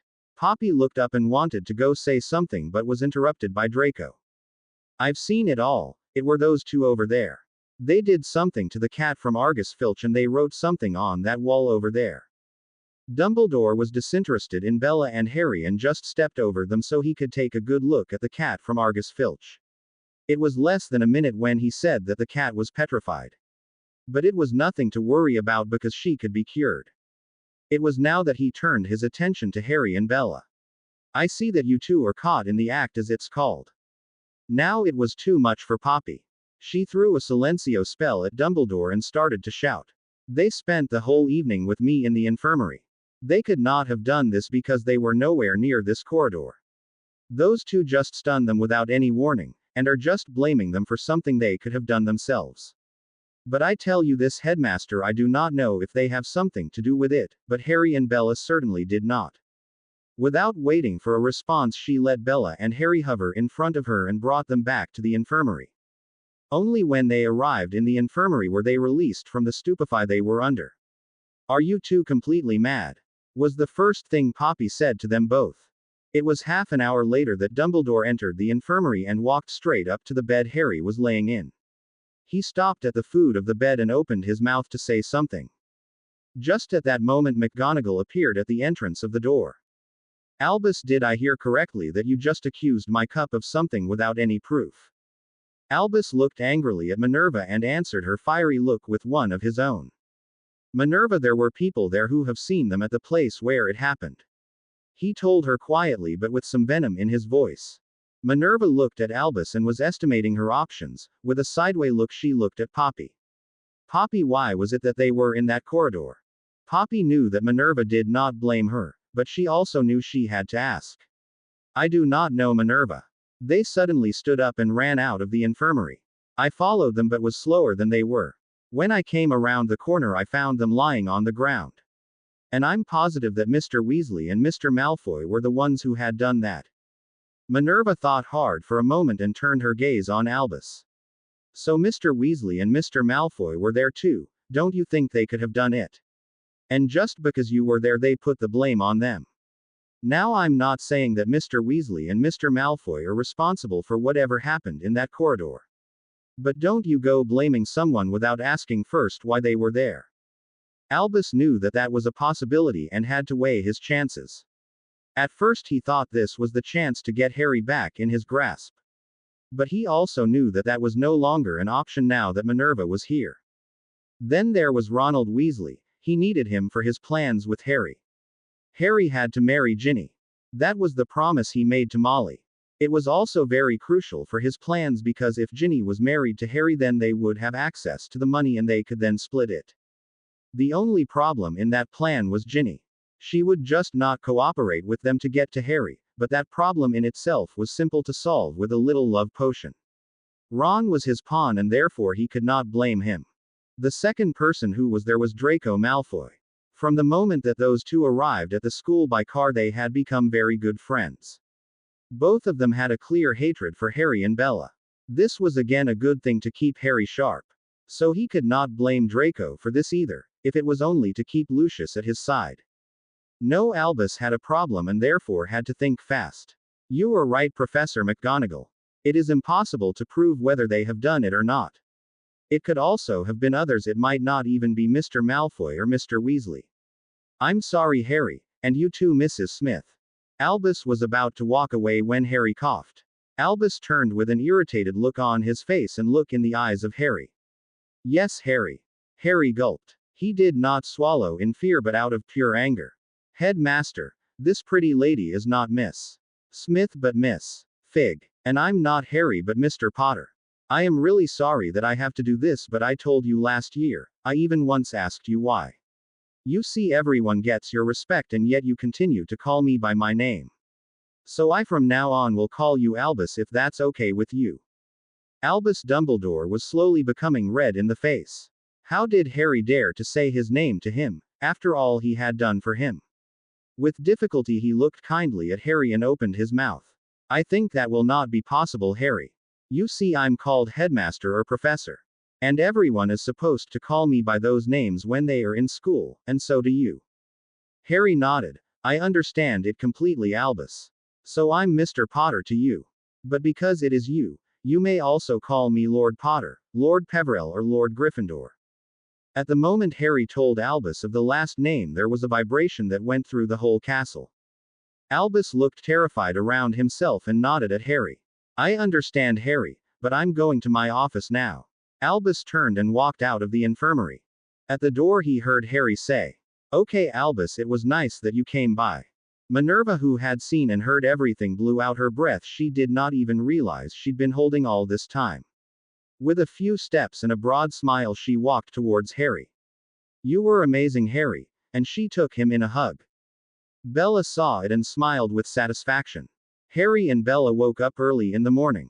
This would be the last day that they had to stay in the infirmary.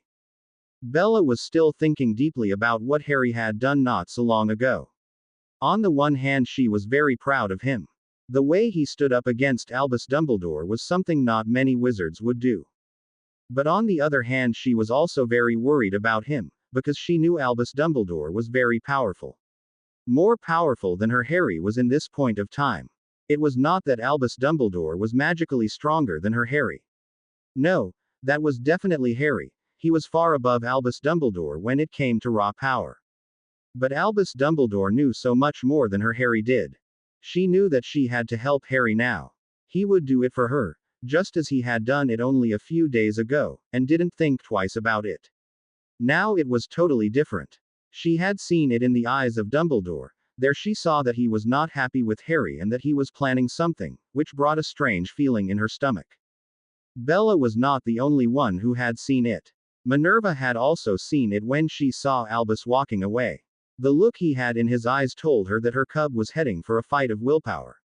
She knew she could not do much about it, but she would stand by her cub in everything he would do, because Albus would not get a second opportunity to take her cub away from her ever again. With Poppy Pomfrey she had agreed that they would keep a close eye on Harry, because for the first time she could feel the protection that Lily had bestowed upon her. Yesterday, when there was a vibration that went through the castle, she could feel it go through Harry. She had seen it on the face of Harry when it went through him. When she had felt it, she had told Poppy all about it. She was told that it must have been a part of the ritual from Lily. She knew that Harry was stupefied in the hallway. That's why she was so fast to go to the infirmary. From that moment on, she knew that she was really connected with her cub. Now she would know and feel when there was something wrong with him, and he would feel the same thing with her. In the office of Albus Dumbledore, Albus sat behind his desk after another restless night. This morning he had 2 appointments which could be very important in the days to come. The first appointment was with Lucius Malfoy and the other was with Molly Weasley. He needed them both for the manipulation of Harry Potter. Without their cooperation there was not much he could do on his own. Lucius would be there at 11 o'clock and then he could put the first part of his plan into operation. His only doubt was that he would say no and would not want to work with him. For Molly, he had less worries. As long as Arthur would not interfere with the plans he had with Molly, then everything would be okay.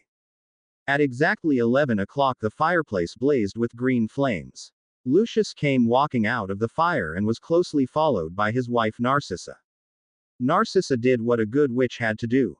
She followed her husband in everything he did because the marriage contract expected it from her.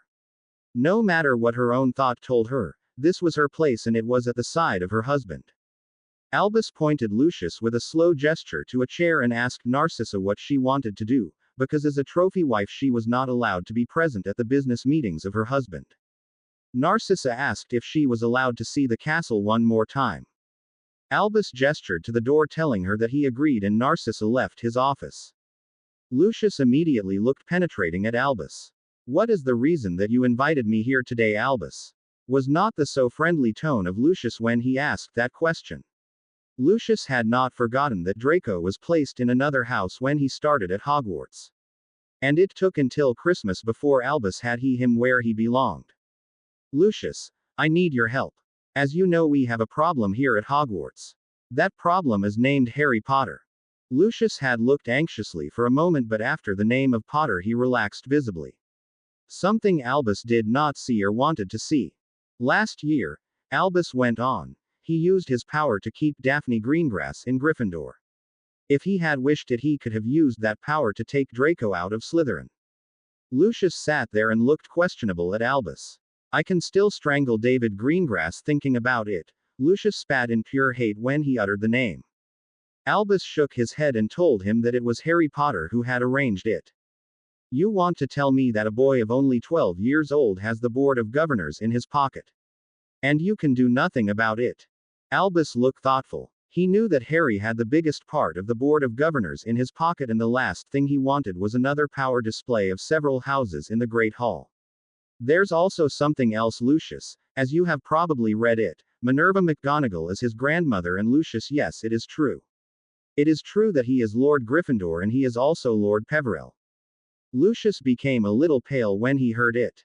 He counted it on his fingers and came up to 3 votes, 4 if you counted the votes of his grandmother. Potter had almost a quarter of the votes in his possession. And with his friends he had 7. This was half at any time because the black vote didn't count.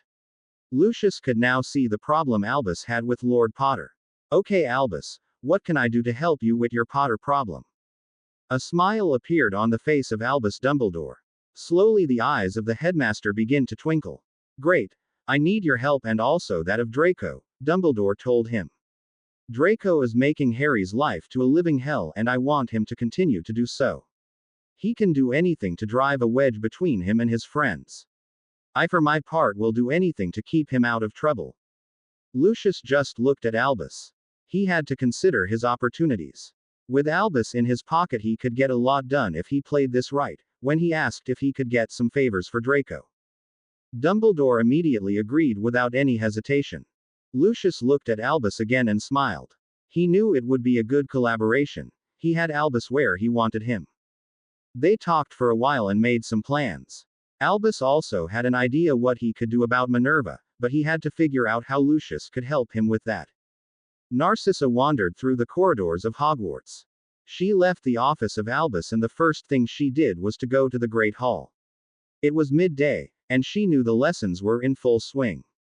Draco should have potions from his godfather at this time, so she would not encounter him in the hallway. Her journey through the castle brought on many memories from her days at Hogwarts. How she had walked here together with her friends and her 2 sisters. Andromeda had always been there for her until she had fallen for Ted Tonks. She was immediately thrown out of the family by her grandfather. Potter had taken her into his family. That was one of the things she appreciated from Lord Potter. Draco had come home last year with stories about how irritating Harry Potter was, and also how arrogant he was and behaved. According to Draco, Harry Potter was an annoying and spoils brat, and Albus Dumbledore did everything to put Harry in a good light. But there had been a very different story in the Morning Prophet from a couple of days ago. She let her mind wander and thought about the article from Rita Skeeter. The Boy Who Lived, by Rita Skeeter. Dear readers, Harry Potter, the boy who lived. Our young hero, who is not yet 12, is often seen in Azkaban. He's been there for the 2nd time this summer. The fact is that he goes there to visit his godfather Sirius Black. Through intensive research, this researcher has learned that Harry Potter still has a living grandmother. His grandmother is none other than Minerva McGonagall. She is the Transfiguration teachers at Hogwarts School of Witchcraft and Wizardry. During a process in front of the Wizengamot, Albus Dumbledore lost the magical guardianship of Harry Potter. During that process, Harry Potter had shown the Wizengamot that he is lord over 3 houses and that he still had a grandmother. They are House Potter, House Gryffindor, and House Peverell. He has done this piece of leadership together with 4 other houses. Those were House Longbottom, House Greengrass, House Bones, and House McGonagall. This collaboration has led to a new hearing for Minister Fudge himself. This is because he openly insulted those 7 houses in front of the Wizengamot. It was in this session that Harry Potter introduced his grandmother to everyone in attendance. After that announcement, Harry Potter immediately left the room. Harry Potter with the other houses withdrew themselves in a room in the Leaky Cauldron, and left the Wizengamot session to the adults. They did not want any attention or focus on themselves. That was what their spokeswoman Arabella Figg informed us. Harry Potter also wished to be left alone. Furthermore, Harry Potter has taken the sister of Bellatrix Black, the well-known Death Eater better known as Bellatrix Lestrange. The sister Andromeda Tonks and her daughter Nymphadora Tonks were brought into his family. Recently, Mr. Lestrange was thrown through the veil. In doing so, he completely disinherited his wife Bellatrix. It was also revealed that Bellatrix Lestrange, who now again is known as Bellatrix Black, has been put into another marriage contract with someone else. However, it is not known with whom. And everything is being kept a secret by Amelia Bones. There are rumors that Harry Potter also visited Bellatrix Black in Azkaban, but I don't know if that is true. Worthy readers, I'll keep you informed if new evidence is found. Rita Skeeter. Narcissa quietly walked on through the corridor and thought about her youngest sister, her little sister Bellatrix, who was now in Azkaban. She could not understand how her sweet little sister became such a bad person. After reading that Prophet article, she decided to go and visit her in the near future. Slowly she walked towards the infirmary. Her favorite person in Hogwarts had always been Poppy Pomfrey. She always wanted to become a magical healer. But as the wife of Lucius, she had to be beautiful and a wife of a lord, nothing less and nothing else. Her marriage contract told she had to follow her husband and do whatever he asks of her. She walked into the infirmary and looked around. On one of the bed laid a boy and on another a girl. In front of those beds stood Poppy Pomfrey, exactly how she remembered her. Narcissa walked over to her and greeted Poppy friendly. She looked at the 2 students who were lying on the bed and smiled sweetly at them. They both said, "Hello, miss," in unison. Narcissa looked at them and saw the scar on Harry's forehead. She swallowed and said, "Hello, Lord Potter, and goodbye, miss." Bellatrix Figg. Narcissa pulled both eyebrows all the way up. This cannot be happening, she thought. This girl looks exactly like her little sister. But Bellatrix had no children, because she had taken care of that herself. Was it perhaps a child of her older sister? No, it was not, because that was Nymphadora.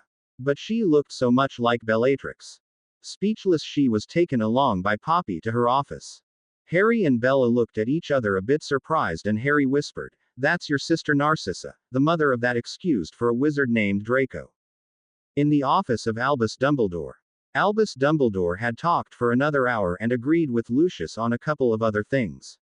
Around 1 o'clock in the afternoon, he and his wife Narcissa left the school through the flow in the office of Albus Dumbledore. Narcissa, who still did not understand why Bellatrix Figg looked so much like her little sister, decided to say nothing to her husband Lucius, nor that she had decided to go to Azkaban and visit her sister just like she wanted to visit her other sister. Albus, who was now sitting alone in his office, began to prepare himself for the meeting he had with Molly Weasley. Molly was a little harder to deal with because Albus had promised her much more than he had promised Lucius. Ron would be the best friend of Harry, so that he could be everywhere where Harry was to spy on him. He would also be known as the best friend of Harry, who would give him the fame Ron so desperately wanted. But Albus, however, had not told Molly that it could resolve in the death of Ron. And this year, Ginny would make an appearance in Harry's life, something that was already looking good, because he had seen Ginny sitting next to Harry when Molly came to Hogwarts last year. Ginny has to do anything to win the heart of Harry. If she would not, they could give her and Harry a love potion to help them on their way. Molly had done the same thing with Arthur when she was younger. And to this day they were happily married and had 7 children. So that was a solution that could work for Ginny if everything else would fail. But Dumbledore had never thought that the Sorting Hat would put her in another house. Now he has to convince Molly that Ginny could still be with Harry. And she still could get the Potter fortune when they were together. It was 2 o'clock when Molly stepped out of the fireplace. Without waiting for an invitation from Dumbledore, she just sat down in a chair. Albus looked at her and could clearly see that she was angry. The first year Ron was put into another house, and the same thing happened to Ginny this year. Last year, he was still able to turn that decision back, but that was something that was not going to happen this year. Harry had made it clear that he would keep an eye on him. No, the biggest mistake he made was that he wanted to put Daphne into another house. So this year he had to do it differently. "Thank you for coming so quickly, Molly," Albus said in a friendly tone. "No, none of those empty promises of yours. You know as well as I do what you have promised me for my cooperation in your plans. So why it is that Ginny is placed in another house?" This was the first thing that Molly threw at the feet of Albus. Her eyes were fierce and full of hatred. Albus had promised her wealth and power. But until now there has been no wealth or power. Ron did not become the friend of Harry, and Ginny was not even in his house. "Well, come on, Albus, you always have an answer for everything. What is your answer now?" Albus looked into her eyes and nodded. "You're right, Molly." Albus stopped for a moment and then went on. "I promised you that Ronald could be his friend without much effort on his part. My ideas were correct. Unfortunately, there was another girl who had formed the first friendship with Harry. Her name is Bellatrix Fig. I do not know how or where it happened. But my guess is that Harry met her on the train. That, however, is not so much the problem. No, the problem lies somewhere else." Now Albus held his mouth for a moment. He carefully looked at how Molly handled the news. He knew he needed Molly. Well, actually, he needed Ginny. Molly and Ron were just easy helpers. Ginny was the one he needed to seduce Harry. Molly thought deeply about what Albus had told her. What's the problem, Albus, if Bellatrix Fig is not the problem? This was the question that Albus expected. But again he was asked himself what he wanted Molly to know, but mostly what not to know. So he weighed the options he had. One was heavier than the other. After a moment of silence, he made his decision. "Well, Molly, the thing is, Harry has 3 friends. 2 of them can become a problem for us. They are Daphne Greengrass and Susan Bones. Now those 2 are not really the problem, but their parents and guardian are. I'm talking about David Greengrass and Amelia Bones." Molly nodded in agreement and knew what Albus meant. Amelia was the head of the Aurors and David was a former Auror. In both cases, they could provide the problem because of what they knew. Albus Dumbledore looked away from Molly for a moment and continued. "There is another person we have to be careful around, and I regret to say it, but it's Professor McGonagall. However, I know what to do about her, only that is for another time." Molly looked at Albus when he told some of his ideas. He had a sly smile, the kind of smile that does not bode well. The only thing Molly could do was agree. Albus could also find a solution for Ginny. After a while, Molly looked approvingly at Albus Dumbledore. It was less than 15 minutes later that Molly left the office. Albus Dumbledore sat at his desk and thought for a moment. Molly was a simple soul. He had not only told her nothing and only promised her that she would get all of Harry's gold. And as soon as there was a promise of gold, then Molly was about to do anything and everything for just a bit of it. The proof had already been delivered when she left Ron and Ginny in his trust without any comment whatsoever. Fortunately, Ron was just as greedy as his mother, something Albus would use to his benefit. Harry and Bella. Harry and Bella were told that they were allowed to leave the ward for the evening meal. Now they would finally start their own school year. After they gulped down their last potions, they were free to leave. Their friends were already waiting at the door, and together they walked towards the Great Hall. Bella asked Daphne what kind of punishment Ron had gotten for what he had done. Daphne immediately looked down at the floor and had a tremendous interest in a crack between 2 stones. Bella just waited until she could not stand it any longer.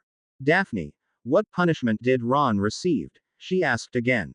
Only this time it was with a little more emphasis on the last bit of the question. Daphne still dodged the look of Bella and mumbled something that no one understood. Now it was Harry who wanted to know and asked what it was she just said. Daphne got a little anxious and asked if they would not be angry at her. Harry and Bella looked surprised at each other and nodded yes. With a sigh, Daphne looked up at them both. When Aunt Minnie heard what Ron had done, she came into our common room to punish him for what he had done. He got 3 weeks of detention with her in her office. Both Bella and Harry were happy with that punishment, and Bella was especially happy that Harry did not had to go after him. Neville was now walking next to Harry and had an arm placed around his shoulder, holding him close to him. Bella glanced at Neville and suddenly stopped dead in her track. Okay, Neville, out in the open with it. Why is it that you're holding Harry so close to you? Daphne started to cry slowly and looked up at Harry. Harry raised an eyebrow and looked amazed at Daphne. Harry slowly nodded that she could say what it was she had to say. The day before yesterday would be the first day Ron would have his punishment with Aunt Minnie. But just before he had to leave the common room for his punishment, Professor Dumbledore entered the common room and told Ron that he would not receive any punishment. The anger within Harry began to bubble up. Daphne saw it and immediately held his hands. Harry became quiet and looked at her. The green eyes made her knees go weak, but she kept herself standing. When Dumbledore had undone the punishment of Ron, we went to him. Daphne stopped and hesitated whether she should continue. Bella was now standing beside her and gave her a little push to go on. Daphne nodded and went on hesitant. We went to Dumbledore and told him what Ron did. But it did not matter to him. According to Dumbledore, it was your own fault. If you hadn't dived in front of Bella, you would not have been in the infirmary. And because it was your own fault, Ron would receive no punishment. Bella was stunned when she heard it. Harry looked at Daphne and slowly slumped to the ground. The pain and the disappointment he felt was readable on his face. Daphne looked guilty at Bella and squeaked, "Sorry." Bella grabbed a hand of Daphne and squeezed gently. Then she immediately grabbed the hand of Harry and Daphne grabbed his other hand. Harry looked at them both and stood up.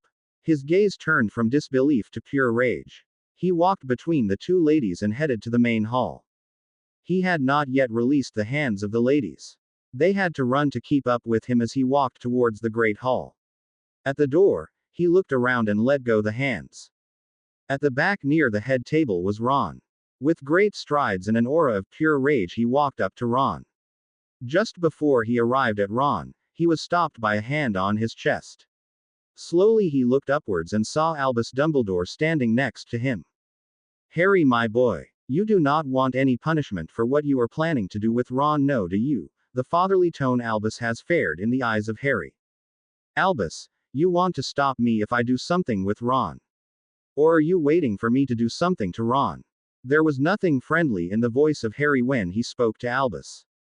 Albus looked at him and shook his head sadly. "Harry, I'm called Professor or Headmaster, you know that." Albus thought he had been clear enough. Harry, who was already angry, became much worse. He wanted to have a go at Albus. Bella saw it and pulled him back while Daphne stood before him and opposite of Albus Dumbledore.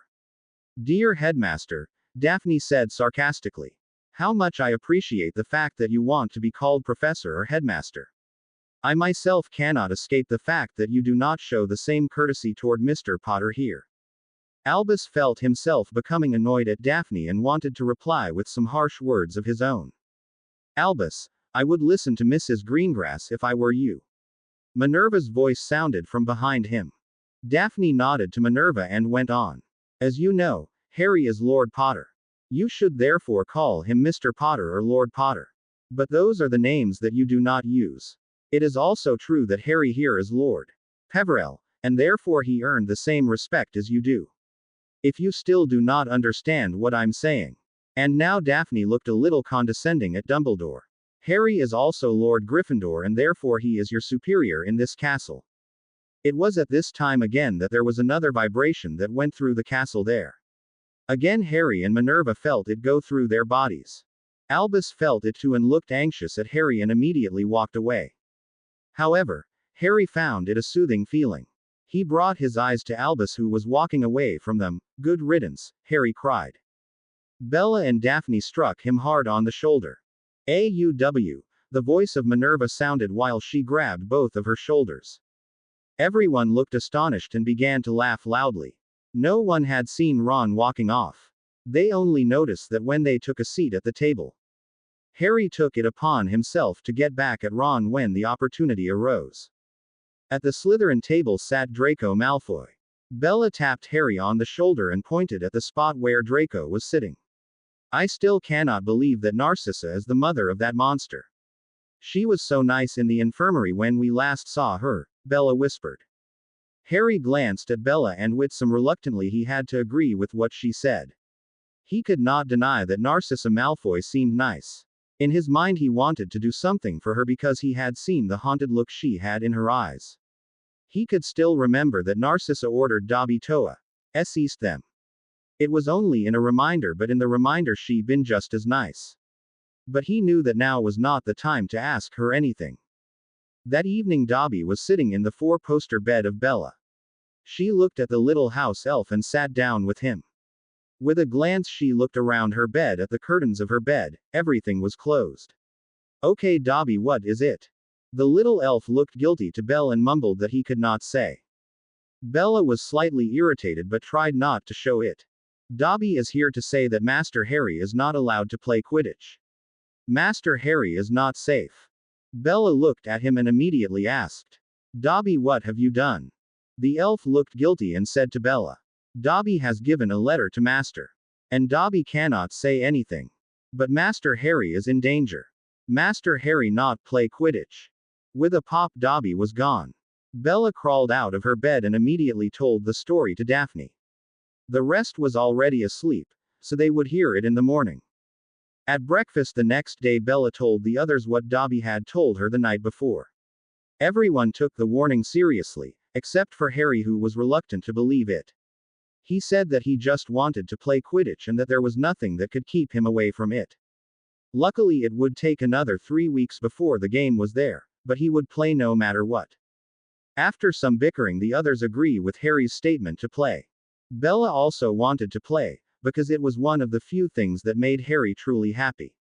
They however would have to look at what they could do for his protection. That was something Harry agreed upon, if it was only to ease the feelings of Daphne and Bella.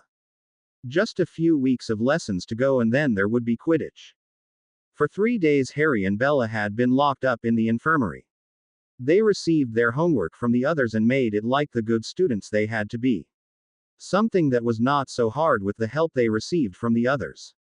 The day they got back for their first day of lessons, Bella looked at the head table and immediately put a hand on Harry's arm. Daphne, who sat on the other side of Harry, saw Bella looking at the head table. Just as she herself looked in that direction, she grabbed the other arm of Harry. Harry now looked strangely up at them and with his mouth still full of breakfast. Waff if ERFF. Both ladies looked at him and told simultaneously that he had to remain calm, and not to speak with his mouth full of food. With an astonished gaze Harry looked at the head table himself. All the way on the right side was none other than Gilderoy Lockhart. Sure, Harry already knew that Lockhart was a professor at the school. He also knew what lesson he would be teaching that year. And above all, he knew he would be a teacher of no importance. That was something that the others had told them long ago. Especially that incident with the corny pixies went all over the school. Harry's stomach immediately turned 3 times and he had a hard time not to puke. The only thing he saw were the gleaming white teeth of that phony. Harry knew he gave defense against the dark arts. Harry also knew that the next lesson he would be having was a lesson defense against the dark arts which he would be getting from him. Gilderoy Lockhart stood up and walked in his direction. He was just smiling that disgusting smile of his. Daphne and Bella immediately felt all the muscles in Harry's arms tense up. What had happened at Flourish and Blotts left a very emotional scar on Harry, and it was one of those scars that would not clear up in a couple of weeks. With smoothness in his strides Gilderoy Lockhart walked towards Harry. At 4 meters away from Harry he again raised up his hand. Harry's eyes widened and he immediately wanted to do the first thing that came to mind, and that was to run away and fast. The arms from Bella and Daphne however stopped him from fleeing the Great Hall. Susan was now standing in front of Harry and kept their defense professor away from reaching Harry. Let me through, little girl, I just wanted to go to Harry for a bid. Gilderoy Lockhart said while he was looking kindly at Susan. Susan, however, did not step aside. She stood still and told him to go back. Come, come, little girl, I am a professor and you're not allowed to simply stop me. He smiled kindly and pushed Susan aside with just a little too much force. Susan stumbled by the push and fell hard to the ground. Bella and Daphne let go of Harry's arms when they saw Susan fall. Harry, who immediately pressed his wand under the nose of Gilderoy Lockhart, snarled at him. Professor, I cannot stand you. Preferably I like to stay as far away from you as possible. But there's one thing I want to make clear to you. Keep your hands away from my friends. The tip of Harry's wand began to glow a dangerously shade of red. Lockhart looked at Susan and thought about saying sorry, then he changed his mind and looked back at Harry.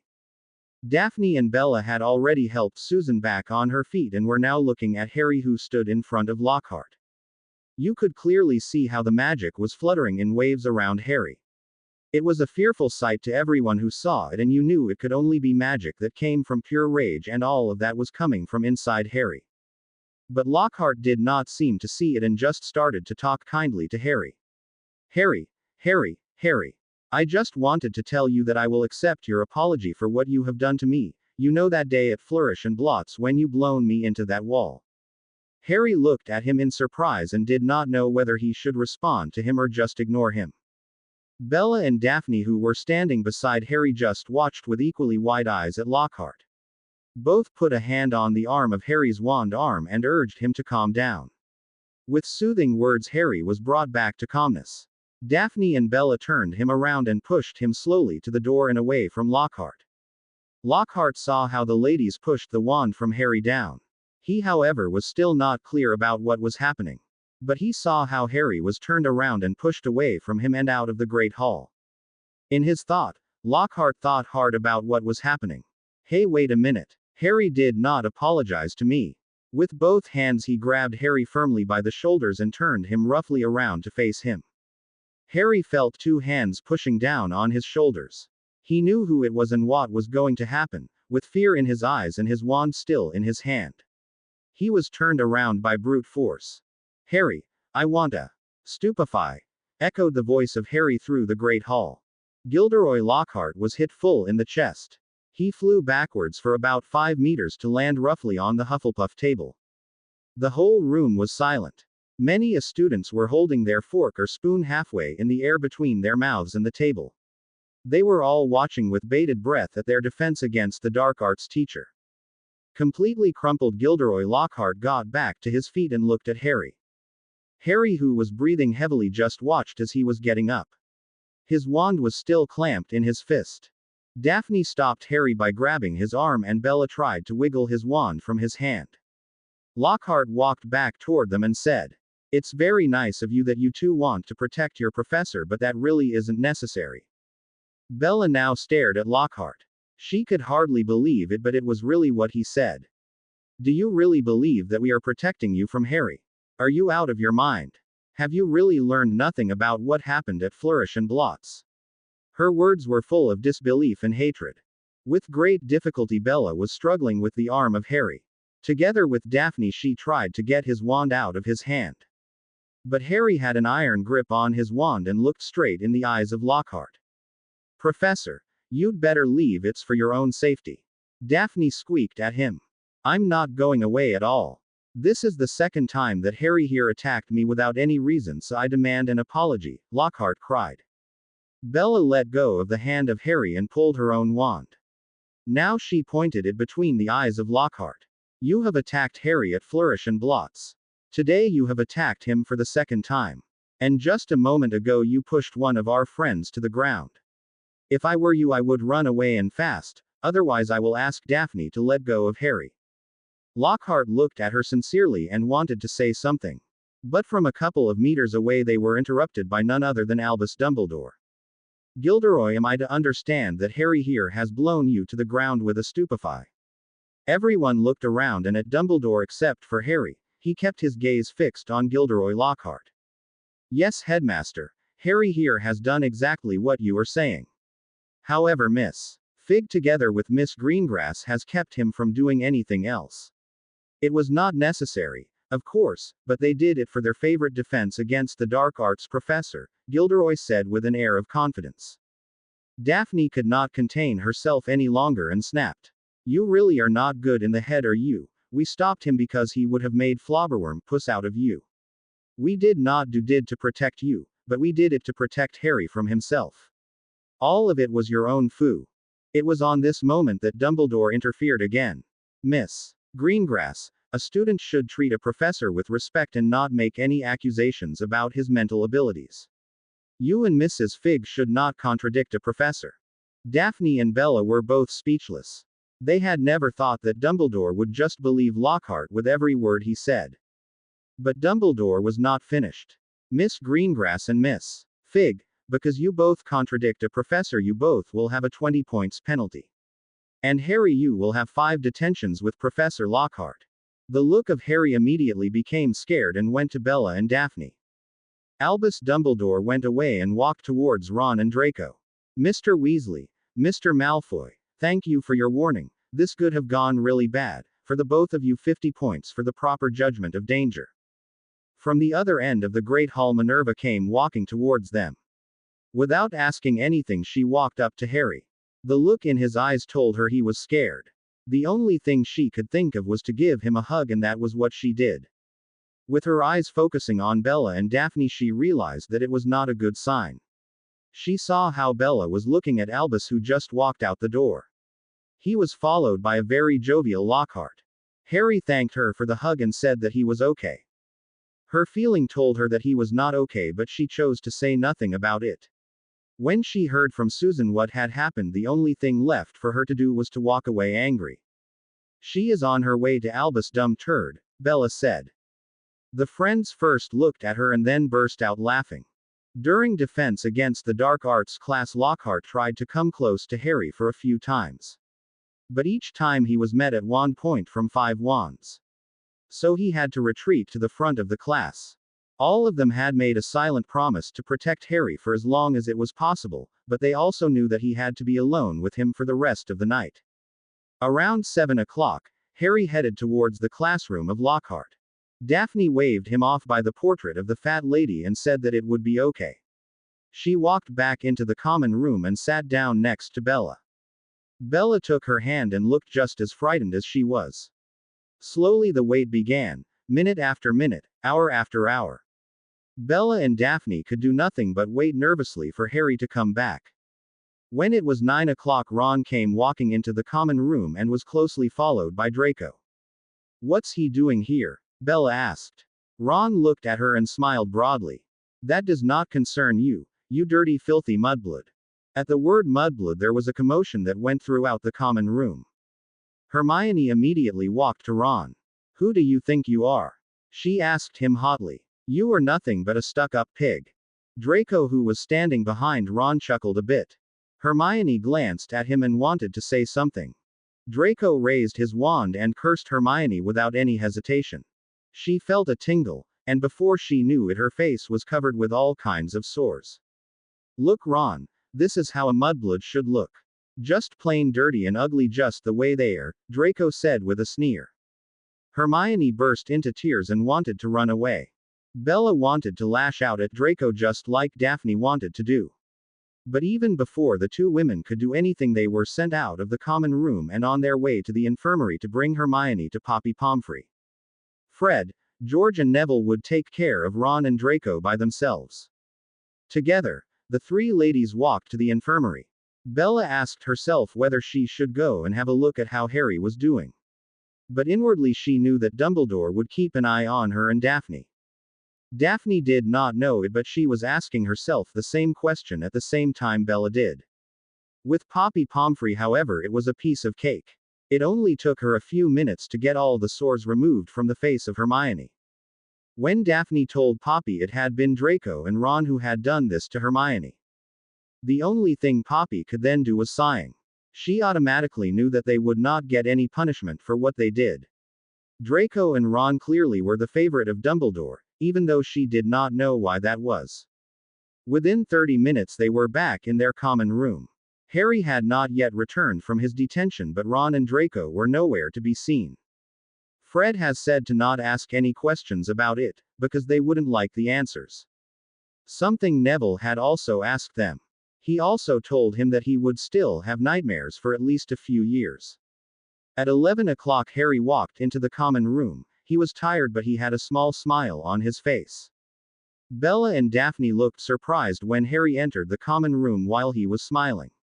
Okay, why in Merlin's name are you laughing? Daphne asked before Harry had a chance to sit down. Harry plopped down on the couch right between Bella and Daphne. Both girls immediately crawled into his side and waited on what Harry was going to say.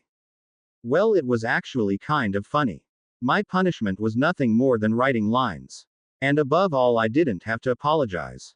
Both ladies gave him an incredulous and inquiring look. Harry laughed and continued. When I stood in front of the classroom, I wanted to run. But when Lockhart opened the door, Grandma Minnie stood behind me. I never expected her to be there. Lockhart wanted to protest, but Grandma told him she was there to stay. He did have a choice. She could stay and just overlook what was happening. Or he could duel with her. If he won the duel, then she would go away. So Grandma Minnie will be with me in every detention I have with him. Bella looked at him smiling. Daphne, however, asked if they had dueled. Harry laughed a little when he heard Daphne ask the question. If you had seen him, I thought he would do it right there in his pants from fear. The following weeks went pretty quickly. Before they knew it, it was Saturday, the day of the Quidditch match. At 10 o'clock they were all walking towards the Quidditch pitch. Bella did repeat the warning she had got from Dobby. Harry, however, wanted to play no matter what the cost. Bella was standing with Harry at the edge of the Quidditch pitch. Like always, it was the match of the year, Gryffindor versus Slytherin. And just like always, the whole school came to watch the match. There were also a few other people that Bella didn't know. Suddenly she pointed to a B-owned woman in the stands. Harry, that is Narcissa, is it not? Over there in the stand next to Dumbledore. Harry took a good look and Bella was right. Narcissa Malfoy was sitting in the stand next to Dumbledore and a man with long blonde hair. Bella wondered why they were there. Daphne suddenly came running towards them. You will never believe this, she cried as she stopped in front of them. Behind her were a very upset Angelina Johnson and a very upset Katie Bell. Bella and Harry looked at each other. They didn't know what to think, so they waited for what was to come. 5 minutes later, the whole team and their carers Hermione, Susan, Daphne and Neville were standing around them. The only thing Harry and Bella understood was that everyone was angry about something. Even Daphne had not told them what it was. The only thing they could do was to wait and see. The team of Slytherin came out of the other locker room.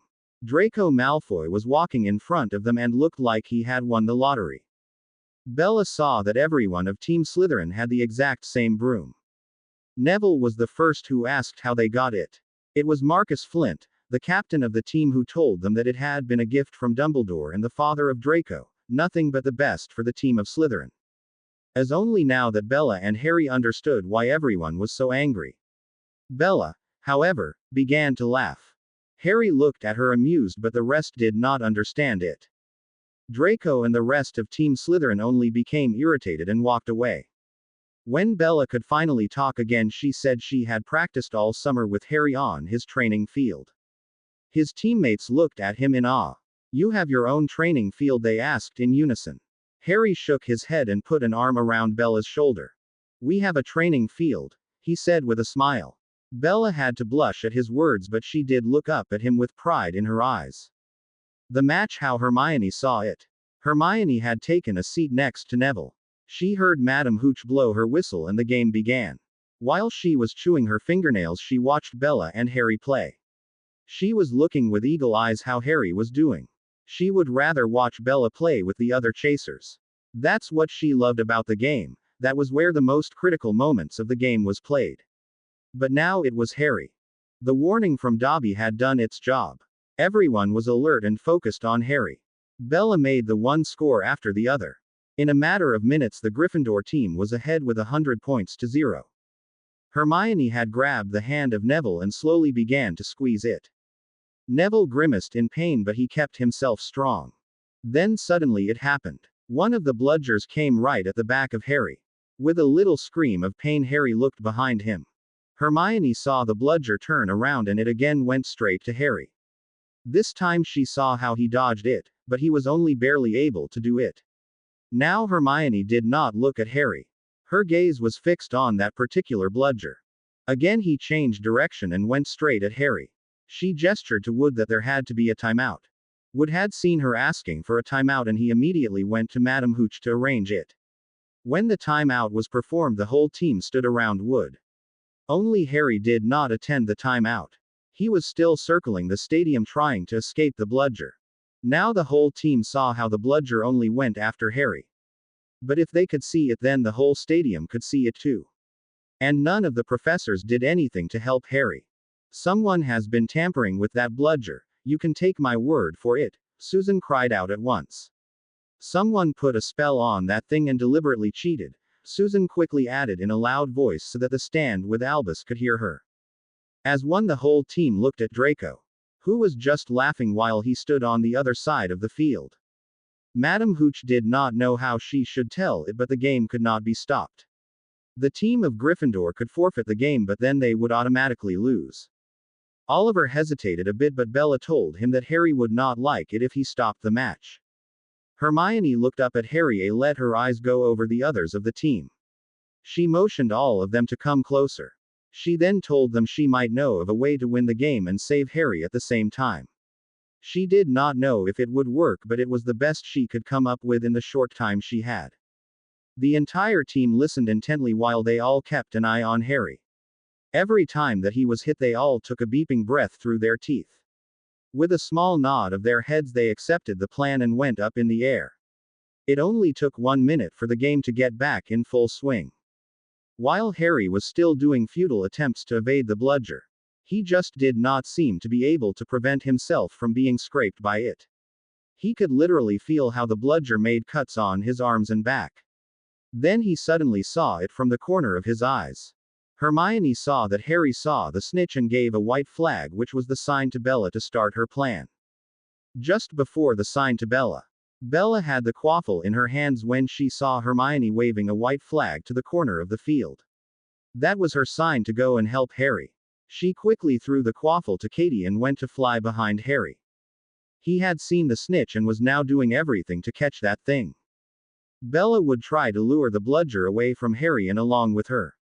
She did everything she could think of to keep that bludger away.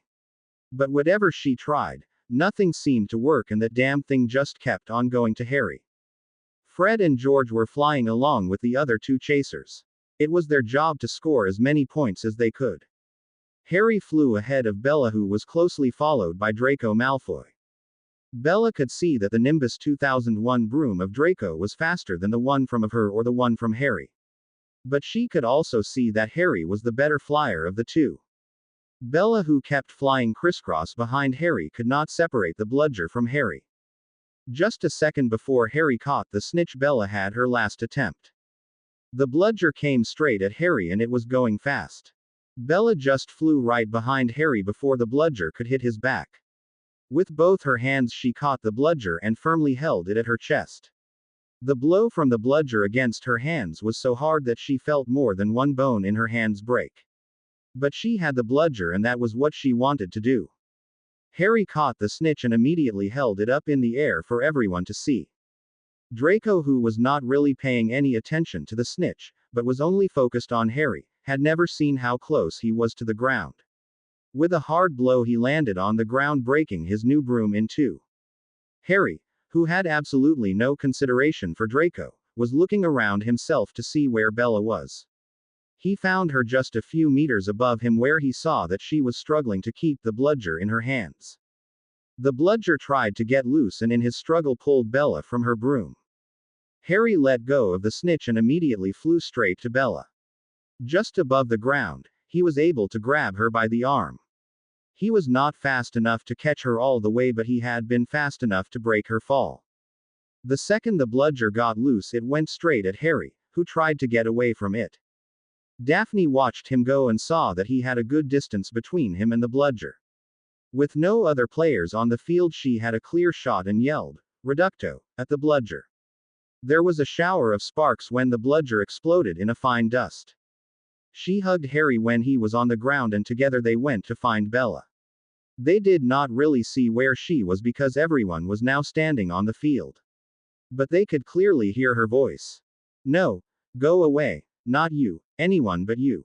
Before Harry was able to get to Bella, he heard Lockhart call out a spell. On hearing that voice, both Harry and Daphne began to run faster. Harry pushed Lockhart roughly to the side when he heard him say, "Yes, that can happen sometimes." All the bones in both of Bella's hands were gone. Harry didn't say anything, he just took Bella in his arms and walked towards the castle. Lockhart wanted to say something to him, but Daphne had her wand pointed straight up under his chin.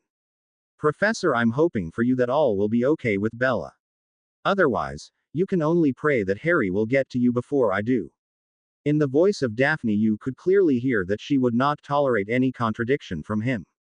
It were those words from Daphne that brought a small smile to Bella before she again winced in pain. Daphne walked behind Harry and saw that he was bleeding from all kinds of wounds. The bludger had really done a number on him. She could see that he was sliced open from many cuts and that he had many abrasions on his body. However, he himself did not seem to feel anything. He just looked at Bella in a loving way, but also with sadness. It was once again that Daphne felt a little pain in her heart. With everything that was happening, you could clearly see how much Harry cared for Bella. And she wanted it so badly, that he had those feelings for her. A feeling she immediately pushed away, now it there for Bella and not for herself. Bella, who had her broken hands around his neck, was just trying to hold on to him.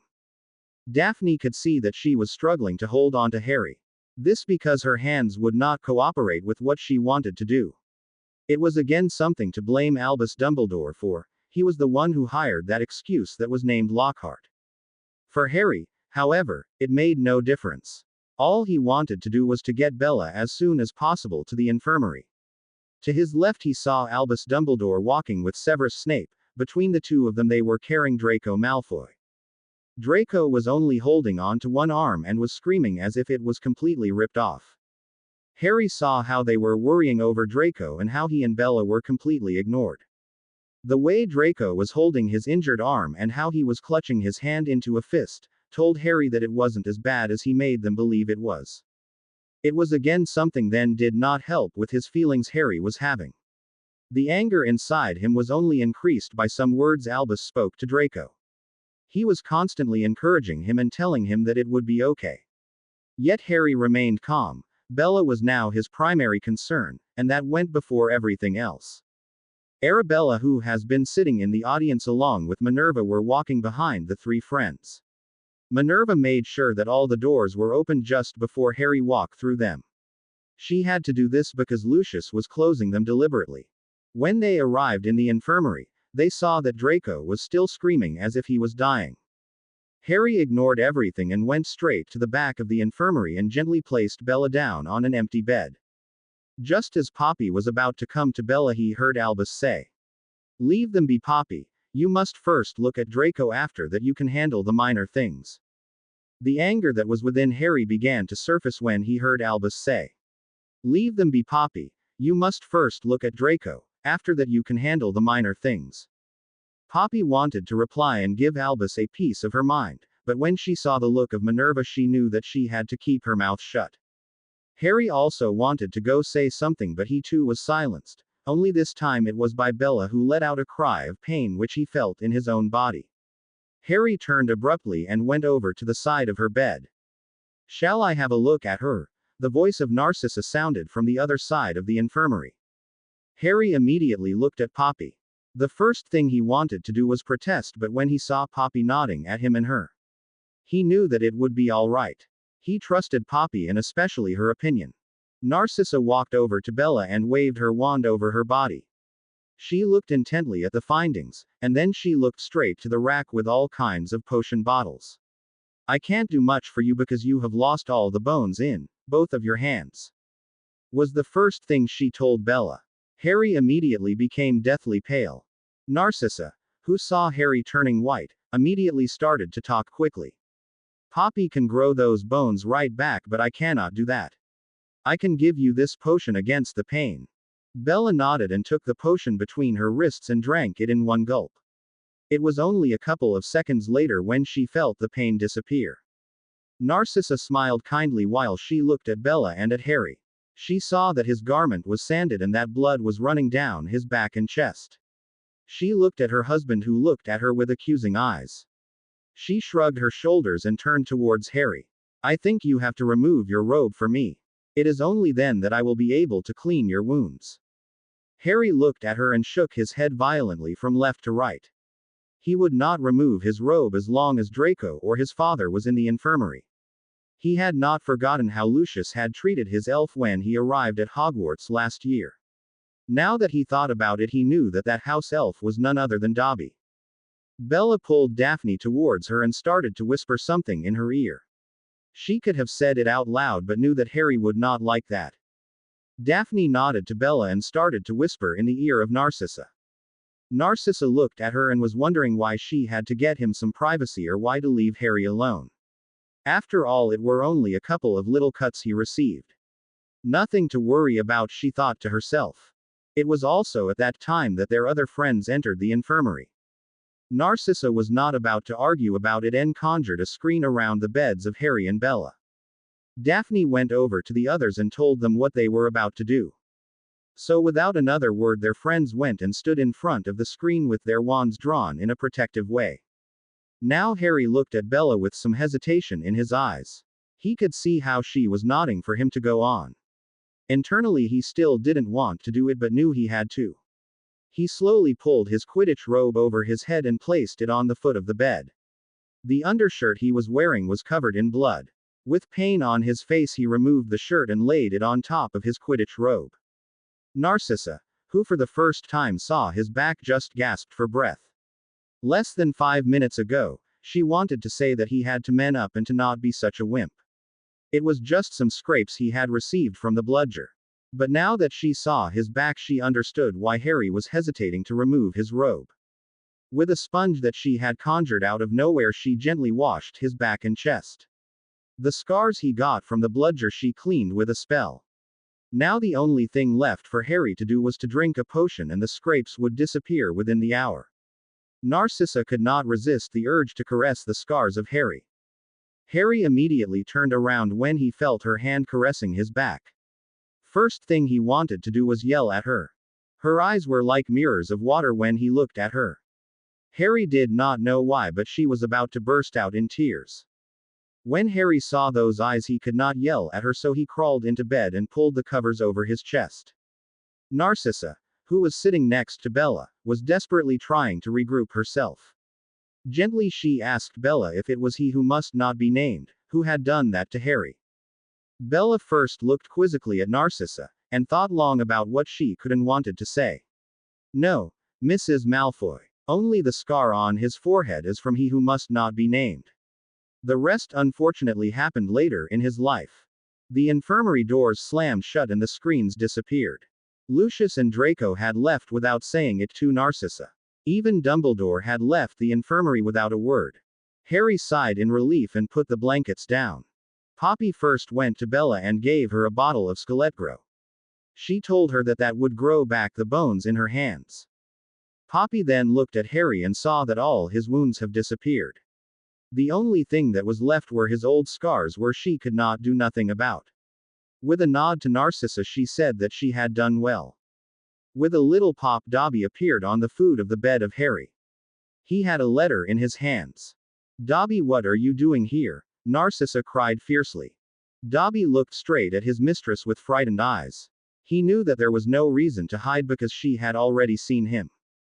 Dobby straightened his back to his full height and looked at his mistress. Dobby is here to help the big Harry Potter. Harry Potter is in danger and Dobby is here to warn him. Narcissa was somewhat surprised at the way Dobby was speaking to her. After all, a house elf should obey his master and mistress but not contradict them. But what Dobby was doing now went against all that Lucius wanted from him. Narcissa took the letter from his little hand and began to read it. Hello, Draco. I understand that you are the new appointed seeker for the team of Slytherin. Although I know that you can fly as one of the best, I do have to warn you. In your first match, I'll cheat. I have learned from someone how to bewitch a bludger. I will be bewitching the bludger in such a way that he will only attack Harry Potter. The point to this is that Harry Potter must not survive the match. So watch out when you are flying near Harry Potter. Tom Marvolo Riddle. Narcissa looked somewhat surprised at that name. She had heard it once before but could not remember where or when that was. The friends of Bella and Harry said goodbye and left the infirmary, only Daphne stayed behind. Minerva, who was also in the infirmary, thanked Narcissa for helping her grandson. Arabella did the same but for her daughter Bella. Just as Arabella was talking to Narcissa, the doors of the infirmary opened and Dumbledore came walking in. With a few long strides he stood before Narcissa. Narcissa, may I ask why you were here doing the healing, while there is a professional healer among our own staff? And may I also ask why you think it is acceptable for you to do this? When Harry heard Albus saying that, he immediately became angry. He heard the voice of Albus saying, "Leave them be, Poppy. You must first look at Draco, after that you can handle the minor things." This time he heard those words in his mind, but they sounded clear enough. Albus. The voice of Harry sounded viciously through the infirmary. If Narcissa had not helped us with our wounds, then Bella would have lost the function in both of her hands. Harry did not know if it was true, but it sounded good in his head. Albus instantly looked angry at Harry and immediately responded to him. "Harry, my boy, I am either Professor Dumbledore or Headmaster Dumbledore to you." "That's right, Albus, and I'm either Lord Potter, Lord Peverell, or Lord Gryffindor to you," Harry bit back. For a moment Albus looked at the ground and then looked right back at Harry while trying to control his anger. "It does not matter to me what lord you are. If I call you Harry, then so be it," Albus shouted, fierce and venomous. Again there was a vibration that went through the castle. Both Minerva and Harry felt it, but Albus could feel it too. In the corner of the infirmary a blue light appeared that went unnoticed by everyone who was there. This time, however, Albus didn't walk away. "Harry, you know I always want what's best for my students." That was the straw that broke the camel's back, the drop of water to overflow the bucket. The boiling point of Harry's anger had been reached. Harry threw off his blanket and walked straight at the headmaster. Poppy wanted to intervene but was stopped by Minerva. Bella and Daphne quickly went to sit side by side on Bella's bed. Narcissa, who did not know what happened, took a few steps back. The fear came over her when she felt the magic of Albus starting to rise. Everyone in the infirmary felt the aura of magic that Albus Dumbledore was radiating. Harry, who was not intimidated, walked right up to Albus. His own magic began to rise just as that of Albus. The magic continues to rise with both people. At a distance of 10 centimeters, Harry stood almost nose to nose with Albus and looked him straight in the eye as he was looking up at Albus. "Albus." The hatred in Harry's voice was almost tangible and his body was shaking from the anger he felt. "Albus, look at me. Look at my body. You call this having the best for your students? These scars I have are your doings. You did this to me when you left me at that doorstep of the Dursleys' elf years ago. This is your doing when you took me away from my grandmother," Harry almost screamed. Albus looked at Harry's chest. The scars were clearly visible and were standing out on the white color of his skin. He knew that he was responsible for it, but he did as if it was nothing at all. "Harry, my boy." "Albus, none of that, Harry, my boy. I had 10 years of misery. Last year I scared away Voldemort because you were the one who employed him here at the school. Today I had a mad bludger following me everywhere, one that is cursed to go after me by one Tom Marvolo Riddle. A bludger that was removed by Daphne Greengrass." Harry took a deep breath. "Am I to believe that you could not have done that while we were playing the game? You were in the audience next to Mr. Malfoy, were you not?" Harry waved his arms while he shouted each word at Albus. Albus Dumbledore was trying to come in between the words of Harry. But Harry did not give him the opportunity. "You were the conqueror of Grindelwald, were you not? The best we have today. And yet you were not able to save a student from a wild bludger. Or was it not in the best interest of one of your students? Were you hoping that it would knock me of my broom so Draco could catch the snitch?" Harry's eyes became duller by the minute. Bella saw the eyes of Harry turning slowly away into the back of his head. She knew that Harry could explode any minute. If Albus was smart, he'd do everything to get away. That were the first thoughts that Bella had when she saw the eyes of Harry. His aura was much bigger and stronger than the one Albus was having at this moment. The only thing Arabella could do was to flee to the office. As a squib, there was nothing she could do against magic and could only look out of the window at what was about to happen. At the moment that Harry accused Albus of neglecting his duty as a headmaster with the bludger, it all went very quickly. The infirmary door opened. Gilderoy Lockhart appeared in the doorway of the infirmary with a broad smile on his face. "Ah, Harry, my boy, how are you?" he said in a jovial voice. With a few long strides, he stood in front of Harry. Harry, who saw Gilderoy Lockhart walking up to him, got a little nasty smile around his mouth. Bella, who had taken Daphne in a frightened hug, cried, "Harry, don't do it. Control yourself." As she said this, she buried her head in the neck of Daphne. Daphne, who now saw it too, closed her eyes shut. Minerva could feel the anger rising within Harry. She could intervene, but she did not do it. She thought it was about time that Harry let go of all this cropped up anger he had inside himself. She took some steps backwards and waited. Amelia Bones, who had heard what had happened at the game, came to look at how Bella was doing. Just as she walked into the infirmary, she was stopped by Minerva with a protection charm. Now she looked at Harry. She saw his aura and felt his magic, and a shiver of fear went through her body. Narcissa, who was still sitting beside the bed of Bella, followed the example of Bella and crept a little into a ball. She had felt how the magic of Harry grew, and it seemed to be only growing more and more. Harry took a few steps away from his defense against the dark arts professor, a little smile on his face and his wand holding tightly in his hand. Lockhart, who still had no idea what was happening, looked at Harry with that ridiculous smile on his face. Suddenly he put his hand out in front of him to shake the hand of Harry. This had been the moment where Harry was waiting for. "Stupefy, Bombarda, Reducto, Expelliarmus," he shouted quickly in succession. Gilderoy Lockhart hadn't expected this, and suddenly he flew 5 meters backwards. With one hard blow he came against the wall and fell down like a piece of rubble. Dumbledore, who now had his own wand in his hand, looked angrily at Harry. With a flourish, he threw a spell towards Harry. "Protega!" Harry cried. Albus looked startled and wanted to curse Harry again. "Stupefy!" The voice of Amelia sounded, and Albus fell to the ground. Harry looked around the room while he was panting heavily. "You did well, little brother of mine," Tonks called out from behind Amelia. It was then that she saw the scars of Harry for the first time. Something that was very different than seeing it in a pensive. "Wow, brother. I'm afraid you'll never get an even color when you go sunbathing in the summer looking like that." If you would later ask Harry about the strange remark Tonks had made, he would tell you that it was the best thing to say at that time. Harry could not help it and just laugh and fell unconscious to the ground. Poppy went to stand next to him and smiled a wonderful smile. "This is the first time I see a boy of only 12 years old stop a spell from an angry Dumbledore. Unfortunately for Harry, he is magically and physically exhausted, but a wonderful piece of magic nonetheless." That comment Poppy made gave many of the people of the infirmary an expression of fear and awe. Albus Dumbledore was released by Amelia and looked confused around himself. "Where's Harry?" was all he could ask in an angry tone. Amelia immediately interrupted him. "I think it is better that you leave Harry alone. I think you have done enough for today." Albus looked up with a jerk and immediately strained his neck.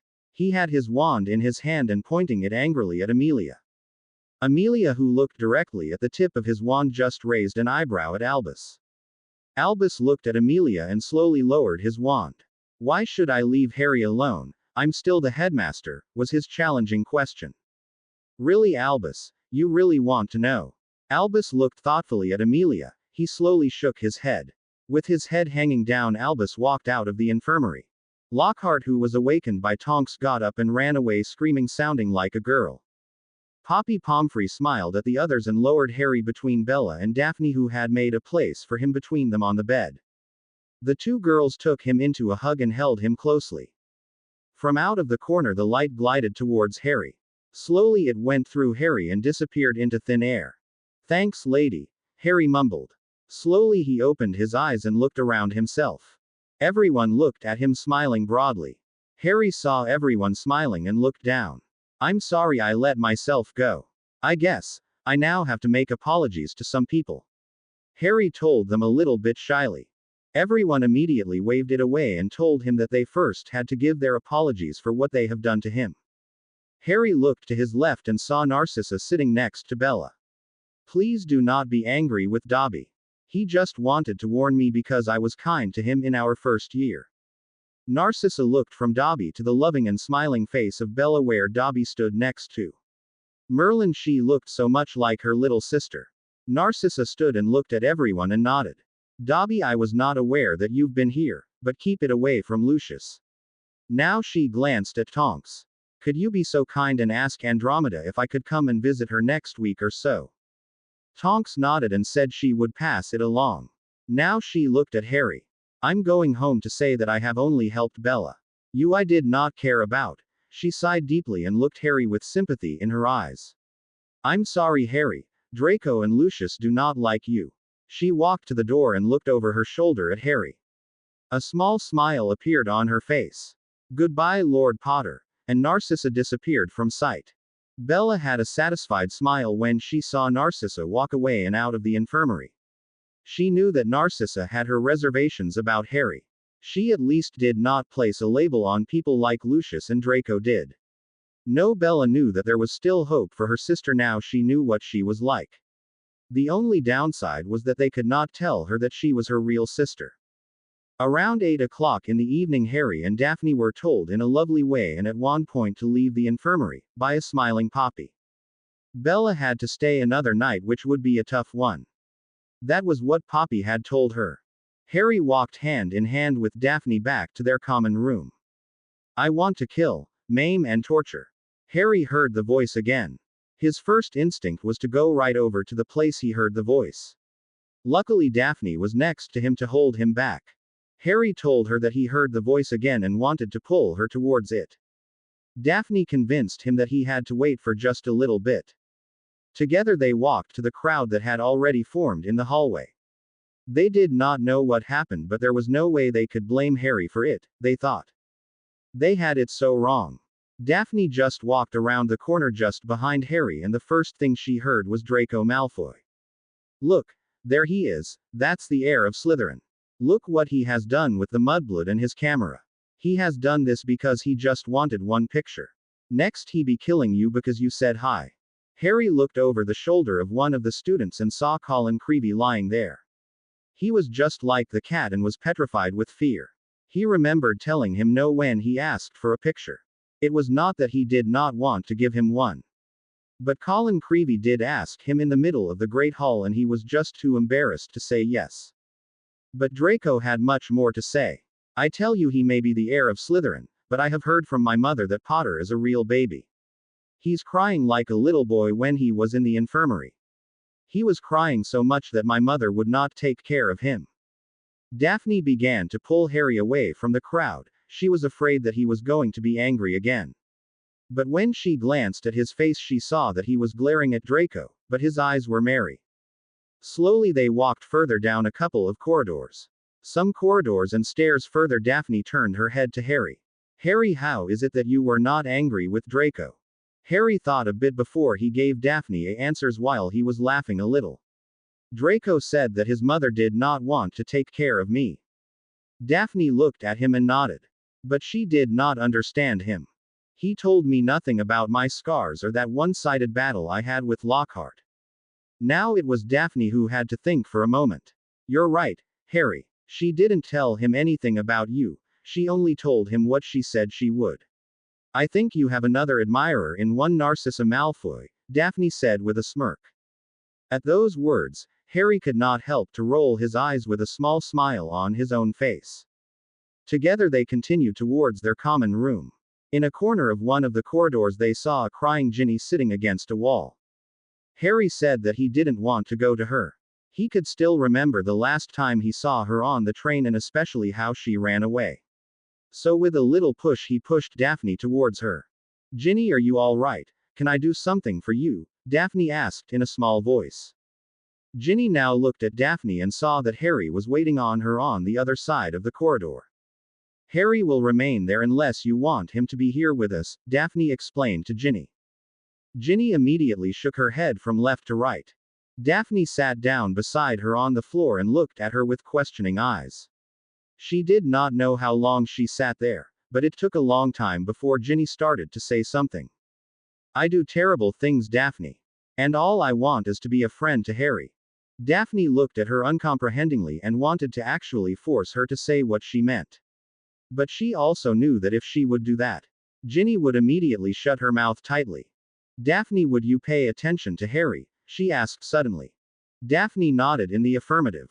Would you like to say that I'm sorry and that I do not want him like that? Again, Daphne nodded in the affirmative. She did not know what Ginny was talking about but nodded anyway. Tell him I love him and I only want to be his friend. And that it's not my fault. She stood up and immediately ran out of the corridor without looking back. Daphne stood and shook her head a little. She walked over to Harry.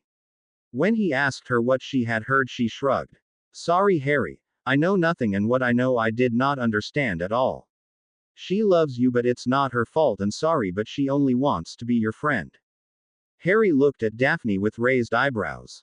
With only one look of his face, she started laughing. Look, I thought the exact same thing when she told it to me. Harry began to laugh and put his arm around her shoulder. She felt his arms on her shoulder and went to walk closer to his side. She loved him and had to share him with Bella. She did not know why, but she would not have it any other way. She could only hope that Bella and Harry would let her inside to share in their love. But a moment alone with him was something she would remember for weeks to come. It was the day after the Quidditch match of her son Draco. Narcissa, who was home alone, had the chance to think about everything that had happened the day before. She took another look into her mind and remembered everything that had happened at Hogwarts. All summer long she had heard the stories that Draco was shouting at everyone who wanted to listen. Draco's favorite topic of conversation was Harry Potter, the boy who lived. Merlin, that boy, was egocentric, spoiled, and was always walking around like he was the Prince of Hogwarts and an overall attention-seeking brat. Now, however, she knew that nothing about his stories over Harry were true. Before they went home, she did have a conversation with Lucius and Draco in the common room of Slytherin. She had told them with joy and satisfaction that Harry Potter was a spoiled boy who cried like a baby about some little cuts and scrapes he received from the bludger. But most of all, she had told them that her master was defeated by sheer luck. There was no question about it, Harry Potter had done it by luck alone. There was absolutely nothing that said he had any special skills whatsoever. Now that she herself had met him twice, she knew Harry was different. He was basically shy but an lovely boy overall. And above all, that he had a special love for Bella Fig and the daughter of the Greengrass family. Narcissa knew that the stories of the boy who lived she had read in the past did not make any sense. It had become clear to her when she took care of his abrasions in the infirmary. He was covered in scars when she looked at him. She almost had to vomit when she saw it. He must have had a hellish childhood to have gotten all those scars. She only had no idea of how or when it happened. And then there was Dobby. She had never thought that Dobby would have turned against his family, and yet for Harry he did. She did not know why she had allowed it, but somehow and without thinking about it she had allowed it. Finally, there was little Bella and Tonks, her niece. Bella, a girl who could have been a twin of her younger sister, something that she was not. She knew that Bellatrix never had a child and therefore she could not be her daughter. Bellatrix had done all that to herself. She had done it when she heard that she had to get married to a man almost 3 times her age. It was because of that fact that she had taken a potion to become infertile. For a moment she had thought that Bella was the daughter of Andromeda. But she was not the daughter of Andromeda, because was it not Tonks who came into the infirmary and told Harry something about his scars when she called him her brother? So much had happened yesterday that her head was hurting from just thinking about it. And Tonks could only call him her brother when she bore his last name. And she knew that Harry had taken her sister into his family, and therefore he had also taken her daughter into his family. The next thing she knew was that Bella told her that she knew him when he was younger. So she must have known him before he came to Hogwarts, because the wizarding world didn't know anything about him before that. The only thing they knew were the made-up stories they read about him. She sighed deeply and looked around the empty room where she was sitting in. Her husband Lucius was away on a meeting with his Death Eater friends for 3 or 4 days. Internally, she was hoping that he would die on one of those get-together. She really hated that man, but because of her marriage contract, she could do nothing about it. Today was the day when she would change everything. She would do something she never thought she would. She was going to have a meeting with her oldest sister. Again, she thought back to the past and to her sisters. Andromeda, who told her father and grandfather that she had a Muggle-born friend who she loved dearly and that she had already married him. Her grandfather had immediately thrown her out of the family because of that fact alone. Without them even knowing it, her grandfather, with the help of her aunt the mother of Sirius, had placed them both into a marriage contract.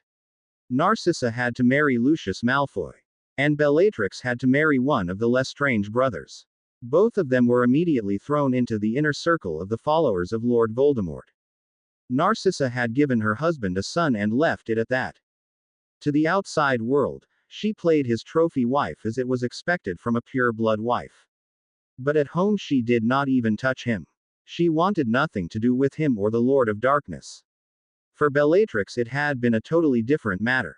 She was forced to participate in everything her husband and his brother did. At one point she started to believe that Bellatrix liked to torture people. And that's also why she ended up in Azkaban. Today she would go and put everything right as she could. She would first go to her oldest sister where the reconciliation with the past would begin. After all, it was not her fault that she had been thrown out of the family. But there was also the fear that her sister did not want to see her. In the kitchen she took the plunge and wrote a small note to her sister. When she was finished she sent it away with an owl and sat down at the kitchen table just waiting anxiously. From the kitchen table she watched the owl flew out the window. She followed it until it was no longer visible. In the house of Andromeda Tonks Potter. It was early in the morning when Tonks walked into the kitchen. She went straight to her mother. Slowly she leaned forward and keyed her behind her left ear. With a very high squeal Andromeda screamed, "Don't do that, I hate it when you do that."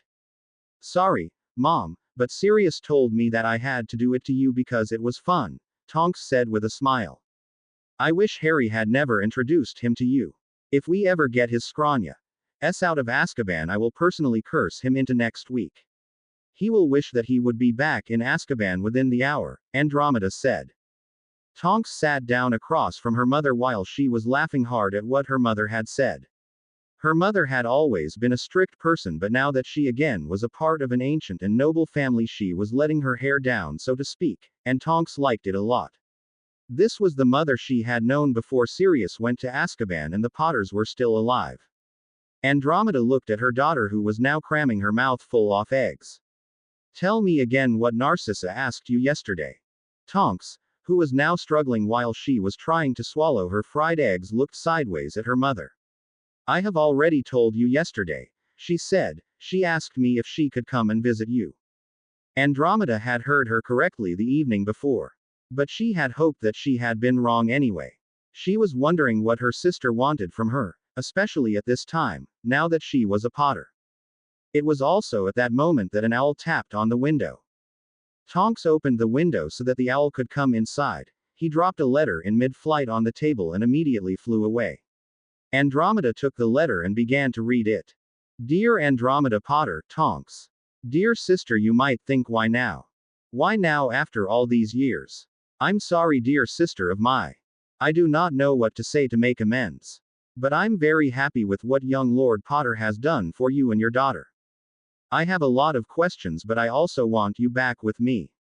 Lucius is a Death Eater, but I do not participate in those activities. I don't want anything to do with him and his Death Eater friends. Unfortunately, due to my marriage contract, I have to. I need your help to get out of here. I therefore ask you if I can come and visit you this afternoon. Please let me know as soon as possible. Greetings, Narcissa Black." Andromeda saw that she had signed her letter with Black and not with Malfoy. So it was something that had to remain in the family. She also knew that Narcissa had her doubts about Bellatrix. But she also knew that Narcissa didn't know that Bella was Bellatrix. And she was not really sure if she wanted to see her sister. Her husband Ted Tonks was killed by a Death Eater. And often she had the thought that it could have been Lucius or one of the Lestrange brothers who had killed him. But she could never prove it. Now, the point had come to decide whether she wanted to see her sister again or not. But also whether she was doing the right thing, but then again there was only one way to find out, and that was to try it.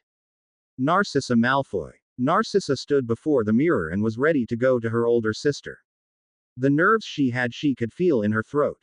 But she had to do it. It was now or never. There was no way back. In a few minutes she knew if she could hold her sister in her arms or that she would lose her forever. With a handful of flow powder she stepped into the fireplace. As she threw it on the ground she cried, "Tonks cottage," and through the green flames she went to the place of her sister. While she stepped out of the fireplace she saw her sister for a first time in a long time.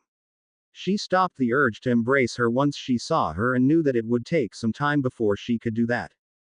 "Good afternoon, Narcissa. Come in and sit down," sounded the chilling voice of Andromeda. Tonks, who was sitting at the other side of the room, looked up. She knew that her mother had missed her sisters tremendously. So the chill in her voice surprised her a bit. "To what do I owe this visit from you, Narcissa?" Her voice still as cold as when she started. Narcissa sighed and knew she had to explain a lot. For a moment she looked at Tonks in the hope that she could help her. But she quickly waved that thought away and out of her head. She had to do this alone or her sister would never believe her. The look of Andromeda was cold and fiery. Narcissa didn't want to see that look, but she would not look away from it either. With a deep breath and sigh, she looked to her older sister. "Andromeda, I'm here as your sister Narcissa Black," Narcissa said. What Narcissa did next surprised Andromeda a lot. Narcissa held up her wand and looked at her sister. Tonks, who had seen the movement, had her wand ready and pointing it at her aunt. "I, Narcissa Black, swear on my life and magic that this conversation will remain honest and secret. Family's honor, so mote it be." Andromeda looked at her sister with big eyes and without any hesitation she raised her own wand and said, "I, Andromeda Potter, Tonks, swear on my life and magic that this conversation will be honest and will always remain secret. Unless it's about the lord of my house, then he will be informed. Family's honor, so mote it be." Narcissa now looked her older sister right in the eyes. Something told her that Andromeda already knew that what she was about to ask her would include Harry. But she knew that she shouldn't be afraid because she had nothing bad in mind. Andromeda now looked over her shoulder at her daughter with an encouraging smile. Tonks first looked at her mother and then she looked at Narcissa. Narcissa nodded and said, "Tonks, you belong here and you are allowed to stay if you like. But I have to ask you to also take the oath because of the things I want to discuss." Tonks again looked at her mother and nodded. She would do anything for her new baby brother, and if that meant she had to take an oath, then so be it. "I, Nymphadora Potter, Tonks, swear on my life and magic that this conversation will be honest and will always remain secret. Unless it's about the lord of my house, then he will be informed. Family's honor, so mote it be." After those words, Tonks sat down at the table next to her mother while she was looking at Narcissa. "So Narcissa, what brings you here, and what is it you want to talk about after all these years?" The tone in the voice of Andromeda was now mild and longing. It was now a conversation with her sister Narcissa Black, and fortunately not with the Lady Malfoy, because if that had been the case, then Narcissa would have been running for her life about now. Now it was Narcissa's time to tell her sister what it was she came for. And also to ask her what she wanted to ask. All she had to do was to give her head a moment to gather itself and then take the plunge. Whatever was about to happen, she would not be weak. She would keep her head high and carry herself proudly, and above all she would not cry. After another deep breath she began. Andromeda was quietly waiting and watched with interest at the internal battle Narcissa was having within herself. "Andromeda, I, and then it was already happening." Narcissa stuttered and burst into tears. With violent sobbing and gasping for breath she tried to say what she wanted to tell her sister. I've missed you so much. And I did not know what to do. You who ran off with Ted Tonks, and I who was immediately put into a marriage contract with Lucius, just like Bellatrix was, and she was barely 12 years old. And she had to get married when she was 14. To a husband who was already in his 30s. And then there was that day that we were not allowed to go to his funeral. I'm so afraid that Lucius was the one who killed your Ted. He was so happy that day. And we could do nothing about it because of those devilish marriage contracts we were in. It's only now that I can come to you because you are now called Potter. This was also the time that Narcissa lost all the reserves she had. Andromeda stood up and took her sister, the one she had missed the most, into a loving hug. It took about 5 minutes before Narcissa had everything under control again. All right, Narcissa, I am with you now. I'm sorry you had to marry Lucius. But I didn't want to leave, but I really loved him. There was also the fact that I hated the beliefs of our family and that of Voldemort. That grandfather had me cast out of the family was a bonus for me. Narcissa just gaped when she heard the name but nodded in agreement. I really hate what grandfather and Aunt Black had done to Bellatrix, but I now know that it will be fine. Andromeda looked at Tonks and then back at Narcissa. Thanks to Lord Potter, we are once again part of a noble family and have a good name that goes with it. She gave her sister a key on her forehead and asked if she wanted to tell it again. Narcissa took a sip of her tea and nodded. Thank you for having me, Andromeda. I wanted to know if all was well with you and Bellatrix, and now that you are a Potter I was allowed because Lucius forbade me to go to any Tonks whatsoever. But then I read in the prophet that you and Nymphadora were named Potter and I was allowed to go to you, as long as Lucius doesn't find out about it, that is.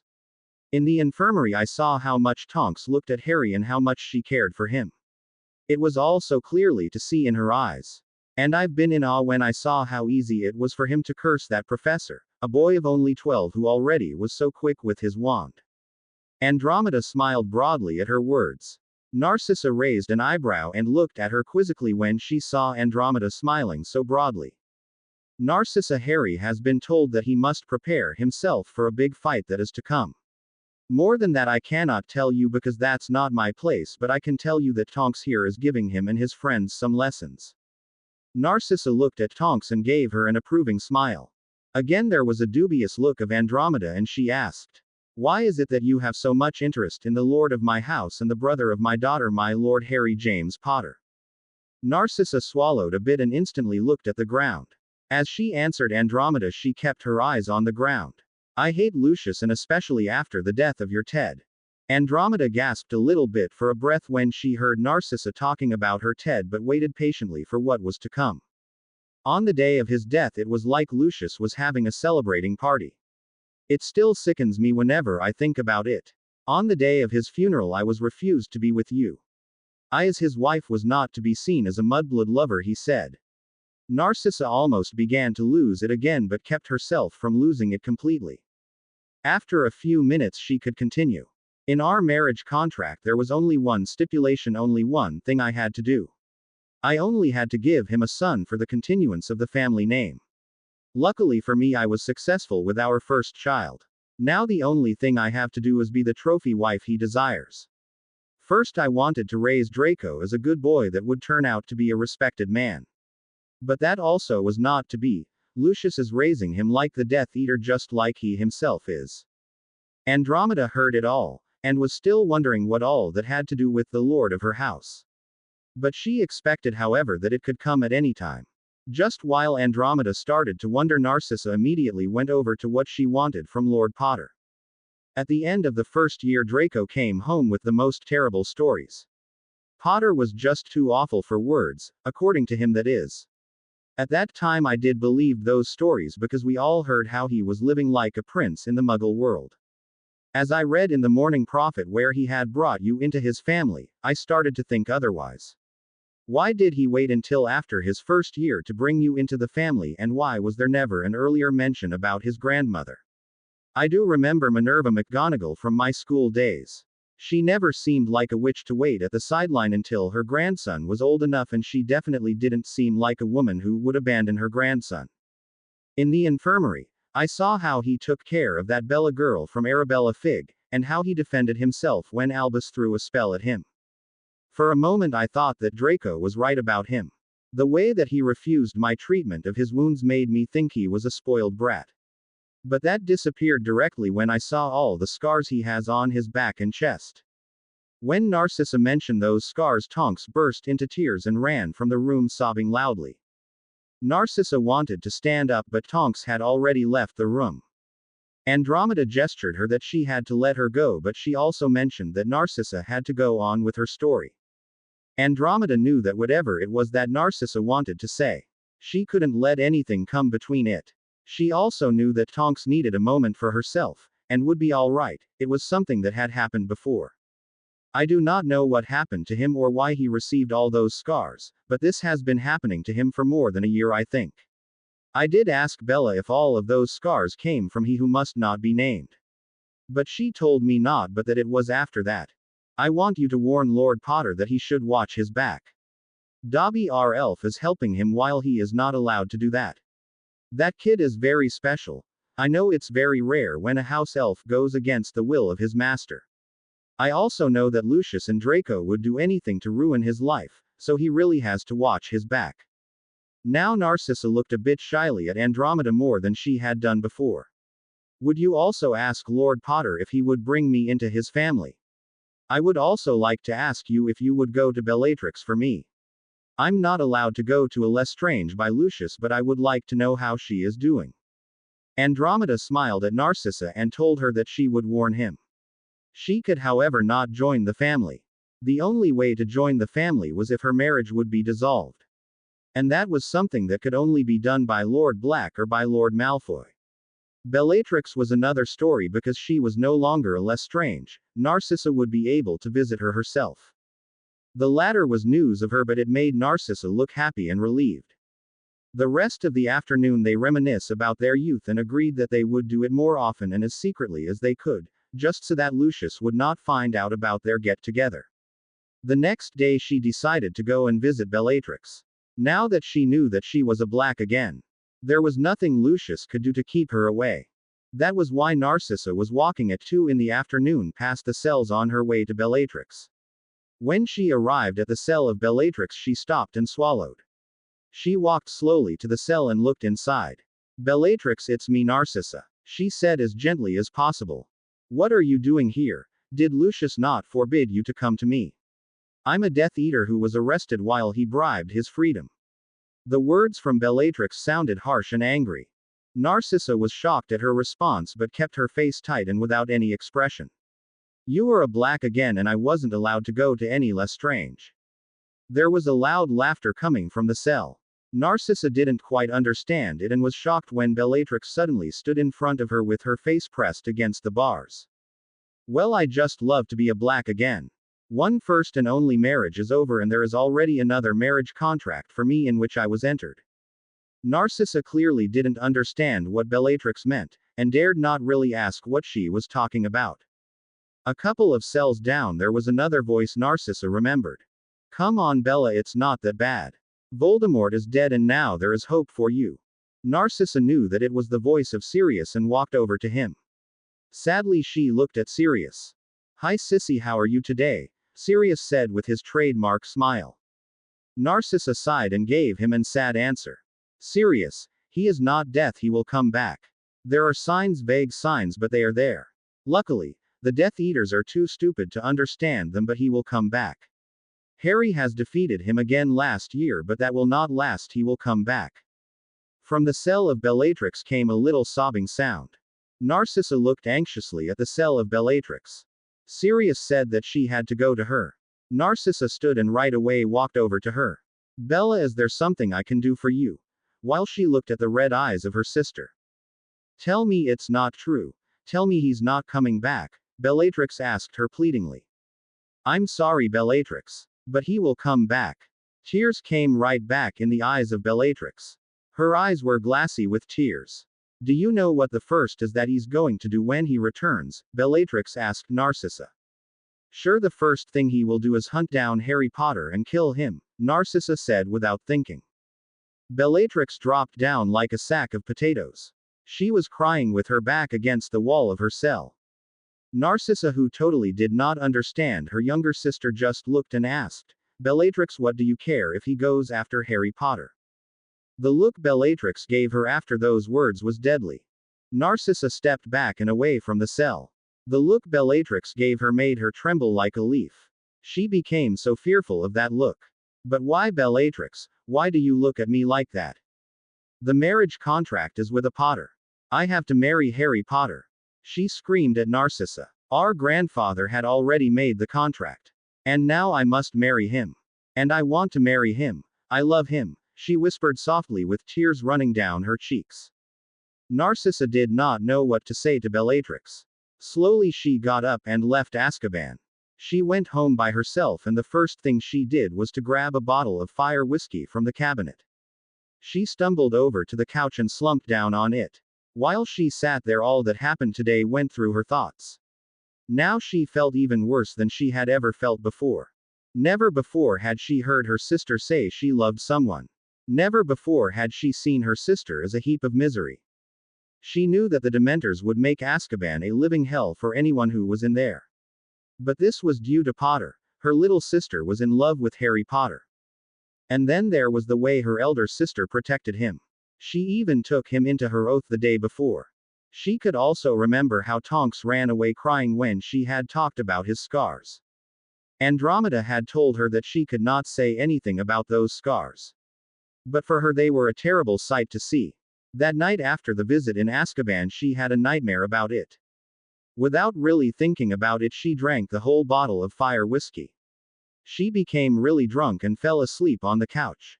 She dreamed about a wedding between Potter and her sister. After her sister said yes, Lord Voldemort came running into the church. Without saying anything, he cast the Avada Kedavra curse at Harry Potter. Lord Voldemort stood over the death body of Harry Potter and was smiling at Bellatrix. She woke up and immediately started to cry, to once again fall asleep while she continued crying. To be continued. I hope you enjoyed this story. Also remember to subscribe and like this video. See you in the next video.